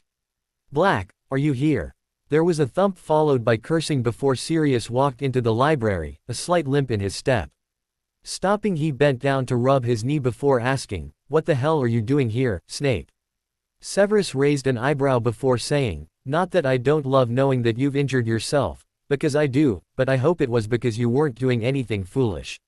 Sirius scowled, a taller man. "For your information, I was in the kitchen looking over places for where we could find Ravenclaw's diadem. I started late last night and ended up falling asleep, so your sudden call startled me. Also, along with hearing about the snake being destroyed from Dumbledore, he also told me about what happened to Petunia. I'm sorry to hear that happened to her. It's all right, she's doing fine now and is settling into her new home. I'm sure she'll let you know of her new location in time, if she wants to. But the reason I'm here is this." Holding out the box, Severus watched as the animagus took the box from him, his frown deepening upon feeling the amount of dark magic coming from it. Almost hesitantly, Sirius opened the box, his eyes widening at seeing the diadem. Gray eyes wide, Sirius looked up at Severus and said, "Incredible. I can't believe you found it." "I actually didn't find it. Harry and his friend Luna Lovegood found it and brought it to me." "Harry found it?" "Yes, though I doubt he knows what it is other than Ravenclaw's lost diadem." Taking the sapphire-covered tiara out of the box, Sirius said, "It sure is exquisite. It's a shame that it has to be destroyed, but it must be done." A grin appeared on his face. "But that means this is the last one. This is the last Horcrux, and that means all of you know whose pieces of soul are destroyed. And if he comes back, he'll be powerless, he'll be completely human." Severus nodded before saying, "Yes, he will be. But that can only be if you destroy the Horcrux." Sirius nodded and went to go get the basilisk fang that he kept, returning and placing the diadem on the floor of the library. Bending down, he tightened his grip on the fang before stabbing it down into the Horcrux, black smoke quickly arising from it. Severus and Sirius watched the black smoke shape itself several times, as if trying to decide what form to take and which wizard it wanted to attack. However, before it could, Sirius stabbed the Horcrux once more and it let out an inhuman shriek before the black smoke evaporated in the air, the object's shrieks echoing in the air. When all was quiet again and the ruined diadem still resting on the floor, Sirius let out a breath he hadn't known he'd be holding. A chuckle left his lips before he moved to sink down into the love seat in the library and said, "It's over." Severus let out a silent breath, his black eyes closing briefly in his relief before walking over to the fireplace. Turning to Sirius, he said, "I will be letting Petunia know of your success. I'm leaving it to you to tell Albus." Sirius nodded and Severus stepped into the fireplace, flow powder in his hand and dropping it with instruction to go to his private quarters in Hogwarts. Once he was back in his quarters, he went to get a piece of parchment and his quill. Sitting down at his desk, he began writing to his lover, intent on letting her know the good news. Petunia stretched as she woke up from her sated nap. A smile found its way on her lips as she thought of the glorious lovemaking that had ensued just hours before. She had made sure she had seen her lover off before falling asleep. Sitting up in bed, she found her satin robe and grabbed it, getting out of bed and putting it on. She left her bedroom and headed downstairs to her new kitchen, her fingers grazing across the marble countertops. She absolutely loved it and had to thank Lucius once again for being so kind as to give her and Harry this house. A tap on the window caught her attention and she turned to see an owl hovering outside the window, a letter held in its beak. Walking over to the window, she opened it and allowed for the owl to rest on the windowsill before giving her the letter. She stroked its feathers a bit before it flew off. Closing the window, she opened the letter and was smiled seeing Severus' handwriting. She began to read the letter, her blue eyes widening at reading that Harry had found the last Horcrux and Sirius had destroyed it. Whatever was left of the letter she didn't read, instead she began to cheer and jump around the kitchen. She was so happy knowing that their tedious task of hunting Horcruxes was over and that Harry was finally safe. She stopped cheering and jumping around when a sudden memory came to the forefront of her mind. She could clearly remember the first vision she ever had, the one that led to the conclusion she was a witch. She had seen her son trapped, held against his will while being tortured or taunted by Voldemort. That hadn't happened yet, but she had an awful feeling it probably still would. If that was the case, did that mean that the Dark Lord was still going to come back? And if so, when? The week had gone by and before Harry and everyone else knew it, the day of the third task of the Tri-Wizard Tournament had arrived. Harry found himself to be very nervous about this one, because he knew that this final task was going to be the most dangerous one. But it was also the one to signal the end of the Tri-Wizard Tournament. He didn't particularly care who won, but if he wanted someone to win, he'd hope it was Cedric Diggory. He personally didn't care for eternal glory, not when he was already more famous than he wanted to be. And he believed that if anyone deserved to win, it was Cedric. As he got ready in his provided blue and black uniform to symbolize his house color in Hogwarts, there was a knock on the door. Looking up, he called out, "Come in." The door opened and Cedric walked in dressed in a uniform very similar to his own, only yellow and black for Hufflepuff House.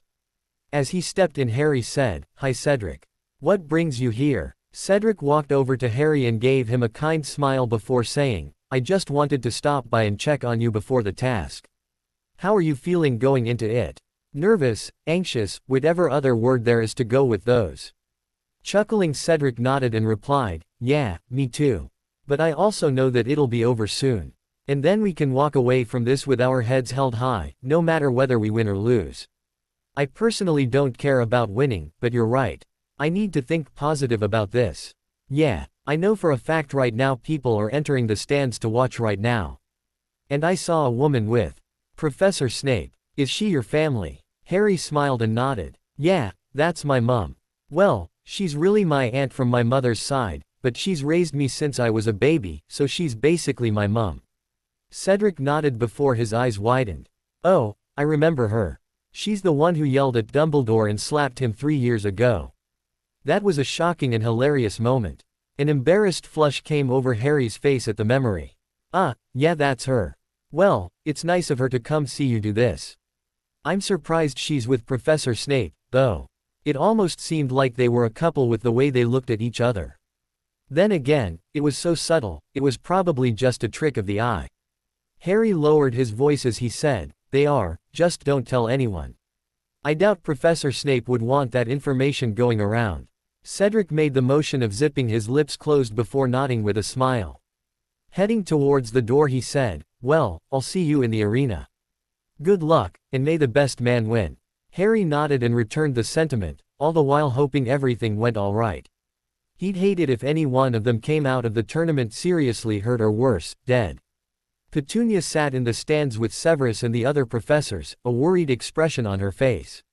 Her teeth worried her bottom lip as she watched the 4 champions enter the arena, everyone cheering as they did so. Her eyes landed on her nephew and she couldn't help but feel a sense of foreboding settling in her stomach.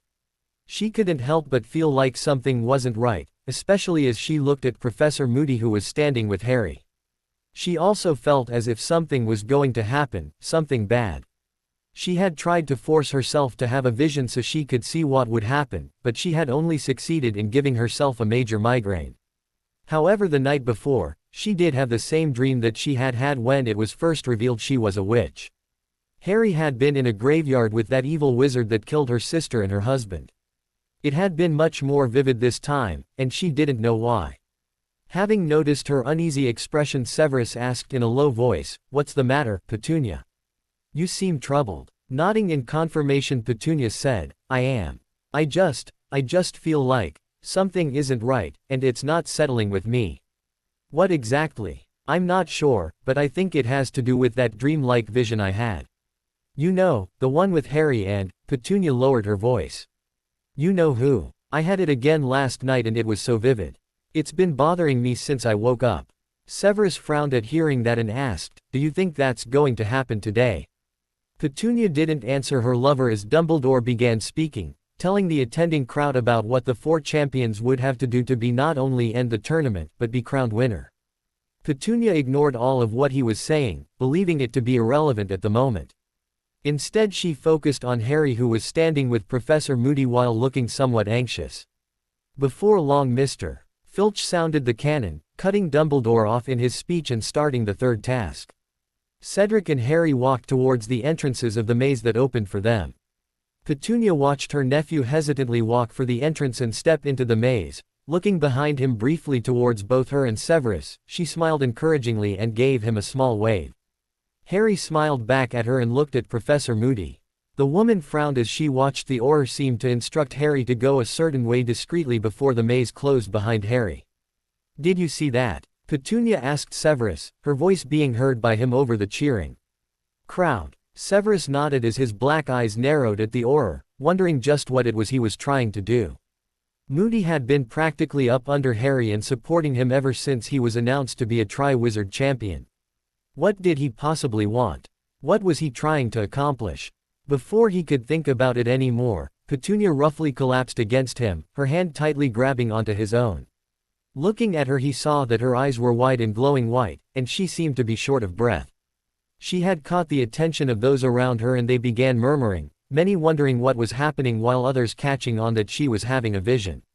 Severus however was more concerned about that fact that Petunia seemed to be distressed about whatever she was seeing. Ignoring those around him, Severus lifted Petunia's head and made her look at him, using legilimency to see what she was seeing.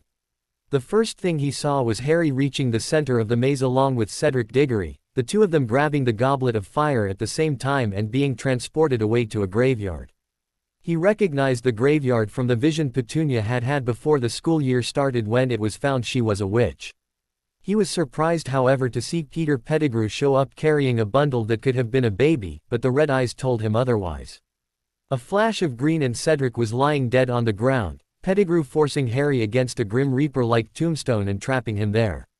What followed was horrifying to Severus, though he didn't let it be seen on his face.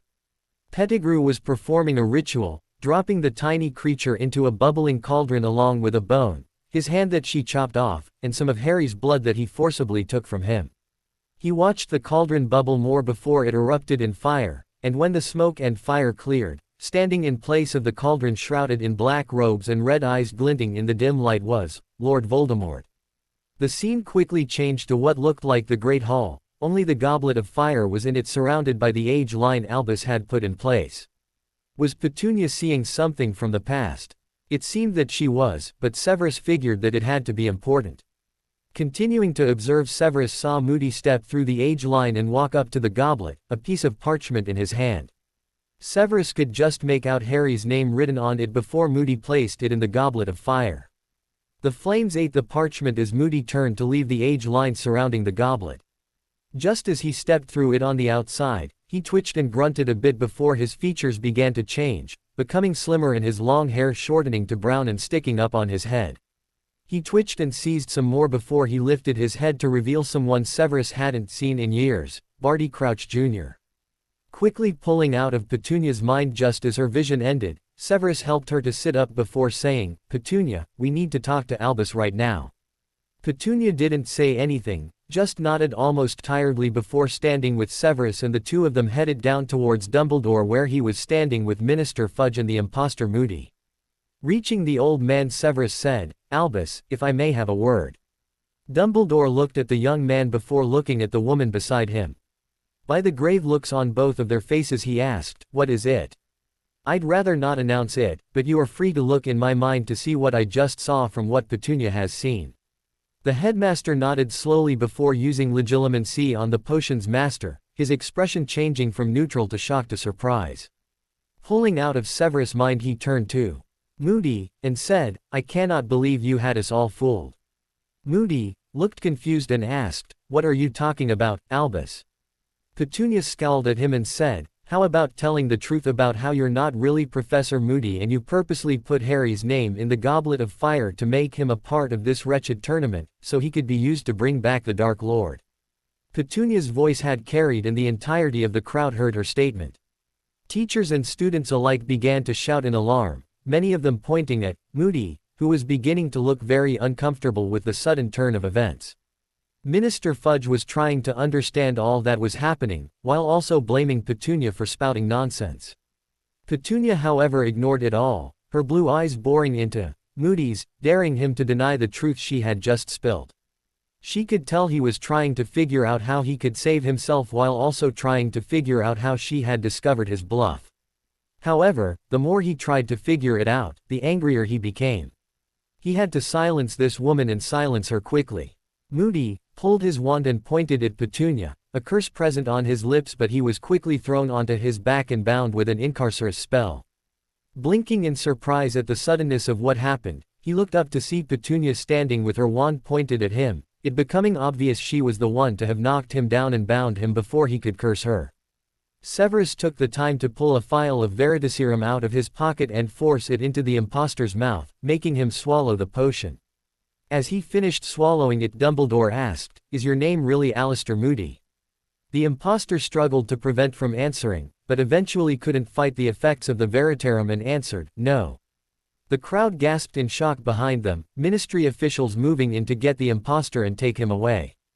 However, before they could, Dumbledore asked, "Did you put Harry Potter's name in the Goblet of Fire?" "What was the purpose?" "Yes, I put his name in it. I did it so he could become a champion and make it to the Goblet of Fire, which I made into a portkey. It's to take him to the graveyard in Little Hangleton where he'll be used in the resurrection of the Dark Lord.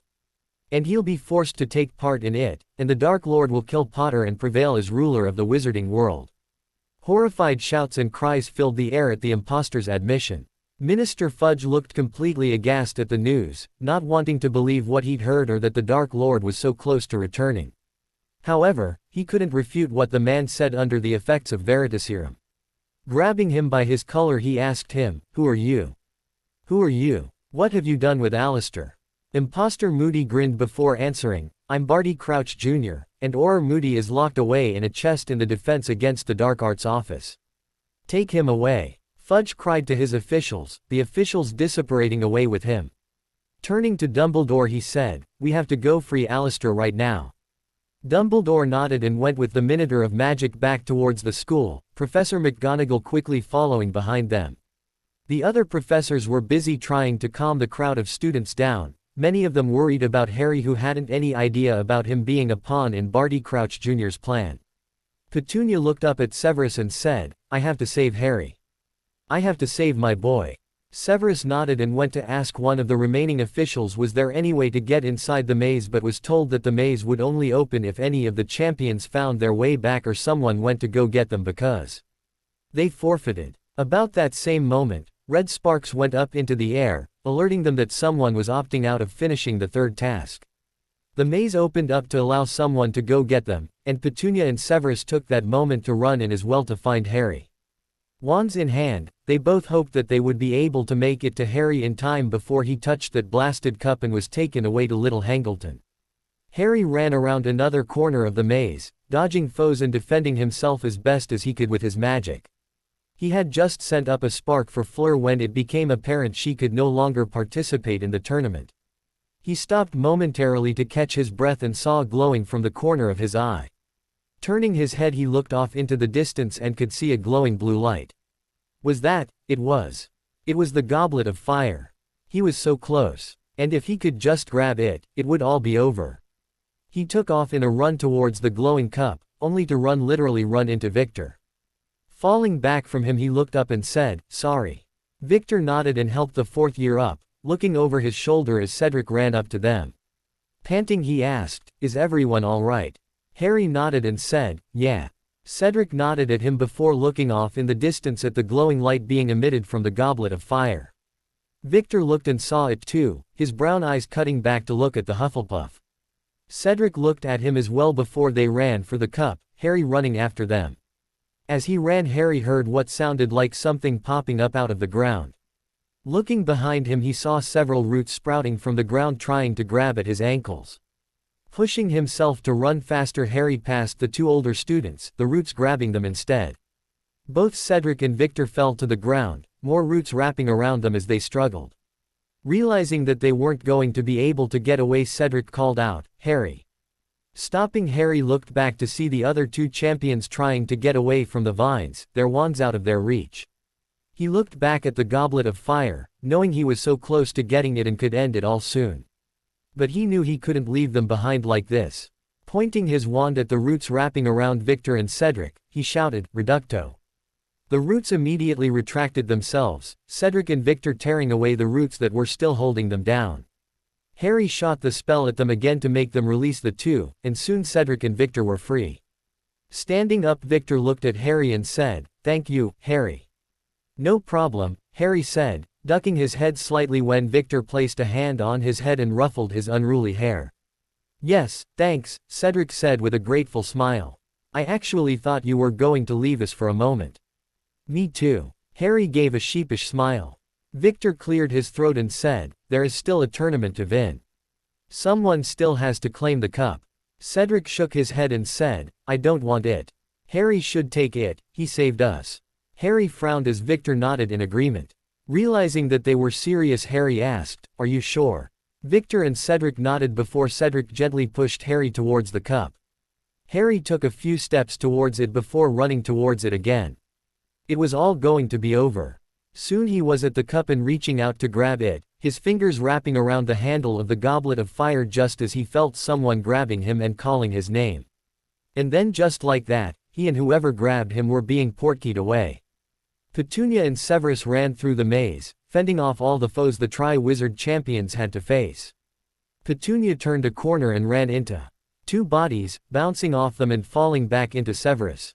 Blinking, she saw that it was the Durmstrang champion and the other champion from Hogwarts, Cedric, she believed his name was. Looking at them, she asked, "Where's Harry?" Cedric blinked in surprise at the woman before looking past her to see Professor Snape. He was surprised to see the man, and he momentarily remembered Harry telling him that his aunt and the professor were dating. However, it was the woman's frantic look and the potion master's look of anxiousness in his eyes, though it was really well concealed, that made him realize something was wrong. Pointing behind him, he said, "He's going to get the cup." "No!" Petunia shouted, running past them and towards Harry as fast as her legs would carry her. "Petunia, wait!" She heard Severus call after her, but she ignored him. She had to reach Harry, she had to reach her baby in time. Before she knew it, Petunia had reached Harry and saw him reaching out to grab the goblet of fire. Grabbing onto him about the same time he grabbed the cup, she called out, "Harry!"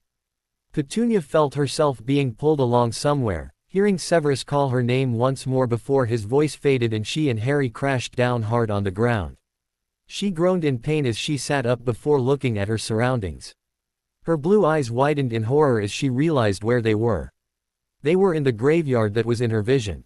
And sitting in the middle of it was a large cauldron. Petunia stared at the cauldron from her vision for a moment before a groan of pain caught her attention. Looking over, she saw Harry sitting up and rubbing the back of his head. Crawling over to him, she grabbed his shoulders and asked, "Harry, are you all right?" "Yeah," Harry mumbled before frowning. Looking at Petunia, he asked, "Mum, what are you doing here?" He then looked around at their surroundings for a moment before his green eyes widened. "I know this place." "You do?" "Yeah, I've seen it in a few dreams I've had." And Harry trailed off as he stared at a large gravestone in the shape of a Grim Reaper. He looked past that towards a large house on a hill in the distance. "That house was in my dream, too." Petunia felt her heart stall in her chest momentarily at hearing her nephew's words. He had seen this place as well, and she knew that it was a bad omen. Only she wasn't sure he knew what it was. Then again, he probably did. Standing up, she pulled Harry with her and looked around for the goblet of fire. Seeing it lying a few yards away, she said, "Harry, you need to get back to the cup. Get it and go back to Hogwarts and find Severus." "Why?" Harry asked, only to bend over in pain and grab his scar. The blue eyes widened at seeing Harry cry out in pain and hold his scar. His scar had hurt when he was younger, usually on the anniversary of Lily and James's death. And then when he entered Hogwarts, whenever he would face off against or be near that evil wizard that murdered her sister. And if Harry was in horrible, physical pain now, then that meant a fire erupted beneath the cauldron, drawing her attention to it and to an entryway beyond that.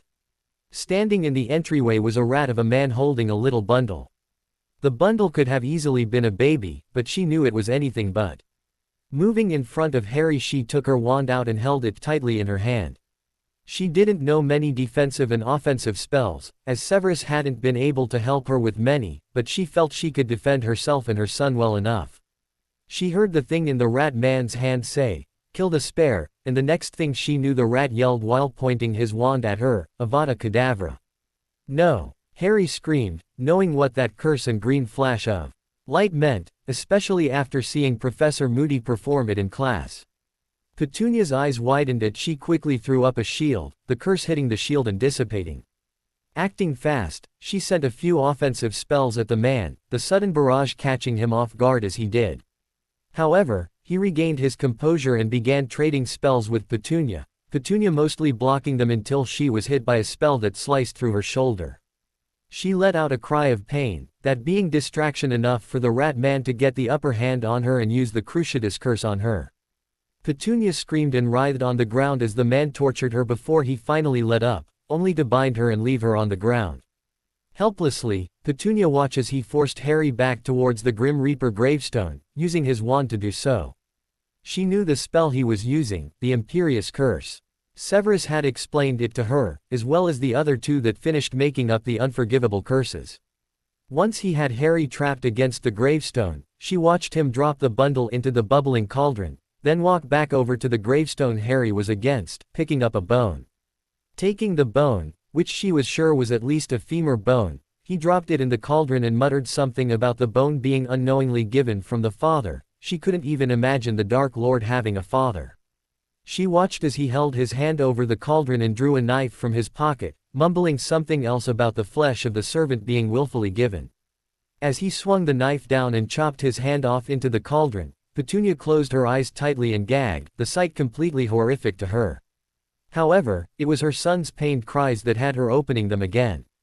Looking towards Harry, she saw the rat man forcibly cutting into Harry's skin, Harry screaming in pain as he did so. Struggling against her restraints, she cried, "Leave him alone." The man eventually stopped and walked back over to the cauldron, holding the knife above it and allowing Harry's blood to drip into it. The moment Harry's blood dropped into the cauldron, it began to bubble viciously and soon erupted into flames. As the flames died, a tall skinny figure stood up out of the cauldron. He stepped out of the cauldron, holding his arms out as the cauldron began to meld to his body, turning into dark black robes to cover his nakedness.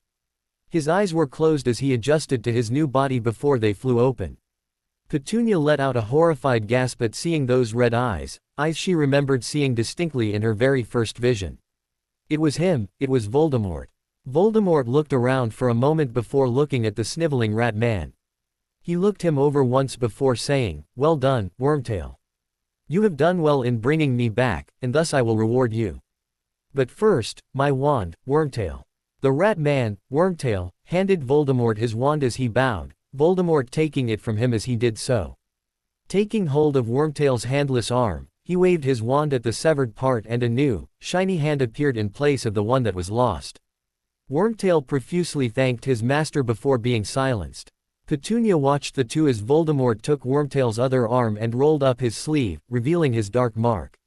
She knew that mark well as Severus himself bore one. She knew what it meant as far as allegiance, but also knew both Severus and Lucius had completely separated themselves from the Dark Lord and regretted joining the Death Eaters. Voldemort pressed his wand against the mark soon appearing in the sky. Before long, the cracks of apparition reached her ears and she looked to see several hooded figures had arrived in the graveyard along with them. Voldemort looked at them and said, "Ah, my friends. It is wonderful to see you all again after nearly 13 years. However, I must confess that I find myself disappointed in you. After my disappearance, none of you even tried to search for me, not like Wormtail did. Isn't that right?" Voldemort walked over to one of the hooded figures before snatching off the mask and causing him to drop to his knees. "McNair, He walked over to a few others and did the same to them, calling them out by name. Crabbe, Goyle. Petunia's eyes widened, recognizing that last two names. Those were the names of two of Harry's friends. Their fathers were Death Eaters. She wondered if the boys knew, or at least had an inkling. Though she was happy to know that they wouldn't turn out like their fathers and follow in their footsteps to becoming Death Eaters. At least, she hoped so. The Dark Lord looked around once more before asking, "And where is Lucius? How dare he not show up knowing I've returned?" He closed his red eyes for a moment as if to calm himself before opening them again. "No matter, I've other important business to attend to." He turned towards where Petunia was lying tied up, an evil grin appearing on his pale face. Bending down towards her he said, "Yes, Lily Potter's muggle-turned witch sister. I sent my familiar Nagini to end your life, but I see you are still alive. Interesting, isn't it? And seeing you here with your nephew, knowing you both are going to die tonight, I find it even more interesting. Don't you think so?" They didn't respond, instead growling at him and spitting in his face. The action shocked everyone present, but angered Voldemort greatly. Wiping his face, he pointed his wand at Petunia and incanted, "Crucio." Being put under the Cruciatus curse again, Petunia writhed in her restraints as she cried out in pain, the feeling burning as the curse ripped through her veins and muscles. This felt so much worse than when Wormtail had placed her under the curse. Just as she thought she was going to pass out from the pain, Harry screamed out, "No! Leave her alone!" Startled by the outburst, Voldemort ended the curse and looked at Harry, seeing him struggle to get out of the hold the Grim Reaper tombstone had on him. Leaving the witch panting heavily on the ground, he walked over to the Ravenclaw and said, "Harry, I almost forgot about you. Thank you for reminding me that we need to become reacquainted before I kill you. You know, I bet you wonder why it was that I could never touch you before. When your mother, Lily Potter, threw herself in front of my killing cures to save you, it rebounded and hit me instead, destroying my body. After that, I still couldn't touch you. And do you know why? It was love, a type of magic I have no patience for. But guess what now, Harry?" Voldemort stepped up to Harry and raised his hand, slowly and dramatically bringing his finger down towards Harry's scar. "I can touch you now." He pressed his finger down on top of Harry's scar, searing pain shooting through Harry's head. He yelled in pain, unable to move away from the touch as the evil wizard taunted him. Petunia struggled harshly against her restraints, shouting at Voldemort to leave her boy alone. As Harry's screams grew louder, Petunia could feel her anger towards the Dark Lord growing. Her magic crackled through her as she heaved in anger.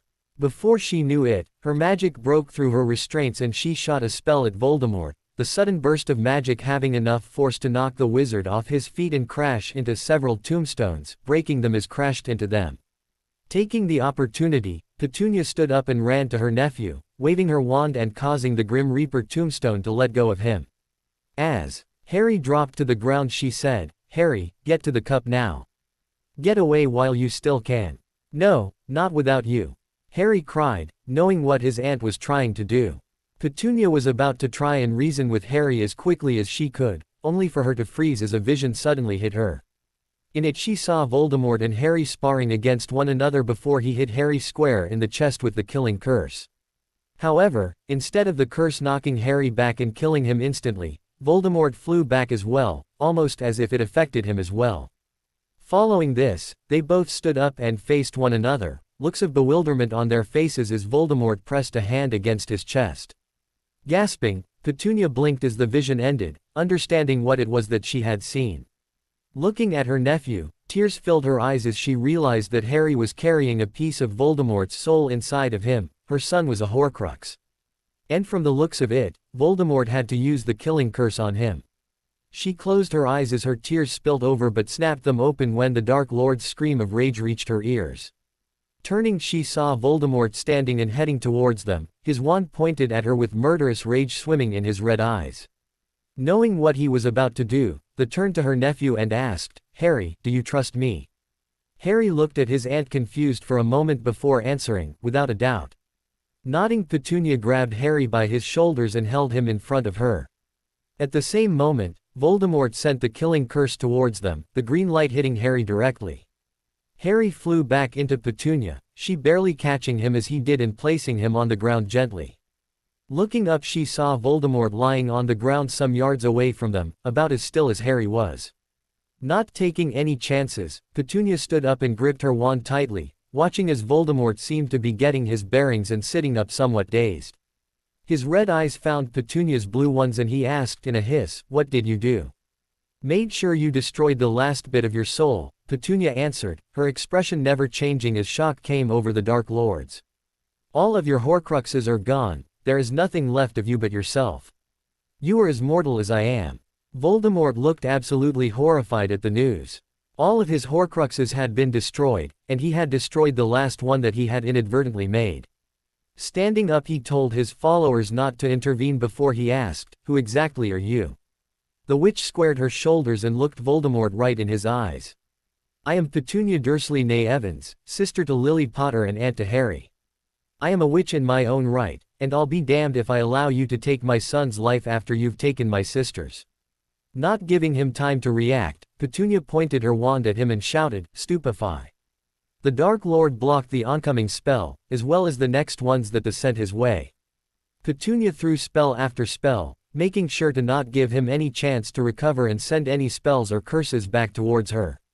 At one point, Petunia threw 3 spells back to back at Voldemort before yelling, "Incendio." A large flame of fire erupted from the tip of her wand, Voldemort barely dodging the flame. His robes however did catch fire and he quickly patted those out before throwing up another shield as Petunia had thrown the Reductor Curse at him. Having had enough, he threw a few curses at Petunia, happy to see she was struggling to block them, though she was doing rather well in doing so. Catching her off her game, he sent a bone-shattering curse at her, hitting her right in her leg.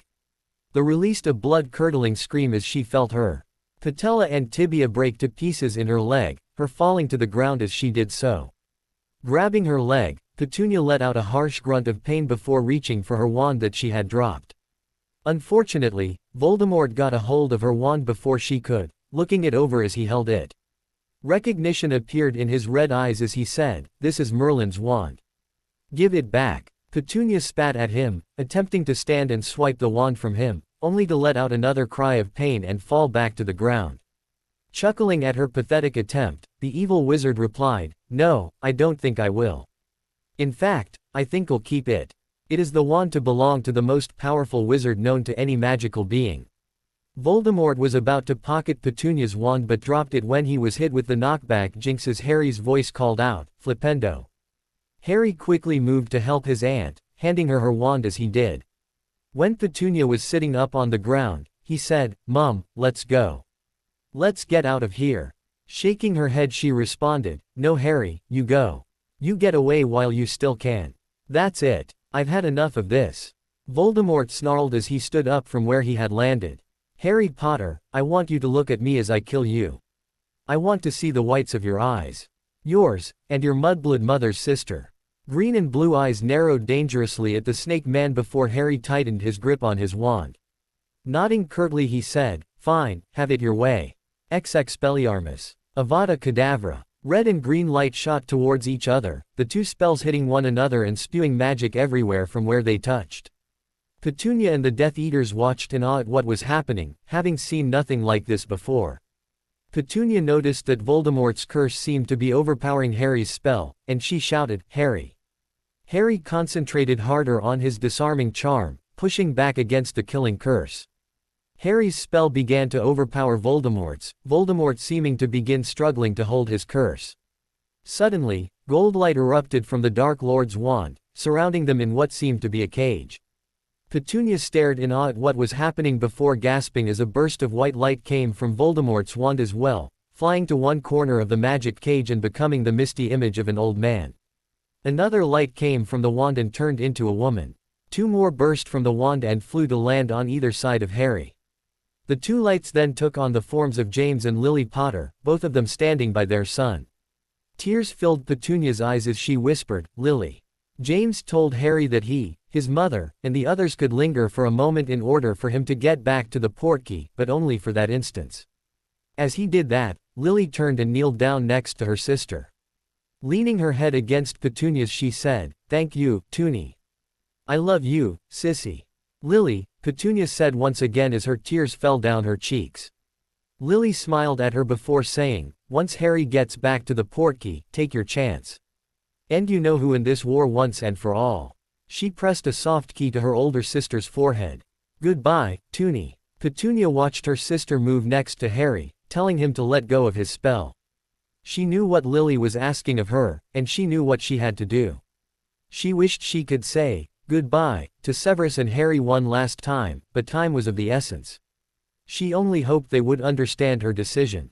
Taking the chance, Petunia forced herself to stand up on her shattered leg, her wand held tightly in her hand. Closing her eyes, she focused all of her magic from her core to her wand, drowning out Harry, Voldemort, and the echoes as they attacked. Voldemort so Harry could leave. She felt herself lift off of the ground, her magic whirling around her as she did so in strong winds. Her eyes flew open, her blue eyes glowing as she did. Holding her wand towards the smoke that Voldemort was coming through, she let out a loud scream with so much power, the entire graveyard began to tremble. In fact, all of Little Hangleton began to shake, the surrounding gravestones crumbling instantly from all of the raw magic the witch was emitting. Voldemort and the Death Eaters stared in awe and fear at seeing what Petunia was doing. This right here was the strong, raw power of Merlin himself. Harry himself was watching from where he was crouched by the goblet of fire, amazed at what his aunt was doing. However, he remembered the prophecy Severus had told him about Petunia's power and how it could possibly kill her. What she was doing now, Petunia would end up killing herself. However, he couldn't stop her, not without getting hurt himself. Not wanting to leave his mother behind, but knowing he had to, he bent down and grabbed the cup, allowing it to portkey him back to Hogwarts. Not liking what he was seeing, Voldemort began sending curses towards Petunia to stop her. Unfortunately for him, every curse he sent towards her either dissipated due to her magic or bounced back towards him. Realizing his efforts were useless, Voldemort tried to disapparate away, but Petunia's magic wasn't allowing him to run away either. Realizing he was trapped by this mudblood, he cried out, "No! Die!" Petunia screamed before throwing a powerful spell at Voldemort, her wand glowing in her hand as her eyes glowed brighter. The magic around her also began to glow brighter and brighter until it was blinding. Everything around her was engulfed by the magical light before Little Hangleton trembled violently as the graveyard exploded, leaving nothing in its wake. Harry slammed against the ground of the Quidditch pitch outside of the large maze, the crowd cheering at his appearance. Hands grabbed at him and helped him to sit up, but Harry shook them off as he frantically searched around for the man he was looking for. When his green eyes landed on Black, Harry ran over to Severus and grabbed his robes in his hands, clenching them as he said hurriedly, "Severus, we have to go back. We must get Mum. We have to save her." Severus didn't bother trying to conceal his concern and fear at hearing that Petunia was still in the graveyard in Little Hangleton with the Dark Lord. Quickly moving towards Dumbledore, who had returned to the tournament scene, he said, "Albus, we have to get to Little Hangleton. Petunia is still there with the Dark Lord." Albus gave Severus and Harry grave looks as he said, "I was just informed that Little Hangleton seemed to have had a massive earthquake, and that the entire graveyard was decimated." Tears filled Harry's eyes and his breath began to become short before he asked, "What about Mum? Is she all right?" The remains of Voldemort and several Death Eaters were found, but there was no sign of Petunia Dursley. Severus' voice trembled as he asked, "What do you mean there was no sign of her?" The headmaster gave them solemn looks before saying, "What I'm saying is that there is a strong possibility that Petunia destroyed herself in the process of defeating Voldemort. I'm sorry to deliver this news to you like this. But there is also a possibility that she is still alive, though the evidence supporting that is little to none." "No," Harry whimpered as his tears fell, the boy leaning against Severus's sobs racked his body. Severus shook his head as tears filled his own black eyes. "No, that's not true. You're lying. Petunia is alive, she is." Dumbledore gave him a sad smile before reaching into his robes and pulled out Petunia's wand. Handing it over to the potions master he said, "I'm sorry, Severus." Taking Petunia's wand in a trembling hand, Severus stared down at it as his tears blurred his vision. A choked sob escaped his throat as his tears spilled over as his legs gave out from under him. Dropping down to the ground, Severus let out the most heartbreaking cry anyone had ever heard. Harry cried in earnest as he held onto the man that was like a father to him, he too mourning his mother as Severus mourned the love of his life. In the stands, Draco and Hermione realized what had happened and Hermione began crying into Draco's shoulder. Draco had never seen his godfather cry before and the sight nearly broke his heart as tears filled his own gray eyes. Everyone around them, though shocked at seeing their feared potions professor crying his heart out, all began to weep with him. The sky overhead rumbled as thunderclouds moved in over the crowd, and rain began pouring out of the clouds down on top of them, almost as if the sky was weeping, too. A week had passed since the end of the Tri-Wizard tournament, and the aftermath was rather bittersweet. Harry had ultimately won and had been granted the grand prize, as well as Hogwarts School of Witchcraft and Wizardry being the ultimate winner of the three schools. Even so, there was a rather somber atmosphere in Hogwarts. What should have been a following week of celebration was anything but, and the reason for that being was Petunia Dursley. It was known that Harry's aunt and mother figure had gone to rescue him from the recently resurrected and deceased Lord Voldemort and had presumably died in the process of killing him, thus being dubbed a war hero and new savior of the wizarding world. Many people believed her dead while others thought her alive because there was no trace of her supposedly dead body. However, it was mostly believed she was dead because Dumbledore had been the one to hand her wand over to Severus, delivering the news to him and Harry about what happened to her. Harry didn't want to believe that his aunt was gone, couldn't believe it and refused to. Even with some ministry officials searching for her and turning up empty-handed, he still believed that she was alive somewhere. He honestly thought he would have shut down completely had it not been for his friends and fellow Ravenclaws. Unfortunately, the same could not be said about Severus. Severus was taking Petunia's absence the hardest. No one was sure if he believed his lover to be dead, not even him himself, but he couldn't help but grieve. All evidence pointed to her being dead, and the more ministry officials came up empty-handed, the more into despair he fell. His obvious grief and broken-heartedness surprised his co-workers and his students, many of them shocked beyond belief while others' hearts went out to him. Both Dumbledore and McGonagall were surprised at how hard Severus was taking Petunia's death or supposed death to those that believed she was still alive. He had taken Lily's death hard, but he had been able to pick himself up and move on. However, he seemed to be taking Petunia's harder than Lily's, making it obvious that not only was he in love with the witch, but that she had been it for him, and now she was gone. Harry felt helpless concerning the man that was like his father, not knowing what to do to make him feel better. Like the older wizard, he too was missing Petunia, but he felt like it wouldn't right to stop his life. Petunia wouldn't want him to do that, and he believed she wouldn't want Severus to stop his life either. But he wasn't sure how to reach him in his grief. His aunt had been very important to Severus and he knew the man would never love again, not after Petunia. At the moment while he had a moment from taking his end-of-year exams, Harry made his way down to the dungeons to visit the potions master. He passed by a few Slytherins on the way and found Draco and Vincent talking near the potions classroom. Stopping to speak with them he greeted, "Hi Draco, hi Vincent." "Hi Harry," Vincent greeted. "Hi," Draco greeted as well. "Are we still on for studying in the library for herbology this evening?" Harry nodded and replied, "Yes, we are. Have you guys seen Severus?" Nodding, Vincent answered, "Yes, we saw him leaving the potions room after the second years took their exam. I think he was on his way to his private quarters." Draco gave his best friend a worried look. He's still not really coping with what happened to Mrs. Dursley. I think he either truly believes she's gone, or believes she is alive and is frustrated that he can't prove it. I still believe Mum is alive somewhere, but I wish there was something pointing to evidence that she was. Anyway, I'm worried about Severus. Mum told me how hard he took my real mum's death. Yes, but it is obvious he wasn't as in love with Lily the way he is with Mrs. Dursley. If I believed in it, I'd say your aunt and my godfather were soulmates in some way. I wouldn't doubt it. They are, completely head over heels for each other. Well, I'm going to go see him and check on him. And then I'm going to go see Professor Dumbledore. I need to know if he's making any progress on his own in finding Mum. Vincent looked skeptical at the thought that the headmaster was helping to search for his friend's aunt. Good luck with that. Harry told the two he would see them later before continuing down the dungeon corridor towards Severus' private quarters. Reaching the portrait, he said the password and stepped inside when the portrait opened for him.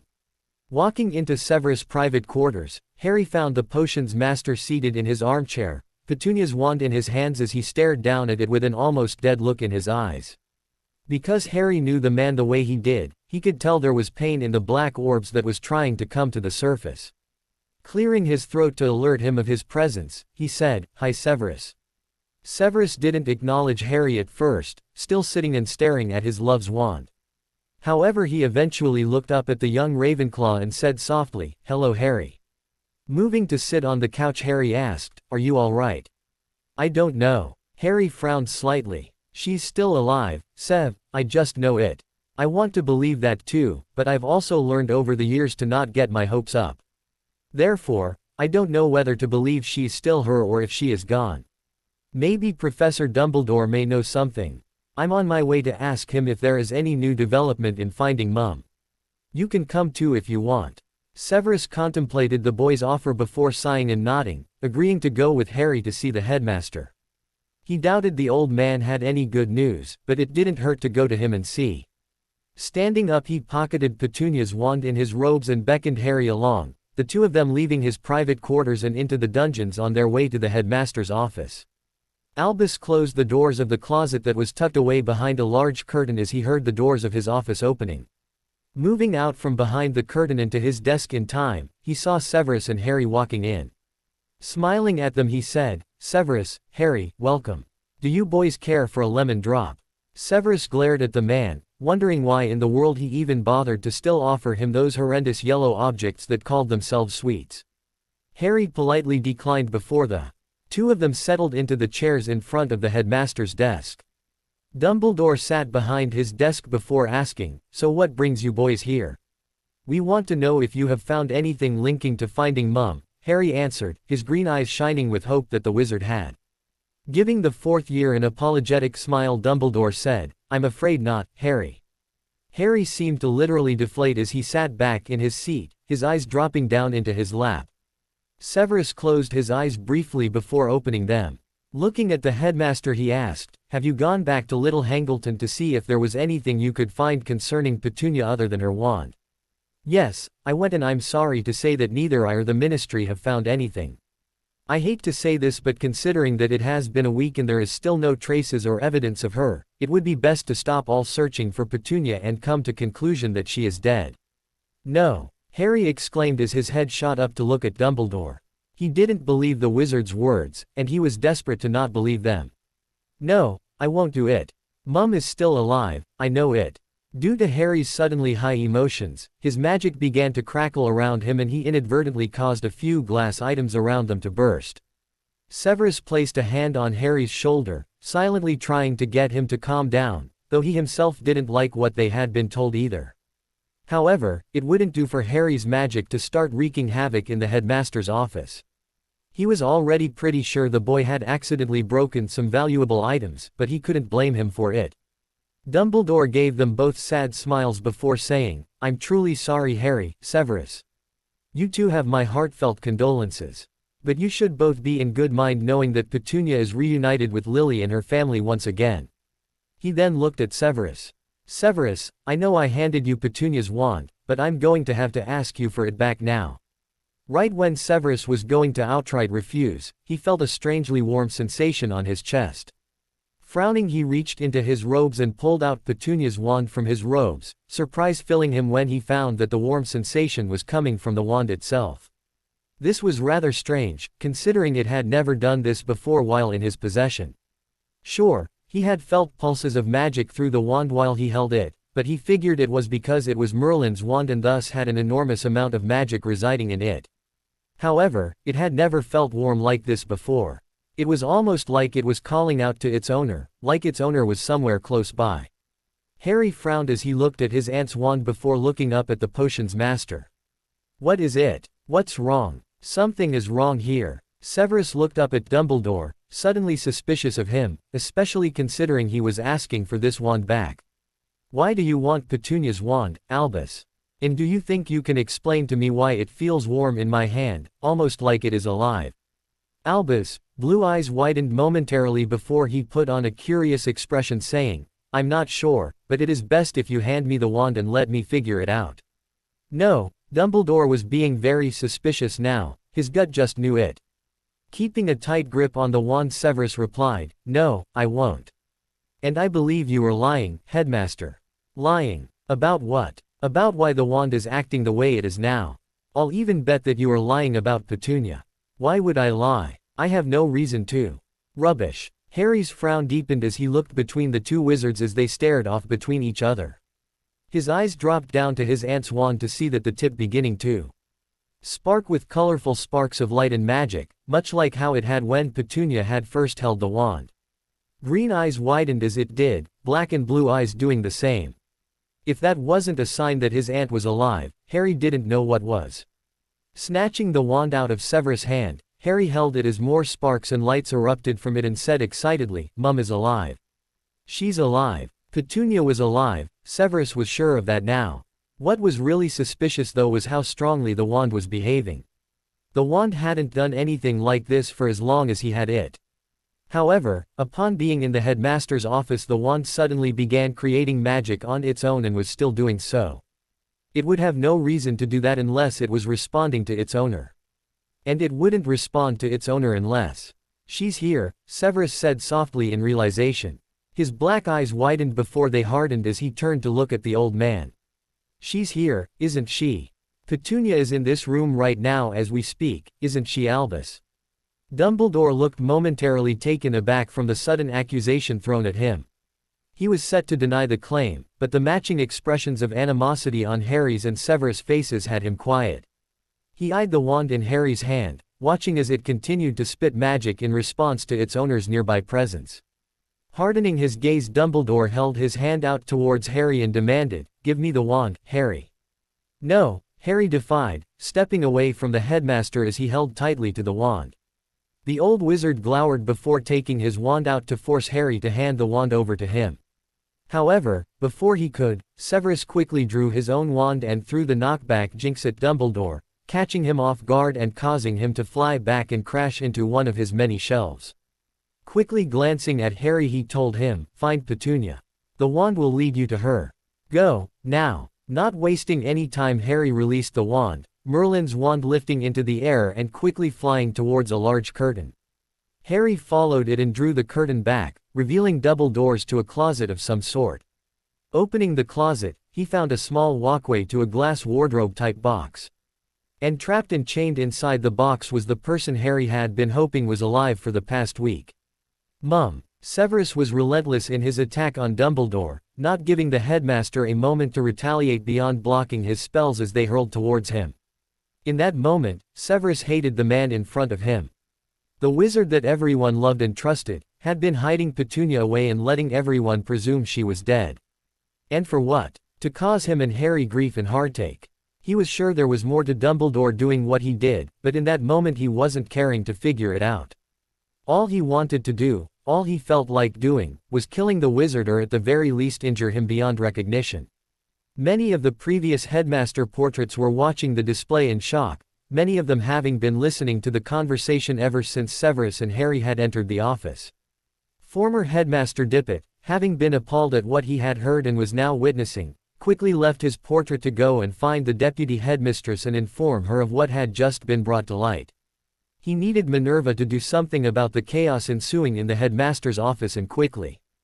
Dumbledore continued to block Severus' attacks before finding an opening and sending a slicing curse at the other wizard, hitting him right in his side. Severus let out a hiss of pain and doubled over, grabbing his side as blood began to pour out of the wound. It wasn't his sectum sempra, but it still hurt. Giving himself an advantage, Dumbledore began his assault, causing Severus to go on the defensive. Blocking a curse and throwing it towards the side and damaging a shelf of artifacts, Severus asked, "Why? Why did you hide Petunia away from us? What was the purpose? Don't you see, Severus? The woman is dangerous. I locked her magic away as a child because of that prophecy, and now that it has been unleashed, I must lock it away again. Not only that, but lock her away. A muggle like her could never control magic like Merlin's, not like I can. I can use Merlin's wand better than she ever could. And if I must, I will kill her to keep our world safe from her. She's already taken the glory of finishing off Voldemort, so there is no reason for her to still be alive. I had been hoping she would die when she killed him, and yet I found her alive. I quickly took her from Little Hangleton into my office before arriving back at the arena to hand you her wand. However, I made the mistake of handing it over. It was easy to lock her magic away with my wand while she was an infant. But now that she is an adult and has tapped into her magical core, a stronger wand must be used. I need Merlin's wand to lock her magic away again, though it might kill her in the process. And when I do, I will be the most powerful wizard there is. You bastard! Severus threw a deadly curse at the headmaster, Dumbledore barely blocking it before the two of them were dueling again, destroying the office as they did so. Harry banged on the glass as he tried to break it, trying desperately to free his aunt who seemed to be in a suspended animation.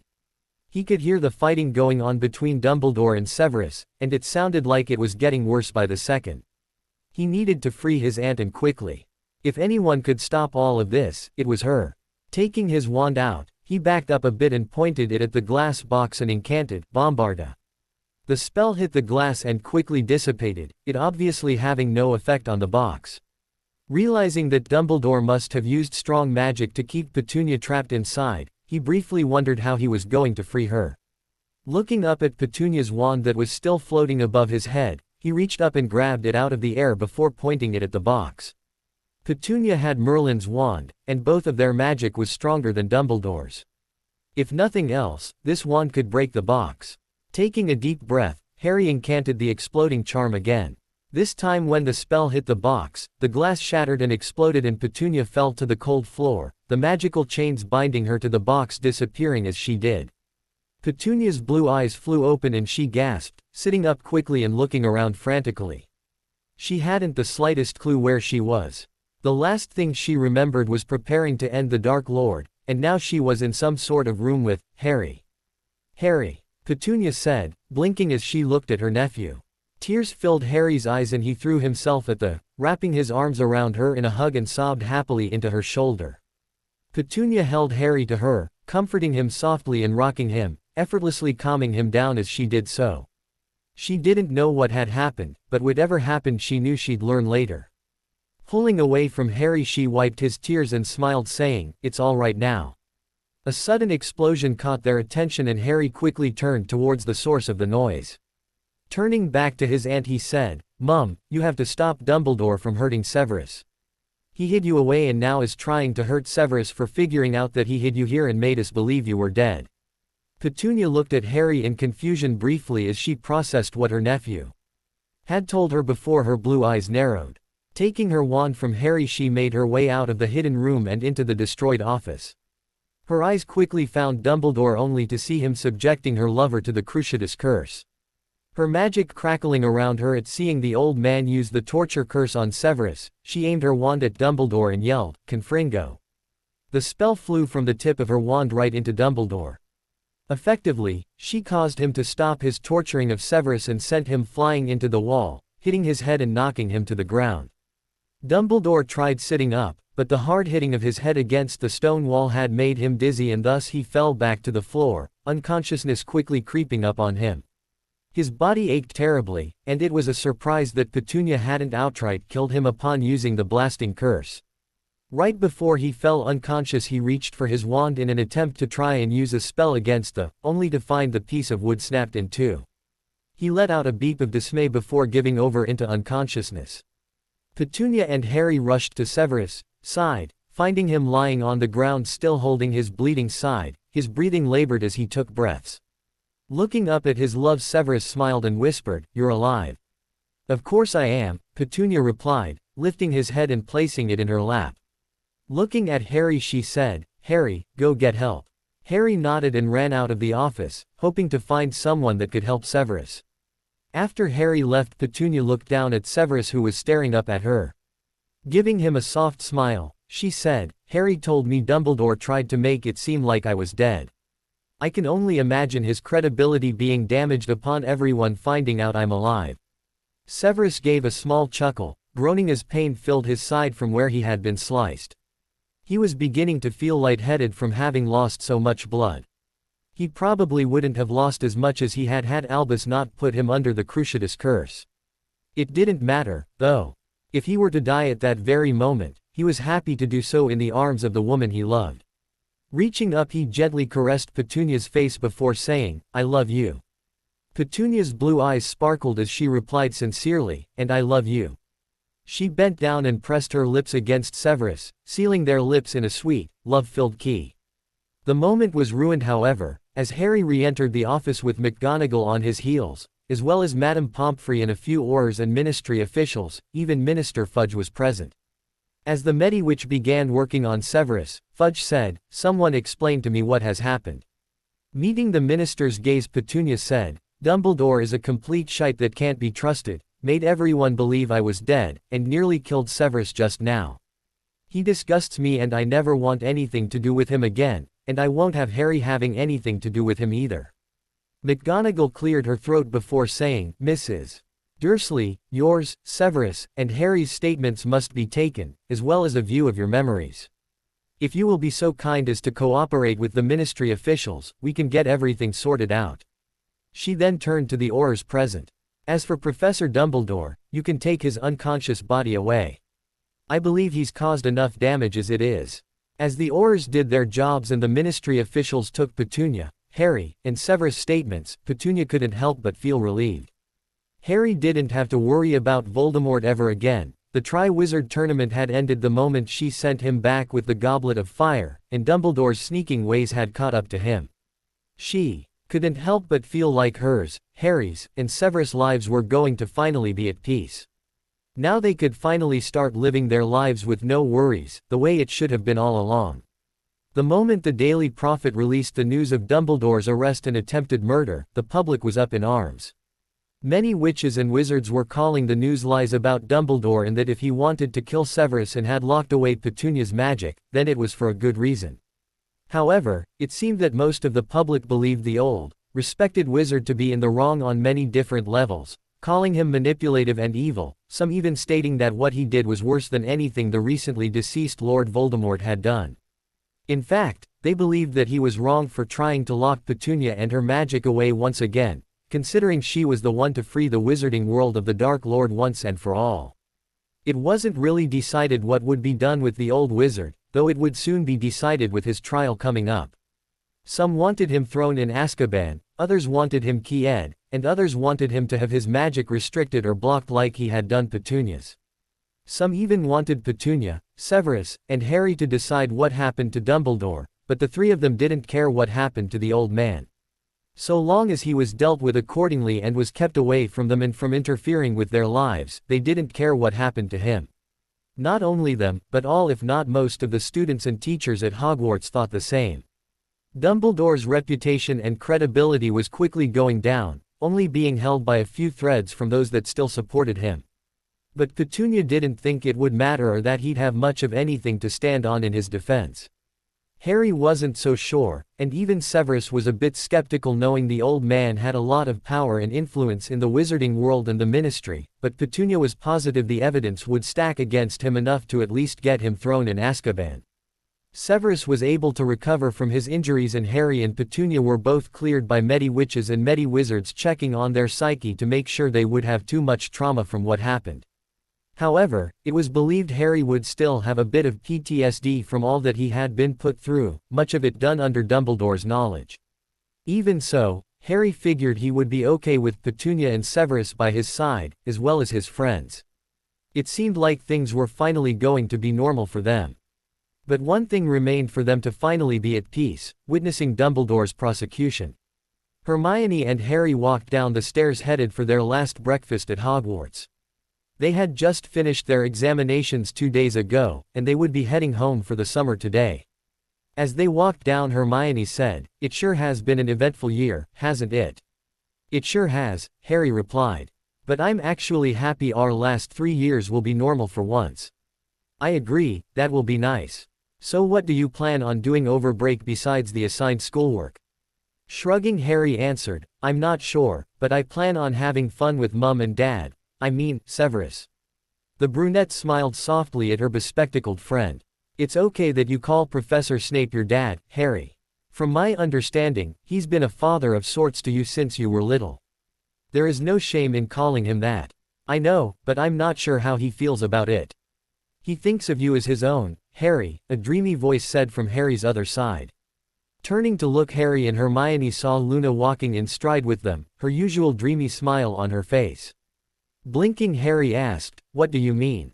Luna smiled a little wider and responded, "Professor Snape views you and Petunia as family, and he sees you as his son. He may not say it, but he does." Hermione nudged Harry and said, "I told you so." Harry smiled happily before nodding and heading to breakfast with his housemates, meeting Draco, Vincent, Susan, Greg, Ron, and Neville at the entrance of the Great Hall. The 9 of them entered the Great Hall and sat together at the Ravenclaw table, enjoying their last breakfast of the school year together. They talked about their plans for the summer, where they would be traveling, Greg going to visit Susan and Hermione doing the same with Draco. Padma, who was already seated at the table when they arrived, spoke with them as well. She was interrupted briefly by Victor, who stopped to give her a note and asking if she'd write to him after he returned to his home. Padma agreed and blushed when the Bulgarian kissed her on the cheek. When Hermione asked if the two of them were an item, considering they were seen together often since they accompanied the Yule Ball together and he saved her during the second task, to which Padma responded that Victor told her he would begin properly courting her over the summer. Harry was happy to have this time with his friends and was happy that they had stuck by him throughout the year. And later, as they boarded the Hogwarts Express at Hogsmeade Station to head home, Harry was glad he had them, knowing he had made friends for life. Petunia stood with Lucius and Narcissa on platform 9 3/4, waiting for the Hogwarts Express to bring their children into the platform. The two women were talking to each other, with Lucius speaking every now and again. He had of course thanked Petunia for relinquishing them of Lord Voldemort and had even gifted her with a large sum of galleons, as well as one of the many private islands the Malfoy family owned. Though overwhelmed with the unnecessary gift, they had thanked him anyway. Before long, the sound of a train whistle caught their attention and the sound of the train chugging getting louder and louder. A bright smile appeared on Petunia's face as the large red locomotive arrived into platform 9 3/4. Harry was finally home. Many parents and families happily greeted their children as the students of Hogwarts stepped off the train and ran to them. Petunia looked among the sea of people for her child before her eyes finally landed on the unruly mop of hair that belonged to her son. Waving her hand, she called out, "Harry." Harry turned his head and smiled upon seeing his aunt. Rushing towards her, he hugged her tightly, saying, "I'm home, Mum." "I know, and I'm so happy you are." Pulling away from Harry, she gave his forehead a key before saying, "Go get your luggage so we can go home." "Where is Hedwig?" Sev said he'd bring her along later. Petunia nodded and waited for Harry to retrieve his things before leaving, bidding the Malfoys goodbye, as they greeted Draco. They exited the magical platform and blended in with the bustling Muggles before making their way out of King Cross Station. Petunia shrunk Harry's luggage and pocketed it before they walked a ways and entered an abandoned alley. Pulling out her wand, she asked, "Ready to apparate?" "Can you do it?" Harry asked. "I've been practicing and end up at least a few yards from my destination. But yes, I can do it." "Oh, and you get to see our new home." The teenager grinned and held onto his aunt, allowing her to side apparate him to their home. Seconds later, their feet landed on grassy land, Harry shaking his head from the swimmy feeling he got. Looking around, he asked, "Are we here?" They nodded and said, "Yes, though like I said, a few yards away." Petunia led Harry the few yards to their new home, stopping briefly to allow Harry to take it in. She smiled as his green eyes widened in amazement at the large house with its pale blue walls and mahogany roofing and door. Even the yard was amazing to Harry. It looked just like the kind of place his mum would want to live in, away from the hustle and bustle of city life. "Oh wow," Harry breathed out. "We live here now." "Yes, we do," Petunia replied with a small giggle. "It is from Lucius and he planned on giving it to me already, though." A blush appeared on her face. "He said it was more of a wedding present for Severus and I." A cheeky grin appeared on Harry's face. "Are wedding bells in the air?" They pushed Harry lightly through the gates of the wall surrounding their home and said, "Get inside and unpack your things." Harry nodded as Petunia took his things out of her pocket and enlarged them, allowing him to grab his trunk and run inside, bent on wanting to explore his new home. Petunia shook her head as she followed him, though she couldn't help but wonder what it would be like to be married to Severus. Then again, he didn't seem like the type of man to even think about marriage, despite the fact he loved her and Harry. However, she decided that even if they never married, she would be happy with her life with Severus. 2 weeks later the trial against Dumbledore was finally held. In attendance of course were Harry, Petunia, and Severus, as well as the Malfoys, with Lucius always happy to see a chance of sticking it to the old man. Many others were in attendance to the trial, the Wizengamot included, and those that were either for or against the well-known and respected wizard. The trial began and the defense immediately started, stating Dumbledore was only acting in the best interest of the wizarding world, their livelihoods, Harry, etc. They made a rather compelling case thwarting the complaints and accurate accusations set upon Dumbledore by Petunia, Severus, and Harry, so much so that Petunia was almost worried they would lose. However, when it came time for the evidence presented by the plaintiffs, memories, statements and all, it was impossible to deny the facts and crimes of what Albus Dumbledore had done to Severus, Petunia, and Harry. Many were disgusted that he had allowed Harry to go through so much, even advising him to do so while being an underage wizard. Others were even more disgusted for what he had done to Petunia and had attempted to do. When it came to Severus, many were still under the impression that he was a Death Eater and thus held little to no sympathy for what happened to him. However, it was his love and will to protect and defend Petunia and Harry, and even almost dying to do so, that turned the tide in his favor. After careful deliberation and an hour recess, the Wizengamot finally came to a decision.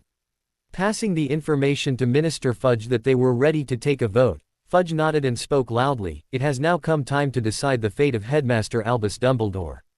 The audience cannot participate, no matter how you may feel.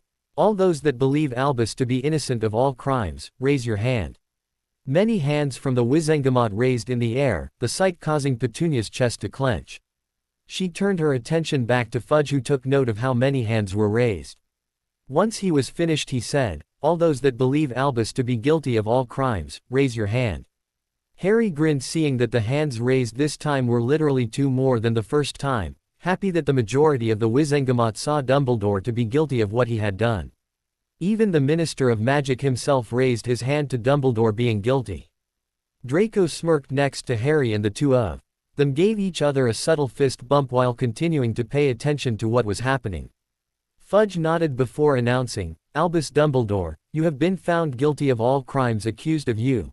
Number 1, blocking the magic of Petunia Dursley née Evans at infancy, and again attempting to after kidnapping and locking her away. Number 2, knowingly allowing Harry Potter to be put into perilous situations as an underage wizard while you did nothing. And number 3, the attempted murder of Professor Severus Snape. With that being said, your fate is held in the hands of the Wizengamot for the sentence that is to be carried out." Severus and Petunia watched Dumbledore struggle to escape the magic-restricting binds that kept him bound to the chair he was seated in, obviously wanting and trying, yet failing to escape.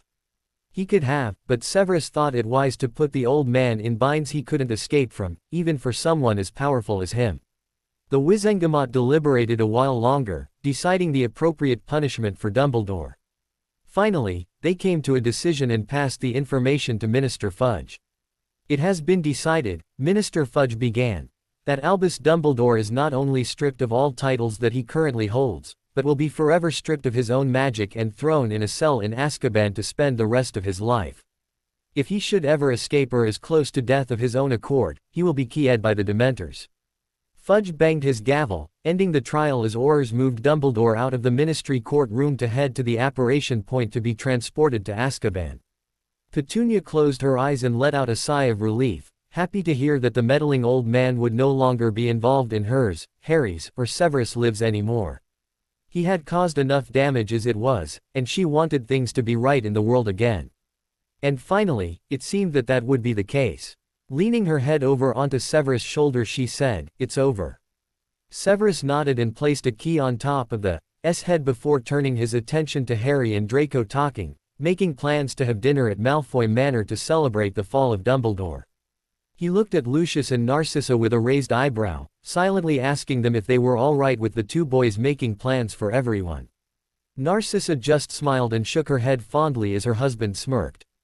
Looking at Harry, Severus said, "Harry." "Yes." Harry responded instantly. "Head on with the Malfoys. Petunia and I will arrive later." Harry stared at the couple for a moment before blatantly asking, "Are you two going to do what I think you're going to do for your own private celebration?"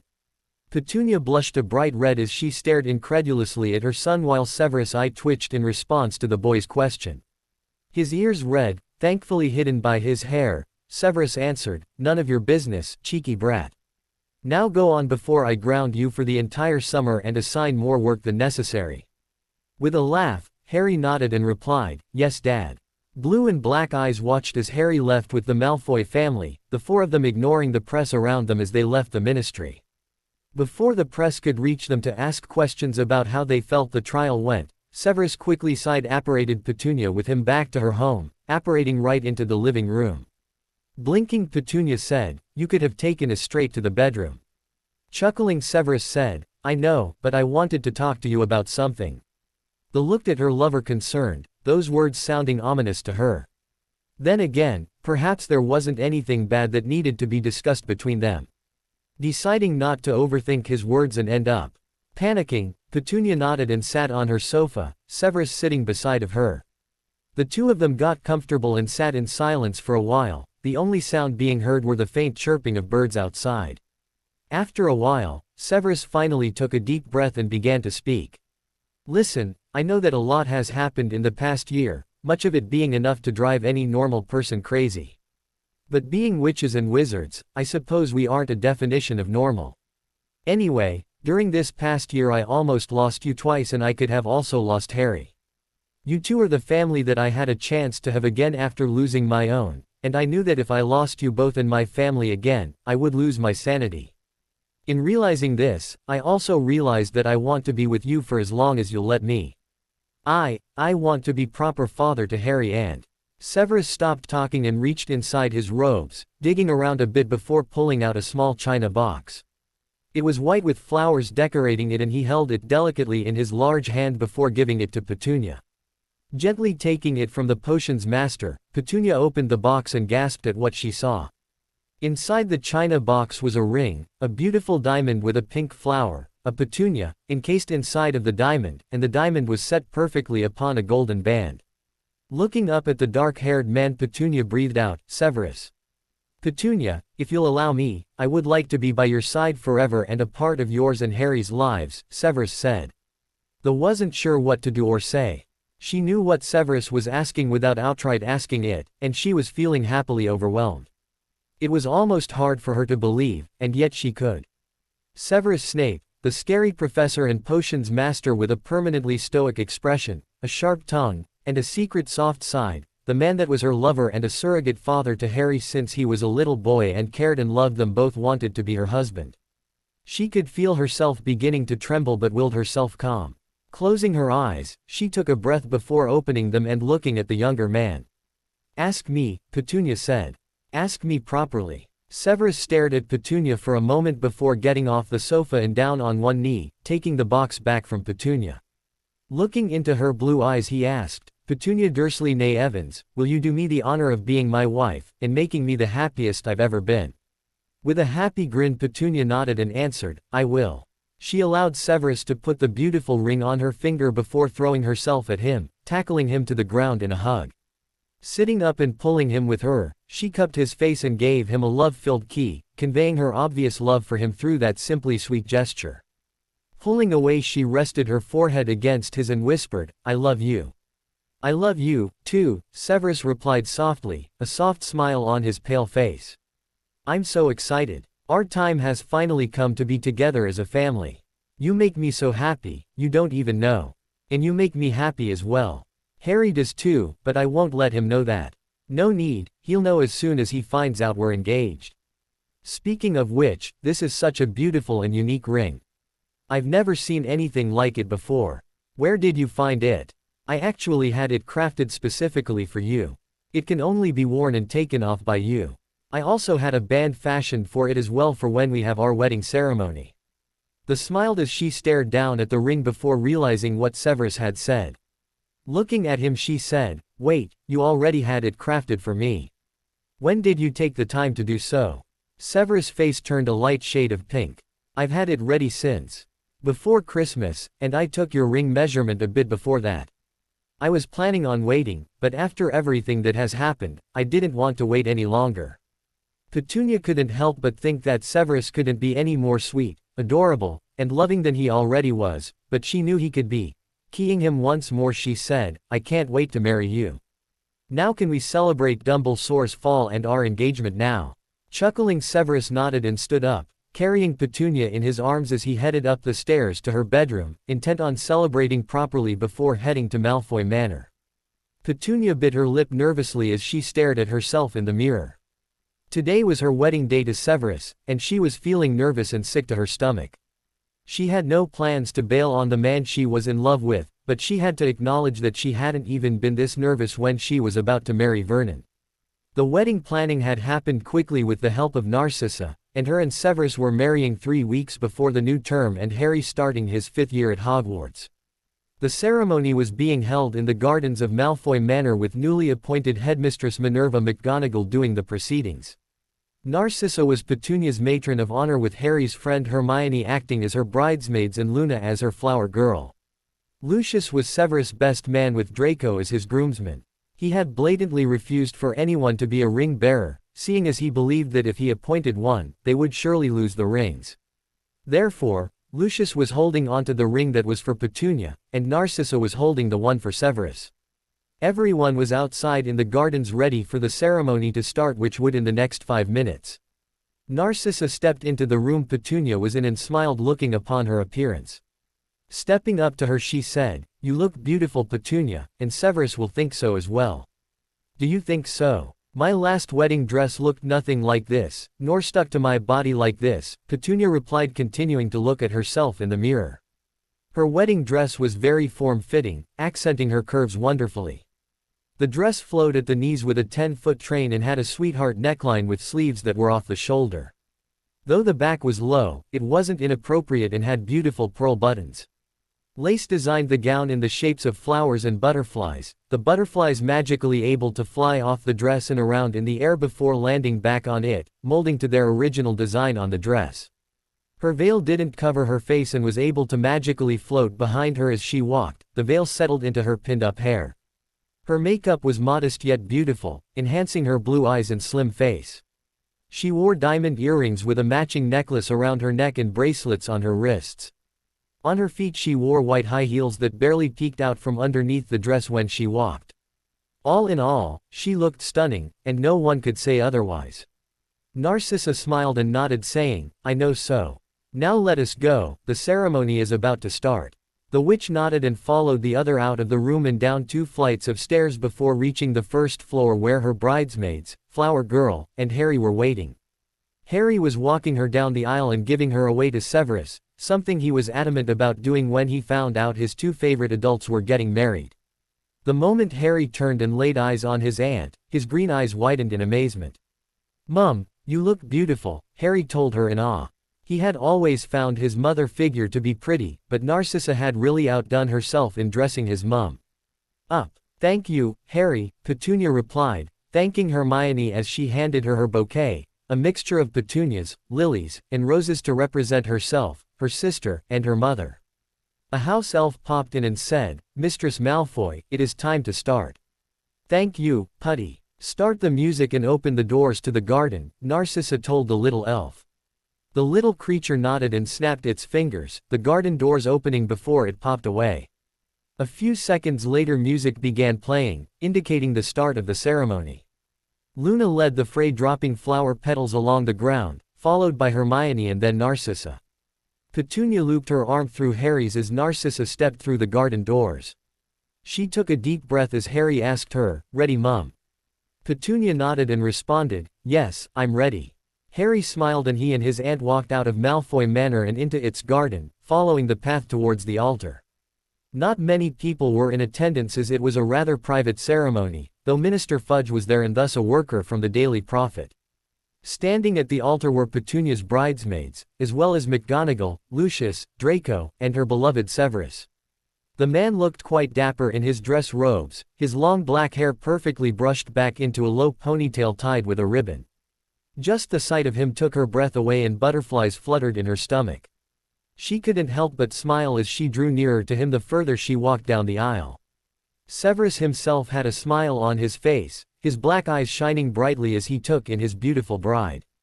Before she knew it, Petunia had reached Severus and Minerva, Harry giving her a key on her cheek after announcing he was giving her to Severus when the headmistress asked, then took a seat next to Sirius Black.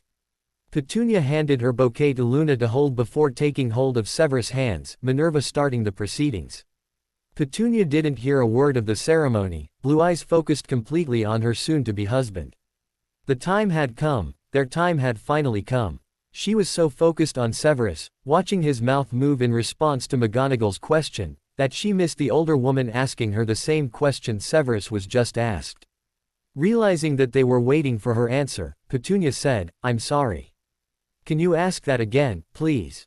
Minerva smiled and nodded asking, "Do you Petunia Dursley née Evans, take Severus Snape as your lawfully wedded and bonded husband, promise to love, be faithful, and cherish him forever for as long as you shall both live?"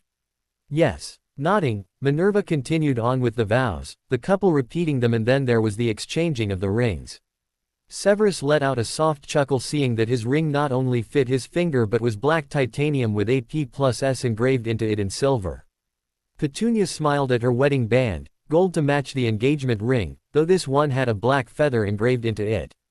Once the rings were on their fingers, Minerva waved her wand over their hands, enacting the bonding of their ceremony, the magic palpable as she performed the wand movements.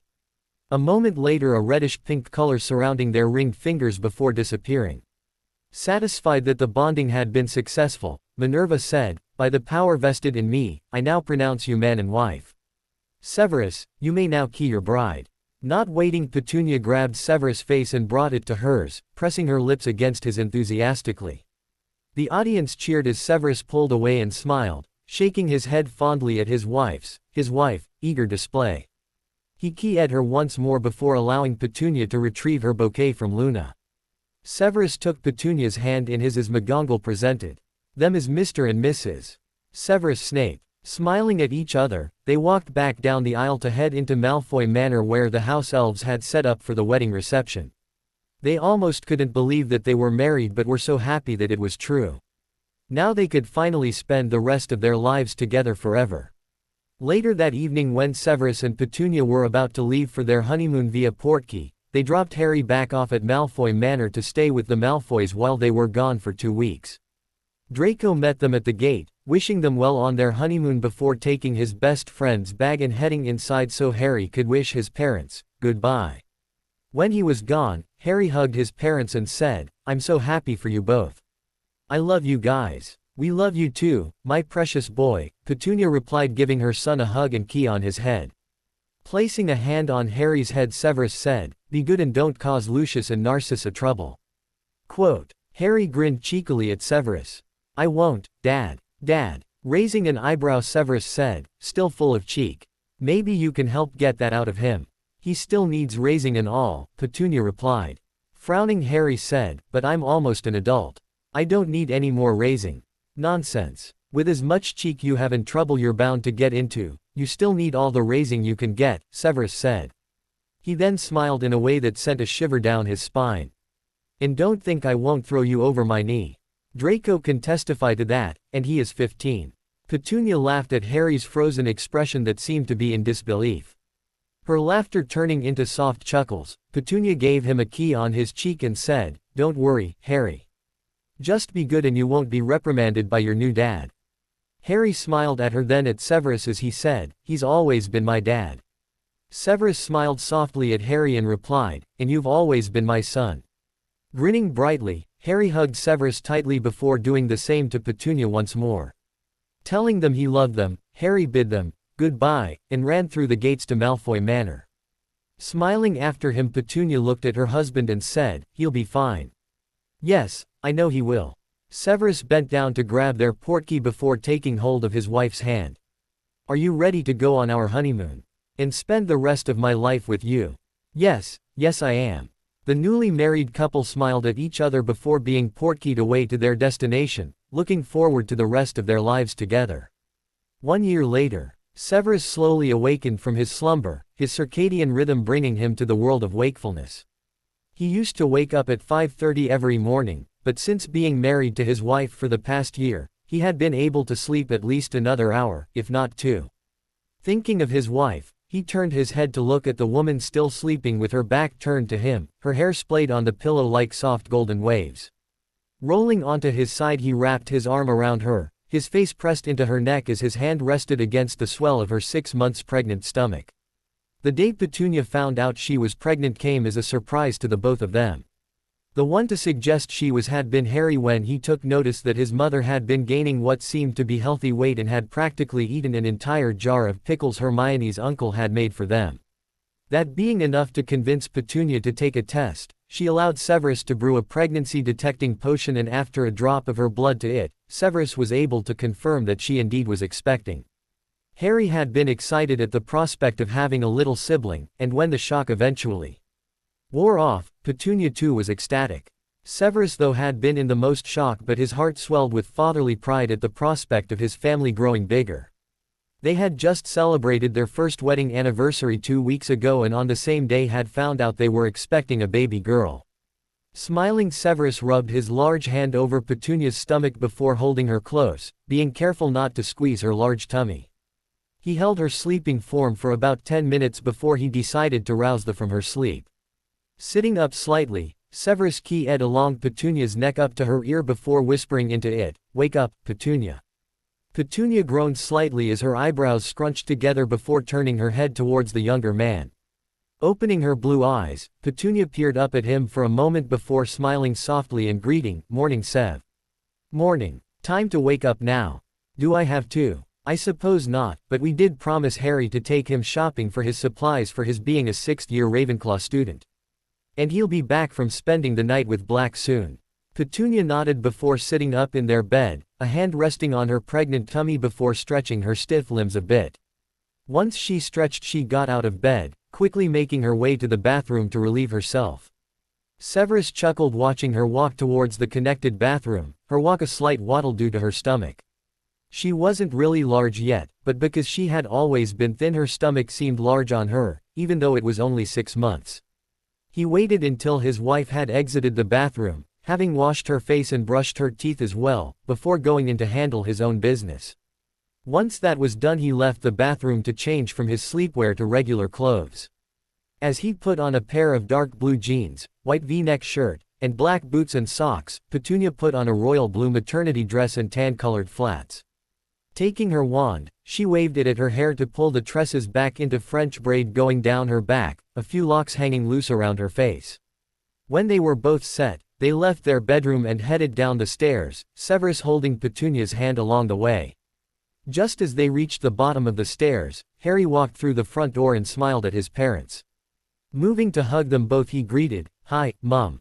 "Hi, Dad." "Hello, darling," Petunia replied in greeting, keying the 16-year-old on his cheek.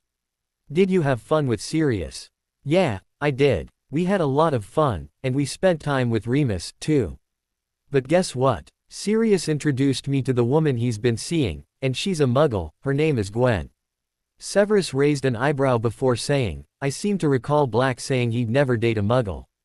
I wonder what changed his mind." Harry grinned at his aunt and said, "Mum did. He said that though she was a newly discovered witch when he first met her, she was more Muggle than anything, and he found that Muggles were quite interesting and even wouldn't be opposed to dating a Muggle woman. And between you and me, he's really smitten with Gwen." Severus nodded slowly before ruffling Harry's unruly hair, telling him to take his overnight bag to his room so they could have breakfast before heading to Diagon Alley. As Harry went upstairs, Petunia smiled up at her husband before asking, "Nothing snarky to say about Sirius and Gwen?" "No, because I understand being rather smitten with an amazing Muggle woman," he replied, referring to when it was believed Petunia was a mere Muggle when he had begun a romantic relationship with her. Petunia smiled sweetly at him before keying him softly on his lips. She moved towards the kitchen, intent on starting breakfast as Severus followed, putting on a pot of coffee. Harry soon joined them in the kitchen to assist Petunia, and before long a hearty breakfast was laid out for the three of them on the table. The three of them ate and talked, Harry mostly discussing the classes he was going to be taking his 6th year, mostly being excited for apparition class, as well as NEWT level potions, charms, transfiguration, and defense against the dark arts. He knew for a fact he'd have those classes with Draco and Hermione, the three of them having scored rather high in those classes on their OWLs, though he'd have herbology with Neville. Not only was he excited for classes, he was just happy to be able to see his little gang of friends again. I can't wait to hear what everyone did over the summer. I know Hermione traveled with the Malfoys to France, Ron and his family went to America, and Vincent and Greg traveled to America, but I can't wait to hear what Susan, Neville and Luna did, Harry said. His smile widened upon thinking about the dreamy witch he had been smitten with since being a fourth year. Severus smirked before casually asking, "You will be asking Miss Lovegood to a few Hogsmeade weekends, I presume?" At Harry's deep blush Petunia giggled before saying, "I'm surprised you haven't asked her to be your girlfriend yet." I don't know if she wants to date me," Harry replied almost shyly. "I'm sure she likes you a lot as well. Just pluck up your courage and ask her when you're ready." To be continued. I hope you enjoyed this story. Also remember to subscribe and like this video. See you in the next video.